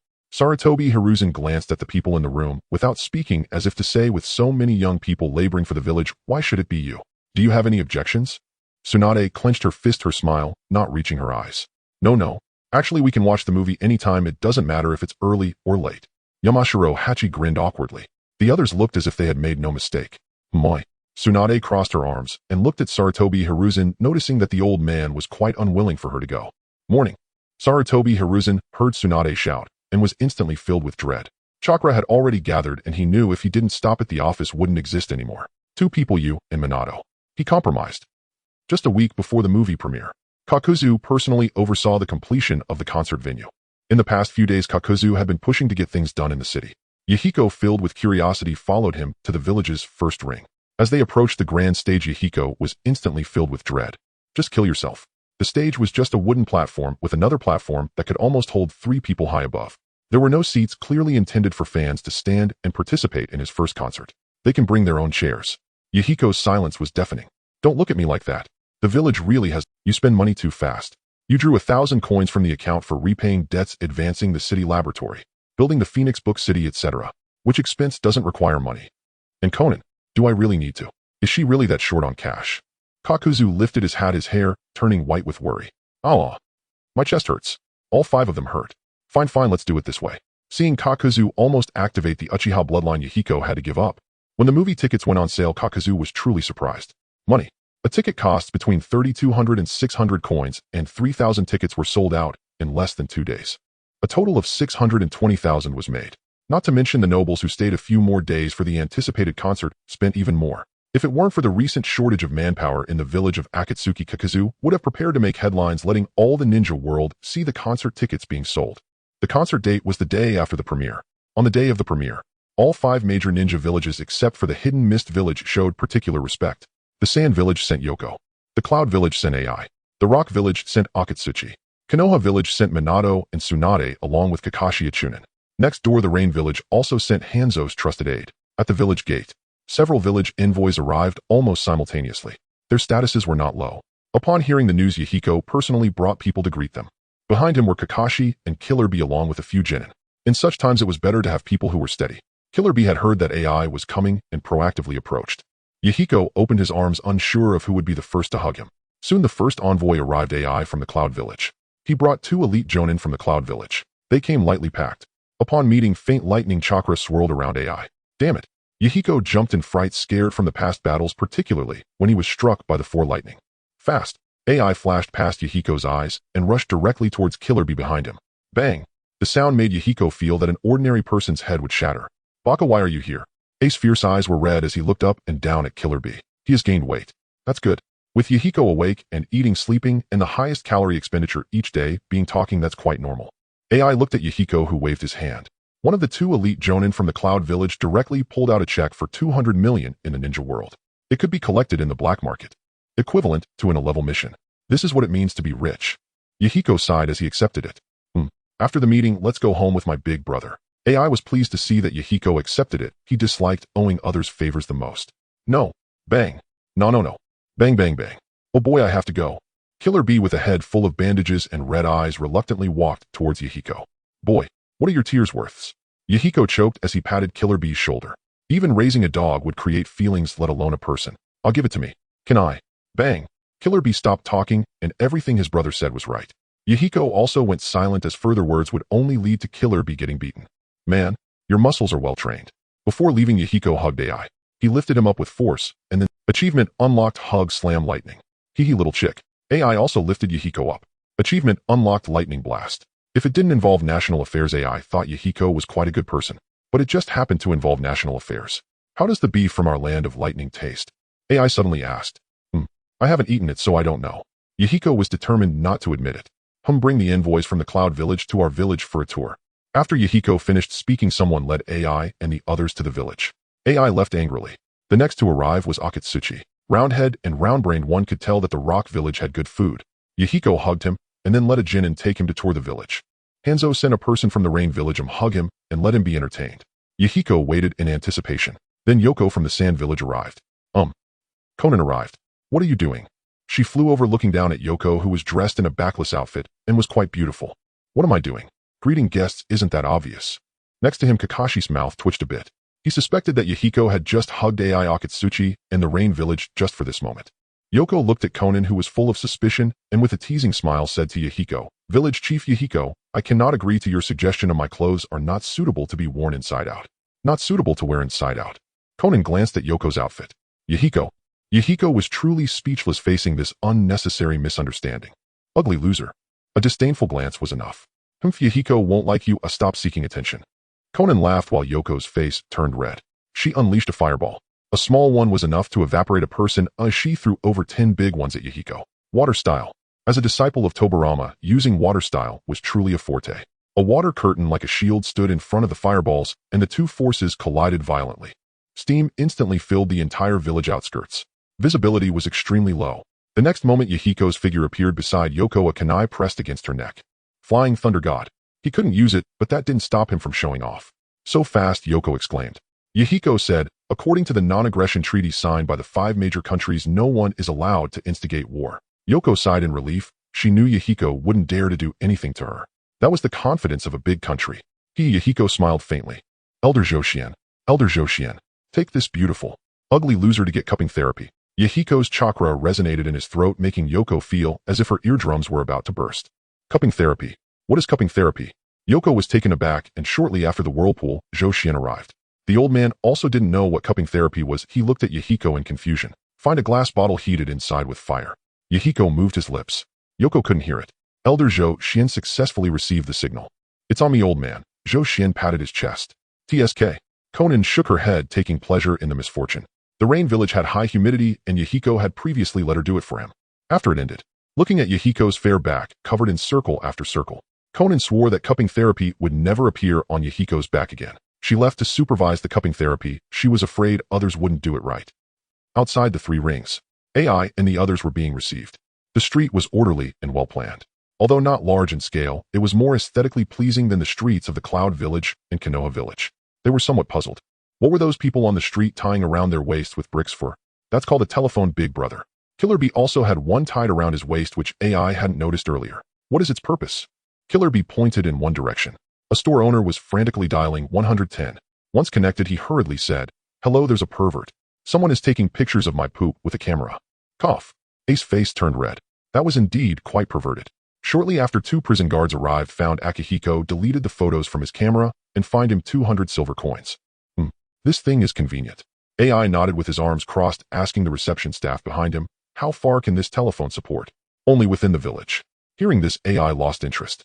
He thought it could span the ninja world, but the range was just 1 village. Can it be used to attack Konoha? Big brother. In a few days the teacher is going to hold a concert, and I am a special guest. Let's go check out that beef shop. Finally, the people from the Leaf Village have arrived. Kakashi, the 7-year-old Chunin, is truly delightful. He currently has a concept swirling in his mind. 3 young boys formed a group at the age of 12, attracting older sisters and mothers. Not only can they rake in money, but they are also exceptionally skilled, making the need for bodyguards unnecessary. Oh, a genius with a score of 0. Upon their first meeting, Yahiko uttered a perplexing remark. Only Kakashi understood, recalling his naive self from a year ago, his ears turning red at a visible speed. Everyone has their childish moments. Recalling a year or 2 ago, one's own immature decisions make one wish they could travel back in time to give their past self a good punch. Kakashi is one of those. What 0 score? Minato's blue eyes were filled with curiosity. Did Kakashi really score a 0? What? A fool. Shikaku's mature face displayed confusion. No, father, don't listen to his nonsense. Kakashi's face beneath his mask showed awkwardness as he tried to tiptoe to silence Yahiko. Tsunade picked him up and looked at him with amusement. Little brat, you really scored a 0. Shizune said you are a genius, and the students of the Ninja Academy look up to you as a role model. Hee. This sound of hee left Kakashi speechless. He didn't care much about being a genius. It's just a hollow title. Yes. Kakashi Chunin, you wouldn't want the story of your 0 score to spread, would you? Yahiko stepped closer to Tsunade and slightly tiptoed to nibble on Kakashi's ear. Kakashi's pupils constricted sharply. This plot, how does it resemble something from a certain book? Just to clarify, he hasn't read that book himself. Oh, it was his teammates who read it during their night missions. I don't know what you're talking about. Kakashi thought he was just an ordinary kid. There was no need for him to collect his test papers. Thus a sense of confidence arose within him. If it were anyone else, Yahiko would have truly lost, but this is Kakashi. All right, everyone, let's go inside and explore the village together. Yahiko clapped his hands, giving Kakashi some face with the crowd. He wanted to introduce the village's unique features to everyone, especially Tsunade. At this moment, Tsunade was no longer a slacker. Aside from the Senju family's inheritance with the recent death of Uzumaki Mido, according to Elder Jonin, the Uzumaki clan's assets in the Leaf Village have all been passed to Tsunade and Kushina. As they entered the village, they could see Kakazu removing his mask, revealing his dark face as he acted as a vacuum cleaner on the streets. The village has been developing too quickly lately, almost causing a stir that would lead to respiratory diseases among the villagers due to dust from construction. But Kakuzu wasn't afraid. He freely inhaled dust from the streets without avoidance. Why not avoid it? Because he wasn't afraid. The few people from the Leaf Village were astonished. Father, is he a fool? Kakashi looked at Kakuzu with dead fish eyes. What? A fool? Shikaku, having heard something, looked at his son in disbelief, questioning if he was calling. Rumor has it that Danzo has been searching for Kakuzu lately, as he is the only man who has gained an advantage over the Uchiha. That day the cinema was smashed, and the Uchiha lost a considerable amount of money. Then why does he? If it threatens the village, even my friend's teachers or brothers won't be spared. Yahiko crossed his arms and snorted coldly. You? Forget it. Tsunade's lips twitched. Oh, why did that sound so familiar? Didn't Grandpa say something like that? Never mind him. Yahiko led everyone to continue their shopping. Minato bought a little white rabbit candy for Kushina, a tin frog for Mayobo-cousin, and a plush bear. He even spent 100,000 ryo to buy 2 large bricks, not caring if they could be used in the Leaf Village. He simply took the salesperson's word for it and got a couple's mobile phone number. Yahiko couldn't help but wonder if Minato supported monogamy. Although Tsunade usually acted like a tomboy, seeing Minato buying so many things for Kushina stirred up a complex feeling in her heart. Where did Master Jiraiya go? No wonder you can't compare to him. After a moment of disappointment, Yahiko turned his gaze back to the nonchalant Tsunade. That person from the Uzumaki clan last time. Minato inquired about the red-haired woman he had seen when he was drunk. You mean Kushina? Yes, that's the name. Great. Minato suddenly showed a look of joy. He had mentioned this to Kushina after returning. Before Kushina came to the Leaf Village, she had a 2-year-old cousin named the same. He was just trying his luck, but he didn't expect to actually find someone related to Kushina. Oh, I see. Let's go, we'll take you to meet her. Yahiko took the opportunity to show people around, eager for Minato to have more things to do. Joyful. Shikaku and Kakashi hadn't seen each other for a long time and had some private matters to discuss, so Yahiko allowed them to take a break. Tsunade entered a toy store alone. Sigh. Master Jiraiya is doomed to be single. Yahiko had no choice, he couldn't substitute for someone else. He led Minato to another street, which mainly sold food. Inside a shop called Shinra Tensei Steamed Buns. Take care. Oh my ha. I never thought I would get to eat food personally handed to me by Nagato the assistant. He truly is down to earth. Yahiko once said the ninja world is one big family. Coincidentally, Nagato was also slacking off in the store. He had just sent off a customer with Kushina. This shop is indeed under Kushina's name. As the minister of the Fog Division, do you need to come out to sell buns? Nagato and Yahiko exchanged glances for quite some time, feeling a bit awkward. Minato smiled slightly at the side. In response, Nagato could only say, serving the people. He doesn't take a penny from the people, helping them alleviate work pressure. What's wrong with that? Yahiko was somewhat choked up. Hey, you really are a genius. Just wait. Yahiko glanced at the Shinra Tensei Steamed Buns sign, not believing that Nagato wasn't corrupt. Approaching the city center, the best location belongs to this steamed bun shop, surrounded by empty stores on both sides and across the street. Yahiko immediately summoned a large brick, making a call to Genji. Somewhere opposite the Shinra Tensei steamed bun shop in the east of the village, I want to see a spiral meatball by tomorrow morning, understood? Yes, I demand that you create it within a day. What kind of meatballs? I think the Leaf Village's 3-colored meatballs are quite good. I'll make sure to replicate them. After hanging up, he met Nagato's utterly speechless gaze. Minato pretended not to hear Badaban and chatted with Kushina. Seeing this, Nagato almost exploded with, there was a misunderstanding. Kushina is the cousin of Uzumaki, and thinking about it, you guys are still in-laws. Yahiko pulled Nagato, who almost mistook his Rinnegan for a Sharingan. Qingshui versus King of 5 Elements. As long as these two are outside the village, he wouldn't stop them from fighting. Who would win in this clash of the underworld? The match has begun. In a refined private room on the first floor of the Songha Pavilion, the 3 men drank themselves into oblivion, once again rescued by Xiao Nan and Kushina, while Minato wept alone, clutching a bottle. The next day, the premiere had already begun halfway when Nagato entered the cinema, his head pounding as if struck by an iron mallet, still reeling from last night's heavy drinking. By chance, he encountered Pain and Minato, and the 3 entered together. In the grand hall, the audience watched in rapt fascination. Jiraiya's performance, absurdly earnest, bore no trace of acting.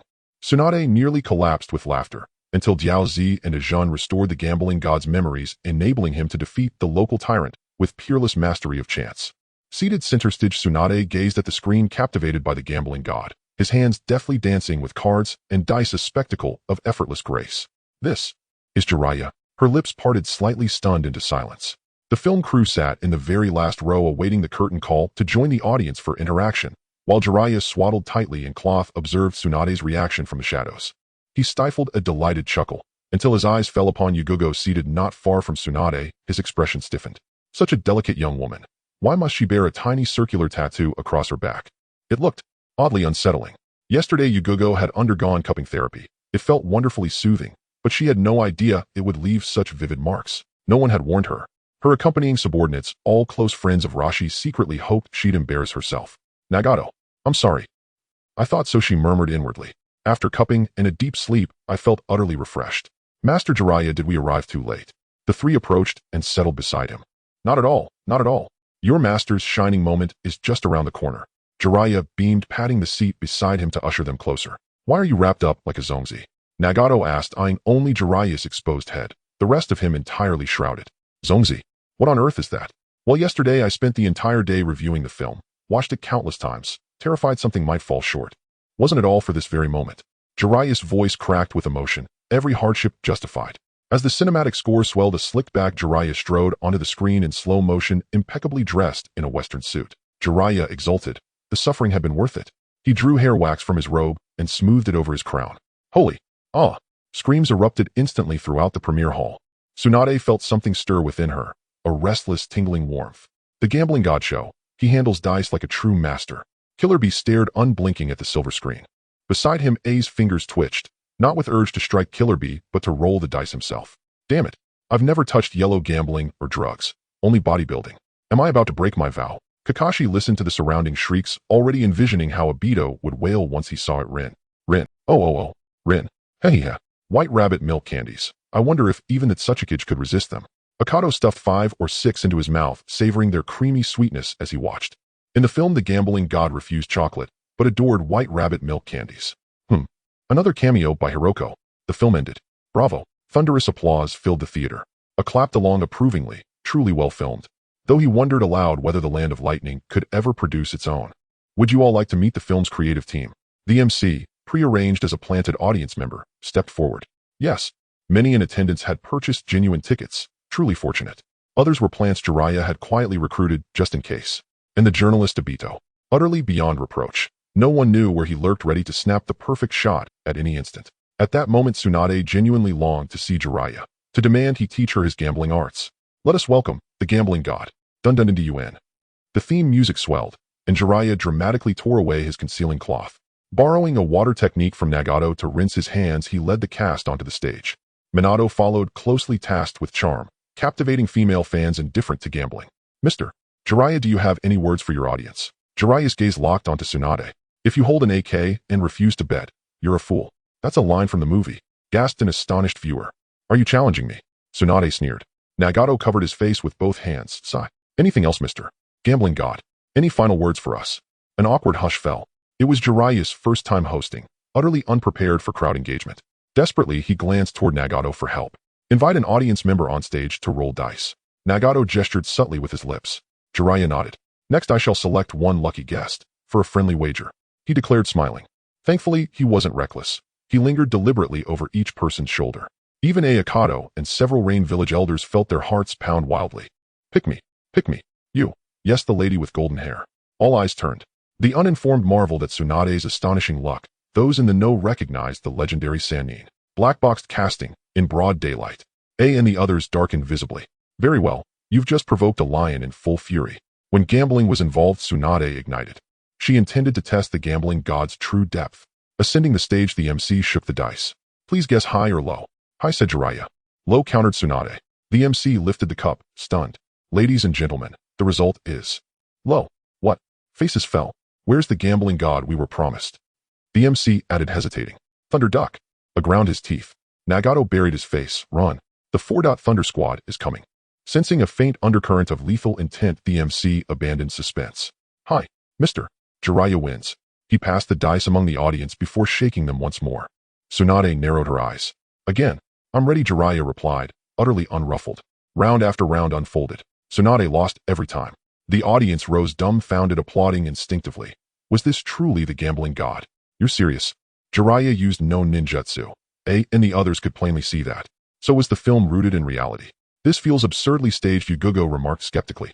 Excellent. Brilliant. Who dares claim Mr. Jiraiya acted poorly? His performance is nothing short of magnificent. A blind man wearing sunglasses suddenly burst into tears. Uninitiated spectators turned bewildered toward the sobbing figure. What happened? The blind man blinked, puzzled. Wasn't I told to stand and cry if anyone criticized Mr. Jiraiya's acting as fake? Tsunade, still sulking over her losses, now laughed outright. The film is well acted, she conceded. Now that I've seen it, I should take my leave. In truth, she was itching to gamble. Wait, the film ends with a post-credit scene. Bring it on, quickly. Jiraiya suddenly gazed at Tsunade with tender, unmistakable longing.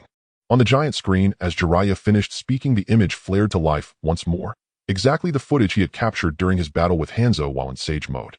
In the clip, Jiraiya shattered Hanzo's sickle with a single Rasengan, then sent the legendary warrior flying with a frog kata strike powerful enough to break even an opponent's chakra-enhanced durability. Ame-Gakure Village's chief retainer Ame-Gakure leapt to his feet in fury. Who edited this film? Jiraiya, you've gone too far. A's expression turned grave. Akato paused mid-chew on his white rabbit milk candy. Truly worthy of Konoha. Their depth is unmatched, Yashiro remarked, wryly clapping her hands. The title semi-deity was not self-proclaimed by Hanzo. It was forged in the crucible of the shinobi world. Hanzo could exist without Ame-Gakure, but Ame-Gakure could not survive without him. Such was the measure of his power. The video ended there, moments before Jiraiya himself would be struck down. He would not show that part. Tsunade, I know you suffer from hemophobia. I won't let you see what follows. Jiraiya swept back his pompadour and smirked. Tsunade, behold the Hanzo I personally defeated for you. At the sight of the fresh blood welling at Hanzo's lip, only just drawn and instantly retracted, Tsunade was seized by visceral dread, her knees buckled, nearly collapsing into unconsciousness. Tsunade, look at the Hanzo I personally beat for you. And then watch how I personally beat you. And how much had they paid last time Uchiha wrecked the cinema? 10 million Ryo, equivalent to 2 Shrank mission rewards. With a summoning seal, a stack of 10 million Ryo banknotes materialized precisely into Yahiko's hands. Chili pepper. And she vaulted skyward, legs coiling high. N. Jiraiya Sensei sustained grievous injuries, so severe he had to be carried into Minato's concert on a stretcher. Yet Yahiko's village surged forward, propelled entirely by that single injury. That one kick ignited an era of peace. On the front page of the newspaper. Shocking. On the day of the film's release, Tsunade, one of the legendary Sannin, did that to Jiraiya after watching it. And below, an inexplicably candid photo, snapped by Toby, no one knew from where. The angle was audacious, Tsunade astride Jiraiya. Box office records shattered overnight. Citizens across the 5 great nations flocked to theaters like moths to flame, desperate for gossip. A relentless tide of ticket revenue flowed into Yahiko's coffers.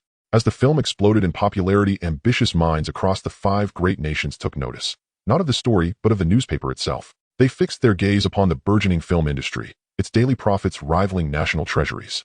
Though the 5 great nations had signed non-aggression pacts, nothing forbade them from stealing each other's business.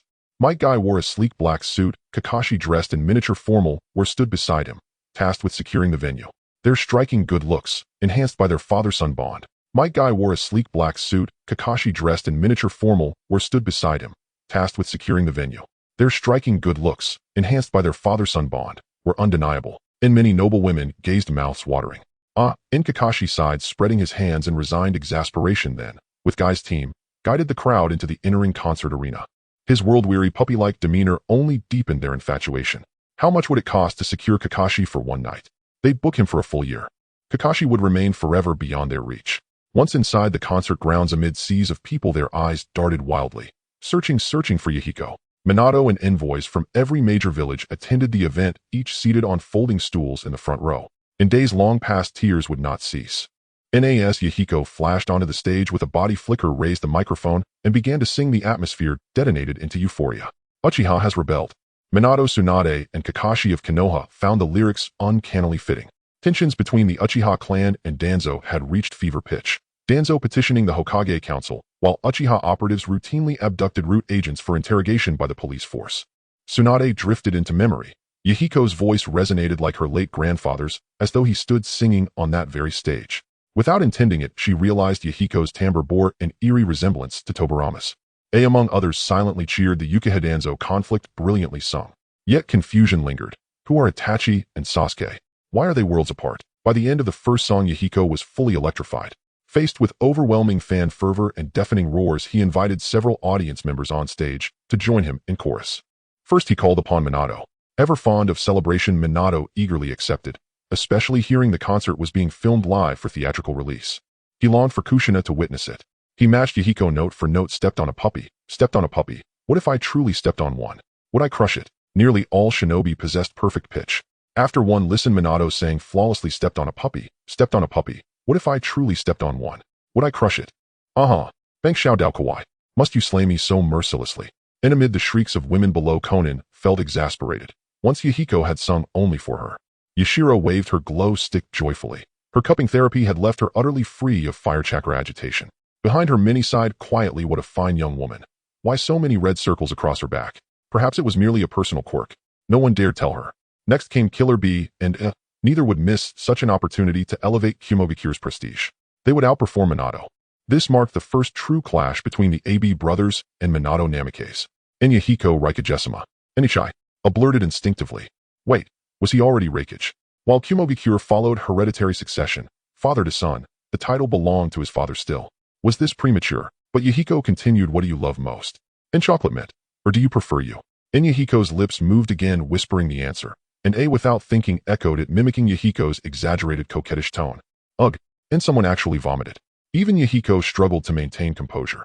He stood closest to seeing every twitch of embarrassment on the man's face, his debut on stage radiating awkward artifice. And who'll lend me ears that haven't heard A's girlish voice? In self-chosen fate, tears or not, the song must be finished. Having asked, Yahiko turned next to Killer Bee. After one song, Yahiko neared emotional collapse.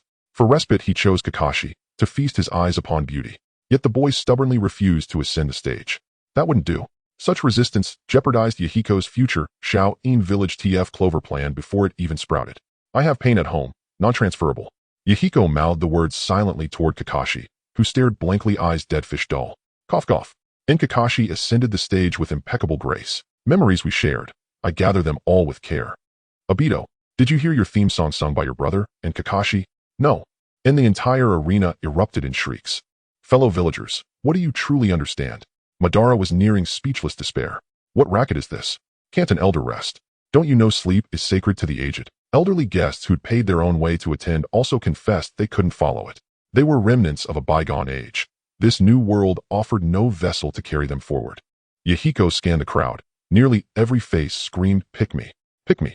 He knew if he didn't call Konan on stage soon. Her scowl deepening silence thick with unspoken fury. His future held dire consequences. He sang joyfully with Konan. And when Bank and Hashirama merged in spirit, shipper fans feasted on pure unadulterated bliss. My blade carves blossoms from air, its edge coils like ink-washed rivers. As he sang, his gaze lingered on Konan's smiling eyes. What would she look like in a cheongsam? He truly had no idea. Madara found the song unexpectedly stirring. If only someone could blast a DJ remix through loudspeakers while he danced amidst battlefield conflagrations. Hashirama-sama, today holds no song fit for you. Merciful gift from God, but he cannot approve, and if we cannot forgive in all life, returns to God in pain. And the concert concluded with Yahiko and Nagato chanting an ethereal haunting melody, Pain's own solemn hymn. To fear a god is natural. To challenge one is sheer folly. 3 shinobi from Konoha shivered inexplicably. What unnerving dread was this? Amid roaring crowds, Tsunade listened to their chant. And yet her thoughts grew quiet, turning inward when Yahiko and Nagato eventually visited Konoha. Perhaps it would be wisest for her to absent herself entirely. Kakashi felt an inexplicable premonition of death. Minato fared better. Yet a profound longing stirred within him, pulling him towards someone unseen. The concert achieved resounding success, each song catapulting Shaoin Village into fame. Hiriko was forced to abandon his little boy research project and pivot urgently to MP3 technology. Days later at Konoha Cinema, Red, have some candy, White Rabbit milk candy. And desperate lapdog Obito scoffed, glancing disdainfully over his shoulder at Asuma and Red. Obito, NHI Nur memories, etched in fingertips. Enrin Noera gazed up at the silver screen, heart aflutter, as Kakashi sang his solo. Rin, I can sing better than Kakashi.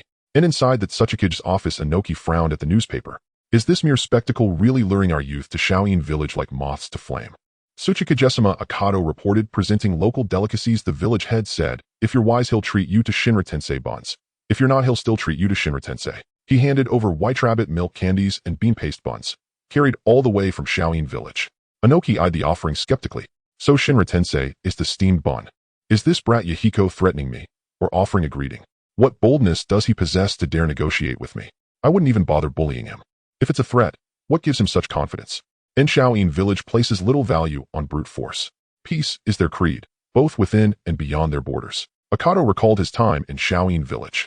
Though the village remains impoverished, its per capita GDP barely surpassing Sunegakure's. Its people flourish spiritually. Village leaders regularly step away from duty to serve citizens directly. Even these buns, they were sold to me personally by Nagato, the village head. And Yahiko's songs are truly beautiful. And really, Inoki blinked, startled. A village devoted to peace. A gifted singer named Yahiko. Oh, yet none of it concerns me. And have our clerks begin studying this newspaper format immediately. It's hardly complex. By tomorrow morning, I expect to find our own Iwagakure Morning Herald waiting beside my breakfast. Inoki tapped his desk lightly. Akato bowed and departed to brief the civil staff. Inoki would never allow public discourse to slip from his control, especially not when this paper sold weekly outside cinemas. Profiting from the sweat and toil of Iwagakures, they were still deciphering the films, still baffled by romance, still lacking shinobi composers capable of serious composition. So the cinema revenues flowed solely to Shaoin Village. Hiruzen Sarutobi and the third Kazekage Rasha shared Inoki's resolve. Rasha's decision had been sealed only after Yashira, a top-tier elite jonin, delivered a furious life-risking plea. Back in Sunegakure, Yashira finally saw the marks Yahiko's playful antics had left across her back. The barebacked fashionista stayed indoors for days. Recalling the strange stares from Shaoin villagers during her stroll, she seethed. And that concert. She sat in the front row, surrounded on all sides. Hey, do you hate Yahiko too? Not cool pink-haired youth appeared at her window, observing her as she read. Yashira had changed into modest attire. Sasori, she asked, puzzled. Grandson of Kayasama, whose parents fell to Konoha's White Fong Sakumo Hataki during the Second Shinobi World War. Yes, I will kill Yahiko. Her voice held no mask, only raw, unvarnished hatred. Sasori responded, impassively assessing her combat prowess before adding, await my signal. Outside Shaoyin Village, the god of gambling film crew transformed their gambling hall into a landmark pilgrimage site, drawing crowds daily from those who'd seen the movie. Lately, Tsunade had become utterly absorbed there, day and night.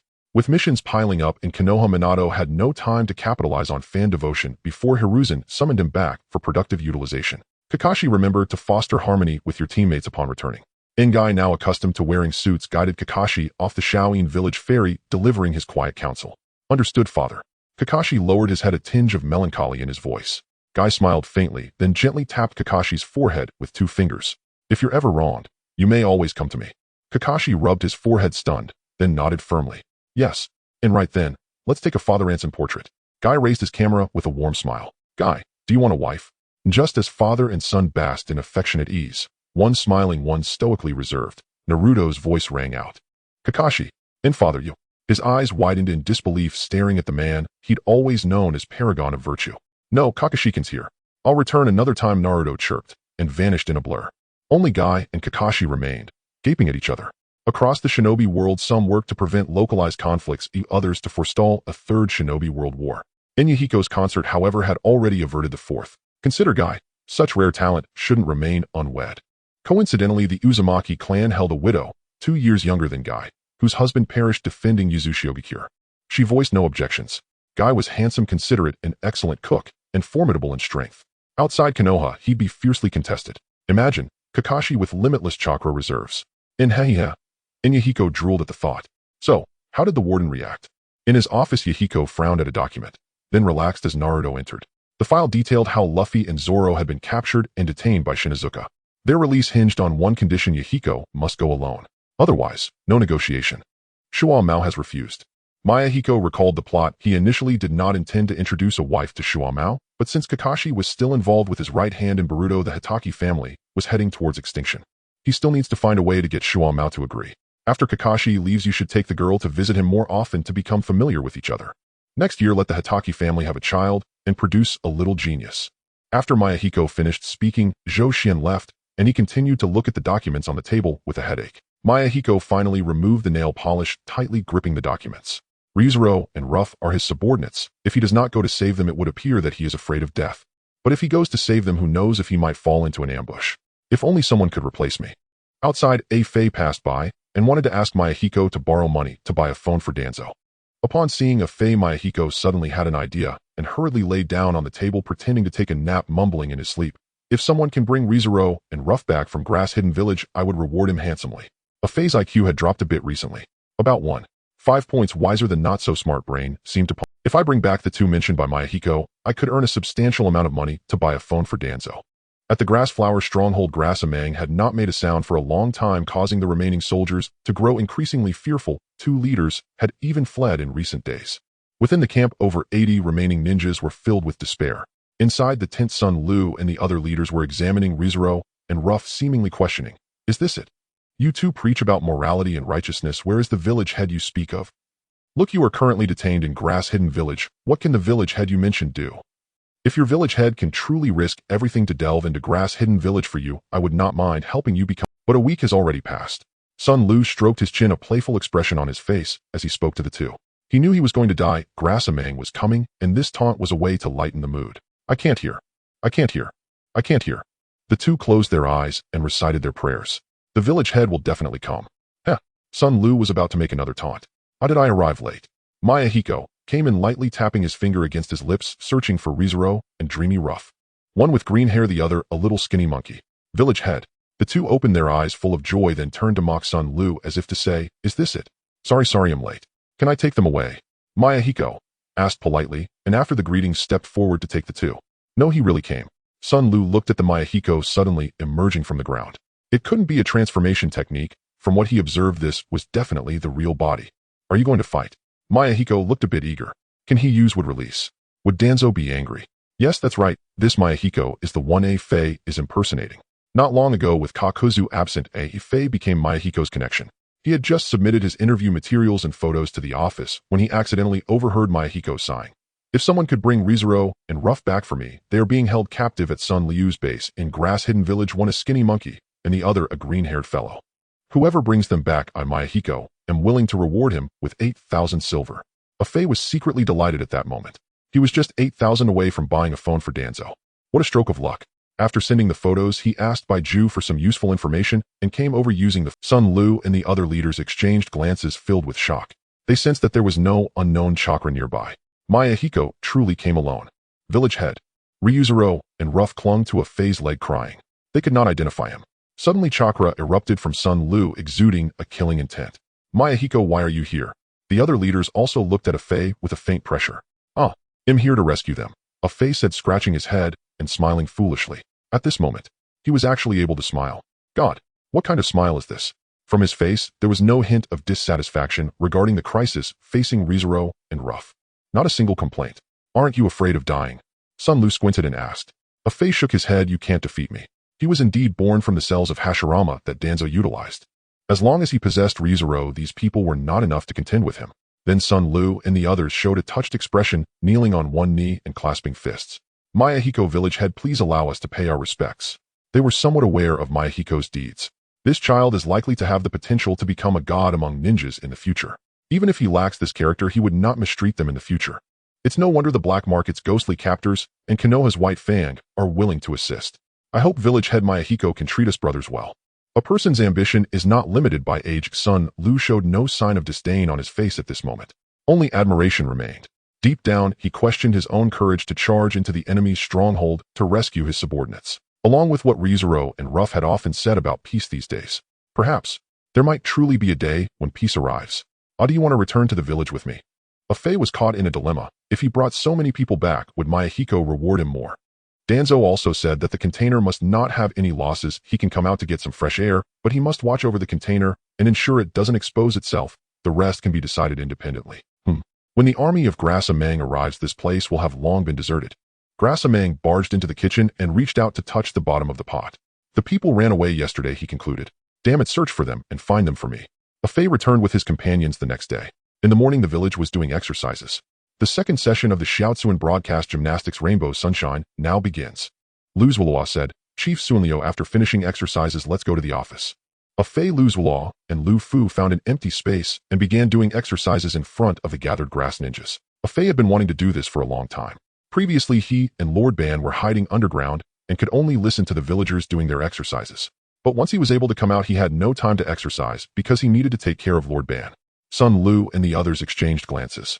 Such trivial matters as doing exercises had never been publicized in the newspapers, and the grass flower could not see the newspapers. Half the village was dancing to the music. What was the point of this? Strengthening the body. Before 30, when I was young and careless, I ruined my body. My wife cried every night saying my chakra was not as abundant as others. But ever since I joined Xiaotsuan, what is it now? My wife sleeps in until 10 every day. Want to know how I got better? By doing exercises. A villager happened to be answering a passing merchant's doubts. Really? Then we should give it a try. Sun Lu and the others angrily joined the group, just a few steps away from the man who had spoken earlier. The villagers were naturally curious about these suddenly appearing individuals who were well-trained and had calloused palms, clearly not ordinary people. They understood. These must be the people that village head Mi Yin had gone to dig up. Seeing that you are not ordinary people, your expressions seem a bit restrained. You must have had a tough time, right? Would you like to try some candy? Hey brother, would you like some ramen? The small cart outside the school will surely be a memory for a generation.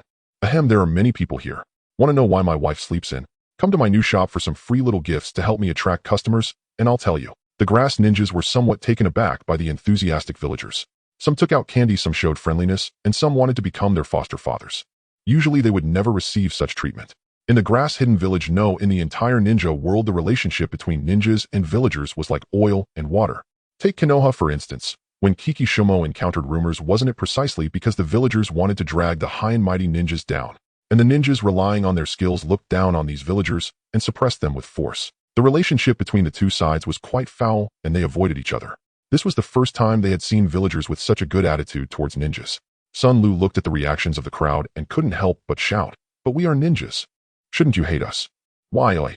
Because a ninja and an ordinary person are on different wavelengths. Aren't ninjas born from their parents? Village head Mi Yin said that ninjas come from the people and serve the people. They are the children of the masses, and the soldiers of the masses have always fought for the prosperity and strength of the village. They are the strong force guarding the village's stability. The villagers looked at Sun Lu and the others with a mix of helplessness and amusement. Sun Lu was at a loss for words. Was this philosophy also spoken by Mi Yin? You're not a very old person. Why does your thinking still linger from decades ago? We are all just one of the countless screws in the ninja world, each with a different role. But in the end, we are all an indispensable part of the ninja world. Why should we look down on each other? Thoughts must keep up with the times, young man. The speaker was an old man with white hair. As they spoke, the morning exercises ended. The foreman Yebi brought a construction team composed of lower ninjas to the Uzumaki clan to build houses, while some ninjas helped the elderly carry their luggage for free on the street. Sun Lu looked at Lu's Luo and the others, realizing that they were truly not exaggerating. He had thought that their claim about the ninja and the villagers being one family was merely to win over him, the anti-war leader. In his expectations, the common people and ninjas would not infringe upon one another, and he would have been satisfied with that. But now, you suddenly have a soldier of the people appearing. In the ninja world, it had become a norm for the nobility to look down on ninjas and to give orders to them. Similarly, ninjas looked down on villagers, forming a class divide. Suddenly, a current of fresh air appeared, viewing ninjas as soldiers of the people, and ninjas regarded villagers as their elders. This left Sun Lu feeling inexplicable. After the villagers discovered that he and his companions were ninjas, their attitude immediately became friendly, not in a flattering way, but in a close manner, because they were ninjas, the soldiers of the people, as mentioned by Mi Yan. As soon as these people entered the village, Mi Yan was notified in the office. Indeed, money can make the devil work. Fei was able to mobilize them. It felt quite good. He had actually managed to control White Zetsu to do his bidding. The ninjas in the village were all called back. Everyone was on guard against the grass ninjas lest they act without honor. But the moment Sun Lu entered the office, Mi Yan realized how terribly wrong he was and felt ashamed, retracting the personnel. Sima, I need to go to the restroom. You can go to the office first. Fei excused himself for a restroom break, letting Lu's Luo and the others take everyone to the village head's office. Mr. Mi Yan, what do you think peace should be? As soon as he entered, wasn't he going to the restroom? Sun Lu looked at Mi Yan at the desk, momentarily stunned, and after reacting, he hurriedly asked. This question was something Mi Yan needed to think about.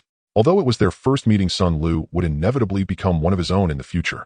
Peace, it means that the common people don't want to do something, and no one can force them to do it. When the people can be the masters, peace will naturally come. During the conversation, Mi Yan seemed to radiate light, and a warm glow enveloped him. In that instant, Sun Lu felt as if he saw a dazzling sun. His radiance was like countless scorching needles spreading towards the earth, making all the sins of humanity unable to escape under this light. Good. Sun Lu was tearful with gratitude. Having drifted for half a lifetime without meeting an enlightened master, if it weren't for Mi Yan being too young, he would have wanted to take Mi Yan as his adoptive father and serve by his side. Even if he only got to listen to Mi Yan's sayings every day, it would be enough. He felt that his prior efforts against war, democracy, having drifted for half a lifetime without meeting an enlightened master, if you do not reject it, I wish to take you as my leader. Sun Lu was completely convinced any peace-loving person who listened to Mi Yan's grand discourse would surely gain new insights. He clasped his hands and shouted loudly. The grass ninjas crowded near the office building and all bowed in unison with Sun Liu's words. Mi Yan waved his hand, moved. Kiki Shumo and the dozens of hidden blade-wielding men from the Uzumaki clan quietly withdrew. This matter was known to heaven and earth, and everyone involved. It must not be allowed for Sun Lu to find out. I am the fish, and Master Sun Lu is the water. I thrive with him as a fish thrives in water. And they talked deep into the night and slept side by side. Miyabi did not return home that evening. Instead, he used the bedding left behind by Killer Bee and spent the night in the office with Master Sun Lu. Konan, go on, rejoin your water. And the next morning, Miyabi was astonished to discover his mastery of the 5 nature transformation chakra techniques had markedly improved. The only plausible explanation lay in the newly recruited Sun Lu and his companions. And after careful inquiry, the truth emerged. Sun Liu's ancestral line descended from a branch of the Suritobi clan. No wonder his demeanor was so hesitant and indecisive. Though by no means weak, he had been humiliated repeatedly by a mere minor rogue shinobi from grass country. Moreover, Sun Lu was renowned across Kusagakure as the little doctor of Shinjutsu.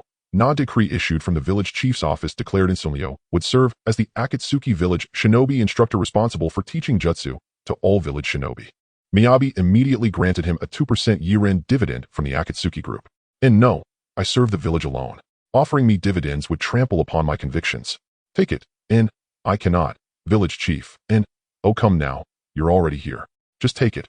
And Sun Liu refused, yet Miyabi insisted, and so it was given. The results were striking.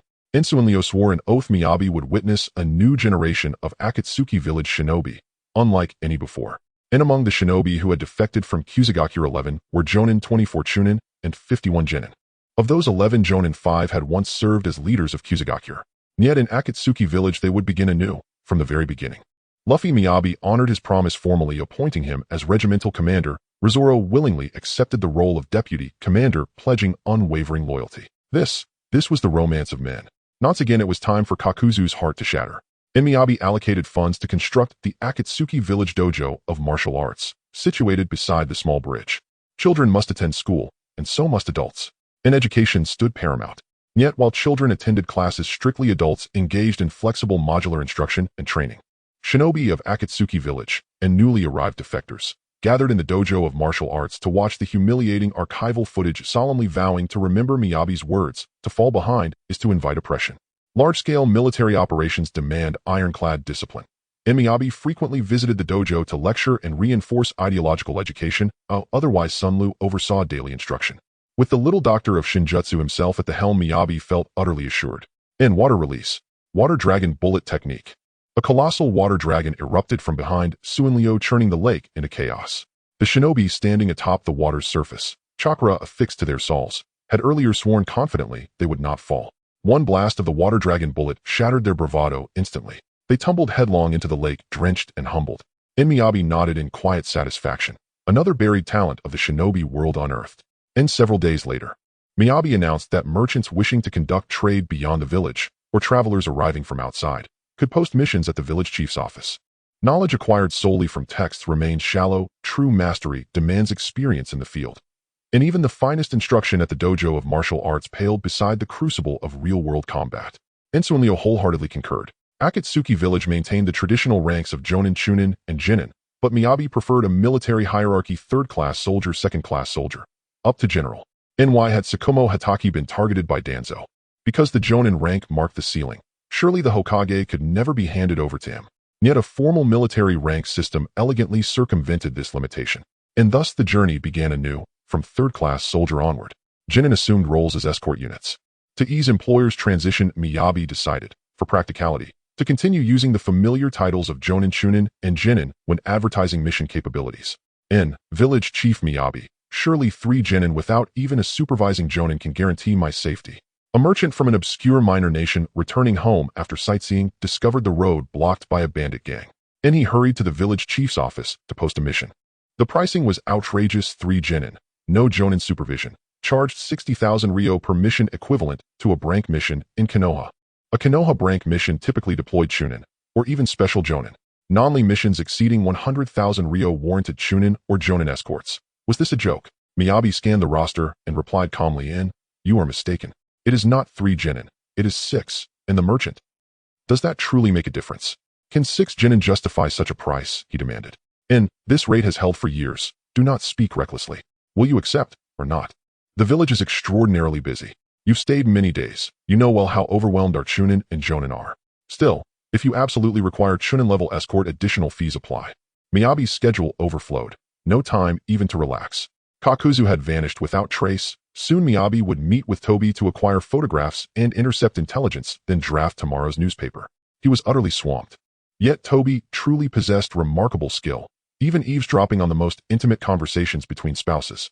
And henceforth, whenever netizens claimed, "What we say privately, you couldn't possibly hear," Miyabi could declare with full authority, "Not a chance." And seeing Miyabi's nonchalant take-heider-leviate expression, the merchant gritted his teeth and reluctantly acquiesced. For this overseas trip, he had stockpiled several wagons of Akatsuki Village's recently viral nougat candy, determined to capitalize on the gambling god craze before the confectionery spoiled. Well, profit would surely follow. And soon Miyabi assigned 6 former Kusagakure Jinin to the merchant's retinue, and they departed immediately. And by afternoon they reached a mountain range. The bandits were encamped nearby, and the merchant grew inexplicably anxious, huddling behind the Jinin with his caravan crew. And sure enough, in an instant a horde of bandits surged down the slope, brandishing cleavers. Their leader glanced at the 6 Jinin, each bearing the Akatsuki Village forehead protector. "And the taste of bonito flakes," he sang aloud. The newly enlisted Jinin froze, confused. They had heard this song during training. Miyabi Village Chief had once sung it for Director Konan, known exclusively among villagers. Robbers serenading their victims. How surreal. And so villagers. And how could fellow villagers have become? No time for thought. The bandit leader charged forward, sword raised high. None Jinin parried with a kunai, eyes wide with bewilderment. Yet in the bandit's gaze he glimpsed something unmistakable. And the caravan members cowered behind the wagons, trembling uncontrollably. And bang, Na figure flew through the air. "We should win. We have 6 Jinin. The advantage is ours." And the merchant instinctively covered his eyes, unable to watch. Yet curiosity soon compelled him to peek slowly through his fingers. He stared and froze. And why had an Akatsuki Jinin flown toward him? And at that moment, all 6 lay sprawled on the ground, defeated. And the merchant choked back tears. I knew it. What good are genin? Run. I'll hold them off. None genin clung fiercely to a bandit's leg, resolve blazing in his eyes. N. Activate reserve concealed energy. The merchant blinked. What in the world is that? And then he watched as the genin tore open their jackets, revealing rows of explosive tags wrapped tightly around their torsos. What, do you wish to die, eh? And damn it. Who straps explosive tags to their own body? The bandits roared. And do not fear. We swore an oath, and we will see you safely through. All six smiled, warm, serene, reassuring, as they turned toward the caravan. And the merchant's pupils contracted sharply. And what is this smile? The mission had failed. They could have abandoned the caravan and fled. And let them go, shouted one genin, still gripping the bandit leader's leg, bellowing at the others. Though Akatsuki village remained weak, its shinobi would never abandon their employer. And you, how much did you even get paid to risk your life like this? The bandit's face twisted perfectly into shock. And it is not about money. The village pledged to protect you. And I fear not shattering my body, so long as you live to walk this world. The caravan fell silent, heads bowed low, fingernails digging deep into palms. And yes, payment for service was standard, but as the bandit said, for this, some why risk everything. With 6 such genin, how could I have ever deemed the fee excessive? And the merchant wept openly. And he should never have scrimped on cost, condemning 6 noble youths to certain peril. What happened? At that moment, a man in an Akatsuki robe and a black mask passed by. Mr. Jiaodu, help please, he shouted anxiously. Jiaodu remained unmoved. If you have money, save those 6, and I will give you 100,000 taels. Jiaodu moved. These mountain bandits were no match for him, and within a stick of incense's time, they fled. The merchant cried tears of joy, and his accompanying subordinates also wept. No one knew how tormented they had been inside. Jiaodu took out a camera and snapped a photo of the crying group. You 6 are worthless. He then reprimanded the 6 subordinates. The 6 subordinates lowered their heads in shame. It's not their fault. Those mountain bandits were too despicable. The merchant hurriedly defended them. Jiaodu frowned. Indeed, while doing business with the boss, this is the first time we've encountered such conscientious ninjas. One subordinate stepped forward and said, earlier, if Jiaodu hadn't come, they would have witnessed the 6 subordinates fighting to the death with the enemy. What? Jiaodu noted their words, and his brows eased a bit. When you are out, you represent the face of Akatsuki. Jiaodu asked the merchant for 100,000 silver taels and left after giving a few final instructions. After Jiaodu left, the merchant shook hands with each of the subordinates, saying you all did well. The merchant convoy continued on its way, and during the escort they encountered another wave of mountain bandits. With just one glance, the 6 subordinates defeated the bandits, who were 10 times their number, making them flee. What a commendable display of courage. I'll reward you with chicken legs when we return. The merchant applauded and praised them. He planned to promote the diligence of Akatsuki village. In the village chief's office, Yahiko looked at a mountain range where several teams of mountain bandits occasionally emerged.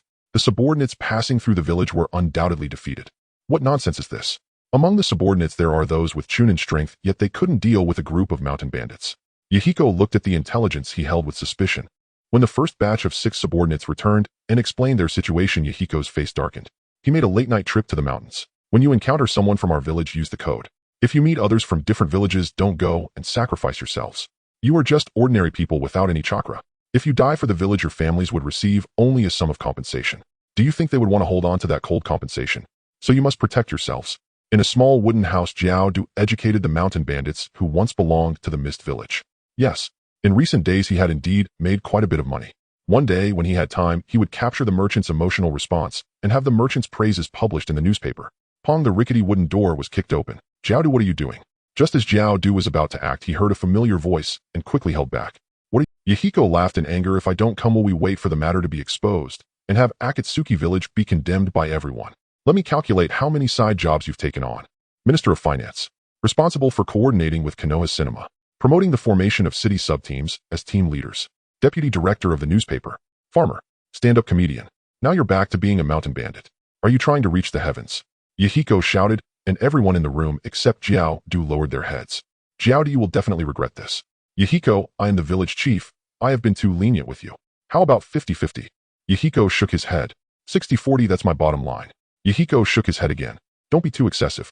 Jiaodu's eyes turned red, and he was so agitated that his Sharingan was about to activate. The two argued all night. When Jiaodu came out, he was almost white-haired after a night. A 19-10 split, Jiaodu didn't understand how he managed to walk out the door. However, Yahiko's monthly salary was only 1 tael. This money went into the village treasury for village construction, which meant he still had the right to use this batch of money. As he thought about it, Jiaodu felt much more at ease. The newspaper published articles promoting the diligence of Akatsuki ninjas. Iwagakure, Recently, Inoki also opened a newspaper called the Iwa Rock Morning News. Once published, it became a booming business. Konoha Village. Sarutobi Hisashi also opened a newspaper. Konoha Morning News. Sunagakure had no money and Kumogakure's newspaper sales were dismal. These two villages could not compete. Kirigakure, another day of isolation.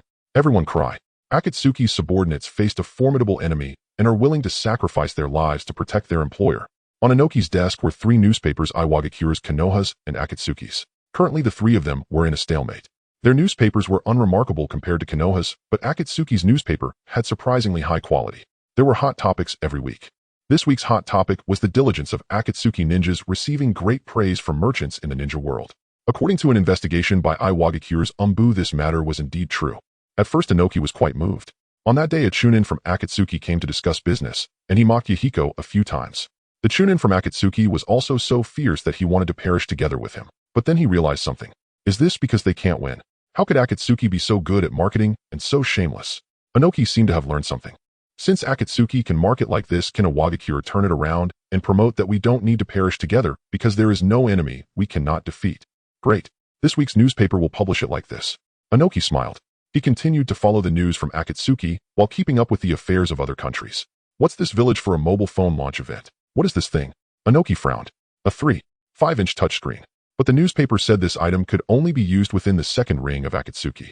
Akatsuki distributes its areas in rings around the office and schools, with the first ring, second ring, and third ring. Only shops outside the third ring engage in foreign trade. To this day, their Iwagakure spies cannot enter the second ring.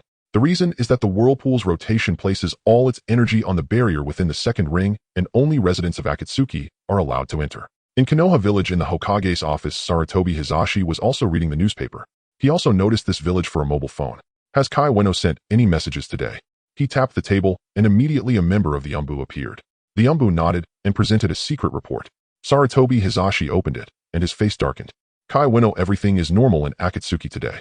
Hokage-sama, did you have breakfast this morning? Is this what he wants to see? He wants to see internal intelligence from Akatsuki. At the beginning, Kai Ueno would occasionally send some news, such as Yahiko's educational philosophy, about how children should respect their teachers and study diligently. Children are the flowers of Akatsuki and should be nurtured with care. Sarutobi Hisashi sighed. As expected of my Hokage lineage, it must have been for me teaching Jiraiya, who then taught Yahiko right.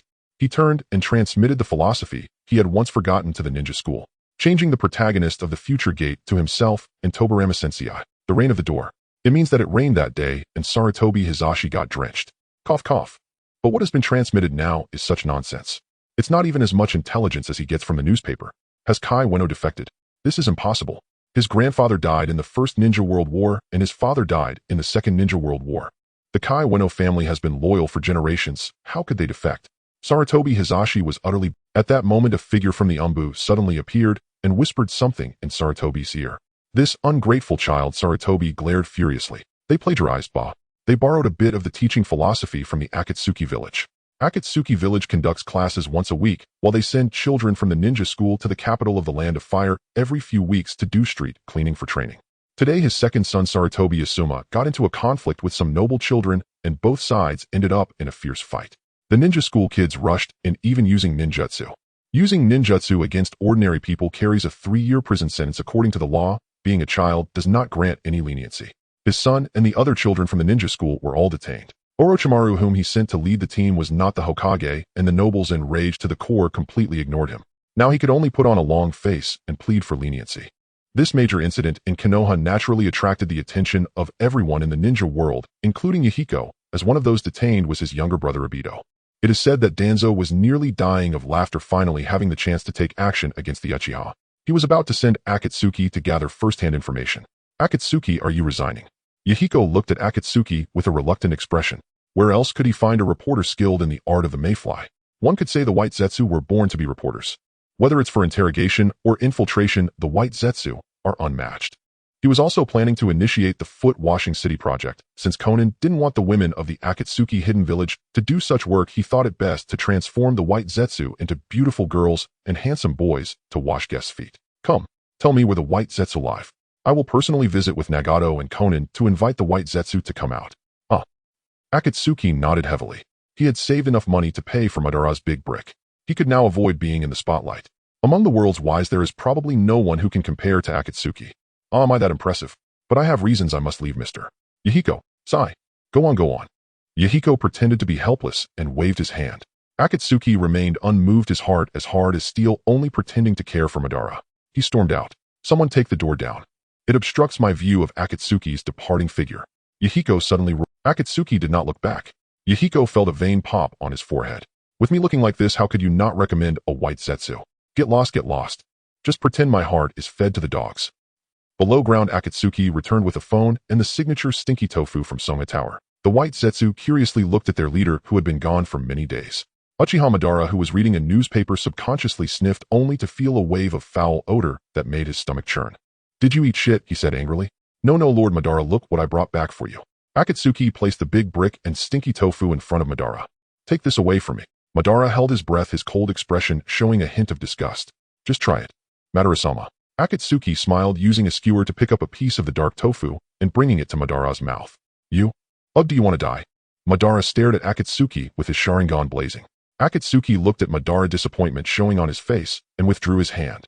Only then did Madara retract his Sharingan and glance at the big brick placed before him. Is this what Akatsuki bought for me with his earnings? A moment of complexity flashed through his mind. Surprise attack. The next second, a piece of stinky tofu was shoved into Madara's mouth by Akatsuki. Madara. Other white zetsu. Stinky tofu. What the hell? Did the ground just shake? The elderly in the nursing home who were playing chess were startled. Just now had Akatsuki village trembled a bit. Now it had returned to calm, as if nothing had happened. Elder Zhou Xian, why has the chess table flipped? Yahiko, who was dozing off in the office, was also awakened. What happened? Huff, huff, huff. Madara, having released his Susanoo, gasped for breath with some stinky tofu sauce still smeared on his mouth. Beside him lay a white zetsu who was in an unknown state of life or death. Madara felt a sweetness in his mouth and instinctively licked it. He suddenly fell silent. He glanced at the mess of stinky tofu scattered everywhere and the big brick tightly embraced by Akatsuki, who was lying on the ground. He turned his back and continued reading the newspaper. Is Akatsuki going to be abandoned by Madara-sama? It seems so. The white zetsu were dumbfounded, not daring to approach the downed Akatsuki. Black zetsu was also stunned. If it weren't for the good excavation of the white zetsu base, wouldn't Madara become a powerful being buried by the earth? Akatsuki, go check on my heir's condition. Madara suddenly spoke, tossing a summoning scroll to Akatsuki without looking back. Hi, Madara-sama. Akatsuki, not dead, yet quickly recovered with his Hashirama cells. He stood up energetically. Upon opening the summoning scroll, expecting it to contain some item, he was surprised to find it filled with 20 million ryo. Am I Akatsuki now a wealthy person? Madara, get lost. Yes. After emerging from the ground, the first thing Akatsuki did was head to Songa Tower and order several takeout meals. Stinky tofu, after seeing Madara lick it earlier, he surprisingly began to reminisce about it. So that means he likes it. There was also roast duck sizzling with oil and charcoal grilled whole lamb. He spent 1 million ryo in one meal. He wasn't interested in money and had no concept of it. After the food was delivered to Madara, Akatsuki left. In the office, Yahiko looked at Akatsuki, who had returned. On the table lay 10 million ryo given by— You said you want to buy the newspaper company. Yahiko scrutinized Akatsuki, not understanding what he was up to. Lord Madara likes to read the newspaper. Akatsuki felt that one newspaper a week from the 3 major newspaper companies in the ninja world was rather too leisurely. After all, he wanted to ensure that Madara woke up every morning to a newspaper. No way. Not to mention that you lack the funds, but the newspaper is the voice of our Akatsuki village and cannot be sold to a private dealer. Yahiko refused. The newspaper must be reviewed by him before publication, verified, and then released. It concerns the village's public opinion. The newspaper is not something to play with. Is that so? Yahiko, big man. Akatsuki said, twisting his body to tempt Yahiko word by word. Water style. The nursing home was shocked. 2 earthquakes in one day. With the task from Ban and Yahiko, Fei went to the capital of the Land of Fire. The Konoha ninja students who had misbehaved were locked in a dim prison cell. It was not hard to see that at such a young age, everyone sported a crew cut, a slicked-back hairstyle akin to Minato's. Obito, with his crew cut, was leaning against the wall board with both hands cradling the back of his head. He had just been the loudest, shouting, Asuma, take that noble out for me. Asuma, are you blind? That gray-haired brat almost spat in my face. Asuma was a year older than them, but he was shamelessly locked up with the younger students. He flicked his crew cut and declared, which fool said we were just dirty street cleaners. I will take action decisively. I wonder if Hong will end up liking me because of this. During the fight earlier, that noble lady glanced at me a couple of times. She wouldn't have feelings for me, would she? With a headscarf, Ebisu was hiding a slicked-back hairstyle like a gambling god beneath it, stroking his chin thoughtfully. A bunch of idiots. Kakashi was also present. He was a Chunin brought along to protect the kids, but he got unwittingly dragged into this. This batch of students was unwanted by Sarutobi Hiruzen. Among the wild hairstyles, there was an honest watermelon-headed child with thick eyebrows and big eyes hugging his knees with a somewhat lost expression. I was clearly using taijutsu. Why am I being locked up? Youth is my father lying to me. Outside, the nobles of the Land of Fire and the ninjas from Konoha were almost at each other's throats. Noble, we won't release him, but that doesn't mean we can't. Orochimaru, oh, you release him if you want. Orochimaru's nonchalant attitude infuriated the nobles. Wherever they went, they were usually revered. The third Hokage. Even the first Hokage couldn't help. Who here dares to release this person today? They are slapping our children's faces in public, literally slapping us. The nobles looked at the middle-aged Murakumo sent by Sarutobi Hiruzen with disdain and a bit of anger. Send down a ninja. Is there no one left in Konoha? Call Minato Namikaze. Right, let Minato come and talk. Recently a saying had circulated: if you leave Konoha in the Land of Fire, look for Minato. In Konoha, your third generation has 5 or 6 capable people. Entering the Land of Fire among their ninjas, they only recognize Chun Dozi Minato. Watching the drama unfold, A-Fei was thoroughly entertained. Are these guys in the Land of Fire starstruck? The news returned to Akatsuki village. Yahiko was speechless for a long time. He walked to the window and gazed out at the street view of Akatsuki village. Isn't this just ridiculous? Senior brother Minato is so busy, asking him to pick someone up just for the sake of starstruck people is too much. This ancestor of mine really doesn't understand that there can only be one decision-maker in the Land of Fire. He also didn't understand self-sufficiency relying entirely on funding from the daimyo. To repel external threats, one must first stabilize internal issues. There are too many voices within the Land of Fire. Konoha ultimately cannot rise against it. Yahiko felt something was missing in his hand, so he ordered someone to custom make a short cigarette holder. He didn't smoke. It was mainly for him to hold while gazing out the window, pretending to be deep in thought. Yahiko, there's unusual movement from the Uchiha. Nagato knocked and entered. Yahiko nodded in satisfaction. Nagato is good. Even Danzo knows to knock. What unusual movement. Yahiko sat back at his desk, gesturing for Nagato to sit down as well. After Nagato sat down, he said the Uchiha have heard that Obito has been captured. They are mobilizing their entire clan, even recalling Uchiha, who are on missions outside. If the capital doesn't release him, they will storm the capital. Ahem. Yahiko choked slightly. These Uchiha are really. Yahiko didn't know how to evaluate this. How could it be even crazier than in the original story? What has Danzo done for several months? Nearly 200 pairs of Sharingan, and Danzo was powerless to do anything about it. This is the Uchiha's confidence. Although the Uchiha's ideas are good, Yahiko does not advocate. Nobles cannot be eliminated by mere killing, just like the ninja clans, they hold knowledge. If one escapes hundreds of years later relying on that knowledge, another family could rise again. That's why Yahiko established a school and a martial arts hall, hoping that ordinary people would also have the opportunity to progress. A 7-year-old awakens a Sharingan. The Uchiha will definitely protect such a genius. If I had known, I would have ensured Obito was brought back last year no matter what. Nagato's eyes held admiration, but then he looked somewhat disappointed. In the ninja world, almost everyone coveted Obito, from Madara to Yahiko and Nagato. Moreover, if we don't investigate, we wouldn't know that the Land of Lightning actually hides a group of Uchiha, and now they are all called back to the village. Nagato suddenly laughed as he thought of something. Another 20 pairs of Sharingan, enough to give Danzo a headache. The Uchiha are hiding in the Land of Lightning. Hearing this news, Yahiko's mind fell into contemplation. Where did the Uchiha in the Land of Lightning come from? Oh, Nagato, I truly love you. Yahiko, excited, leaned forward and grasped Nagato's hands, gazing intently into his bewildered eyes. Nagato bashfully turned his head away. Yahiko. Konan, who came to visit Yahiko, opened the door and was greeted with this passionate scene. Konan, should I say sorry for interrupting? You came at just the right time. Yahiko released his hands and laughed heartily at Konan. At that moment, Konan really wanted to bring Tsunade, who was obsessed with gambling outside the village, to show Yahiko what she was like. The mobile phone launch has been postponed by 2 days. Nagato and I have something to do. Yahiko was exuberant. Without Nagato, he was almost forgetting this often overlooked force in the original story. Under the puzzled gazes of the two, Yahiko made a call to Hatake Kakashi, ordering him to arrive at the office in 2 minutes. It was an urgent matter. Hatake Kakashi thought something serious had happened. He didn't even have time to put down the book he had read countless times, Nanachuan, written by Pain. He arrived in a minute. Yahiko said, I understand. Nagato asked, does Kakashi-senpai want a wife? Hatake Kakashi's face turned red. No. Is something happening? He put the book back in his arms and asked, we are going to the Land of Lightning. We can talk about it all. Time is of the essence. Yahiko regretted not learning the Flying Thunder God technique. Next time, he must trick senior brother Minato into coming get him drunk and learn the technique. Why is it that only you Konoha can use the ancestral techniques? I, the most treasured disciple of this ancestor, cannot. Konan, I entrust the village to you. Yahiko handed over the documents and pen to Konan, and the village automatically entered caretaker mode. I suspect you just want to go out and loaf around. Konan sighed, taking the pen Yahiko offered with her delicate hand. The focus is on Kaku.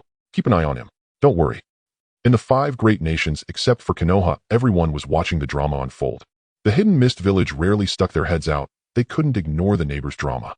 With the Uchiha's current stance, if Konoha were to split, they could potentially benefit. Unlike the small skirmishes aimed at Akatsuki village. When the 4 great ninja villages targeted the great nation of Konoha, even Hanzo of the Salamander felt despair just from watching. Anoki Rock Village Morning Report.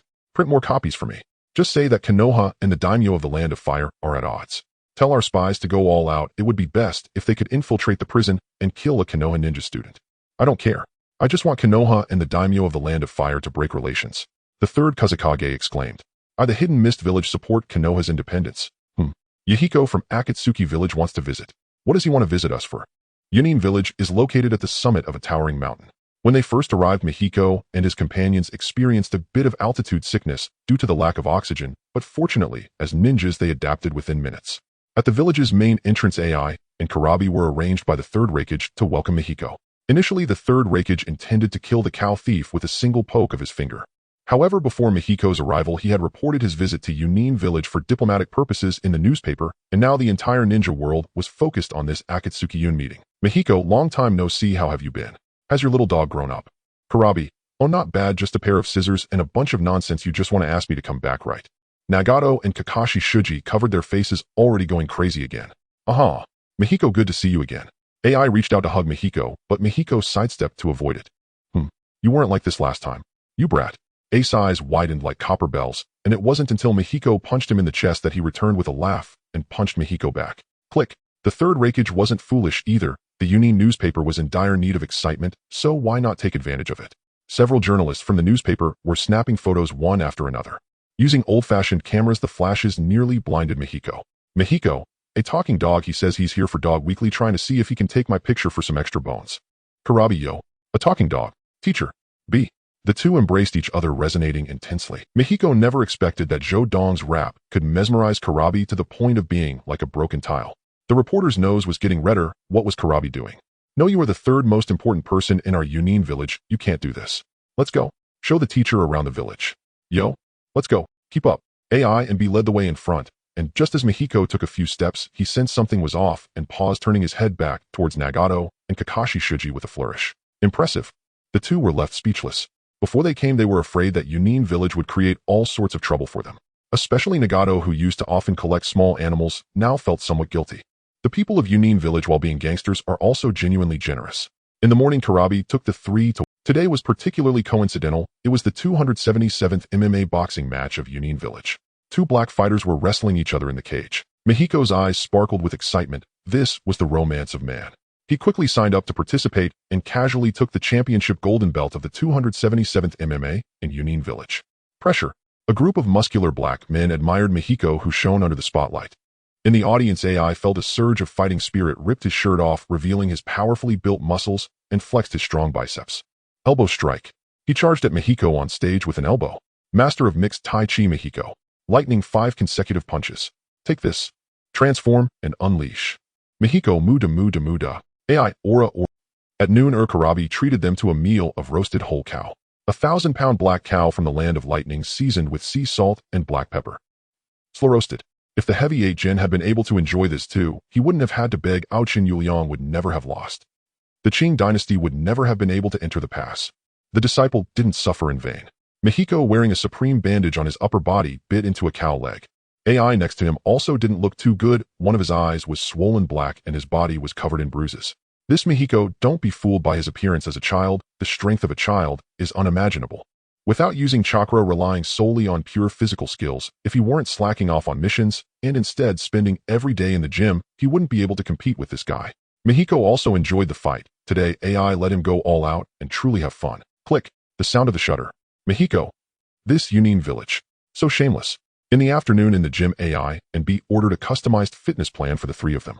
Karabi, when he was young, was also a skinny little chick, but now does he even know what an 8-pack abs is? From diet to fat loss and muscle gain, every aspect. He heard that overexercising could lead to shrinking, so Mihiko thought for a moment and reduced the workload by 70%. Perfect. Nagato, make a note of this. Mihiko and Nagato were on the treadmill, and he said to Nagato, the gym must be opened upon returning to it, can allow the villagers to build strong physiques and also bring in some extra income. But he couldn't help but complain, do you even have a treadmill in this gym? Click the shutter sound. In the evening, Karabi held a concert in the square. Originally, no one was coming, but upon hearing that Mihiko was the special guest of the concert, everyone rushed over. That live concert in Akatsuki village once stirred up a storm in Yunin village, capturing the hearts of all the young people in the village. At first, AI wanted to tear down the cinema when he saw the wreckage, but this contrast made him closer to the young people of Yunin village, so he had no choice but to give up. At this moment, there were more people around the stage than dogs. All the young people from Yunin village who had nothing to do came. A glance around revealed a sea of black faces with a few whites mixed in. The black ones were extremely dark, and the white ones were extremely pale. Girl, my story unfolds because of you. During the concert, Mihiko sang a little, but Lord Karabi wasn't satisfied. This isn't the kind of strength a teacher should possess. At the last Akatsuki village concert, the teacher had captivated the audience entirely. Thank you for coming to Yunin village. Thank you for coming to Yunin village, to this Yunin village. I thank you for coming to Yunin village, for coming to this Yunin village. Karabi passionately rapped. The audience couldn't take it anymore, but in front of them was Mihiko giving autographs. Little girl, you should study hard, or you don't have to study. Mihiko looked out and spotted a girl with snow-white skin and bright yellow hair a few years younger than him standing in the front row gazing eagerly. He really was out of his mind. Why was he advising the children of Yunin village to study hard? He went up and gave her an autograph. Thank you, said Samui, smiling contentedly. Mihiko went for the paper and pen, turned around and left. Wait, you only signed one. The girl named Samui came with her friend, and do you know how hard it was for us to squeeze into the front row? Do you know how excruciating it was for us to listen to Lord Karabi sing? Nagato, having been the intelligence chief for so long, quietly recorded Mihiko's behavior. Mihiko really liked having him take notes. He. Mihiko, you wouldn't want Kono to find out, would you? At night in the Yunin office, the third Reikage ordered the village's Umbu to take advantage of the chaos and go to Konoha to capture another Jinchuriki. Now he was looking at Mihiko's itinerary for the day. Here for fun. Throughout the day, Mihiko had been playing with AI and B. He casually took a championship and helped. It seemed aimless, purely coming to catch up with Karabi and build emotional connections with Yunin village. The following days continued in the same manner. Seeing this, the third Reikage became too lazy to manage anymore, letting them go wherever they pleased. He withdrew all Umbu that were monitoring them from the shadows. With B around, Mihiko and the others wouldn't dare to do anything. Kushina, I've caught you. B, shall we go explore the land of lightning today? For 3 days, AI had to go on a mission, and Mihiko was taken around Yunin village by Karabi. Now it's neither New Year nor a holiday, and there really aren't that many fun things to do. Of course, Karabi was afraid of getting beaten and consulted the third Reikage. The two of them expressed that as long as Karabi didn't leave the country within the borders of the land of lightning, they could go wherever they wanted. Who says the third Reikage is unreasonable? This third Reikage is amazing. Mihiko and his companions exchanged glances, their eyes filled with smiles. At the border between the land of thunder and the land of soup, Karabi was desperately searching for a toilet while clutching his. He had been given a laxative by Yahiko. With the amount he had eaten over the past 2 days, it was impossible for him not to have an urgent need. Nagato, keep an eye on him. Shoten and I are heading to the Bloodpool clan's exile site. Nagato squatted outside the toilet guarding Karabi. Indeed, the three of them were targeting the Bloodpool clan this time. The descendants of Indra were akin to the relationship between the Senju and Uzumaki clans. This clan possesses a powerful bloodline limit known as the Blood Dragon Eye. Once activated, it can cast illusions comparable to the Uchiha's Sharingan against their enemies. Their perceptiveness, the ability to replicate techniques, and ninjutsu are all at an extraordinary level. However, as descendants of Indra, this branch was earlier wronged when one of their women married into the Land of Thunder's daimyo's harem, leading to their downfall and palace intrigue, resulting in the entire clan being exiled to Hell Valley. This also left Yahiko feeling quite emotional. It was likely that the Uchiha were similarly distressed, concerned about using force to rescue Obito, having the Bloodpool clan as a cautionary tale. What brings you here? The leader of the Bloodpool clan, Yaho, arrived accompanied by several ninjas after it was summer and Hell Valley was surrounded by mountains, making Yahiko sweat profusely and struggle to breathe. Even the vultures flew high above, afraid to land in this place that could melt stone. Their expressions were grim, not directed at Yahiko, but rather due to the oppressive environment. You live here? Yahiko glanced around, finding the surroundings even worse than Sunagakure, as if they were living in the crevices of rocks. Sigh. Yaho waved his hand, an expression of deep melancholy on his face. I happened to pass by and heard that some were imprisoned and suffering here, so I came to take a look. Have you been living like this for years? They say that a crying child gets milk, and Yahiko had already developed the talent to let tears flow freely. He suddenly felt a pang in his nose, turning his head away as if empathizing and crying for them. For a moment, only the size of Yaho and his companions remained. Seeing that Shoten looked half understanding, he wanted to vent the grievances he had held for so long, and began to explain the history of their clan. In a time even older than when Senju Hashirama and Uchiha Madara clashed, the women of our clan married into the family of the Land of Thunder's daimyo as concubines. She was gentle and beautiful, greatly favored by the daimyo, but soon became the target of jealousy from the main wife. Shortly after the daimyo passed away from illness and the main wife falsely accused the Bloodpool clan's daughter of being involved in his death, thus venting her anger on the entire Bloodpool clan. The main wife took ruthless measures uprooting the Bloodpool clan from the Land of Thunder and exiling them to this Hell Valley, even hiring the Uchiha clan to oversee them. Yahiko finally heard the detailed history, realizing that the proud descendants of Indra were imprisoned in this wretched place due to a woman's palace intrigue. This further strengthened Yahiko's resolve to reform the ninja world. "Follow me," Yahiko said with determination. "You may not understand our situation." Thinking of the pressure from the Uchiha and the Land of Thunder's daimyo, Yahoo could only weakly shake his head. Even if the Uchiha were temporarily absent and had gone somewhere unknown, they would eventually return. Yahiko understood what they were apprehensive about and decided to distract them. "This is Shoten. To be honest, my master is one of the legendary 3 Jiraiya, a true heir of the Hokage line, and my uncle is Hanzo of the Salamander. I also have a great disciple named Kurabi, who is the sworn brother of A from Ame-Gakure. And I am Yahiko, also known as Little Hashirama in the world, the leader of Akatsuki, who has established villages in Konohagakure, Ame-Gakure, building villages and establishing nations." Yahiko introduced himself with a bow. Yahoo-in and the others listened in a daze, surprised that there was someone like Yahiko in the ninja world. They had never heard of him. After all, they were out of touch with the times. Their information came from overhearing conversations while the Uchiha were guarding them. Shoten, they seemed to have heard of him, known as the White Fang of Konoha, who killed Kyo's son and daughter-in-law during the Second Shinobi World War. Shoten, now he is known as the White Fang of Akatsuki. The legendary 3's Jiraiya is also his teacher, and Hanzo the Salamander is his uncle, and Kurabi the Eight-Tails Jinchuriki is his great disciple. Fearing that Yahoo-in might not believe him, Yahiko pulled out a photo of himself with Jiraiya, Hanzo, and Kurabi. From the way they were posing, it was clear they were very close. All these people were renowned figures. Even though they were imprisoned in Hell Valley, they had heard of them, and meeting one was incredible, but Yahiko was introducing 3. "Who is this young master experiencing life out here? If you want your servant to join, just ask this serious butler beside you to call out." Yahiko also had a photo with Minato. The future 4th Hokage was his senior brother, but he decided not to bring it out to boast. Given their blood dragon eyes, they surely had keen insight. Yahiko had never seen such an overwhelming amount of chakra in anyone else. Shoten, despite appearing to have dull eyes, exuded an air of confidence that was not typical for an ordinary person. Yahiko knew it was time to get serious. Now entering the village has its benefits. The Shandong natives would be intrigued. Hearing this, the Bloodpool clan was equally intrigued. Benefits? What are the perks? Yahiko, Akatsuki will establish a guard division with a base salary of 6,000 for the ninjas entering the guard division, plus bonuses of oil and rice during holidays. Shoten was startled, thinking they were coming to divide power. Yahiko, village leader. Yahoo-in exclaimed joyfully. "Mobilize all the clan members. Let's leave this cursed place as soon as possible," he commanded the accompanying ninjas. "What about the Uchiha?" The clan members couldn't help but worry, glancing anxiously at Yahoo-in. "Oh, that Uchiha Obito who awakened a Sharingan at the age of 7. He calls me big brother," Yahiko said nonchalantly, as if discussing a trivial matter. Yahoo-in. The Bloodpool clan.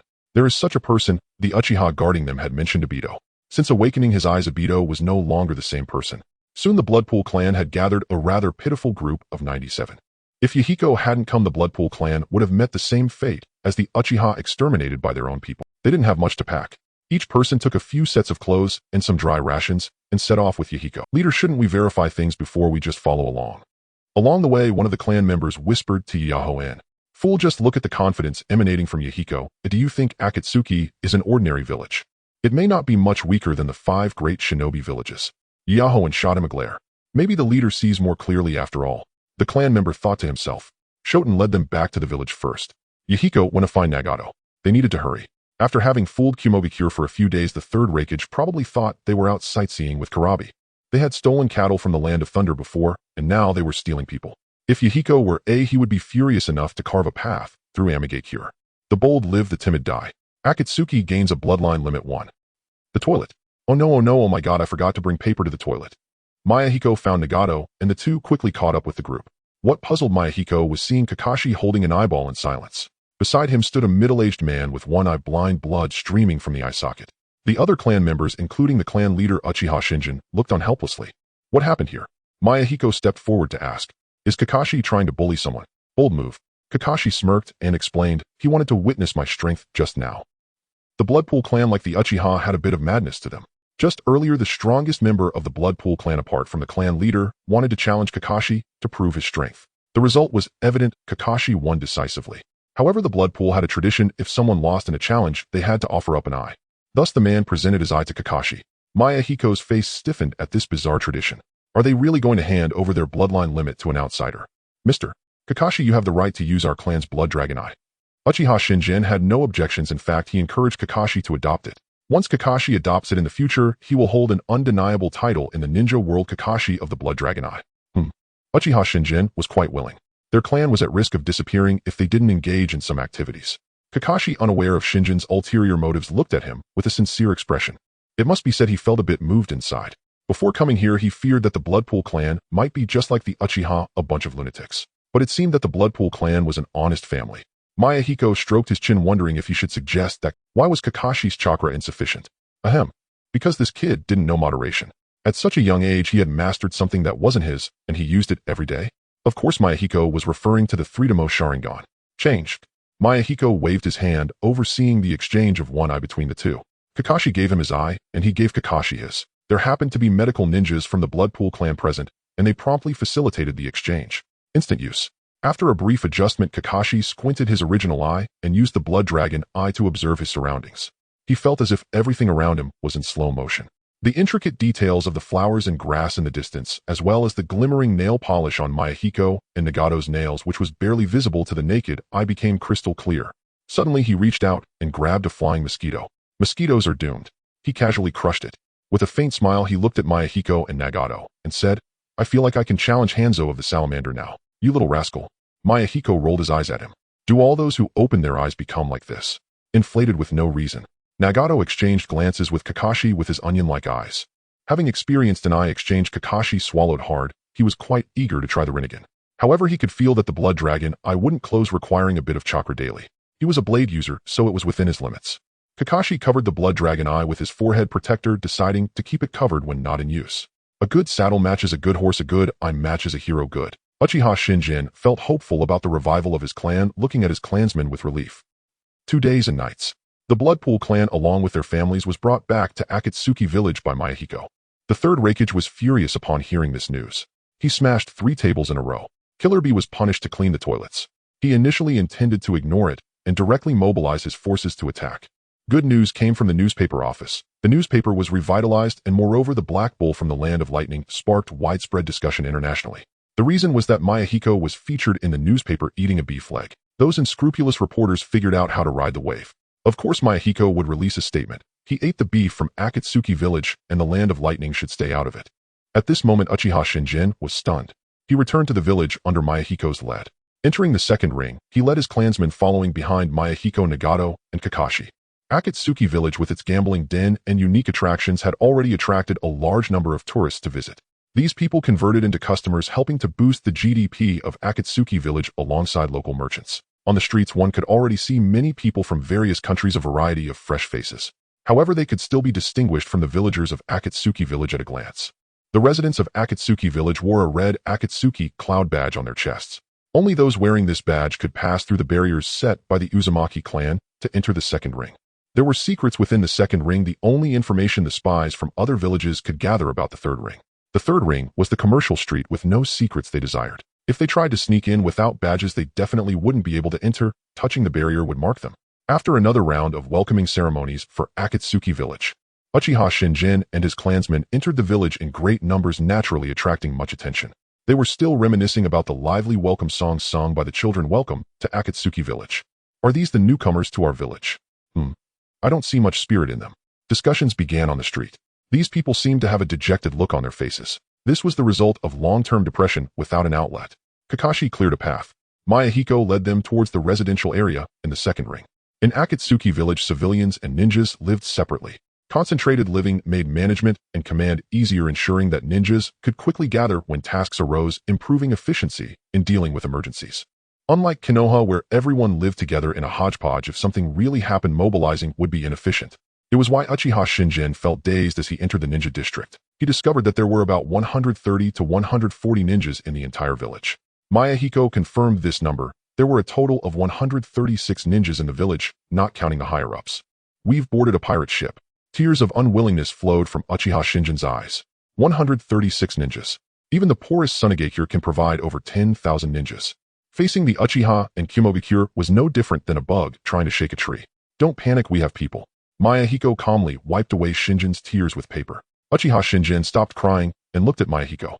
Who is strong enough to stand against the 5 great nations? Jiraiya Hanzo and Killer Bee wouldn't suffice. That would naturally be Nagato. During the tenure of the 5th Hokage, Konoha was rebuilt from the pit. Where did the pit come from? Pain pushed it. The ninjas of the Bloodpool clan were arranged to live in the ninja district. The district was spacious and they could live without being ninjas. Ordinary clan members were moved beside the Uzumaki clan, accompanying their relatives. Early the next morning, near the ninja district, construction teams began building the structures planned by Yahiko. The Uchiha security team building in Konoha had a striking emblem, a design composed of shurikens and the Uchiha clan fan. Under Yahiko's planning, the emblem for Akatsuki village was shurikens combined with the red Akatsuki cloud. The building was named the Universe Security Team Headquarters. Yahiko served as the captain while Uchiha Shinjin was the team leader. The responsibility of the Universe Security Team was to patrol the village and the surrounding area for security. The building was not yet complete, but ninjas from the Bloodpool clan who joined the Universe Security Team had already put on the uniforms made by the prisoners from the construction work. The dark blue police uniforms gave them an inexplicable sense of justice. One by one, the Bloodpool ninjas entered the martial arts hall, where today's lesson focused mainly on the relationship between ninjas and civilians to accommodate the newcomers. Senryu held the teaching materials and looked at them meaningfully. I hope you won't be like the Uchiha. With that thought, he began the lesson. After coming out, each member fell into deep thought, their gazes firm, as if they were about to join a party. Yet they were also afraid that villagers would view them like the villagers of Konoha viewed the Uchiha, as if they were ferocious tigers. The Uchiha who guarded them were filled with hostility. They said it is better to be a guard in Hell Valley than to stay in Konoha and be scolded. Salute. While patrolling the streets, they noticed a villager looking at them with admiration, then extending a hand. Is it possible for us ninjas to get along so harmoniously with the villagers? Each person's face was filled with smiles. It was their first experience of being respected. They wanted to give something back to the villagers, so they became even more diligent while patrolling the streets, stopping fights between dogs and cats to maintain the image of Akatsuki village. After a day of patrolling, without even having the time to take off their uniforms, they wanted to try the renowned Ichiraku ramen that the villagers praised to the heavens. They arrived at the food cart run by the couple, students, adults off work. A crowd was lining up. They shared their experiences of the day and laughed as they joined. Uncle, you've worked hard all day, you should eat first. Standing in front of them were the likes of Izukiyama and Xiaoxiong, who upon seeing the Universe Security Team members showed admiration in their eyes. The books say that when danger comes, the only ones who will unhesitatingly save you are the ninjas from the village. The adults off work also received literacy and ideological education, knowing who the village depends on for peace, and they cheerfully made way for them. Tears with the pig's feet noodles. Without comparison, there is no harm thinking of the Uchiha, and then thinking of themselves. They patrolled the streets questioning their worth. The Bloodpool clan was truly moved to tears. The ramen uncle chose not to deliberately exempt them from payment, but quietly added a few extra pieces of meat to their bowls. It was a mutual effort. The people of Konoha feared the Uchiha, and during meal times they would timidly make way, perhaps even refusing to accept payment. Over time, if the Uchiha were not seen as part of the community, they themselves would grow indifferent, and their fear would only bolster the arrogance of the Uchiha. The reason the Uchiha couldn't integrate into Konoha was reflected in these various aspects. The people of Akatsuki village loved the Bloodpool clan and chose to treat them with care and respect as if they were their own kin. The reason the Uchiha couldn't integrate into Konoha was reflected in these various aspects. The people of Akatsuki village loved the Bloodpool clan and chose to treat them with care and respect as if they were their own kin. When asked about Konan, it turned out that this old guy had gone to be Jiraiya's manager. The two were busy accepting advertisements and making money all over the ninja world. It was also Yahiko's beef feast that made Kakuzu discover this business opportunity. Whoever sent an advertisement, Kakuzu would take it. From treatment for infertility to sanitary napkins, there was nothing Kakuzu wouldn't dare to accept. Coincidentally, Jiraiya loved to travel, and the two hit it off. Tomorrow is the press conference. Are we holding it with Until our technology is not lagging by multiple generations, let's not expose it for now. In a ring, Yahiko casually found a house, decorated it, and held the smartphone launch event here. Outside, the Blood Clan meticulously maintained order at the scene. Underground Uchiha Madara heard about this and closed his eyes, lost in thought. Once he was the leader of the Uchiha clan, naturally sending people to guard the Blood Clan, and he was aware of their potential. How could they be so easily swayed by Yahiko? Above him, two members of the Blood Clan stood guard outside the door while the launch event was taking place inside. Only Afe among the white Zetsu knew the badge and could move freely within the ring. Madara opened his eyes, looking at the large brick left by Afe before he went to the Land of Fire to gather information. For now, the large brick was of no use to him, as he had no friends to call. Loneliness. In the days leading up to the launch event, He could hear Yahiko's loudspeaker announcing the new phone is revolutionary. It's truly amazing. And similar phrases. It's all flashy. Everyone look at this palm-sized square I have. Yahiko faced several reporters from the hidden village introducing the 3.5-inch golden-sized phone amidst village leaders and the local populace. I named it Village for All. The hidden village will thrive. The features of the phone appeared on the backdrop behind him. Yahiko proudly showcased the phone to everyone. The focus, of course, was on the former members of the Grass Hidden Village and the Fiery Blood Clan from Yuya Castle. Culture. This was the unique selling point of the Hidden Village to attract attention. What about the price? Kakuzu, sitting in the front row with his arms crossed, curiously inquired. Good question. Yahiko waved his hand. The numbers 16999 appeared on the backdrop. Hiss. A gasp filled the room. Kakuzu nodded in satisfaction. The cost was merely 300 ryo, and with a 56-fold markup, Yahiko had grown up no longer a child. The villagers who gathered to watch couldn't help but feel a bit troubled. A single phone equated to a crank mission. As villagers, they naturally had preferential treatment, but such a high price was indeed painful. But it was acceptable. Their wages were 2 to 3 times that of outsiders, and they had saved up quite a bit. But what about their old phones? However, Yahiko soon delivered some thrilling news. Everyone with a large brick can exchange it for a new phone at the shop in the ring. We will evaluate it on-site and pay you immediately. Oh, the village chief is amazing.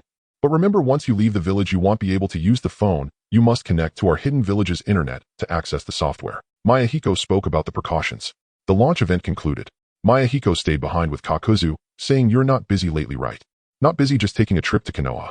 Kakuzu's eyes lit up at the mention, thinking of making money. Sell the discarded large bricks in Konoha. Yahiko said, "Why hide the first and second rings so deeply if not to prevent other villages from learning internal intelligence?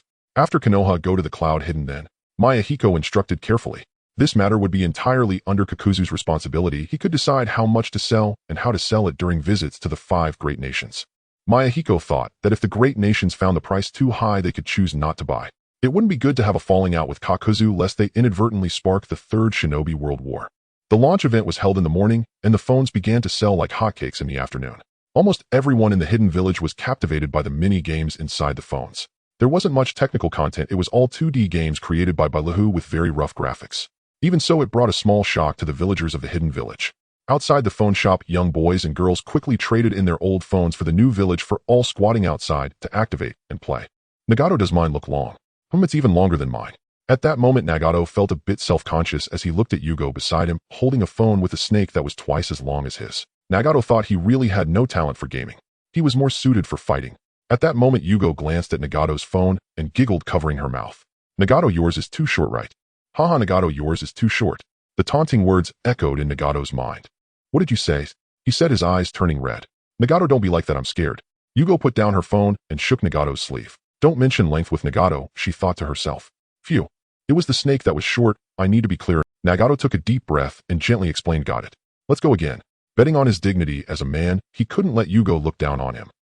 TSK. The phone's price was out there, and some people were curious to see if the phone was worth tightening their belts to buy, gathering behind Nagato. Nagato felt uncomfortable being stared at, and now hearing what seemed like ridicule from the crowd nearly made him blush. Playing a block game, and there are still demeaning words. At the critical moment, he suppressed his anger, launched the snake game, and switched to another software. "Hey Nagato, did you switch games?" How did you finish so quickly?" Moving deeper into the city, Baloo was truly burning out. He had expanded his exclusive cell. The room was brightly lit, filled with one scientific instrument after another. White hairs were scattered on the floor, all from the sleepless nights he spent worrying. He was clearly a biology student. What was he researching now? Before inventing the Village for All phone, he had first created the big butt computer. After all, unlike the large brick that could only make calls, the gap between the two was as vast as Tyson and Taro. He needed to write complex software programs into it. Yahiko even specially came to name the big butt computer boiling. It was indeed boiling. Baloo had no experience and hadn't installed cooling, resulting in a wave of warmth emitted from dozens of computers running at high speed in the lab. At this moment, the former biology student. He had his shadow clone at the computer, tackling programming, art design, and sound effect settings. One job after another. Knock knock. Footsteps came. People who stayed up late would really have disordered breathing, and Baloo, with dark circles under his eyes, stared intently at Yahiko, who was approaching with eagerness. "I've already made the snake and block games for you. What else do you want?" Seeing Baloo on the verge of collapse, Yahiko felt a bit guilty, but a few mini-games weren't enough. Make a ladder leaderboard function. Oh. Baloo painfully rubbed his head. Yahiko knew this was not good, but everyone started like this. It was very painful at first, but once adapted it became comfortable, and one could even immerse themselves in the ocean of science. What else? Besides allowing users to compete for scores on the ladder, do you have any other requests? How about making a fruit slicing game? I'm not saying any more, I'm leaving. They'll come see you next time. Seeing the undeniable killing intent hidden in Baru, Yahiko hastily retreated from the laboratory deep within the city. This small gift left by Ruhu with mixed feelings. Inside the small box were 2 blood dragon eyes and a note. The blood dragon eyes were preserved after a certain member of the Blood Pool clan died in battle. Unlike the Uchiha, they had been imprisoned for many years, their bones long broken, no longer caring about dignity. Whether it was the bloodline limit or not was irrelevant, as long as it could elevate the family's prestige, strengthen the village, and protect their clan from bullying, they would even be willing to sell their backs. All the accumulated blood dragon eyes in the family were handed over. Yahiko did not treat them poorly. Moved by their actions, he provided support and benefits that nearly surpassed what the Vortex clan had received from their rise from obscurity. As a child, Baruhu was at the bottom of Konoha, suffering from bullying. Unlike Jiraiya's optimistic nature, he was very sensitive. At that time, he vowed through tears that Konoha must see him. Yahiko understood his desire to become stronger and thus gifted him a pair of blood dragon eyes. Baruhu glanced at the note beside him. Yahiko, there are countless heroes in the world like fish crossing the river, but you, Baruhu, will always be the first in my heart. The elders are already studying the sealing technique for the free switch of the blood dragon eyes, so just install them with peace of mind. By the way, do you like the 7 tails? If I have the chance, I will definitely catch one for you. Can you really catch the 7 tails? Baruhu laughed and shook his head softly. He had been squeezing Baruhu and painting grand dreams, and now Yahiko felt a bit embarrassed. Perhaps it was time to find him a helper. Before Kakuzu rushed to Konoha overnight, Yahiko issued another strict order. Ensure to capture a person named Yano Kazusuke from Konoha. As long as you can capture him, I will increase your bonus by 1 at the end of the year. This Yano Kazusuke is the head of the Scientific Ninja Tools class in Boruto. He developed scientific ninja tools capable of storing ninjutsu for Konoha, even equipping Naruto with an arm that could absorb ninjutsu. It all depended on my technological prowess, directly rivaling the Rinnegan. With money, Kakuzu had motivation. He rushed to Konoha overnight with the personnel from the village responsible for the signal box. They entered Konoha in less than 2 days.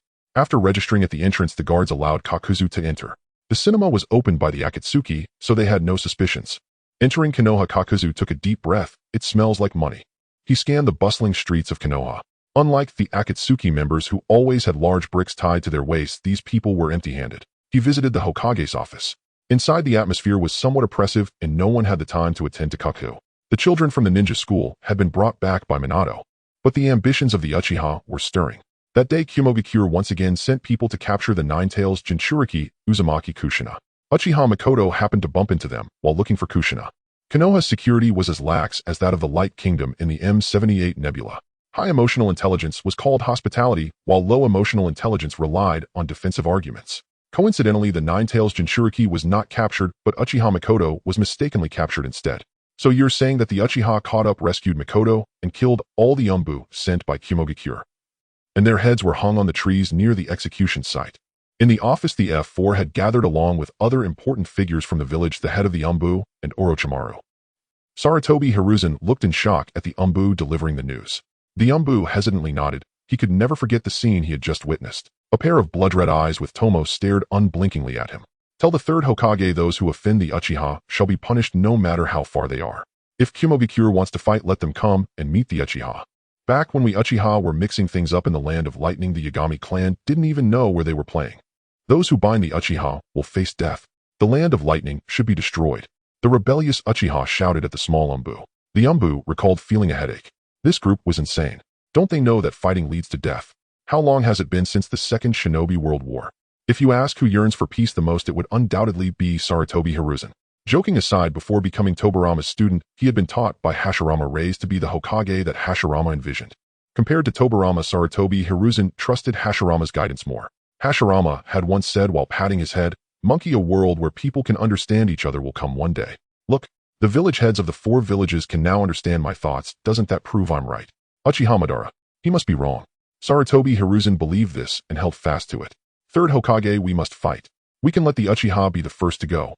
Since the Uchiha opened their eyes and Unison Danzo had heard such good news for the first time. The Uchiha were going to represent the village in the battle against Ame-Gakure. Wonderful. They would be mutually injured, and the village could just manage the logistics and cheer them on. Sarutobi Hiruzen cast a sidelong glance at him. The risks involved were too great. He definitely would not agree to this. Seeing this, Danzo knew that Sarutobi was being cowardly again, sticking to the ideals of the first Hokage. But you are just a monkey. Without the Sage of Six Paths power, you are blowing your own trumpet. You don't have the strength of the first Hokage. The two exchanged a glance, and the tension in the atmosphere suddenly became palpable. Both sides opened their mouths, ready to argue fiercely. Let's issue a newspaper first explaining the ins and outs of this incident to the ninja world. At that moment, Orochimaru's hoarse voice rang out, timely stopping the two. Ame-Gakure has truly insulted us this time. I will write this issue of the newspaper. Nara Shikaku agreed with Orochimaru's opinion, her anger evident. He was also someone who didn't dare to fight. In the office, there were no Uchiha present except for Danzo, who everyone else had a negative perception of war. It meant more deaths and wasted resources, and the key was that they wouldn't gain anything. Orochimaru had recently discovered that Konoha had not managed to clarify the skirmishes with the Akatsuki and the Aim Shinobi during the two Shinobi World Wars. In that battle, the two villages had signed a treaty and carefully planned beneficial developments, such as trade. Afterward, each village took what they needed. Unlike them, after their battles, they would demand a sum of money and ask for a larger share of the mission tasks to go to Konoha, but it would be all for naught. The Uchiha's temperament is ultimately a double-edged sword. Sarutobi Hiruzen looked at his trusted subordinates in the room and helplessly pinched the bridge of his nose. Lord Hokage business. During a meeting in his office, Yuenfei Risen heard Giatus roaring. He was visibly exasperated. Putting the Yuzhibo matter aside for the moment, he ordered his eldest son Yuenfei Zenzizu to control the easily inflamed villagers and had De Shiwan bring Jiadu up. Before long, Jiadu followed De Shiwan into the room. De Shiwan licked his lips once he was somewhat intrigued by the telephone Jiadu spoke of. Business. You want to do business with this old man again. This time we don't have to. 50-50 or 60. My 60, you 40, Yuenfei Risen said with a hypocritical smile. Last time Jiadu had risked his life for profit. The cinema scheme had baffled them, yet the village's craze for screenings allowed Jiadu to reap a rich reward. Under the scrutinizing eyes of Mui's elders, Jiadu calmly produced the phone. He demonstrated its functions once, and everyone immediately understood. 520,979. 9 equals Geo and 7 equals Xin. One could not doubt Shui Min's affection for Geo Xin Nai. It was the couple number Shui Min had bought for Geo Xin Nai in Shao Village a few days earlier. As Jiadu explained, everyone in the room fell silent, their mouths filled with an overload of romantic sentiment. Jiadu had already ordered signal towers to be mounted on Mui's utility poles. After the number was dialed, it rang twice before someone answered. A woman's voice came through. So this thing isn't useless after all. It actually rings. Who are you? Shui Min. Isn't that Geo Xin Nai's voice? Everyone's interest snapped to Jiadu. Hello. Ignoring Geo Xin Nai's expectant look, Jiadu, well, don't underestimate this device. Even if the other side is as far as the Tujigua, as long as there is a signal, you can contact them instantly. Jiadu produced a small folding stool from who knew where set it on the floor sat and crossed his legs. Yuenfei Risen. Damn, it seemed this was exactly something they needed. If Jiadu spoke, truly could a single call allow the office to micromanage teams performing missions in the field. A squad executing a mission could, when faced with an irresolvable dilemma, call into my Hokage office for Giatus' mouth curved faintly as he swung his legs unhurried. The F for who had dealt with him all understood that this scoundrel would not let my profit even a single cent. The F4 turned their gaze to De Shiwan. In principle, De Shiwan could probably replicate such a device. If asked to research it, he could indeed engineer one. After all, he was a man who made clones. Yet now he merely shook his head. If something ready-made existed, why not? How much? Yuenfei Risen ground his teeth, humiliation flashing in his eyes. He told himself to consider it a penance to the Xuanhua clan and kept reassuring his heart. 29.99, Jiadu quoted. That doesn't seem very expensive, Shuehu Minyan said in surprise. Yes, a village genin could buy one after a few drank missions. Zhuanqin Xiaochun looked at Jiadu with satisfaction. Shao Village was not without a sense of tact. Yuenfei Risen smiled faintly. Perhaps Mayan had indeed grown up and become sensible. With a wave of his hand, Yuenfei Risen agreed to the trade. Jiadu, however, had one more stipulation. The signal towers will need my shinobi to periodically infuse chakra to supply power. In principle, the airtime would be added to Mayan's card and the towers powered by personnel Mayan dispatched. But Jiadu never did business to lose. 29.99 was only Mui's threshold to ownership. Before coming, he had a hunch Mai would accept the deal, and he had already laid out the signal boxes he prepared in Shao Village. South, this is the village chief's telephone number, Jiadu said after finishing the sim and entering the service area for Yuenfei Risen. He topped up the credit. South. The shinobi world understood English well enough. Yuenfei Risen pressed the letters under the big number keys one by one. After a long while, he realized it. He was old, truly old. He could not match the young for play. If only Mayan had been born in his generation. The call connected. Hello. Mayan's voice answered. Hello. This is Yuenfei Risen. Oh, Yuenfei Risen.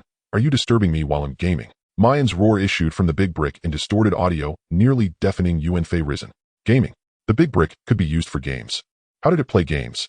Unsure of the mechanics, Yuanfei risen grinned wickedly. Don't hang up, huh? If you hang up, it'll send men to beat your village. Mayan's thunderous silence followed. My respected master, speak your mind. Ha ha ha, nothing much. An old man just likes to chat with his juniors. Listening to Mayan's grinding fury, helpless rage at being unable to best him, Yuanfei risen felt refreshed like drinking a bowl of icy cola on a sweltering day.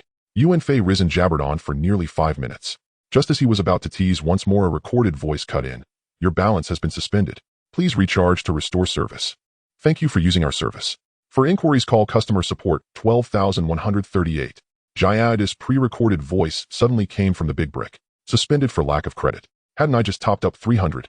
How could it suspend in less than 5 minutes? He glared at Jiru, who wore the predictable expression.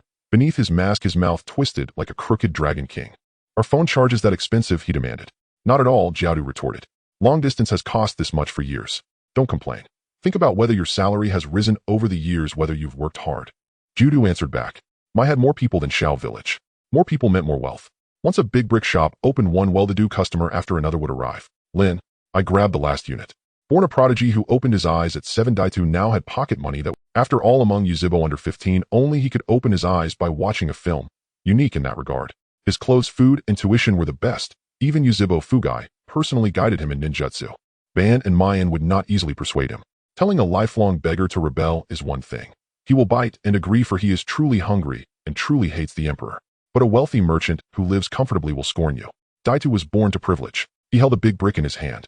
Oh, but why does this phone look a bit old? Lin tilted her head, her bright eyes. Daitu was puzzled too. It did look a little worn, as if previously used, and a cord dangled from the back of the big brick. The device's tail bore a frayed cord, a small sign that even new fortunes sometimes arrived secondhand. Because you can only buy secondhand phones. It was delivered by Konoha's Kakashi, who rolled his eyes in annoyance. What do you mean, Kakashi? Am I using a secondhand phone? Are you kidding me? Faced with the furious Obito, Kakashi shrugged irritably. Why is he so impressive? Because of the support from the Uchiha clan. Obito lost his rationality, his fist wrapped in a fierce wind. Kakashi dodged to the side, but Obito suddenly crouched down and swept his leg, sending him flying. Kakashi was surprised, astonished by Obito's progress these days. Yahiko shouted, stop, please stop. Don't fight anymore. But they really couldn't accept such expenses. A long-distance call costs 10 to 120 ryo per minute. Why doesn't that Akatsuki go rob someone? In the village, 1 ryo per minute is quite expensive, but they could accept that. Money is to be made boldly. Oh, Akatsuki thought about the pages of debts that could ruin the village. All right then, what can a clerk say? To lower the phone and call charges. Are you that impressive? A slightly plump youth and a boy with thick brows and big eyes trembled at the sight. No, I was just joking with Fangzhu. The boy quickly waved his hands in explanation. Fangzhu. Akatsuki recalled Yoshino's instructions to capture someone named Yuanya Fangzhu. Hearing this, the slightly plump youth stared blankly at Akatsuki. How do you know my name? With a flick of his wrist, Akatsuki pulled Yuanya Fangzhu over. And you? Akatsuki asked the boy with thick brows. Thundergate Electrode, the boy stammered. All right, you can go. Akatsuki hadn't heard of that name. A call was made to Yoshino. Did you find Yuanya Fangzhu? That's right. I will handle the phone call with Saratobi. Be sure to bring him back. What about the bonuses? Sure. Haha, I will definitely take care of it. By the way, this kid has a friend named Thundergate Electrode. Should we bring him too? Akatsuki thought for a moment, finding a young man to serve tea and clean up. How much time could that young man save Yoshino in research and earning money? Thinking about this made him a bit excited. You sold me a second-hand phone made of gold. Or is the cable made of gold? Selling it to me for 2,999. I don't want it. I run a phone shop. How could I sell you a second-hand phone? Akatsuki rolled his eyes. Give me a new one. Akatsuki couldn't stand the boy's nagging and casually picked a nearly new one to hand over. Obito didn't realize there were still phones in the shop and angrily said, isn't this still old? Are you finished? Do you want it or not? You think you can just destroy my phone, eh? Moments later. Obito had never experienced such a harsh lesson. It turned out that Uchiha isn't invincible. Fighting Kakashi, he didn't lose, but he didn't win either. Fighting Akatsuki, he got beaten up. Just thinking about it made Obito tremble with excitement. He couldn't even protect the woman he liked. You made me embarrass myself in front of Rin. That Kakashi is barking like a dog in front of me. Do you want a phone like Shuan Mao's son? Seeing Dai-Tu like this, Jiao Du knew he couldn't let it go easily, so he took out his own village one generation. It wasn't his purchase. It was a phone given to him by me, Yin, who was afraid he couldn't contact him. Yes, I want it so much. Dai-Tu dreamed of having a phone with a cloud logo on the back. I'll sell it to you for 20,000. 20,000? So expensive. Dai-Tu looked at Jiao Du awkwardly. Where would he get 20,000? Oh dear, where did Shuang Mao's son go? It seems he took a little girl out to play.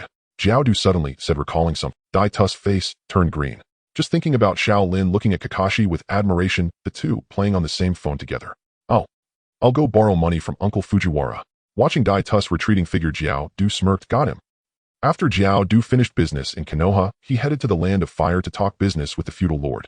For a time, the Great Brick was all the rage throughout the Land of Fire. With the itinerary in the Land of Fire completed, Jiao Du hurried towards the hidden cloud village. At this moment, Mi Yin was in the advanced city in the Beilu research room. Yuan Yifeng Zhu and Lei Min Dianji became his assistants. The three were tackling the difficult problem posed by Mi Yin. It was unbearably hot in summer. How could they not research air conditioning? It must be said that the three of them discussing together made progress quickly. Mi Yin couldn't understand what they meant by compression and evaporation. He was playing on a big computer accessing the telephone central station through a program. He could now eavesdrop on any conversations happening in the ninja world with someone using a phone. He felt a little excited. The phones of people with names were all customized. Oh, as long as they made a call, Mi Yin could monitor it in real time. AI currently on a call.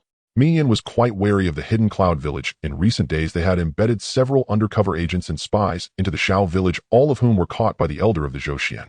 These people had no morals and seemed hard to educate. Unlike the conflicted Kageyama and others who were trained into puffs, Mi Yin simply sealed off their chakra and sent them to the Rain Village to mine. The hidden cloud village had ill intentions. He directly manipulated the computer to eavesdrop. Beside the computer were two small speakers, and immediately Ace laughter emerged. Ha! Uzumaki Kushina, next time I won't let you be so lucky to escape again. Kushina angrily retorted, Minato won't let you off either. Mi Yin had a strange expression. In his mind, inexplicably floated the memories of his past life related to AI. Trash. Get out of my head. Jiraiya currently on a call. Mi Yin originally didn't want to listen, but it had been a while since he saw his teacher Jiraiya, so as a student he had to care about his teacher. Jiraiya's lecherous voice came through. Do you want to see how fast my hands are? Hee, of course they are fast, can't you tell from the movies? Where will you wait for me tonight? Unknown woman, stop it, Lord Jiraiya. Mi Yin, can I jump into their channel to say a few words? Mi Yin asked, looking at the three with a strange expression. Beilu shook his head. He felt quite speechless, but was used to it. Jiraiya was like this in his youth. Yuan Yifeng Zhu and Lei Min Dianji exchanged glances. Was that just now really Lord Jiraiya, who sounded like a teddy? Tonight, I brought oil. Toad, oil. Following that, Jiraiya said a few more things, causing Mi Yin, a young man, to blush. The teacher truly deserved to be a teacher. He knew so much. Beilu didn't understand, and was a bit confused to what was the oil for. Barbecue. But isn't toad oil supposed to be used with fire techniques? The other two quickly understood, full of youthful vigor, and lost interest in their experiments, quickly saying, Village Chief Mi Yin, you should change to someone else to listen. All right. Mi Yin couldn't help but doubt whether Jiraiya's inability to pursue Tsunade before he turned 50 was deliberate or accidental. Indeed, the old ginger is spicier. If he succeeded, wouldn't that be putting a shackle on himself? Mi Yin felt jealous. He took out a handkerchief, then called Tsunade, who was gambling outside the village. What does that rogue Jiraiya have to do with me? Hong Tsunade. Lady Tsunade, we don't want the money anymore. Listening to the pristine sound quality from the village one generation, the sounds of tables collapsing and gamblers begging for mercy made Mi Yin feel in a good mood. He continued to watch the screen. Did Danzo also get a phone? Shimura Danzo currently on a call. Well, it makes sense. The Root has been executing secret missions for a long time. Having a phone for remote command is indeed convenient. As for the phone bill, the Root takes some funds from here and some from there. It's just pocket change. Mi Yin decisively eavesdropped. No. Listening openly. Danzo's sinister voice echoed. Where did you get my phone number, and what do you want from me? Lord Danzo, spare me. Our grass-hidden village has always had a close relationship with Konoha since its establishment. If we don't look at the monk's face, we should at least look at the Buddha's face. The village's first leader once hugged Lord Hashirama's thigh and expressed his resentment for not being a Konoha person. This sounds like a familiar, pathetic voice like that of a sycophant. Mi Yin wondered as he listened. Grassamon. Nearby Beilu reminded him. Right? It's him. Mi Yin almost forgot about him. He had given me 5 million last year. At this moment, Danzo was puzzled. Spare you? What do you mean by that? In the root base, Danzo was confused. He looked at the oil woman Ryoma beside him, as if asking if he had any interaction with the grass-hidden village. There were so many small countries targeted that he couldn't even remember. Damn. Last time in the office, Saratobi, the old monkey, kept saying he targeted the grass-hidden village, and even claimed he took 5 million in bribes. Now this leader of the grass-hidden village unexpectedly obtained his newly established phone number, and immediately came to plead for mercy. Could it be that I really did something? But I truly don't remember. Ryoma shook his head. Lord Danzo, at that time the grass-hidden village was in a state of division. You said to watch them fight, and let us the fishermen benefit, so there was no targeting involved. Danzo nodded, leaning close to the great brick. Did you hear? I have never targeted your grass-hidden village. At this moment, the grass Amon in the main camp looked bewildered. Never targeted my grass-hidden village. Not to mention last year when you ordered Minato to come and demand people and extort me. Just this year. Isn't Shao Hidden Village a subordinate village of Konoha? Sun Lu was actually taken by me Yin to be the head instructor of the martial arts hall, right? The ninja world has always believed that the Shao Hidden Village was established by Konoha as a barrier against Hanzo. After all, how could a ninja village be established amidst the flames of the Second Ninja World War without any covert assistance? He cautiously asked, "So Lord Danzo, did you really not send Minato to Konoha village to take someone that day?" Listening to Chao Mang's words, Danzo was nearly enraged. "Shake your head and listen closely. Is there water in your brain? Could Minato be my subordinate? Can I command Minato?" Was Chao Mang brainless? Or was he intentionally stabbing a knife into my heart? A genius like Minato, how could that old monkey Saratobi let him fall into my hands? Hearing Danzo's frustrated voice, Chao Mang also realized, thinking to himself, so the one who came to take people that day was not Danzo. Looking at the location of the Uzumaki clan, it's highly likely that it was disguised as Konoha village. Damn it. I always thought Konoha was secretly raising the Uzumaki to avoid misunderstandings with the Uchiha, considering the historical grievances between the two clans. Could it be that I was deceived that day? In the laboratory, Yahiko slammed the computer desk. Who sold the phone to Konoha village? Was the secret he had kept for so long exposed just like that? After eavesdropping for so long, why did Furano and Raiden seem so clueless, having to say goodbye as soon as they met? At this rate, will Konoha village be finished? After the integration of Konoha village, the village has around 2,000 ninjas. Yet my Akatsuki has not even 300 ninjas. What to do? The two were flustered, anxiously glancing at Yahiko, then at the approaching Peru. Pyruhu formed seals with his hands, saying, "You two should sleep for a while." He used a sealing technique to seal off their senses. He walked to Yahiko's side to hear first-hand information. "It's good to have you here," Yahiko said, grasping his hand with gratitude. Chao Mang said, "Lord Danzo, you may be unaware, but last time Yahiko came to Konoha village in your name, he demanded 70 million ryo from me. I told him Lord Danzo is not the type to seize by force," he said. Danzo asked, "What did he say?" Chao Mang replied, "He said, Lord Danzo, I dare not say. He said that when Lord Danzo asks you for money, it is to give you face, and you should not be ungrateful. If you do not give the next time, it will be the root. Lord Danzo, with all due respect, isn't this tarnishing your reputation?" Danzo's tone was vague and difficult to discern. Yahiko felt a sense of helplessness, wishing he could reach through the screen. He was focused on rescuing the tortured brothers of the Uzumaki clan and had never intended to ask for 500,000 ryo. He had offered it willingly. How did it turn into 70 million ryo now? Chao Mang remarked, "I said that rat-like fellow with his sharp mouth and monkey face obviously cannot be a subordinate of Lord Danzo. What a pity for the 70 million ryo." Danzo shouted, "Enough." Chao Mang began to speak. Danzo interrupted, "I said enough, get lost." Danzo angrily hung up the phone. Chao Mang didn't know whether to be angry or happy. He was angry because he had indeed been deceived that day, but he was happy because he realized that Konoha village had nothing to do with Konoha allowing him to act freely. The great nations signed a non-aggression pact which has nothing to do with them, the small countries. Konoha village may not be militarily strong, but its ability to generate wealth is evident. If he takes down Konoha, he as the leader can easily free himself from the shackles of the land of grass daimyo. Moreover, he had heard that Yahiko's beloved girlfriend was very beautiful, being known at a young age as the first cold goddess of Konoha. He, Chao Mang, was particularly fond of the girls from other clans. If he could tie Konan to his bed. Chao Mang swallowed hard, instinctively calling his trusted subordinates to gather everyone in the operations command room. His trusted subordinates were also furious at Yahiko, who had once deceived them. They had forgotten how they had used bread to lure and then torment the brothers of the Uzumaki clan. Looking at the map of Konoha, Chao Mang declared, "I swear I will not be human if I do not avenge this grudge." Chao Mang unified the fragmented Konoha village once again, defeating the little Dr. Saratobi Konomaru to the point of only having a piece of land left, demonstrating his considerable political acumen. However, someone raised an objection. "Leader, we have just unified the village, and our ninjas have not yet been acclimatized. It is unwise to engage in battle with Konoha village at this time." Exactly, Konoha village has been at war for years with the common people displaced and the ninjas yearning for peace. Even if we win, it won't be a great victory. We should train our ninjas and wait for the right moment. Perhaps we can even make them surrender without fighting. Furthermore, we have no money to fight. Both of them echoed in unison. If Yahiko were here, he would definitely give these two cultured individuals a good talking to. But Chao Mang directly dismissed them. The remaining people in the operations command room were in an uproar. As long as they launched a war, they would earn military merit, and with military merit, they would have money.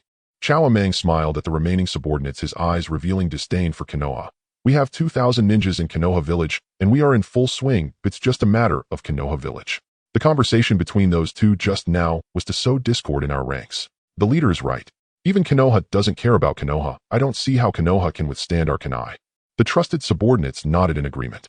Once the decision to attack was made, Chao Amang immediately mobilized the ninjas in the village.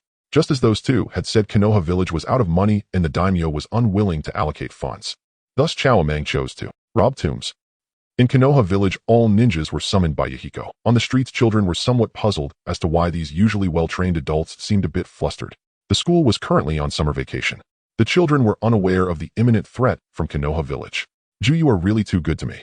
In the Matsuke's tower by Ju treated Xiao Xiong and the others to meal after meal. This restaurant is definitely not something ordinary people can afford. A serving of the specialty dish, deep-fried stinky tofu, costs 8,000 ryo. Although Afei does not eat, he loves to treat his little brothers to meals at Matsuke's tower. Boss Ju, should we pack a portion of stinky tofu and sweet and sour pork to take away? The manager invited the big boss Afei with a beaming smile. Afei nodded. The manager extended his hand. This was their mutual understanding. Afei opened the scroll, feeling a bit awkward. Did he really just spend 20 million ryo like that? The manager laughed, and Afei also smiled. The manager laughed again, while Afei scratched his head. Soon all four of them were thrown out of Matsuke's tower, daring to dine and dash without money. Don't underestimate Afei's poverty. Feeling embarrassed, Afei bid farewell to his three little brothers before fleeing underground. Madara had developed the good habit of reading newspapers. The Akatsuki News, Iwagakure News, and Konoha News were all toys for him to pass the time. His favorite was still the Akatsuki News. From time to time, a fun story in the column would feature a short tale about the country of Huaxia, a dream of Nag. Madara sometimes had to admire Yahiko's creativity. If a person gains wealth and honor, but one day wakes up to find it was all a dream, such a hollow joy would be enough to drive someone to despair. Is the Moon Eye plan ultimately right or wrong? However, the Moon Eye plan was left behind by the Sage of Six Paths, inscribed on the monument of the Uchiha clan. At this moment in Madara's heart, the Sage of Six Paths was still greater than Yahiko.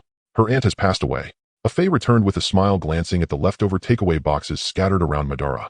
Shouldn't he ask by Ju to clean up for Lord Madara? Lord Madara thus, and so, this is how it stands. In white, Zetsuno.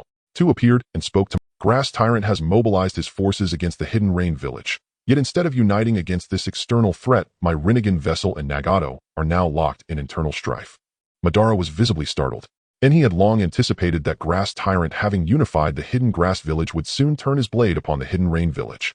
In the Hidden Grass village was no harsh barren land like theirs, no decades-long scarcity of shinobi born from hardship. Its leader Grass Tyrant was no gentle negotiator like Sanshuo Hanzo, no man bound by ethics or principle. He was a fickle opportunist, shifting allegiance with the wind. Humph. Madara let out a faint, enigmatic chuckle, neither self-mocking nor resigned. Not dream within a dream. And even if the infinite Tsukimi were but an illusory reverie to shinobi steeped in treachery and intrigue, it would surely seem a paradise worth seizing. If Nagato and Yahiko could fracture, then even he, Madara, and Hashirama had once sundered their bond. And what truth remained in this shinobi world? And Madara's faith in it had finally crumbled into ash. Lord Madara, the mobile phone. Inabito, sensing Madara's deepening silence, ventured timidly. And he had painstakingly raised funds to buy his master a bulky high-end device, only for a newer model to launch shortly thereafter. Worse still, he had already spent the full 20 million ryo. And Madara, of course, knew of the newly released Murasame brand phone, and fixed Ibito with a glacial stare. And do you imagine my retirement fund is bottomless? Lord Madara, and what remains is Tobi's living allowance. You may as well forget it. And to understand why Yahiko and Nagato had fallen apart, one must rewind half an hour. Inside the Hidden Rain village's public assembly hall, vast and filled with rows of seats, unlike the cramped upper echelon chamber, every shinobi of the village sat assembled. All eyes turned toward Yahiko, seated at the head of the hall. And how do you all view this coming battle? He asked, quietly sweeping his gaze across the room. Takeuki, I should have perished long ago. To witness two films and hear the wisdom of village head Yahiko before death, that is enough. And Mong Chilu had spent these past days helping in the fields. He adjusted the straw hat. Villagers had gifted him a wry smile flickering at the corner of his lips. Mike Guy, I volunteer for the vanguard. And Konan was absent, her whereabouts unknown. Since Yahiko frequently left the village, she had acted independently on many matters, including the production of 6 million explosive tags. Kakuzu was also absent, negotiating business deals elsewhere. Non-1 share rested a Murasame Gen 1 unit, its call function active, while in the lab Hiriko listened intently. Yahiko winced inwardly at this. He'd explained repeatedly when a call's BB incurs no charge, but Kakuzu refused to believe it, accusing Yahiko of trying to swindle him. Thus he missed the meeting entirely. Takeuki, Mike Guy, Chilu, Zhou Xian, and others were expressions of quiet concern, yet their facial muscles twitched faintly, as if suppressing laughter. Miyuki Shien, having committed his clan's entire ocular arsenal to the new world, had no path backward. He would walk this road to its end. Back then, with fewer than 50 shinobi in our village, we dared rescue our Uzumaki brothers. Now that our strength grows, fear should be even less conceivable. It has been decades since we last saw the village head so unnerved. This matter must be grave indeed. Yet, is that fear I see upon Yahiko's face? Had they misread him? Soon Yahiko gave them their answer. Sweat beaded upon his brow. After a long, heavy silence, like a man bearing unbearable weight, he spoke, voice hollow, "We surrender." As the words left his lips, his shoulders slumped, his posture collapsing inward. What a... is this some kind of joke? Who dares impersonate the village head? Instantly the hall erupted into chaos. Look at the village head's expression. He's truly enraged. We must tread carefully. Miyuki Shien nearly reverted to primal instinct in his panic, until those words beside him made him pause and reconsider. Was the village head conducting a sting operation to identify and execute those who supported surrender? It had to be. Just as he prepared to act, someone moved faster. Nagato, seated directly beneath Yahiko, slammed his palm onto the table and rose, voice thunderous. What nonsense is this? Surrender. Every strand of hair on our Uzumaki heads burns crimson. We do not kneel. Curses. Nagato stole the moment. Many seethed inwardly. No matter. Second and third voices might yet earn favor in the village head's eyes. Before they could speak, Yahiko whirled on Nagato, fury blazing. Nagato, you dare question my decision? NSHHK. The assembly drew sharp collective breaths. So those words had been sincere. That couldn't be right. Nagato froze, stunned, staring blankly at Yahiko. Then, you truly mean to surrender? What foolishness is this? With our Hidden Rain village's strength, how could we possibly prevail in open combat against hidden grass? Nagato surged to his feet, and so did Elder Zhou Xian. Both pointed trembling fingers at Yahiko, voices choked with outrage. Might Guy gently pulled Zhou Xian back, patting his shoulder as if soothing an elder, then turned urgently to Yahiko, awaiting his definitive answer. The others burned with equal impatience. Village head, we haven't fought yet. Who knows who shall triumph? Are you underestimating the warden himself? Might Guy, bearer of the blood dragon eye? My decision is final. Yahiko surveyed the room. Hesitation flickered across his face, then vanished, replaced by iron resolve. Nagato countered fiercely, I refuse to accept it. Our village is not without fighting strength. Why surrender? Nagato felt as though he stood on the brink of glorious defiance, only to watch his leader kneel first. And if I insist? Yahiko narrowed his eyes at Nagato. Let any who wish to negotiate surrender with hidden grass first sever Nagato's head from his shoulders. Nagato spoke coldly, without shout or tremor, his voice utterly devoid of warmth. He gazed at Yahiko as if seeing him for the very first time in years, his heart already ash. So you fear death more than honor? No, something was deeply, profoundly wrong. Miyuki Shien, watching the two greatest leaders of hidden grass fracture before battle even began, gripped his thigh until it bruised purple. The other shinobi exchanged uneasy glances between Nagato and Yahiko. Given their legendary bond, so profound that many believed they might one day raise a child together, this icy estrangement defied all reason. The next moment, Yahiko's reaction deepened their dread. Dare you defy me? Ni's eyes remained narrowed, unblinking, unyielding. Don't. Nagato, please stop questioning me. Had I known you'd be like this, I should have walked away long ago. What did you say? Wretched fool. Konan should have let you starve to death. Enough. Guards, take Nagato outside and administer 10 strokes of the cane. 10 strokes. What of 80? Do you think I fear your punishment? Warden, captain of the cosmic peacekeeping force, what are you waiting for? Might Guy instantly appeared beside Nagato's side heavily and met Yahiko's gaze. After a tense hesitation, Miyuki Shien reluctantly obeyed Yahiko's command. Yahiko, you will regret this. I am the village head. Yahiko turned his back, refusing to watch Nagato, dragged away by Might Guy and Miyuki Shien, his face twisted in bitter resentment. I want to hear every strike. At those words, seasoned shinobi relaxed. Some even murmured sardonically, oh ho ho. I want to hear every strike. Oh ho ho. Director Nen should have let you starve long ago. But if you had starved, you'd complain about that too. The sound of Pong echoed, followed by a muffled grunt from Nagato outside as he received a beating. To their astonishment, Yahiko truly retaliated. What is the village chief planning? Next, Yahiko proposed a surrender plan, but they naturally disregarded it. Some who wanted to advise were pulled back. No explanations were given. Over time, one can see a person's true nature. After a while, you will know whether the village chief will be merciless. This is no joke. The ninjas in the village will go to South Director to hand over their ninja tools. No one from Grass Hidden Village is allowed to resist first. Yahiko emphasized the word handover. The meeting is dismissed. Having said what needed to be said after everyone left, Yahiko pinched the bridge of his nose, hoping there wouldn't be too many fools in the village. Does he want to throw away the Akatsuki village without a second thought? I disagree. Outside, after taking a few hits from a stick, Nagato roared in response. You will definitely regret this. I am the village chief. As he roared outside, Yahiko responded from inside the house.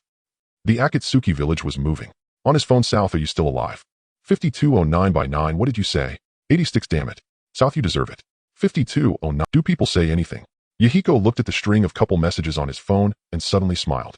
He still needed to let Bailu call to get Little Green Bubble made. This message couldn't send stickers. Little Green Bubble was out, and he had to give Nagato a few. He decisively exited the messaging page and found Saratobi Hizashi in his contacts. Yahiko, what is it, some kind of secret technique? Saratobi Hizashi, just so happens I was looking to find you. On the other end, Saratobi Hizashi picked up immediately. Grass Hidden Village is a bit dogged. Rain Hidden Village at least informed the 5 great nations before attacking, but it seems this village is preparing for an unprovoked war. Also, is this how the Uzumaki clan came into your hands? I'm quite furious right now. Yahiko said, to be honest, I want to buy a ninjutsu. Saratobi Hizashi paused. Ninjutsu. You want to buy ninjutsu? As village heads, why would you think I would want to sell you ninjutsu? Yahiko, because I have money. Saratobi Hizashi showed a hint of interest. How much? 80 million to buy an A-class ninjutsu. Saratobi Hizashi was astonished. How much? 100 million. What? Who increases the price at the start? My goodness, how much has Yahiko earned in the village? How can saying 100 million feel as easy as saying 1 yuan? Saratobi Hizashi instinctively swallowed and suppressed his astonishment. Tell me what ninjutsu you want, as long as it's not too outrageous I can give it. Like this and that. The interchanging explosive tag, you actually want this technique. Saratobi Hizashi's old face lit up as if he had been unexpectedly tickled. At first he thought Yahiko would ask for the multi-shadow clone technique. After all, with so many Uzumaki clan members, he was prepared to refuse, but he couldn't resist betting that Yahiko wasn't that greedy. In the end, he was right.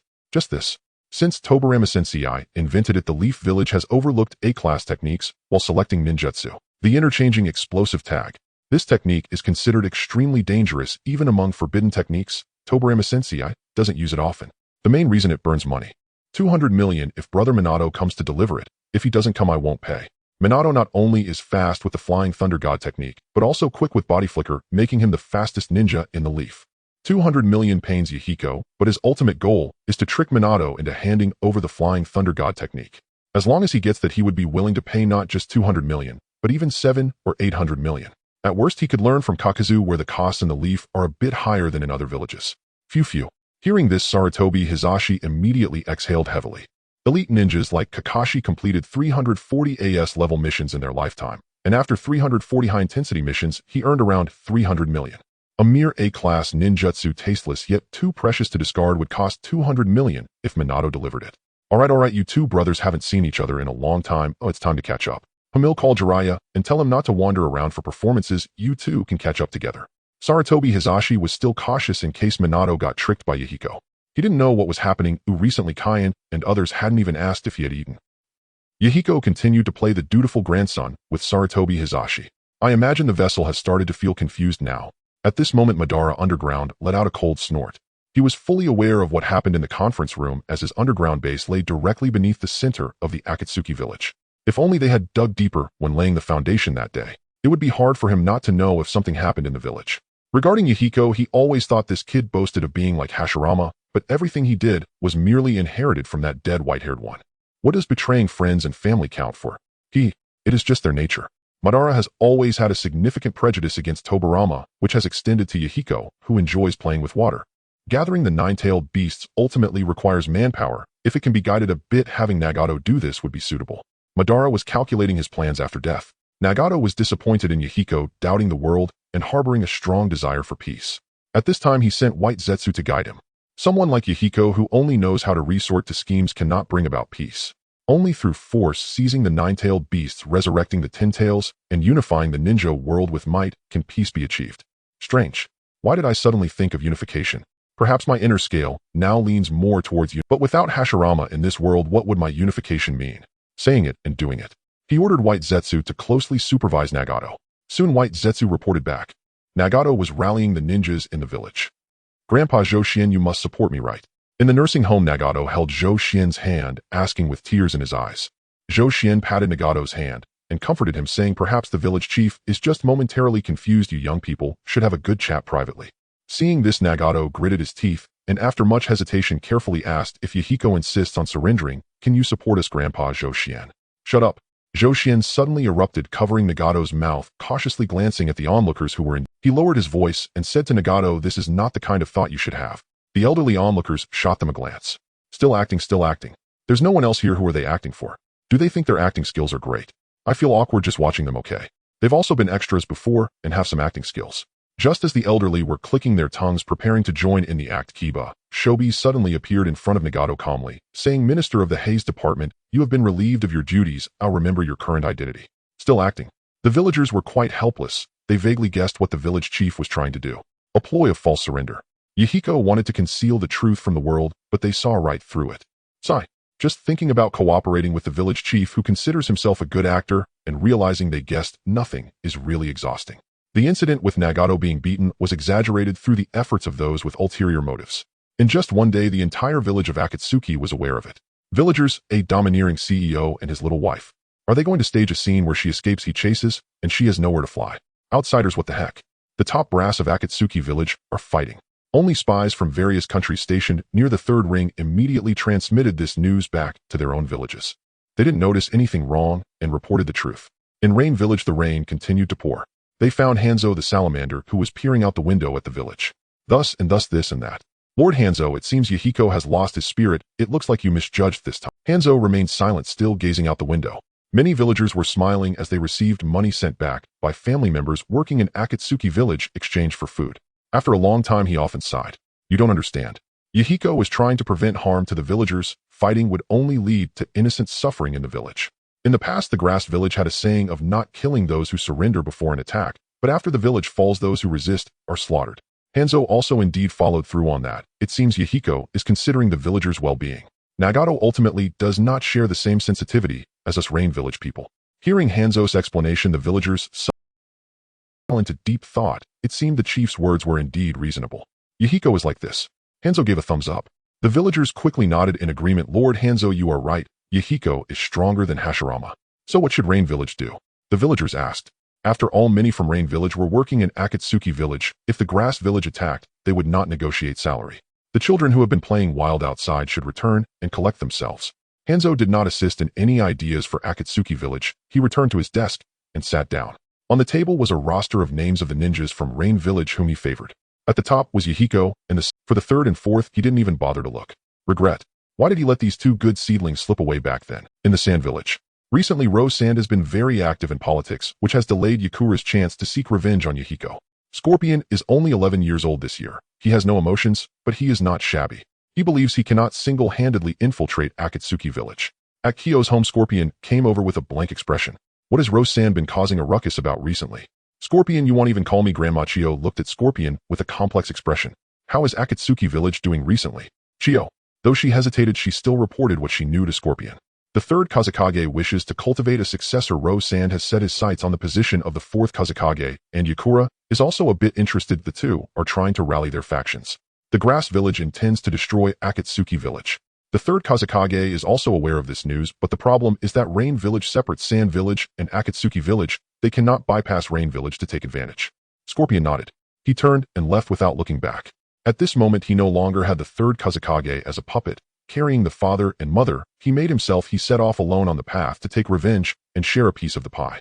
The Land of Lightning and the Land of Water are even further from Akatsuki village. Without bypassing one or two countries, they can't even see the edge of Akatsuki village. It must be said that before Akatsuki village was established, Madara chose a great piece of land for Yahiko. Rain Village is Yahiko's maternal home, and Hanzo is almost enchanted by Yahiko constantly writing letters to persuade him to return to the village to give speeches and discuss the red ideology of Akatsuki village. Saratobi Hiruzen does not like war and does not get involved in instigating conflicts. Therefore, Akatsuki village only needs to deal with the Grass Village to the northeast. In the Stone Village. Currently among the 5 great nations, only the Great Stone has a chance to interfere. The Land of Earth borders the Grass Village, and the Great Stone can use a joint army of the 2 villages to attack Akatsuki village. But he holds a grudge against the Grass Village. The Grass Village has killed many of his merchants from the Rock Village. As for the treaty, he simply pretended not to see. Without any chivalry, he ordered elite members of the Rock Village's demolition team, Saku and Kina, to take 1,000 ninjas to share a piece of the pie. The Great Stone prepared to take advantage of the chaos and clean up the 2 villages together. Of course, he couldn't blatantly tear up the treaty. Before Saku and Kinta left, they changed into the Grass Village's forehead protector clothing. A phone call was made to the Grass Village, and Grass Village dared not mention a word against him. Come on, before the battle, logistics must be guaranteed. The logistics department of the Grass Village is preparing shuriken explosive tags and military food pills and other wartime supplies. Grass Village is not in a hurry at this moment. He ordered the intelligence organization of the Grass Village to investigate the specific situation of Akatsuki Village. As for the superficial data, he indeed found out. However, this intelligence was somewhat strange. Yahiko is leading the surrender. Grass Village asked the intelligence officer in front of him. The intelligence officer nodded solemnly. There is absolutely no mistake in the investigation. The spy called in it spread throughout Akatsuki Village that Nagato disagreed, leading to a fierce fight during the meeting. Nagato was beaten several times. At this moment, he has been relieved of all duties and is being punished to sweep the streets in the second ring of Akatsuki Village. If you calculate the time, he should be nearly to the third ring by now. Grass Village's expression fluctuated as he thought for a long time. Unable to make sense of it, he chose to summon his subordinates for discussion. Chief, I feel there is something fishy about this. Indeed. Hearing his subordinates also expressing suspicion, he coughed twice and said, then, let's have a ninja pressure tactic. If Yahiko truly intends to surrender, send Konan over. I wouldn't mind sparing his life. Gulp. Get out. The one who swallowed nervously was naturally cut down by Grass Village. The others immediately shrank their heads like quails, continuously chanting in their hearts. Good things belong to the chief. Good things belong to the chief. Nagato swept the streets for 2 days feeling perplexed. How could it be that while the one using a painful ploy of feigned surrender with explosive tags to blow up Kusa no Sato was Yahiko, it was he who ended up getting beaten. The more he thought about it, the angrier he became. In a fit of frustration, he broke the broom. Initially, only the locals of Aokura knew about this matter, until Ohayaki took action. He published this incident in the paper of Iwagakure. In the ninja world, the sales of Iwagakure's newspaper could hardly compete with that of Aokura, but this issue gained traction, marking the first time Iwagakure's weekly sales surpassed Aokura's. With the intent of simultaneously dealing with both villages, Ko and Kodo led over 1,000 ninjas from Iwagakure into Kusagakure. Kusa no Sato's leader was suspicious and rather cunning, unwilling to share the spoils with Iwagakure. He pondered whether to betray Ohayaki and then turn to Konoha for support. Thus, the two scheming villages formed an alliance. At this moment, a massive coalition of 3,000 ninjas advanced towards the borders of Aokura. Inside the Matsukitsuro building, Minato sent the scroll with incredible speed, having heard a fair amount of intelligence along the way. These dishes are from Shangshi cuisine, which could be considered my hometown dishes, but I, Yahiko, never protect my own interests. Shangshi cuisine is not worthy of mention.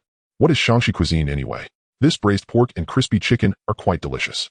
Minato enjoyed the meal, marveling at the generosity of his junior brother, who claimed such delightful food was unworthy of mention. Next time Yahiko and Nagato visit Konoha, he was unsure what to treat them with. Yashinari, next time don't prepare a Shangshi cuisine feast. When I come, serve Lu cuisine or Cantonese cuisine instead. Yahiko called out to the door. The dishes at Matsukitsuro were indeed worth their price. In his previous life, various delicacies from Huaxia had all been replicated by Yahiko's assistant Yashinari. Sichuan cuisine was spicy, Cantonese cuisine was tender, and Sioux cuisine rich, yet not greasy. This private room, called Little Tomato, was exclusively for Yahiko, used only during diplomatic occasions. At the dining table, after taking a few bites, Minato put down his chopsticks and looked at Yahiko with concern. Yahiko, is there anything you need my help with? Yahiko looked at him, noticing the genuine concern on Minato's face. Could you demonstrate your ability to eliminate 50 ninjas for me? Ahem. Evil. Betraying Sarutobi Hiruzen, Yahiko didn't bat an eye, but thinking of Minato's sincere heart made him hesitate to schematically trick his senior brother. If he were a woman, he would definitely compete with Kushina for this man. There was something intoxicatingly warm about him. How could the criminals have thought of orchestrating the QB incident? Sigh. If it displeases you, Minato, in considering surrendering. Yahiko poured himself a drink, feeling. Truthfully, Yahiko himself couldn't have anticipated that Hanzo would offer him such a way out. His current surrender felt like a desperate act of giving up against Kusagakure. This. Minato was momentarily taken aback, but thinking of Yahiko's character akin to Hanzo's, he cautiously probed, are you doing this for the villagers? Yahiko was also taken aback for a moment. What do you mean by that? Kusa no Sato once stated that those who do not surrender will meet their demise when the village falls. Yahiko was indeed unaware of this statement. Right, you're right. He downed his drink in one go, treating it like a small pearl dropped and lost. If anyone from any village had seen this, they would have felt embarrassed enough to leave. But Yahiko saw the pain in Minato's expression. At this age, he should be studying at the Ninja Academy, yet he was toiling for the sake of the starving citizens. Yahiko understood the actions he had taken. He had spent a few days at Aokura before, and locals always praised him with thumbs up when mentioning his name. If I were Hokage, it would be great. Minato poured himself a drink, and after finishing murmured, if I were Hokage, I would definitely establish friendly diplomacy with Aokura, fostering mutual development. It was evident that Aokura loved peace and was not inclined to war. They enjoyed cultural activities. By the way, what about you and Nagato? He probed further. He had heard about the conflict between Yahiko and Nagato on the way and just witnessed Nagato sweeping the streets earlier. Minato-senpai, are you looking for me? At that moment, Nagato pushed the door open. Minato looked at him in confusion, then turned to Yahiko, equally puzzled. Aren't you two at odds? How annoying. Yahiko didn't even glance at the entering Nagato. Humph. Nagato snorted coldly and sat down, pouring himself a drink. Minato was utterly baffled and suddenly squinted as he scanned the two of them. Drink. X2. At that moment, Yahiko and Nagato simultaneously raised their cups ready to toast with Minato. Minato couldn't afford to be suspicious anymore. No. He was about to refuse. Every time he got drunk, one of them was taken away by Konan and the other by Kushina, leaving him alone in Matsukitsuro. He wouldn't drink not unless Kushina was also there. But before he could refuse, he saw Yahiko and Nagato suddenly getting angry, as if ready to fight. Nagato, are you looking for trouble? What did you say? I'm the one looking for trouble. Seeing this, Minato hurriedly waved his hands. Don't fight, drink, everyone drink. He quickly clinked glasses with Yahiko. Minato-senpai. Nagato's eyes widened as he raised his cup towards Minato. Minato smiled helplessly, filled his cup again, and drank it in one go. Yahiko shot a glare at Nagato, poured himself another drink, and then raised it towards Minato. Seeing this, Minato had no choice but to drink another cup. Yahiko provocatively looked at Nagato. This can't be. Nagato poured another drink and looked at Minato. Drink, ill drink. Minato sighed, saying he wouldn't drink, but he could only have another cup. Seeing Minato drinking, Nagato provocatively looked at Yahiko. Bastard. Yahiko poured again. Thus Yahiko poured, and Yahiko provoked. Nagato poured, and Nagato provoked. After an unknown number of rounds, Minato finally got drunk. He collapsed on the chair, his gaze hazy, and soon fell asleep. Without crying or making a fuss, he indeed had good drinking etiquette. Yahiko and Nagato exchanged glances, their eyes filled with subtle emotions. Transformation technique. Minato, wake up. Minato groggily opened his eyes to see a red-haired woman and a white-haired man pushing him. Kushina. Jiraiya-sensei. Minato said in a confused manner. Why is Kushina here? He pulled Kushina closer, his intoxicated eyes surveying her face, shaking his head. You're not Kushina. Nagato was startled, looking at Yahiko, his mouth twitching. See, I told you it was impossible. Minato-senpai is no... Yahiko shook his head lightly. I said you do it. Hands on hips like this, like that. Minato, how did you get so... The Kushina, transformed by Nagato, put her hands on her hips, puffing up her cheeks. Minato, how did this happen? I think I really got drunk. Minato chuckled foolishly, scratching his head innocently towards Kushina. Yahiko moved his mouth again, and after a moment of hesitation, Nagato complied. He touched Minato's head. Do you remember what you said the day you came to rescue me when I was taken by the ANBU from Ame-Gakure? Yahiko felt a bit mischievous and touched two dead Chingshui. Even though Minato was dead, drunk, his thoughts drifted back to the day Kushina was taken by the ANBU from Ame-Gakure. His head hurt, and he couldn't remember anything. You said you didn't want to lose me. After saying this, Nagato's face turned as red as a bubbling teapot. Oh. Minato smiled and nodded, remembering that line, realizing you truly are Kushina. Nagato, yeah, you promised to protect me. Minato, you are my most favorite student. Yahiko and I are frail as the prophesied. Child, you must encourage us. Yahiko patted Minato on the shoulder. Nagato, it's time for you to sacrifice for the village. Yahiko, disguised as Jiraiya, looked at Nagato with a serious expression. Nagato bit his lip, hesitated for a long time, and finally steeled himself. He hugged Minato and asked Minato, is it okay? Huh. Minato gazed at Nagato dreamily, the alcohol numbing his brain. Idiot, Kushina just wants to test your flying thunder god technique. Yahiko reminded from the side. Minato had no guard against Kushina at all, and instead held Nagato close, saying, I have someone with me too. You don't know Kushina, but every time Yahiko and Nagato get drunk, someone is always there. The next 20 minutes were filled with Minato's heartfelt confessions. For the flying thunder god, the two endured as if mourning. No one knew the psychological shadow Nagato bore. He was being confided in by Minato, and he was a man after all. For the village, his sacrifice could not be understated. Minato, flying thunder god. Nagato was a bit annoyed and poked Minato. Minato saw Kushina's pouting face and chuckled, planting a kiss on her small mouth. Ah, do you believe I would actually summon the outer path golem right here? Nagato was truly about to summon it, shaking Minato's collar vigorously. Minato tilted his head to look at Nagato. Indeed, it was Kushina.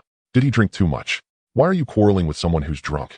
Yahiko, seeing Minato nearly being choked, hurriedly stepped forward to stop it. Nagato looked at Yahiko with red-rimmed eyes. He had lost his first kiss. He was no longer pure. Next time he disguised as Kushina, he would be a dog. But this sacrifice was not in vain. All right, Minato. Quickly use Flying Thunder God, Yahiko said. Flying Thunder God. With a nod from Minato and a shout, a golden light flashed, and both Minato and the embraced Nagato disappeared from the spot. This is the Flying Thunder God technique. Yahiko, left behind, sparkled with excitement in his eyes, pondering, does Minato have a Flying Thunder God mark in my village? It's better to erase it quickly. Although he was drunk, Minato still aimed very precisely. In the next moment, Nagato started fussing to have Minato teleport him back. How did you do that, Minato? Teach me.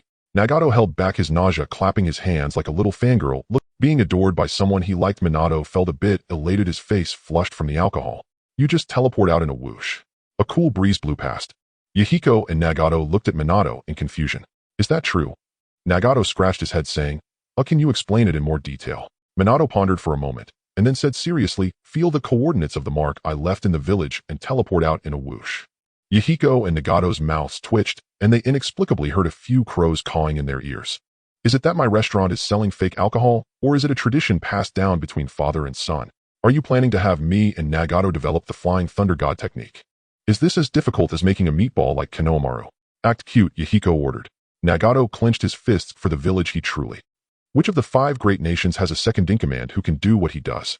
Minato. Nagato squeezed his voice, shaking Minato. Teach me the Flying Thunder God, please. Minato hesitated. Although he was drunk, his subconscious told him that even if it was his girlfriend, he could not break the village's rules. To learn the village's Shrank ninjutsu with companions, it must be approved by the Hokage. Of course, generally speaking, Sarutobi Hiruzen would agree, Shrank ninjutsu either consumes a lot of chakra or is incomprehensible to anyone who is not a genius. Ultimately, only a few can truly master Shrank and a rank ninjutsu in the village. Should I call Hokage-sama? Minato said hazily, taking out his phone. No. Yahiko and Nagato both immediately panicked. If Sarutobi Hiruzen finds out about this, even if he is a pacifist, he would explode. Although Yahiko often liked to show off in front of Sarutobi Hiruzen, it was under circumstances that didn't involve crossing Hiruzen's bottom line. Firstly, he was a disciple with emotional ties. Secondly, it was a matter involving his brother which Sarutobi Hiruzen might suspect. This is what made Sarutobi Hiruzen's indulgence towards him limitless. But this involves the heir of the Hokage. To have Minato in this state, isn't that bullying the honest man? Minato, do you not love me anymore? Yahiko's lips moved, preparing to unleash the big guns. Nagato looked up at the ceiling with tears in his eyes, genuinely crying. For the village, he was no longer that carefree Nagato. Minato, do you not love me anymore? When he looked at Minato, tears were swirling in his eyes. Minato's heart ached, proving through actions that he loved Kushina very much and leaned close to Nagato, who was pretending to be generous for the sake of the village. Yahiko, don't look. Yahiko turned his back, giving Nagato the last bit of dignity. He sighed silently. If the Akatsuki were to create a list of the 24 heroes, Nagato must be the first. No, they couldn't wait. They couldn't let Nagato feel cold. After retreating from the Konoha village, they would do it. A moment later, Nagato's grief was greater than death, and his sadness was greater than silence. He walked silently to Yahiko and threw out a scroll, which was none other than the Flying Thunder God technique. The two were lucky. Minato had recently been improving the Flying Thunder God, developing the second stage. At the moment the Flying Thunder God reached the marked target, it could be used again for a second teleportation. He often carried the scroll with him. Thank you for your hard work. Yahiko patted Nagato's shoulder and then quickly copied the scroll, returning it.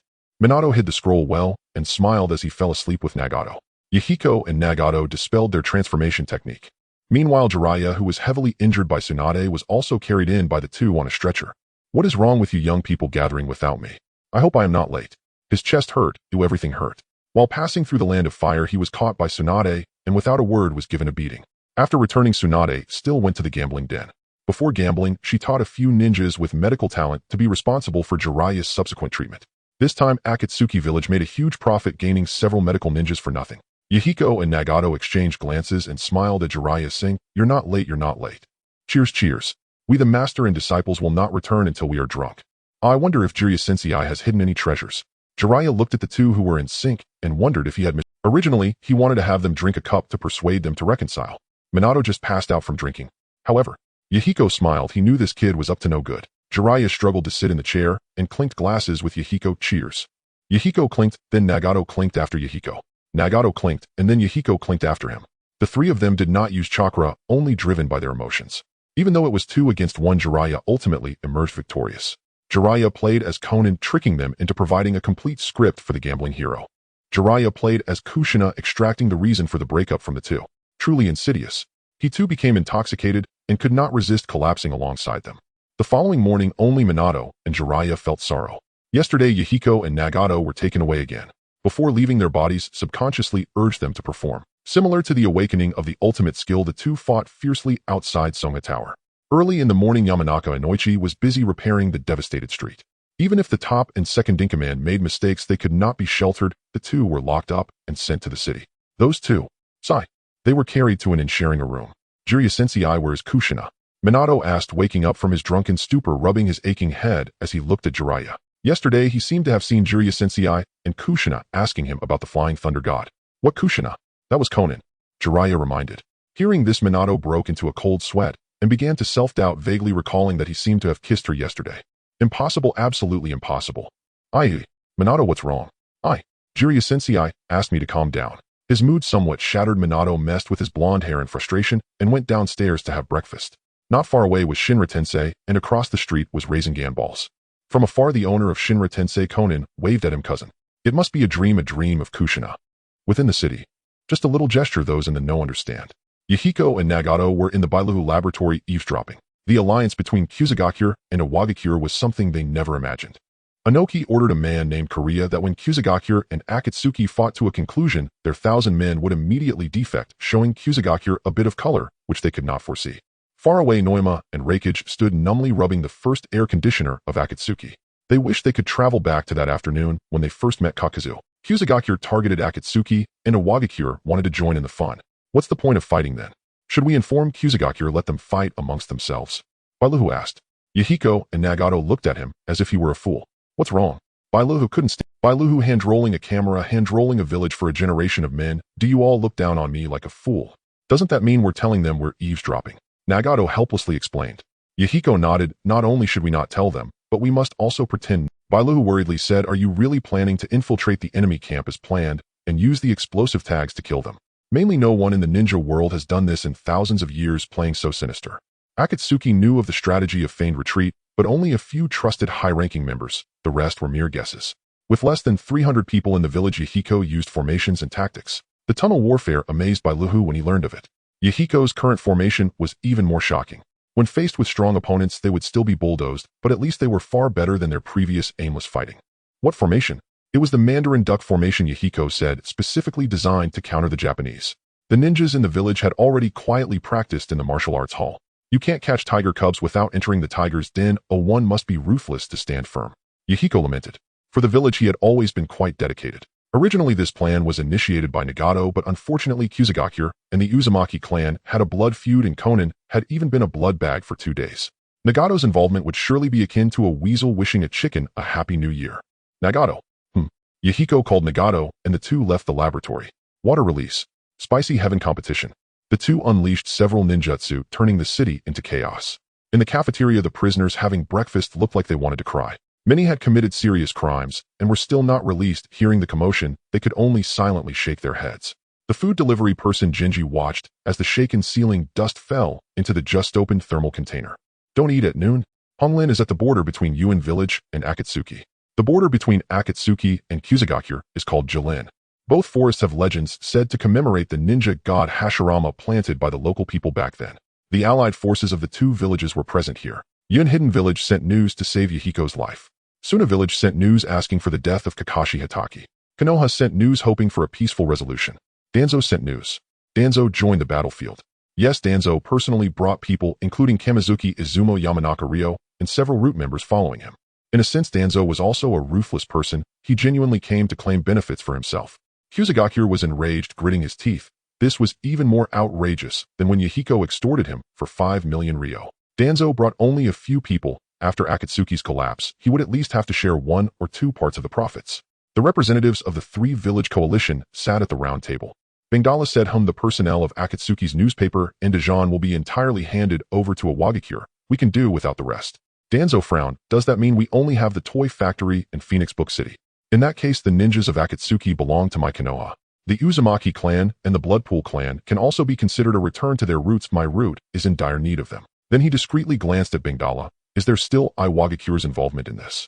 It's true. Even I am tempted by this piece of meat from Akatsuki, let alone Inoki. Kusagakure's nails almost dug into his palm. Are we left with just Akatsuki's plot of land? Report Yahiko has submitted a letter of surrender. At this moment, a ninja from Kusagakure delivered a letter. Kusagakure opened it, and several people looked on. Surrender letter. Yahiko, trembling with fear, respectfully submits this letter. Yahiko, once a humble village head, benefited from the protection of the Sage of Six Paths and has taken on the role of Akatsuki's leader, guarding the land of Akatsuki.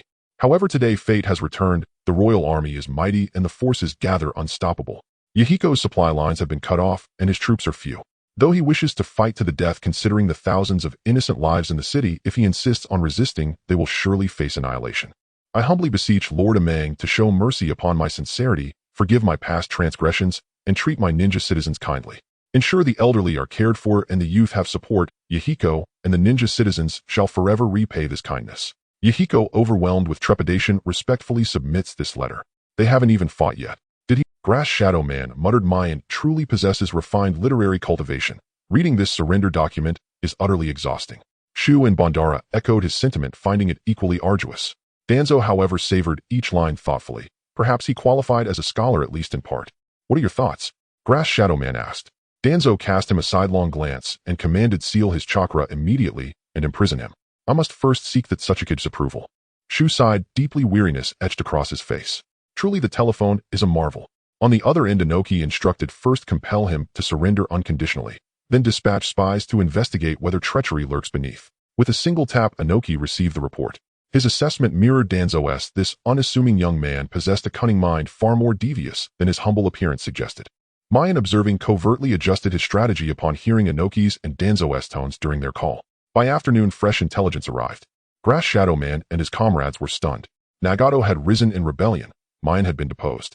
The truth unfolded thus. Witnessing Mayan's obstinacy, Nagato allied with Kushina, Uzumaki, Sakomo, Hataki Mikoto, Oishiro, Suinryo, and Lufu to stage a military coup. Mayan found himself besieged on all sides. Jinojo had also defected, leaving Mayan without even a warm meal, now wandering aimlessly with Kakuzu, his destination unknown. Upon reading the intelligence, Bandara felt an unexpected pang of sympathy for the man named Mayan. How utterly wretched. As for Nagato's coup, its origins were traceable, and thus comprehensible. The Uzumaki clan embodied unyielding fortitude. Had they yielded even slightly, their nation would not have met annihilation. While the enemy lies wounded, strike to kill. Grass Shadow Man, oblivious to notions of martial virtue, mobilized his forces without hesitation. A coalition army of 3,000 shinobi assembled at the Crimson Woods, poised for war. Just before departure. Report. An orange-haired boy and a masked man approached to surrender. A shinobi halted Grass Shadow Man at the vanguard of the Tri-Village Alliance and bowed low in formal report. That description stirred a memory of a certain acquaintance who at Grass Shadow Man's gravest hour had swindled him of 5 million ryo, nearly breaking his spirit. Bring them to me, immediately. With a sweeping gesture, Grass Shadow Man halted the advancing army. Moments later, Mayan and Kakuzu appeared, bare-chested backs bearing knotted whips, faces smudged with dust and despair. Grass Shadow Man and his officers surveyed the two men, heads bowed in abject dejection. You are Mayan. You were Jiraiya's student. The grass-hidden village had no cinema. This was Grass Shadow Man's first encounter with Mayan beyond newspaper portraits. He truly surrendered, and came in person. Without suspicion, Grass Shadow Man gazed upon Mayan and Kakuzu, like strays cast from their den, and a sneer curled at the corner of his eye. Founding a village. Yet in the process he lost his wife, his subordinates reduced now to a mangy, humiliated dog. Why was Danzo here too? Mayan turned, and froze dumbfounded. Brother Mang, every fault lies with me, mine alone. Strike me with your whip if you must.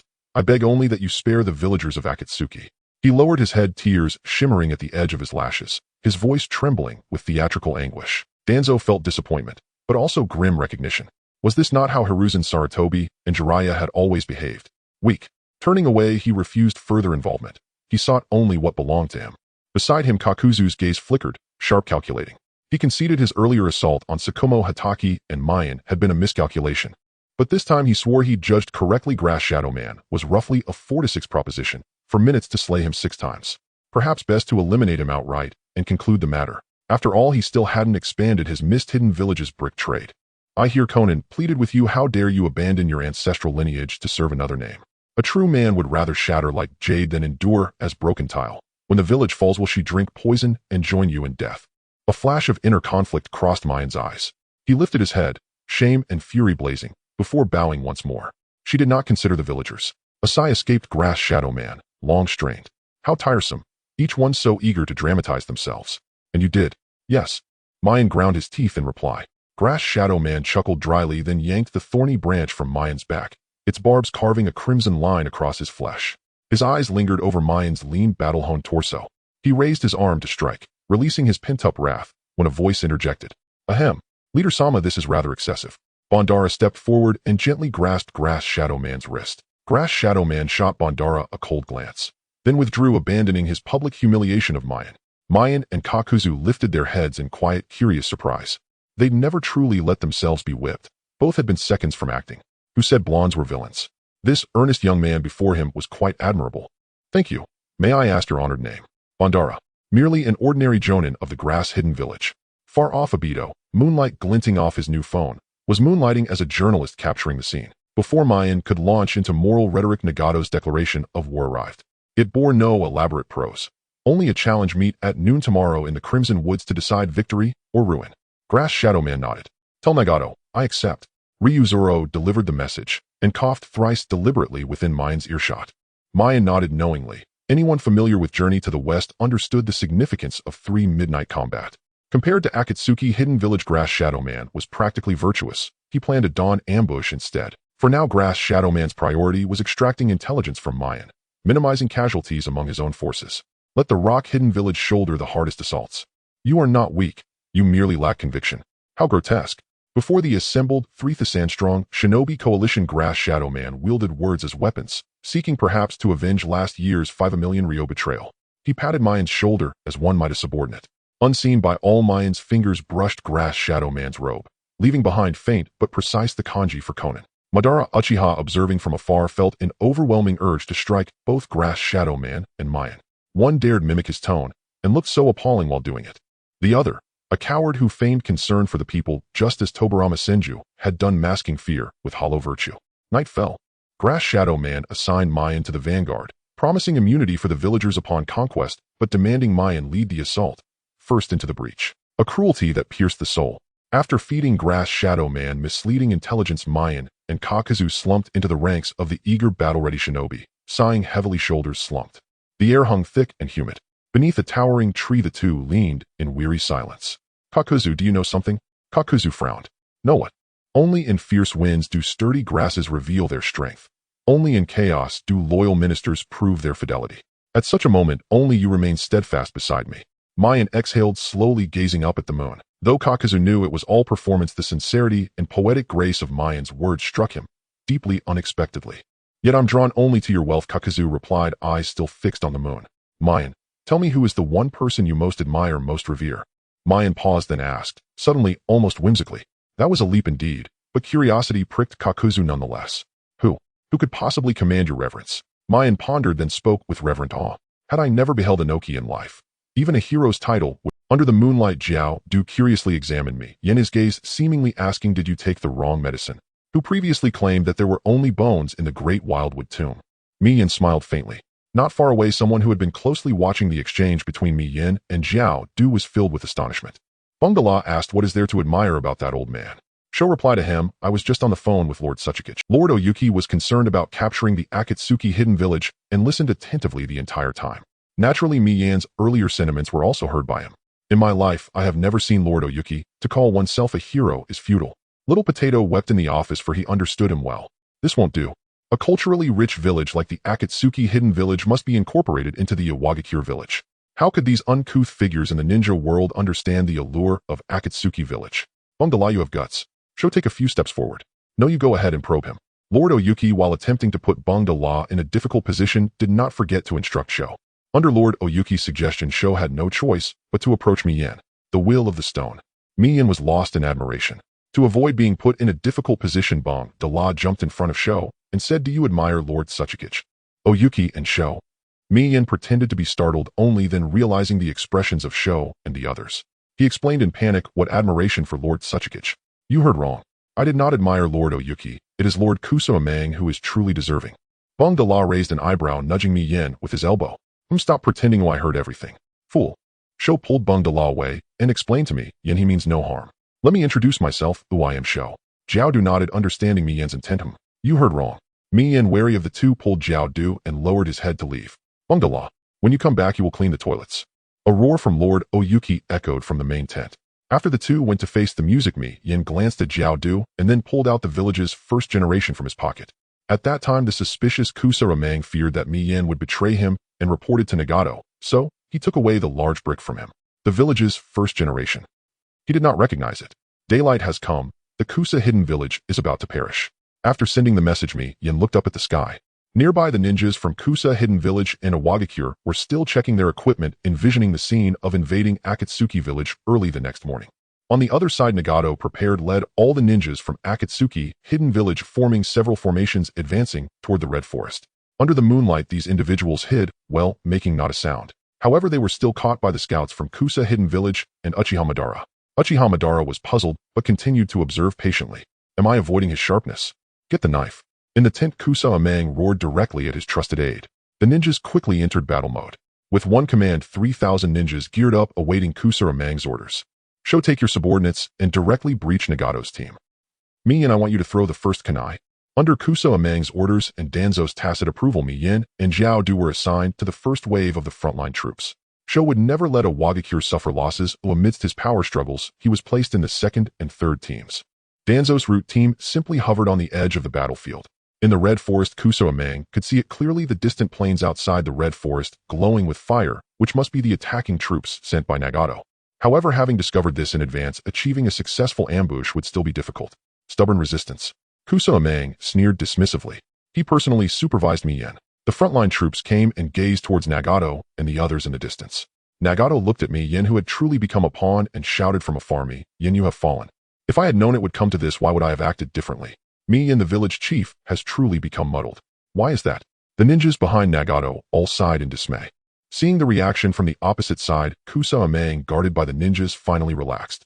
Mi Yin first glanced at Kusa Amang, who was personally supervising his battle, and then shouted at Nagato, everything is for the sake of the ninja people. You don't understand. Why waste words with him? Mi Yin, what are you waiting for? Are you soft-hearted? Seeing Mi Yin still intending to waste time with words, Kusa Amang angrily pointed at Mi Yin. In the second team, Sho was somewhat displeased with Kusa Amang, knowing that Mi Yin was the man whom Lord Tsuchikage specifically wanted to protect. However, with the enemy at hand, he found it inappropriate to criticize. Mi Yin's side began to hand seal with both hands, and then revealed a big white tooth at Kusa Amang, saying, I'm waiting for the CD, what are you waiting for? Kusa Amang was momentarily taken aback. CD? What CD? Amasawahuyu. Mi Yan's figure flashed, and he himself did not know what he was shouting, the surging water style, quickly forming a water prison that enveloped a team of ninjas. Watergate had signed a contract with Mi Yin long ago, becoming an actor signed by Akatsuki Hidden Village. Although this actor often did not return home, Mi Yin at that time was surprised to find that he had gained spatial talents and insights. After deceiving the Flying Thunder God with hundreds of shadow clones studying together, he was able to grasp the Flying Thunder God technique in less than a day. Normally, upon seeing Mi Yin suddenly charge forward, everyone would first think to scatter. However, these individuals never expected that Mi Yin would turn against them and suddenly strike. Caught off guard, the ninjas from Kusa Hidden Village were herded into the water prison. What kind of joke is this? With this amount of chakra, he isn't even red-haired. The one speaking from within the water prison recognized him from afar. It was the bastard who had once demanded treatment from their Whirlpool clan, even for a minor scratch. Before the Whirlpool could laugh madly, Mi Yin sensed the national treasury of Shaon and far away in Akatsuki Hidden Village. At that moment, in a vault piled with explosive tags, spatial fluctuations appeared. Mutual explosive tags. In an instant, these explosive tags were summoned by Mi Yin to the battlefield. They densely attached themselves to the enemies, and then under Mi Yin's urging, these explosive tags exploded one after another, the deafening booms, resonating flames shooting into the sky. The continuous explosions produced a powerful shockwave that distorted the surrounding space, creating a wave of force. Flying Thunder God. A flash of orange light darted across the battlefield, and even the escaping ninjas from the water prison were stuck with several explosive tags. Kusa Amang stared in astonishment at Mi Yin, who zipped past him, not knowing when he had been covered in explosive tags. Cough, cough. Xiao Du suddenly appeared in front of Kusa Amang and the others, and before Mi Yin could activate, several black tigers had directly ripped out their hearts. All the explosive tags attached to them were retrieved by him. Kusa Amang had formidable strength within Kusa Hidden Village, but once outside, he was nothing compared to a true shadow-level powerhouse. Even against Sun Lu he could not win, but Sun Lu lacked political means, which was why he lost to Kusa Amang. Retreat, retreat. Wait until the explosive tags are gone before looking for an opportunity.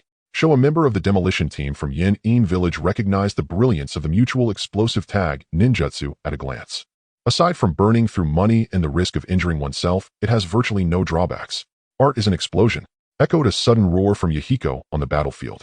As the show organization retreated, Benda La, standing in the formation, turned around and fiercely stared at the flames behind him. Stop looking, hurry and move. Sho grabbed him forcefully. At a glance, there was no sign of the root's shadow. Sho self-deprecatingly shook his head, not expecting someone to retreat even faster than him. Youth is good in the end, just sleep. The mutual explosive tag, also known as the tears of Kakuzu. This damned suffocating sensation coiling like a python. Ninjas from Kusa-in village could only watch helplessly as one explosive tag after another wrapped around them from head to toe before detonating. The thick night was torn apart by a scarlet light, and the orange-yellow flames suddenly surged through the sky. With 600,000 explosive tags still detonating, Kakuzu felt the pain and exerted more than 200 of his usual strength. As long as he killed one more person, he could at least save 100 explosive tags. Grandpa Zhou used Shadow Clone to assist. At your age, don't die on the battlefield. Yahiko Rufu. Quickly push forward. In the distance, Nagato's pupils reflected the exploding flames as he hurriedly ordered his men to systematically hunt down the enemies escaping from the mutual explosive tag's range. Rufu originally learned the dual-wielding sword technique from the Land of Iron, but Yahiko, seeing his green hair, forced him to stuff a knife in his mouth, completing the trio of blades. Free blade style. He held one in his mouth and two in his hands, charging forward like a specter with Rufu. As the two were caught up in the excitement, they naturally forgot about the ninjas under their command. Nagato's face darkened, and he had no choice but to personally command. Konan behind him sprouted two paper wings and soared high while an unlit explosive tag floated past her, confusion etched on her delicate face. Does Yahiko also have the habit of hoarding explosive tags? Where did all these explosive tags come from? Didn't Yahiko surrender? Sigh. I said long ago that we should first tidy up Kusa-in village before considering attacking Akatsuki village. And with Yahiko's significant act of surrender, why did no one notify me? At this moment, Kusa-in village was in disarray. With the death of Kusa-amon, most of these individuals had been forcibly gathered by ruthless means and were not particularly loyal to Kusa-amon. Faced with 600,000 explosive tags, they scattered like a flock of sheep. That day, the two who were expelled by Kusa-amon had just been killed by Yahiko. The remaining one looked at the fleeing ninjas with a sigh. Then he silently kneeled down with his hands behind his head, saying, I surrender, truly surrender. At the same time, Yahiko, who was pasting explosive tags on others, shared a knowing glance with Konan in midair. After this battle, he had business to attend to far away. Nagato attempted to join the channel. Nagato successfully connected. The three nodded. It was time for them to re-emerge from the shadows of the southern heavenly gate. Konan waved her hand, and countless sheets of white paper flew out like ethereal butterflies. Dance of the paper rain. The white paper instantly transformed into a rain of blades whistling down through the air. Nagato, not wanting to expose his Rinnegan to the media, was also feeling quite sinister at this moment. Under the cover of several people, the paired formation of ninjas in the village pressed forward in an orderly manner. They coordinated seamlessly. As Kusa-in village retaliated by throwing shuriken or kunai, the two frontline shield bearers immediately raised their shields. If a Kusa ninja attempted to attack from the side or behind, the paired formation would shift like a living entity, while the long-bladed ninjas on either wing would promptly force the enemies back to the front. Mom, I surrender, I surrender. In an instant, the cries of Chi Lin echoed everywhere. Looking at the aloof and noble Konan in the sky, a Kusa ninja knelt and cried, and as he wept, he surprisingly felt a bit of excitement. Those who kneeled in surrender were naturally spared. The ninjas from Yin-in village decisively retreated the moment Yahiko turned against them and threw out explosive tags. As he fled, Danzo's head felt dizzy. How could Yahiko have mastered the Flying Thunder God? How could he have learned the mutual explosive tags? Monkey. It must be that the monkey gave it to him. Sure enough, monkeys can't be Hokage. What a bunch of bear cubs. They just give everything away. Art is an explosion. This phrase filled Bindala's mind as he walked backward in the formation, facing the distant, still glowing flames, muttering to himself. In the retreating team, a peach-haired young man disagreed with this statement, retorting, ordinary works of art often fade with time. Only by freezing life in the most perfect moment can it be eternally preserved. That is art. The young man was indeed Scorpion, who had infiltrated Kusa-in village's team, eager for revenge against Kiki Sakumo. He was taciturn. Kusa-in village thought he was from Yin-in village, and Yin-in village thought he was from Kusa-in village. Neither side paid him any mind. Bindala glanced at him, but said nothing. Scorpion also cast a glance at the blonde-haired man, wondering why he... Sho made a call to Inoki requesting guidance. Inoki sighed, it seems we won't gain any benefits. Your explosive release and Bindala's clay bombs are no match for the Flying Thunder God technique's retreat. Initially, they thought Akatsuki village would be defeated in one battle, but unexpectedly Yahiko learned the tricky mutual explosive tags and the Flying Thunder God. Inoki was furious. Was Konoha insane? Giving away such expensive ninjutsu as the mutual explosive tags was within his understanding, but how could they give away the Flying Thunder God? When Minato Namikaze went out on a mission, he had friction with Yin-in village, and that Flying Thunder God technique made Inoki's head ache. He flickered around like a loach. Although it was not yet the Third Shinobi World War, seeing Minato could directly abandon mission-level tasks raised the importance of Yin-in village significantly. Including Yahiko, who could use the Flying Thunder God, Inoki felt a growing sense of dread. 10,000 times a day, damn Konoha. Yahiko, casting numerous ninjutsu, now had half of his chakra left. He leaned against a tree, desperately searching for the trace of Obito amid the smoke and chaos of battle. Obito, sensing something, looked over. If there is a threat to the village, I will use these hands to eradicate it. Let me show you the will of Akatsuki that drifts in my heart. As a protector of the village, I do not intend to take a single step back. The evil Uchiha. Yahiko released his chakra, causing spider web-like cracks to form on the tree trunk. Obito and Madara underground. Obito pressed the shutter several times. Regardless of whether they were standing or kneeling, all eyes in the area were focused on Yahiko. Madara was truly on the verge of losing it. How could there be such a person in this world? This person is a lunatic. Looking again at Yahiko's deliberately stiffened face. Where is Chowamang? Where is Chowamang? Dead. Drag him over here. Ow. Ha ha. Ow. Ha ha ha. Ow. It's him. The people of Shaolin Village are cleaning up the battlefield with body parts scattered everywhere and a burnt smell lingering in the air. It is not Uchiha but Vortex Joshien who is laughing so crazily. The people of Shaolin Village kneel down, waiting for the Vortex clan to take revenge. Vortex Joshien looks at the body of Chowamang being dragged over, and with a stick he starts to hit the corpse in front of everyone. On-site corpse beating. With each blow, the stick is mixed with the rage of Vortex Joshien and a slightly insane laughter. Chowamang is almost beaten to a pulp, yet no one steps in to stop it. After the village was destroyed, they were tricked by Chowamang into becoming moving blood bags. Their lives were not even human, they were more painful than the day their country was destroyed. The suffering of being alive without experiencing it is something others would not understand. How many floors does a bag of rice have to carry? A bag of rice has to carry to the second floor. Initially, the Vortex clan did not want to trouble Yahiko, and their hatred for Chowamang was never expressed in front of him. They silently offered sealing techniques, forming barrier and sealing teams to repay the village chief without saying a word. Today, the Vortex clan's great revenge is avenged with tears streaming down their eyes. Revenge for revenge, grievances for grievances. Yahiko turned his back, pretending not to see anything. Generally speaking, there is a policy of leniency for prisoners in the ninja world, but this is Shaolin Village. The Vortex clan surged forward. They could not defame any good person nor let any bad person slip through. Those watching were trembling with fear. Under Yahiko's arrangement, Yu Yin went elsewhere. A few members of the Bloodpool clan approached, watching the Vortex clan's revenge being fulfilled, then looking at Yahiko. What do you want? Yahiko looked at the suddenly shy crowd. Hehe, village chief, look, the Vortex clan has avenged their grievances, what about ours? One person shyly smiled and rubbed his hands, looking at Yahiko. Yahiko, yours. The enemies of the Vortex clan are Chowamang. You are from the land of lightning and Uchiha.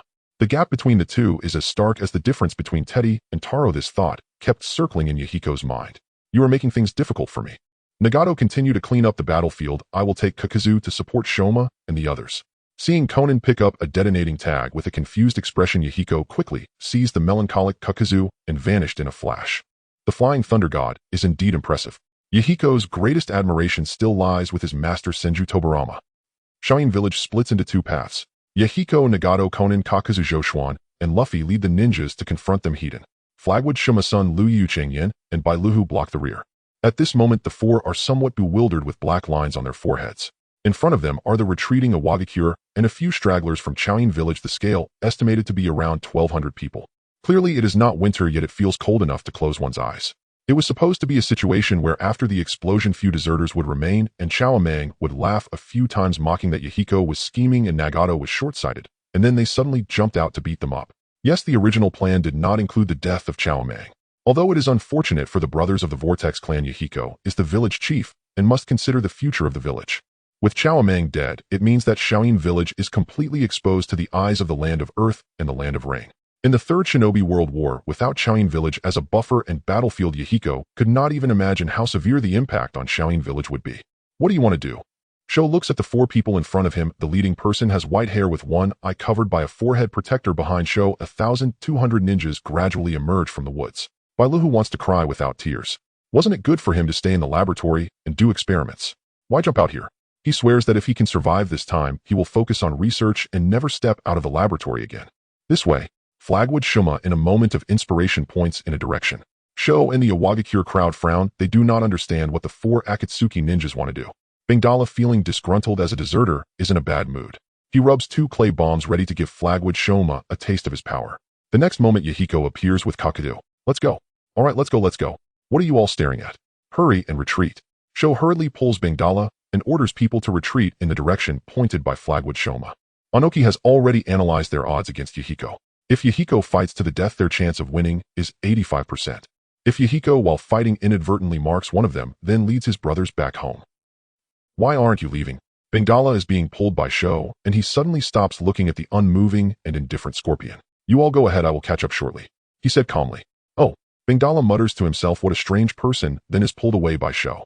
After everyone leaves, the six look at Scorpion and can't help but exclaim how fearless the young are. Indeed, it is fate. Yahiko looks up and down at this jade girl of Akatsuki. Scorpion summons his parents' puppets, coldly looking at Flagwood Shoma. Do you know them? Except for Yahiko, the others all glare at Flagwood Shoma. Flagwood Shoma squints his eyes. Oh, isn't this Kyo's son and daughter-in-law who he killed during the Second Shinobi World War? I don't know them. Looking at the youthful boy pretending to be a cool god, Flagwood Shoma is in the mood to tease. Very good, Scorpion says with indifference. Scorpion moves. Scorpion attacks. At this moment, Flagwood Shoma does not even activate his bloodline limit against Scorpion. First, he makes a close range slash the cold light, cutting off the joints of the parents. Scorpion controls them to counterattack, and Shoma swiftly strikes a few more times with the crisp sound of breaking the parents fall to the ground. You may not believe it, Scorpion's parents died at the hands of Flagwood Shoma twice. The record is verifiable. Scorpion watches Flagwood Shoma in shock. Was this the kind of opponent my father and mother faced back then? No wonder my grandmother didn't want to tell me the information. I thought my grandmother didn't love me. Sigh. Before dying, people may always have more to say, right? Grandmother, you and uncle come down early, and we can have a good family reunion. Puppet masters are most afraid of close combat. Flagwood Shoma knows that Sunagakure loves to use poison. With just one glance, everyone understands, and Kakuzu goes up and slaps Scorpion to unconsciousness. Just as he was about to dig out the heart. Stop. Yahiko hurriedly intervenes. Kakuzu halts, feeling very confused. The last time he fought Flagwood Shoma, Yahiko let him go, probably because he was very strong. But does this pretentious kid who is weak also get to be let go? The village chief is really starved. Yahiko points at the scattered parents on the ground. He is not weak, just not yet at his peak. We have the chance to go collect Lord Ban's corpse to make him a puppet. Kakuzu looks over, and he is greatly surprised. Recently, the toy factory has hit a bottleneck, and they cannot develop new categories. They desperately need workers like this. In the original work, another member of the Akatsuki organization comes knocking. Yahiko is quite happy. If Naruto didn't have the Akatsuki, would it still be called Naruto? Another one. He hopes Scorpion can invent and research an iron armor. For Scorpion, it shouldn't be difficult. Conspiracy. What a clever ploy.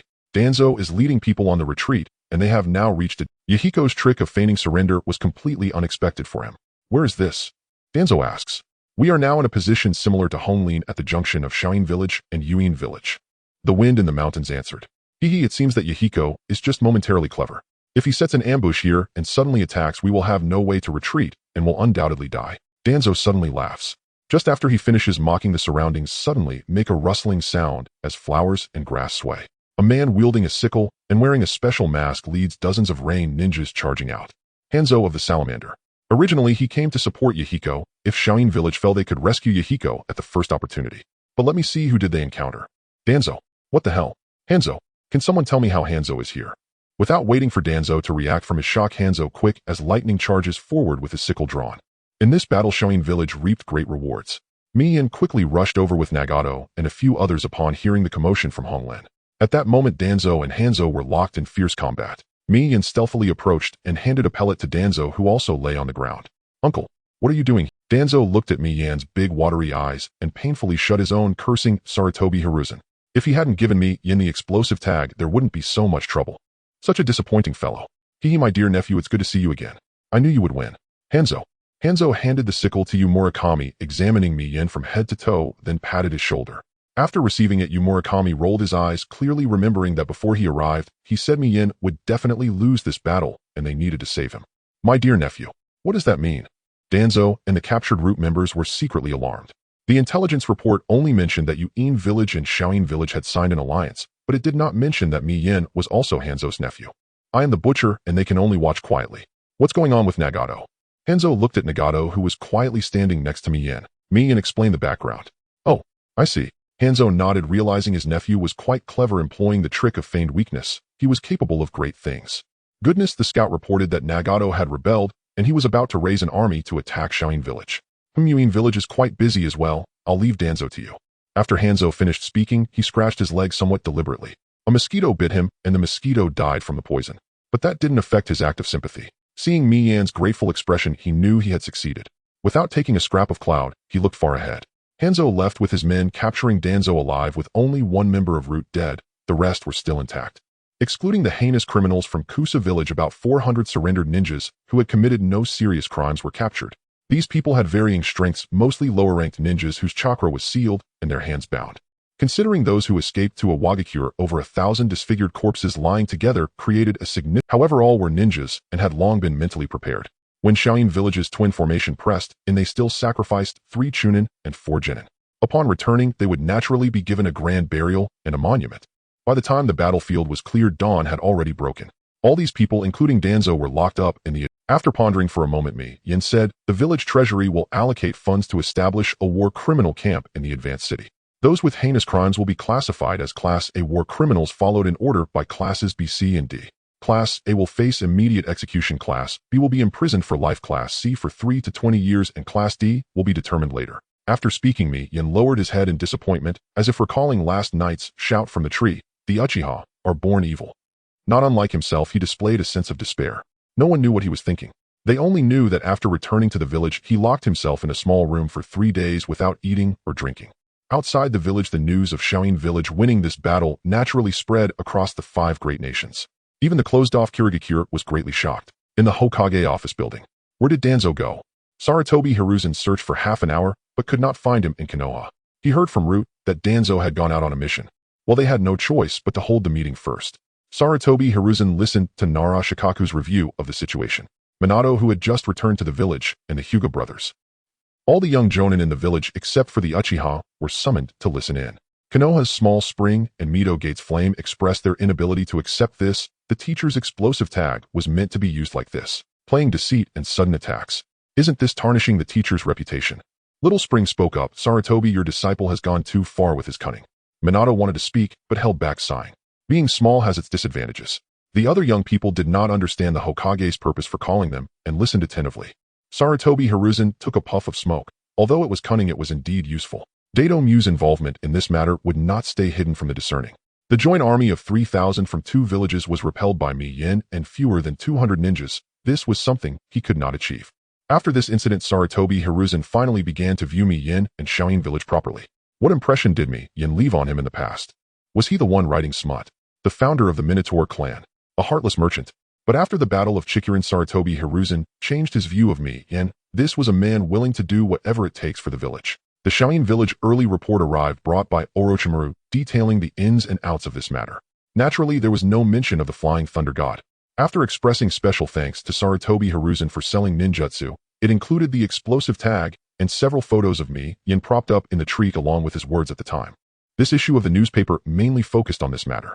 Photo Yen had not eaten or drunk for 3 days, filled with guilt, his face haggard, hair messy, lying in a small room, while Shaolin was shown in the photo, concerned for him. The village chief knew that he could not sit still after using tricks to win for the sake of protecting the village.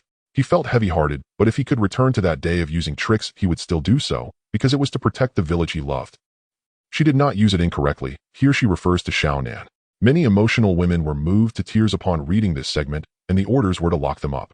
The accompanying text clearly outlined Yan's journey from the attack on Kusa village to now. Summarized in 7 words, he felt guilty but had no regrets. He was currently using starvation to punish himself. Sarutobi Hiruzen finished reading the entire newspaper and was unsure what kind of expression to show. Was it all an act, or was he truly feeling guilty? There was a lot of content in the newspaper.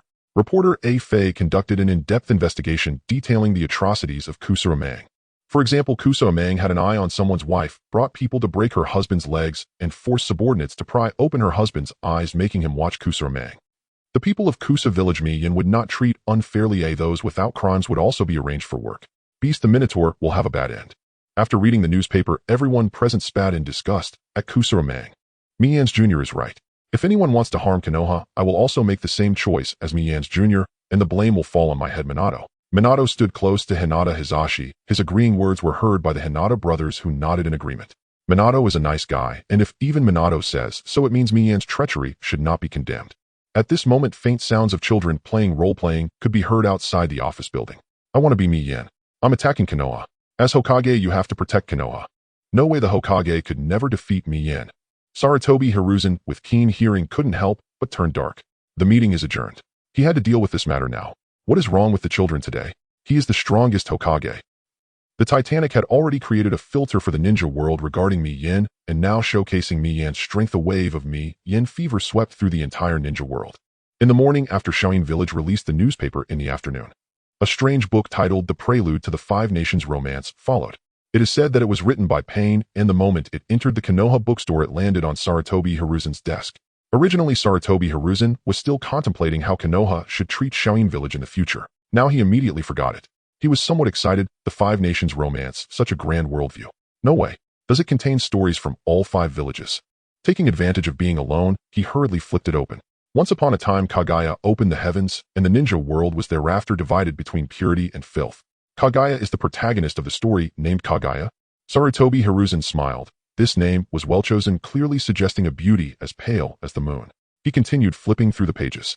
Kagaya stayed alone in the ninja world, not knowing how long it had been. One day, feeling inspired, she realized that the opportunity to become a saint lay in the ninja people. She used chakra to mold humanity and infused it with souls, granting humanity life and wisdom. The first human she created was the sage of 6 paths named Kagaya, and the second was named Hamura. She regarded these two as her own children. Moi. Sarutobi Hiruzen seemed to realize something was off, but his curiosity was already piqued, so he continued reading. 100,000 years passed, and the world changed.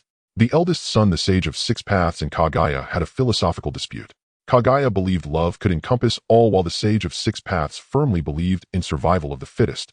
But how could the sage of 6 paths be Kagaya's opponent? He could only lie low. One day, while chopping wood on the mountain, he encountered a summoning beast, a powerful member of the Pangolin clan. This beast told the sage of 6 paths that more firewood would create a higher flame, and after returning, the sage of 6 paths began to cultivate daily. Eventually, Indra, the eldest son, and Ashura, the second son, were born. As the 2 sons grew up, the 3 of them teamed up to seal Kagaya, and also sent Hamura, who was pampered by Kagaya and believed that their existence was for love, into space.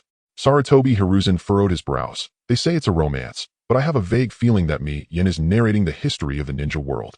But how does Mi Yin know this? Suppressing his curiosity, he wanted to see what Mi Yin would write next. After Kagaya was sealed, the sage of 6 paths established the ninja sect responsible for managing the unified ninja world at that time. The sage of 6 paths shared chakra through a handshake. In no time, the ninja world flourished and entered a peaceful era which the people at that time called the Kaiyuan prosperity. This was Mi Yan's first external probe. The ninja world needed to be unified. Those who read this part thought deeply, but ultimately did not take it seriously. As they continued reading, they saw the sage of 6 paths' lifelong suffering. Survival of the fittest, elimination of the weak. There could only be one prince in the ninja sect. The second son, Ashura, dissatisfied with his father's favoritism towards his older brother Indra, staged a coup, ambushing 800 men in the land of fire, and personally killing Indra, forcing the sage of 6 paths to abdicate. Indra's descendants changed their surname to Uchiha to evade retribution, while another branch, without a surname, claimed to be a clan filled with hatred and blood. I understand now, mother, how difficult it was for you back then. In his later years, the sage of 6 paths knelt under the moon weeping. Ultimately, Ashura did not want to remain only a prince. One night, he went to dine at the sage of 6 paths. No one knew what happened that night. The servants could only see the two drinking together, hear the sudden argument between father and son, and then hear the sound of an axe. The next day, Ashura ascended to become the leader of the ninja sect. His rise was filled with skepticism because the hand seals used to release ninjutsu were invented by his older brother Indra. The Uchiha, dissatisfied with his rule, resolutely rebelled, aiming to restore peace to the world. From then on, a war lasting 1,000 years in the ninja world unfolded.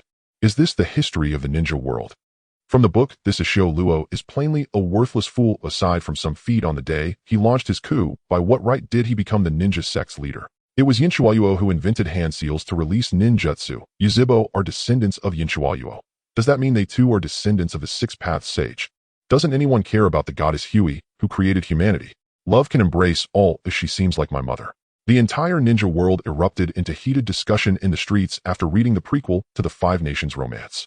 The goddess Hui, creator of mankind, acquired another title, Mother. They could see that in that battle Hui had deliberately held back. The once divine 6-path sage were in some mother's eyes denounced as ungrateful sons after being compared to Hui. Most in the ninja world did not understand that history. Pei-In hailed from Shaolin Village, and the Shaolin Daily often popularized ninja lore, so people naturally accepted it as truth. After reading the book, the shinobi of the 5 great nations were even more convinced. The answers that had troubled them for years were finally revealed. No wonder. No wonder the Yuzhibo clan possessed such strength and could contend with the Chinsho clan for so many years. It turns out they were descendants of the 6-path sage. No wonder, no wonder. My village, the Yuzhibo clan territory. All the Yuzhibo were so excited they nearly fainted, hands trembling as they turned the pages.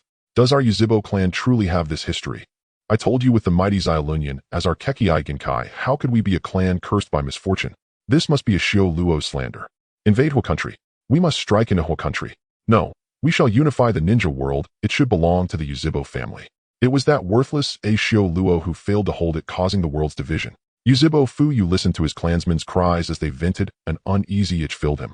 What comes next? What became of us Yuzhibo afterward? He still wore a deadpan expression, though his legs trembled. A saying circulated among the villagers, my village's affairs have nothing to do with you Yuzhibo. It chilled him to the bone. The Yuzhibo are by nature a devoted people, pamper and soothe them, and out of devotion they would throw away their lives to protect you, their cherished friend. Now with the book published, even Yuzhibo Fu Yu dared not imagine how the clan's reputation would be upended across the ninja world. They were a clan that had once brought peace to the land. If only he did not know who Pei In was who penned the book. He loved and hated it in equal measure. Earlier it had provoked them with tales of Nan Hechuan and Shaoyin Village, and now it restored that lost chapter of history in the Five Nations romance. Shaoyin Village Third Ring. It seems a single book has captured the attention of everyone in the ninja world. Mi Yin sat drinking tea in the newly built hut listening as Chong Min reported the news from outside. Seeing Mi Yan's gaunt, unwell face, Chong Min felt a pang of pity. To avoid arousing fear or hatred from the five great nations, Mi Yin had to feign remorse, fasting for 3 days and nights, and even invent the Five Nations romance to seize attention. This is what makes a proper village head. Chong Min was about to offer a few consoling words and urge Mi Yin to eat when Mi Yin set down his tea and pushed it toward Chong Min, looking woeful and unable to swallow a bite. 2 minutes earlier Xiaonan had entered the cellar brimming with joy, only to find a desolate underground chamber, as if swept by locusts. Her pupils contracted. Where are my explosive tags? 6 million explosive tags in all. What? 6 million explosive tags are gone. Only 2 or 3 lie on the floor. Who is this an insult to? Suddenly, she recalled the interlinked explosive tags Mi Yin had used that day. Xiaonan burst into miserably hurt tears and almost flew to the newly built hut beyond the third ring. Outside, many scouts from the 5 great nations were probing for news. They watched as a girl who looked abandoned by a scoundrel face full of grievance rushed into the hut. Juicy gossip. They hurriedly drew nearer. Mi Yin, where are my 6 million explosive tags? Xiaonan had come to demand justice, but seeing Mi Yan's exhausted, devoted manner for the village, her voice unkind. I'm sorry I used them without permission, Mi Yin said, shoulders slumped and eyes fixed forlornly on the floor like a dog neglected by its master. He cleared his throat, looking pale and weak as if about to faint from hunger. At once Xiaonan's anger evaporated. Explosive tags can be bought or made again. She should not have come to accuse Mi Yin. She hurried to comfort him, holding him in her arms and soothing him gently. Chong Min and the scouts stood aghast. With the danger past, and the children on summer break, the customary summer activities resumed. That afternoon Xiaonan went to cook for Mi Yin. Leading them to sweep the streets was Hei Jiao. Among the group was a peach-haired aloof youth. His chakra was sealed and his hands bound, leaving only his legs, eyes, and ears free to move. Xia was the same age as Mi Yin. Because Shaoyin Village's education was sparse, Xia could read, but little beyond that. Had he known a bit of mechanics, electricity, or optics, matters with Chun Ying might later have turned out differently. He followed the children's line in silence, feeling no shame or resistance. His life was literally in others' hands. Though he did not understand why Mi Yin had spared him, he would not feel grateful. At worst, he might let Mi Yin off in the future, but he swore that Chimu Shimao must die. Xia, on September 1st you'll be able to enroll and become our junior. The trio of Xiao Xiong approached Xia with smiles. Beside them, Defo and Jiuzhu wore amused expressions as brother Yahiko received a letter this morning asking them to pay more attention to Xia. Unexpectedly, Kyo's grandson from Sand Village became their junior. The 2 of us seasoned second-year students are quite satisfied with this first-year newcomer. Shortly after, they thought of something, and their expressions turned somewhat dejected. Defo, since we didn't participate in the Battle of Jilin, we missed out on the merits. With my strength, I should at least be able to earn a second-class merit, right? Sigh. Brother Yahiko had kept track of everyone's performance during this battle and planned to hold a commendation ceremony soon, where there would be medals and personnel changes. Even as a lower ninja, they might still earn a third-class merit badge. At the very least, with their strength as middle ninjas, they were unable to gain anything while studying at school. Thinking about it was frustrating. They had lost their initial shares and would be at a disadvantage in terms of seniority going forward. Cough, cough, come on children, keep up. At that moment, Hei Ichijo clapped his hands to signal the children to stay close to the group. Everyone stopped chatting and jogged to catch up. Next, under Hei Ichijo's organization, the streets were filled with the figures of the holiday chewing team. Xia took the broom, indifferent to everything. Teacher Ichijo paid special attention to this child named Xia. He didn't know, he just hoped that this child could be more cheerful. He whispered to a few other teachers, "What's going on with this kid?" Looking at him, it felt as if his heart was frozen, devoid of any emotion. The others nodded. They thought the same. Whoever approached Xie for a conversation would be ignored. He isolated everyone. Among the teachers, two knew they were undercover agents from Konoha and had not forgotten their duties. They watched Hei Ichijo, who seemed determined to do something, and quickly asked, "Ichijo, you're not really planning to console this child, are you?" "I don't think this child is that easy to console. Although Xiaoxiong has made some progress in his studies, he's still at the bottom. You might as well focus on Xiaoxiong and those kids." Although they were spies and Xiaoxiong wasn't good at anything, they had developed some feelings after spending so many days with him. With fewer ties, it would hurt less to part ways in the future. They hoped Ichijo would meet fewer children to avoid, "I am a teacher." Ichijo told everyone to continue with the children, leaving behind a sentence before vanishing in a blur. The two looked at each other in surprise at Ichijo's departing figure. In the village chief's office. This was the first time Ichijo had taken the initiative to come here. The commotion had died down and Yahiko finally sat back in his office. "Eating pickled vegetables with tofu, no emperor, is better than me." A red-hot stove held an iron pot boiling tofu and pickled vegetables. Yahiko sat by the stove playing with his phone and humming a tune. When Xiaonan saw that it was cooked, she took it out to cool. "Dong dong. Come in." Hei Ichijo walked in. Upon entering, he saw this scene, which he had grown accustomed. Xiaonan went to class, and since the phone couldn't get through, Yahiko called her. Damn, she really wasn't a good daughter. Suddenly a cool breeze swept in, and he found it strange how cool the office was. With years of ninja experience, Hei Ichijo instinctively looked at the wall where a machine was making a whirring sound. Air conditioning, once mass-produced, will also be installed in the teacher and staff dormitories. Xiaonan noticed Ichijo's confusion and explained. "Family, what if you don't want to return to Konoha? In Konoha, it really only gets hot in summer, and one can only eat popsicles." The sweat that had been warm on Ichijo's body turned cool the moment he entered the air-conditioned room. He explained the purpose of his visit. "Do you want to apply to educate the next batch of new students?" Yahiko pondered the feasibility. Xiaonan directly agreed. "Great, your qualifications and personality are very suitable for being a homeroom teacher." "I am the principal." Yahiko wanted to say something, but decided against it considering he had just used 600,000 explosive tags on Xiaonan and didn't want to provoke her. "Mitsu." Yahiko nodded. "Arigato." Hei Ichijo looked grateful and then expressed his desire to help Xie overcome his shadows. Xiaonan was very happy while Yahiko had a strange expression. However, this matter was evidently beneficial to the village. "Alright, regarding this, I will fully cooperate with you." Yahiko waved his hand, and the second air conditioner of Shaoyin village was handed directly to Uncle Yao. At that time, when they were supposed to allocate funds to Uncle Yao, he didn't want it, but now they would send an air conditioner over. Yao Ramen. Those who understand will understand. Xie's parents sacrificed during the Second Ninja World War. He might have developed a social anxiety disorder. I don't know, he just seems numb, devoid of emotions. Yahiko opened his heart to Hei Ichijo, explaining Xie's general situation. After a lengthy conversation, Hei Ichijo's expression was complex. "I will definitely help Xie overcome his shadows." His words were firm. Because his parents also sacrificed during the Second Ninja World War, perhaps it was a resonance that made him feel even more pity for this child. Hei Ichijo stepped out and returned to the bustling street. The street was lively with groups of people chatting together, some discussing the Five Nations romance, others talking about Jiraiya preparing to film a sequel. The children were also playing while cleaning. But Xie still stood alone, as if surrounded by invisible frost, his head lowered, focused on sweeping the ground beneath him. Hei Ichijo looked at him with pity. The child might be suffering from a mental illness. "Xie, you can't just sweep one." He found a large broom, stepped forward to teach, demonstrating in front of Xie, waving it to kick up dust, then stepping back to continue sweeping. Xie looked up at him once, but didn't respond, then lowered his head again to sweep, just like before. This child is quite difficult. Hei Ichijo felt a headache coming on. In that case, it's time to activate Plan B. Teacher Ichijo really likes Kaguya. Love can encompass everything. We exist because of love. In the world of love, nothing is impossible. He deliberately chatted with Defo Jioju and several older kids about the Five Nations romance, hoping to draw Xie's attention through this recently released novel. Unexpectedly, the Sage of Six Paths was right when he repented in his later years. Human desires are like a rolling stone on a high mountain. Once they start, they can never stop. Jioju retorted. Hey Ichijo, alright, so you're trying to sabotage me. Love can create everything, but can also destroy everything. When you use love to protect sheep from wolves, that love becomes destruction for the wolves, as they will starve to death. This world is inherently like this. Either the sheep die, or the wolves die. Either the weak wolf starves to death, or the weak sheep gets bitten to death. Jioju saw that Hei Ichijo was unconvinced, and continued. Hei Ichijo squinted. This kid has a pretty good memory, perfectly reciting the content from the book. Of course he had to defend Kaguya, but he noticed that all the children who gathered around when they heard them debating the Five Nations romance were all standing on the side of the Sage of Six Paths. What the hell? The children on the street were debating, with one corner of Hei turning red in embarrassment. He shouted loudly, wrong.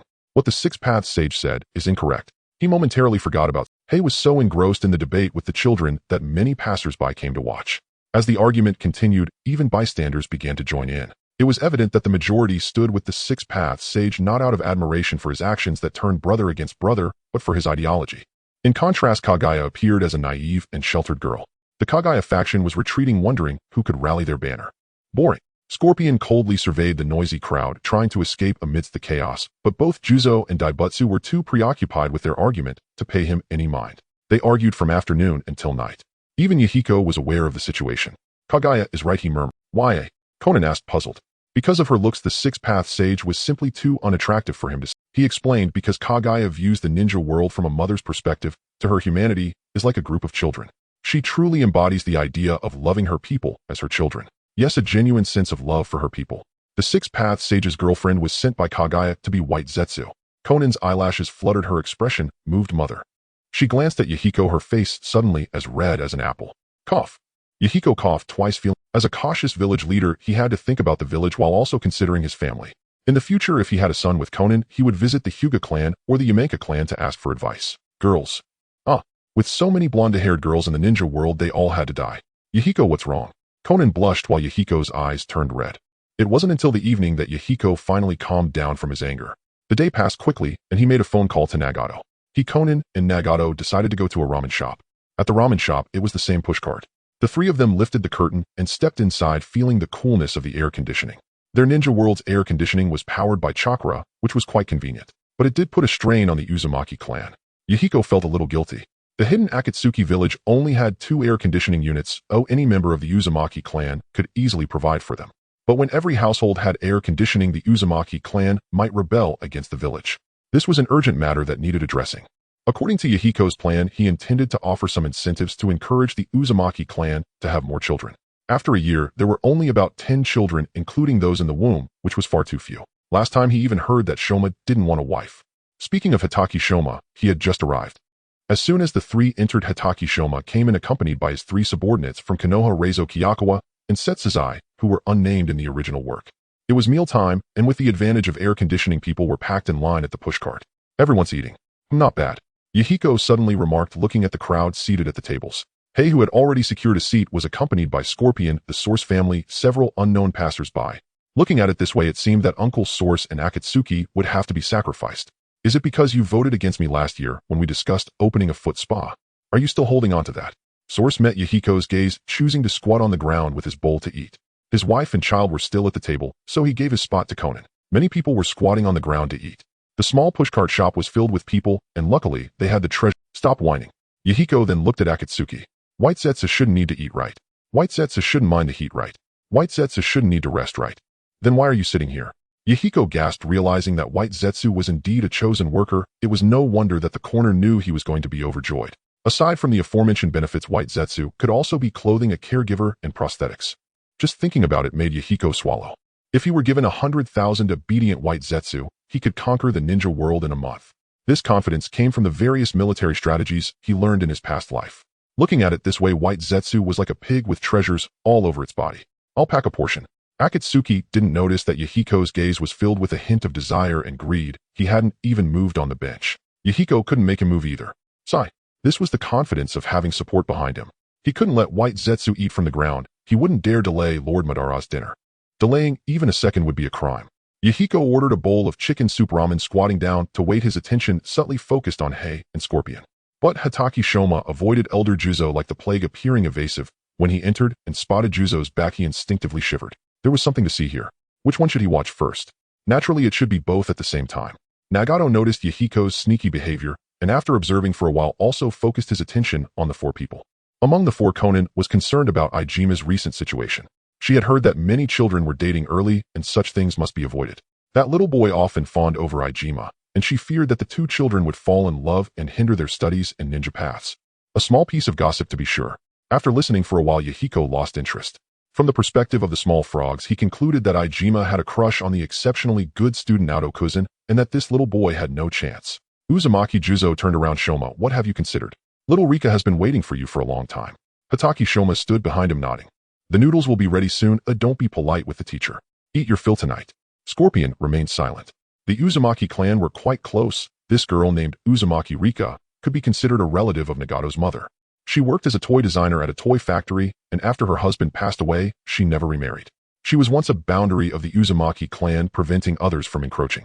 But Nagato had heard that his cousin Uzumaki Rika had taken a liking to Hitaki Shoma at first sight. The Chimu family is doomed to end.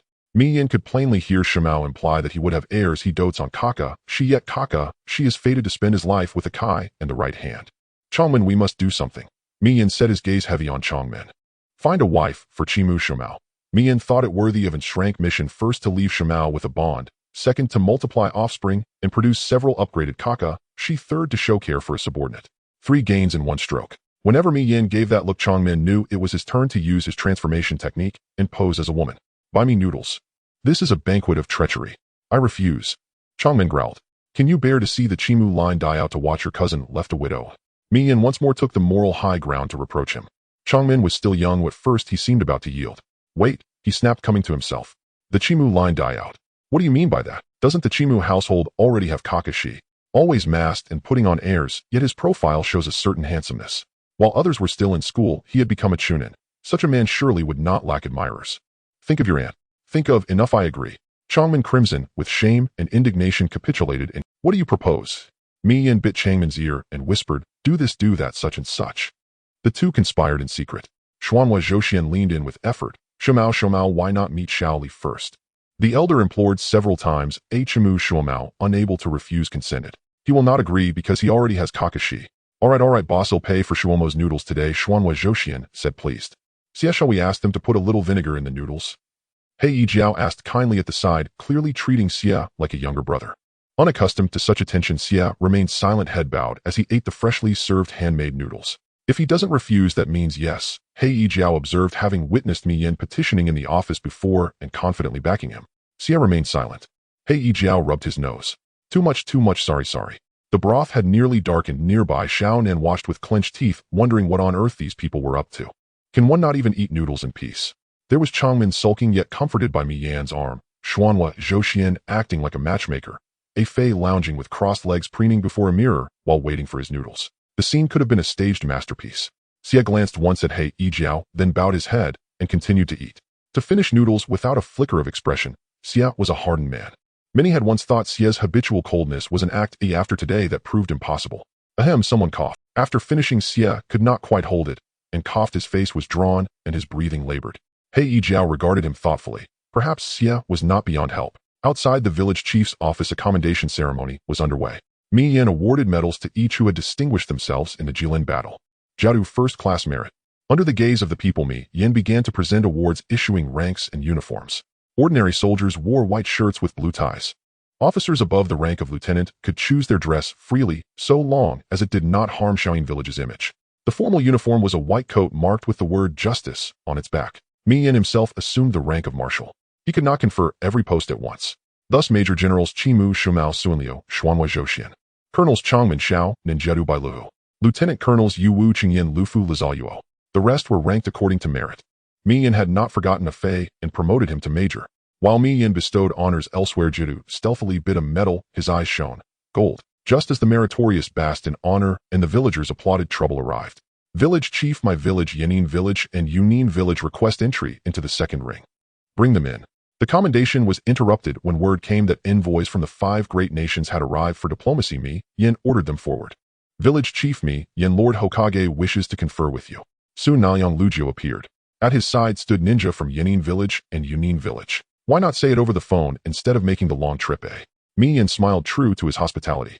Just Naoyang Lujio was on decent terms with Shuemin. Before coming, Shuemin had argued the point with Yuan Fei, risen, as Shuemin spoke from the stance of a senior brother rather than that of the Hokage, which troubled Yuan Fei. Risen, Shuemin was too soft with those close to him. He produced a letter and placed it before me. Yin then hurriedly retreated to stand behind the Yunin village ninja, hiding, afraid the plaza might turn on him. Shaoyin village's small appearance had nonetheless made the 5 great nations wary. In the papers they suggested that Yin would not be so helpless after years in the role. They suspected he was playing a deeper game. They had even heard whispers that Yin coveted Shaoyin village and intended to swallow it whole. How could they watch Shaoyin village grow unchecked? First among the concerned was Shaoyin village, whose scouts were eager. Yet Song had been wronged by a mark like a jar had been left on her smooth back and seen by many, becoming a shadow over recent months. Luosha urgently needed merit to prove himself. The 5 great nations fixed their eyes on the 400 Shaoyin confined in the Advancement City labor camp. If Shaoyin Village persisted in entertainment over military affairs, they would not recommend mere benevolent oversight. But Shaoyin Village was precisely turning military. My Yenin and Yunin sent warnings. At the ceremony, it was obvious the 3 had coordinated beforehand and voiced each of their demands. 1. The quantity of explosive talismans purchased must be reviewed by my Yenin and Yunin villages. 2. The number of Shaoyin Village ninja must not exceed 200. 10. Pain must be updated monthly. The final clause arose from public pressure. The whole scene felt eerily familiar to me. Yen. Having just won the battle that founded the village, they were now receiving admonitions from several nations. Yen agreed to the terms. Cough. He agreed in words, whether he would act on them was another matter. Alas, it seemed he could not afford to relax in this life. One must not promise so lightly. Yen ran through the litany of misfortunes from his 2 lifetimes, pressed his lips thin, and trembled with anger, as if a hypertensive fit were about to blacken his vision. Many in Shaoyin Village had once been bit players. With the ceremony interrupted and unequal treaties proposed, they now wore indignation on their faces in perfect synchronization. Of course it might be genuine. Throw them to Yuin Village to feed the salamanders. Village chief, hand that pineapple-headed brat to me. He'll go in with white blades and come out with green. He'll gut his gallbladder. Go in white and come out white. He'll split his skull. Go in white and come out yellow. He'll tear out his innards. At those words, Naoyang Lugio wore the face of a man caught off guard. Hey, am only the messenger. All of Shaoyin Village's ninja, save the sentries, were present today. The crowd seemed ready to devour the envoys, exactly as Naoyang Lugio and the others had expected. Whoever the delegates were, no one could calmly accept the shame inflicted on their village and chief. Among Shaoyin Village's nobles, Chimu Shimao had already drawn his blade, offering no courtesy to the Nara delegation. Yen reached out and pressed his hand, quelling the boiling populace. He fixed the envoys from the 3 villages with a grave look. Your village seems to take Yen far too lightly. Nara Shikaku said seriously, Yahiko village chief, you should focus your energy on the happiness of the ninja world. Let the ninja world be entertained, and we will protect the safety of the village. Isn't that enough? You can't be distracted. Hokagesama is doing this for your own good. Yahiko cast a meaningful glance at him without replying. Lord Killer Bee is waiting for your rap, Yahiko village chief. Lord Suchikage also appreciates Mr. Yahiko's literary talent and wishes to invite him as a guest. Undoubtedly, the 3 villages wanted Akatsuki village to abandon military pursuits and focus on culture and entertainment. Ame-Gakure was so impoverished that they didn't care about cultural entertainment. In other villages, 9 out of 10 people had seen movies, whereas in Ame-Gakure only 3 or 4 had. This was the most unprofitable business Yahiko had ever engaged in. What a poor village. The situation in Kirigakure was even more absurd. If you agree to our conditions, village chief Yahiko, there will be great benefits. Hokagesama promised before my arrival that if you agree, we could strengthen trade relations between our villages and even cultural exchanges. Lord Killerbee said he could take you on a concert tour of the 5 great villages. Yahiko felt warmth in his heart. His disciple was worth taking in. Was this Killerbee's way of wanting to protect him? A group of people took turns persuading Yahiko. When he refused, he sulked in his office. Seeing this, the representatives from the 3 villages took turns going in to persuade him. Before entering, Nara Shikaku exchanged a glance with Hayate, who was mingling in the crowd with Sasori. It was his idea to switch things up. After hearing recent intelligence from Hayate, he was to become the new homeroom teacher and needed to prepare lessons. He was busy teaching students, and if he didn't do well, it would reveal flaws, so it was best to have less contact for now. The 3 people who entered the invasion team went completely off the grid, leaving only Ikaraku's group useful. Although Ichiraku could now teach a class at this rate, planning the execution would still be too slow. According to his expectations from last year, Akatsuki village shouldn't have developed this quickly. A year later, they had several powerful ninjas capable of becoming the village leader, significantly diminishing the importance of Chunin in the village. Before entering the office, he thought about a lot of things. Looking at Yahiko, whose orange hair and eager gaze waited for him, he slightly nodded to initiate a new round of discussion. Now it was just the 2 of them in the office. It was finally Yahiko's turn to take the lead. Please convey my regards to my grandmaster and brother Minato. Yahiko stepped forward and patted Nara Shikaku's hand. Nara Shikaku was taken aback. This was different from what he had imagined. Weren't they supposed to engage in a fierce debate? But he couldn't see any barriers on Yahiko's face or in his words. Could it be that Yahiko's demeanor was simply not wanting to bow down to a Wagakure and Kimogakure? Did he have a good impression of Konoha? That would expand the possibilities. But he didn't know Yahiko's true character, which he only heard from Minato. Minato almost praised Yahiko to the skies, nearly claiming that he was the reincarnation of the first Hokage. The 2 talked about many things, all mundane. The tale of the 5 nations is taking too long to update. Writing so few words a day is hardly enough to read. And as for my family, they wish to have your signed photo.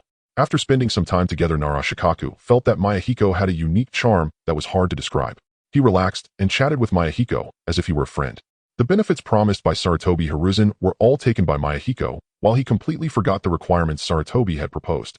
That was more or less the situation. After Nara Shikaku left, the next to enter was the representative from Ame-Gakure.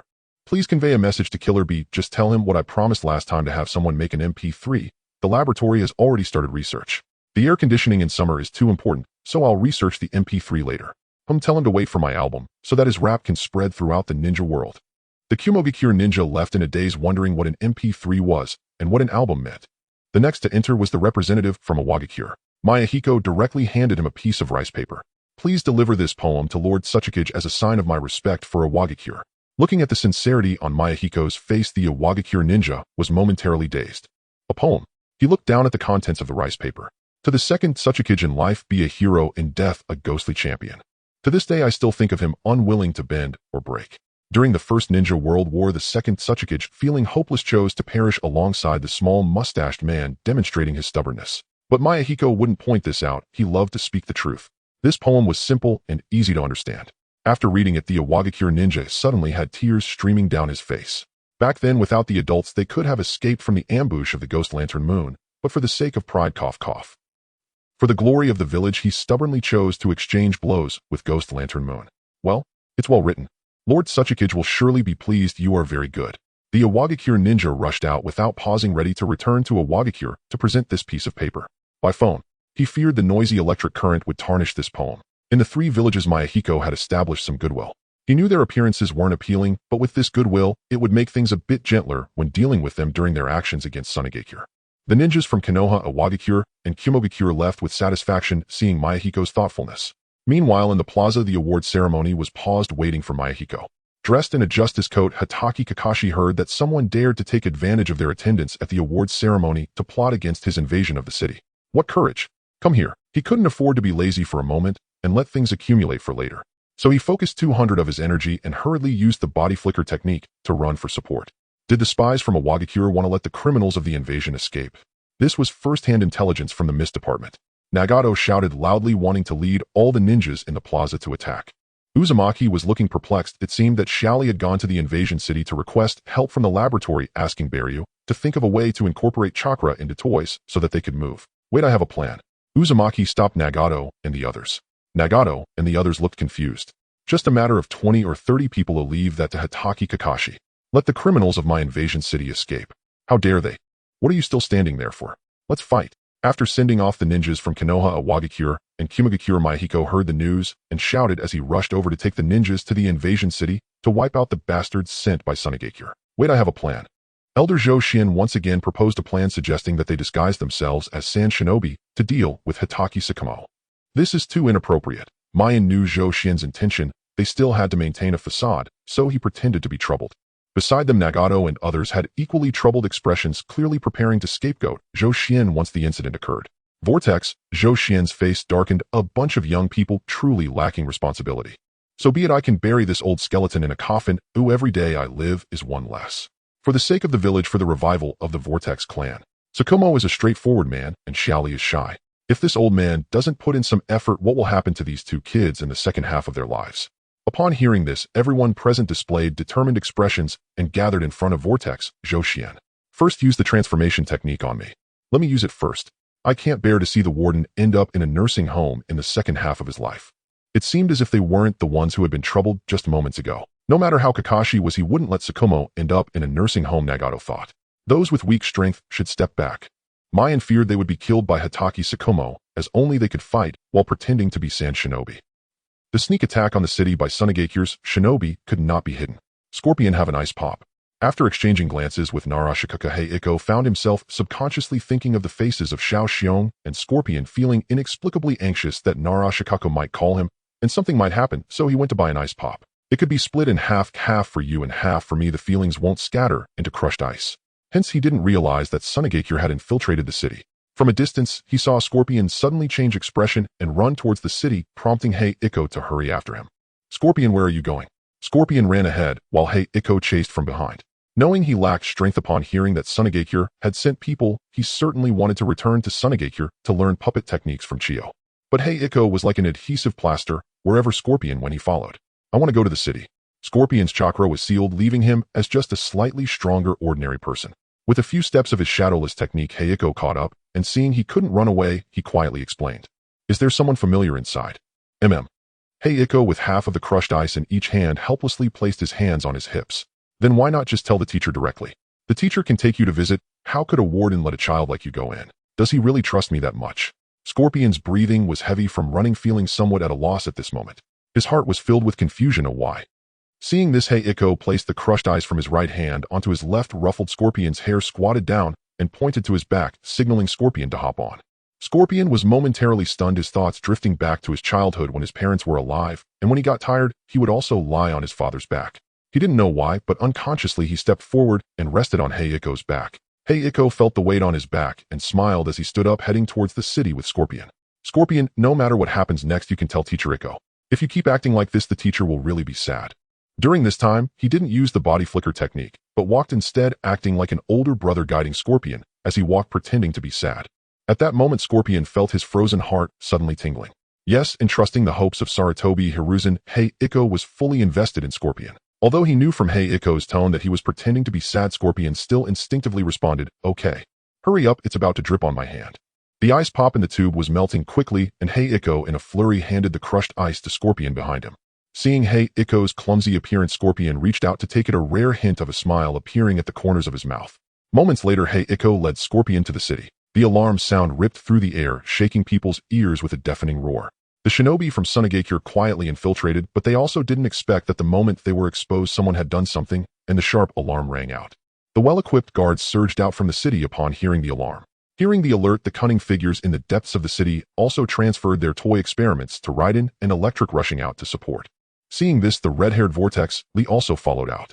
About 20 to 30 sand shinobi disguised as merchants were blocked by Hitaki Tsukumo and his men, cutting off their retreat. "Akatsuki do not engage in human trafficking. Did you come to the wrong place?" Hitaki Tsukumo said with a hint of sarcasm. The sand shinobi recognized Hitaki Tsukumo and turned to look at the newcomers. During the Second Shinobi World War, the Wind Shadow even tacitly allowed the humiliating order that if one saw Konoha's white fang, they could abandon their mission.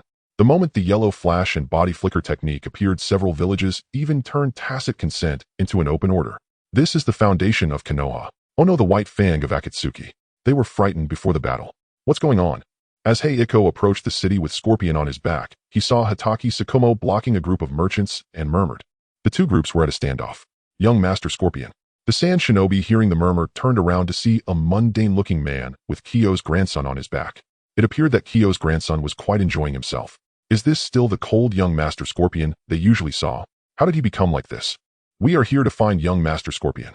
"We found him, that's great. Young Master Scorpion, Lady Chiyo misses you so much. Come back with us quickly." Thinking of how Lady Chiyo had been anxious to find Scorpion recently, they took advantage of the situation and said, letting the criminals go in the city. Not to mention whether they would be killed by Hitaki Tsukumo, would they earn Lady Chiyo's favor by bringing back young Master Scorpion. Hitaki Tsukumo narrowed his eyes. "Looking for someone to come to the city. Should I believe you or not?" But no one noticed Yahiko's face suddenly changed. "Chiyo, what relationship does Chiyo have with Scorpion?" Yahiko set Scorpion down, looking at him with a grave expression. He suppressed the anger in his heart, forcing a strained smile on his face, and asked as calmly as possible, "Scorpion, tell Teacher Iko what your relationship with Chiyo from Sunagakure is." "Don't say Sunagakure." Even Hitaki Tsukumo and the others became interested upon seeing this.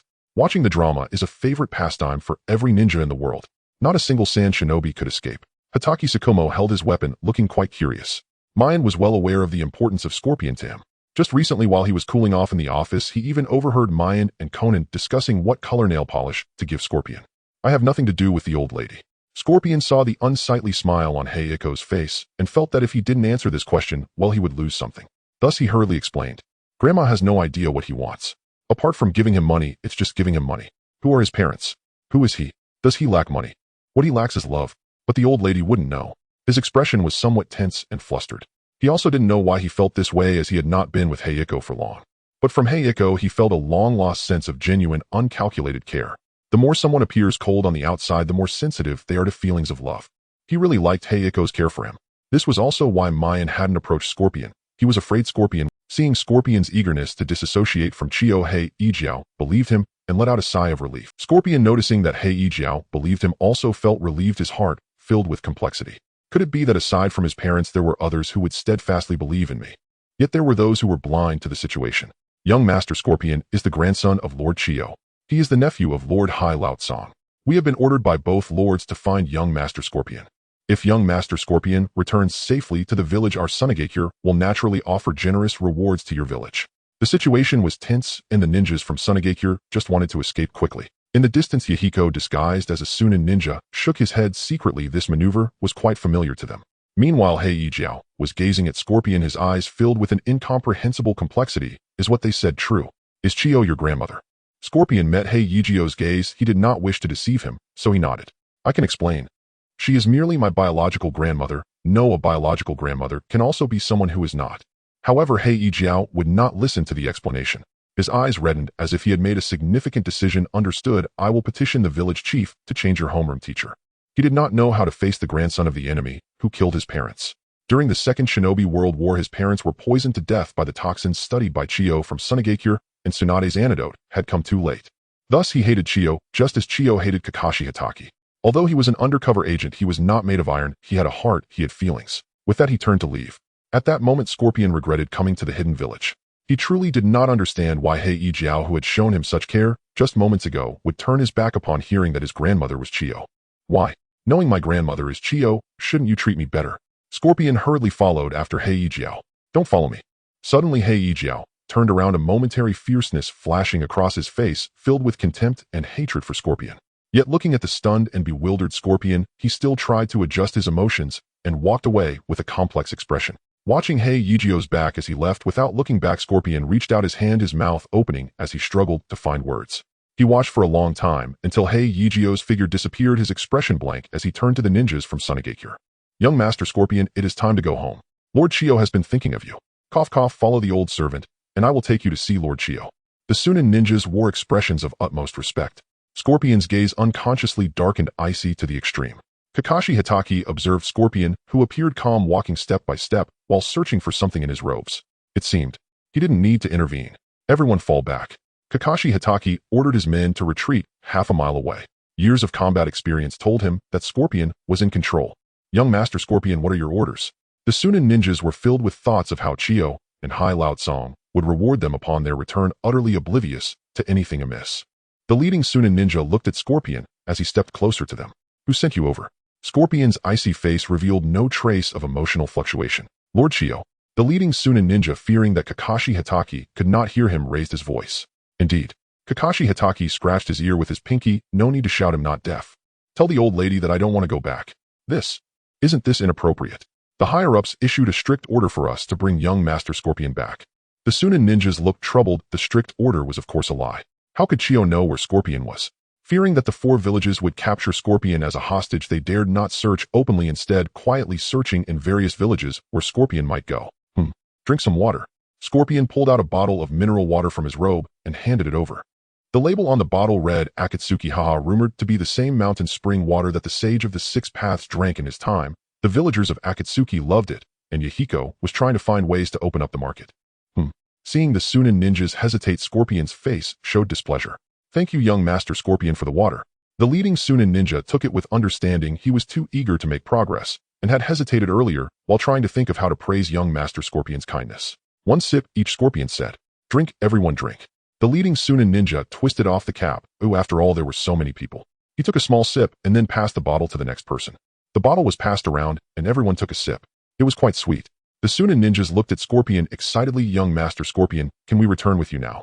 They would naturally face punishment for failing the mission, but they had found Scorpion. Scorpion remained silent, looking at the Sunin ninjas as if they were dead. 1 second, 2 seconds. Half a minute later. Suddenly, the first Sunin ninja to drink began to tremble uncontrollably, as if his internal organs had been stimulated. His dry face twisted in pain as he groaned. You, young Master Scorpion, you. The next moment, fresh red blood bubbled from the corners of his mouth, flowing down his chin. His panicked eyes held a glimmer of despair as he looked at Scorpion in disbelief. Before long, he curled up on the ground outside the hidden village, his face a terrifying mask of agony. What happened? Looking at the fallen Jonin, the others wore puzzled expressions. Suddenly, like a row of dominoes being toppled, as the first Sunin ninja fell one after another, the remaining ninjas displayed the same look of despair as the first. At this moment, they realized that the water they drank was problematic. The water is poisoned. Young Master Scorpion, I don't understand. We are one of you. Antidote, antidote. I want the antidote. Scorpion had made the poison himself from toxic herbs colorless and tasteless. As a master of poison, he naturally had the antidote, but he would never reveal it. The poison contained in the mineral water bottle was something Yahiko had noticed. He had been cautious. He hadn't expected Scorpion to use it on his own villagers, which showed how much weight Hei Ijiao held in his heart. Just then, Afe, busy seeking news and improvement, passed by and saw the Sunin ninjas collapsing after drinking a bottle of mineral water. He took a unique shot of the empty mineral water bottle lying on the ground. Akatsuki ha! Then he zoomed in on the faces of the dead Sunin ninjas. With that, he performed a flying technique and vanished. Yahiko, chase them. Stop the photos. The disguised Kato roared. It's a business that makes money just by burning water. My friends,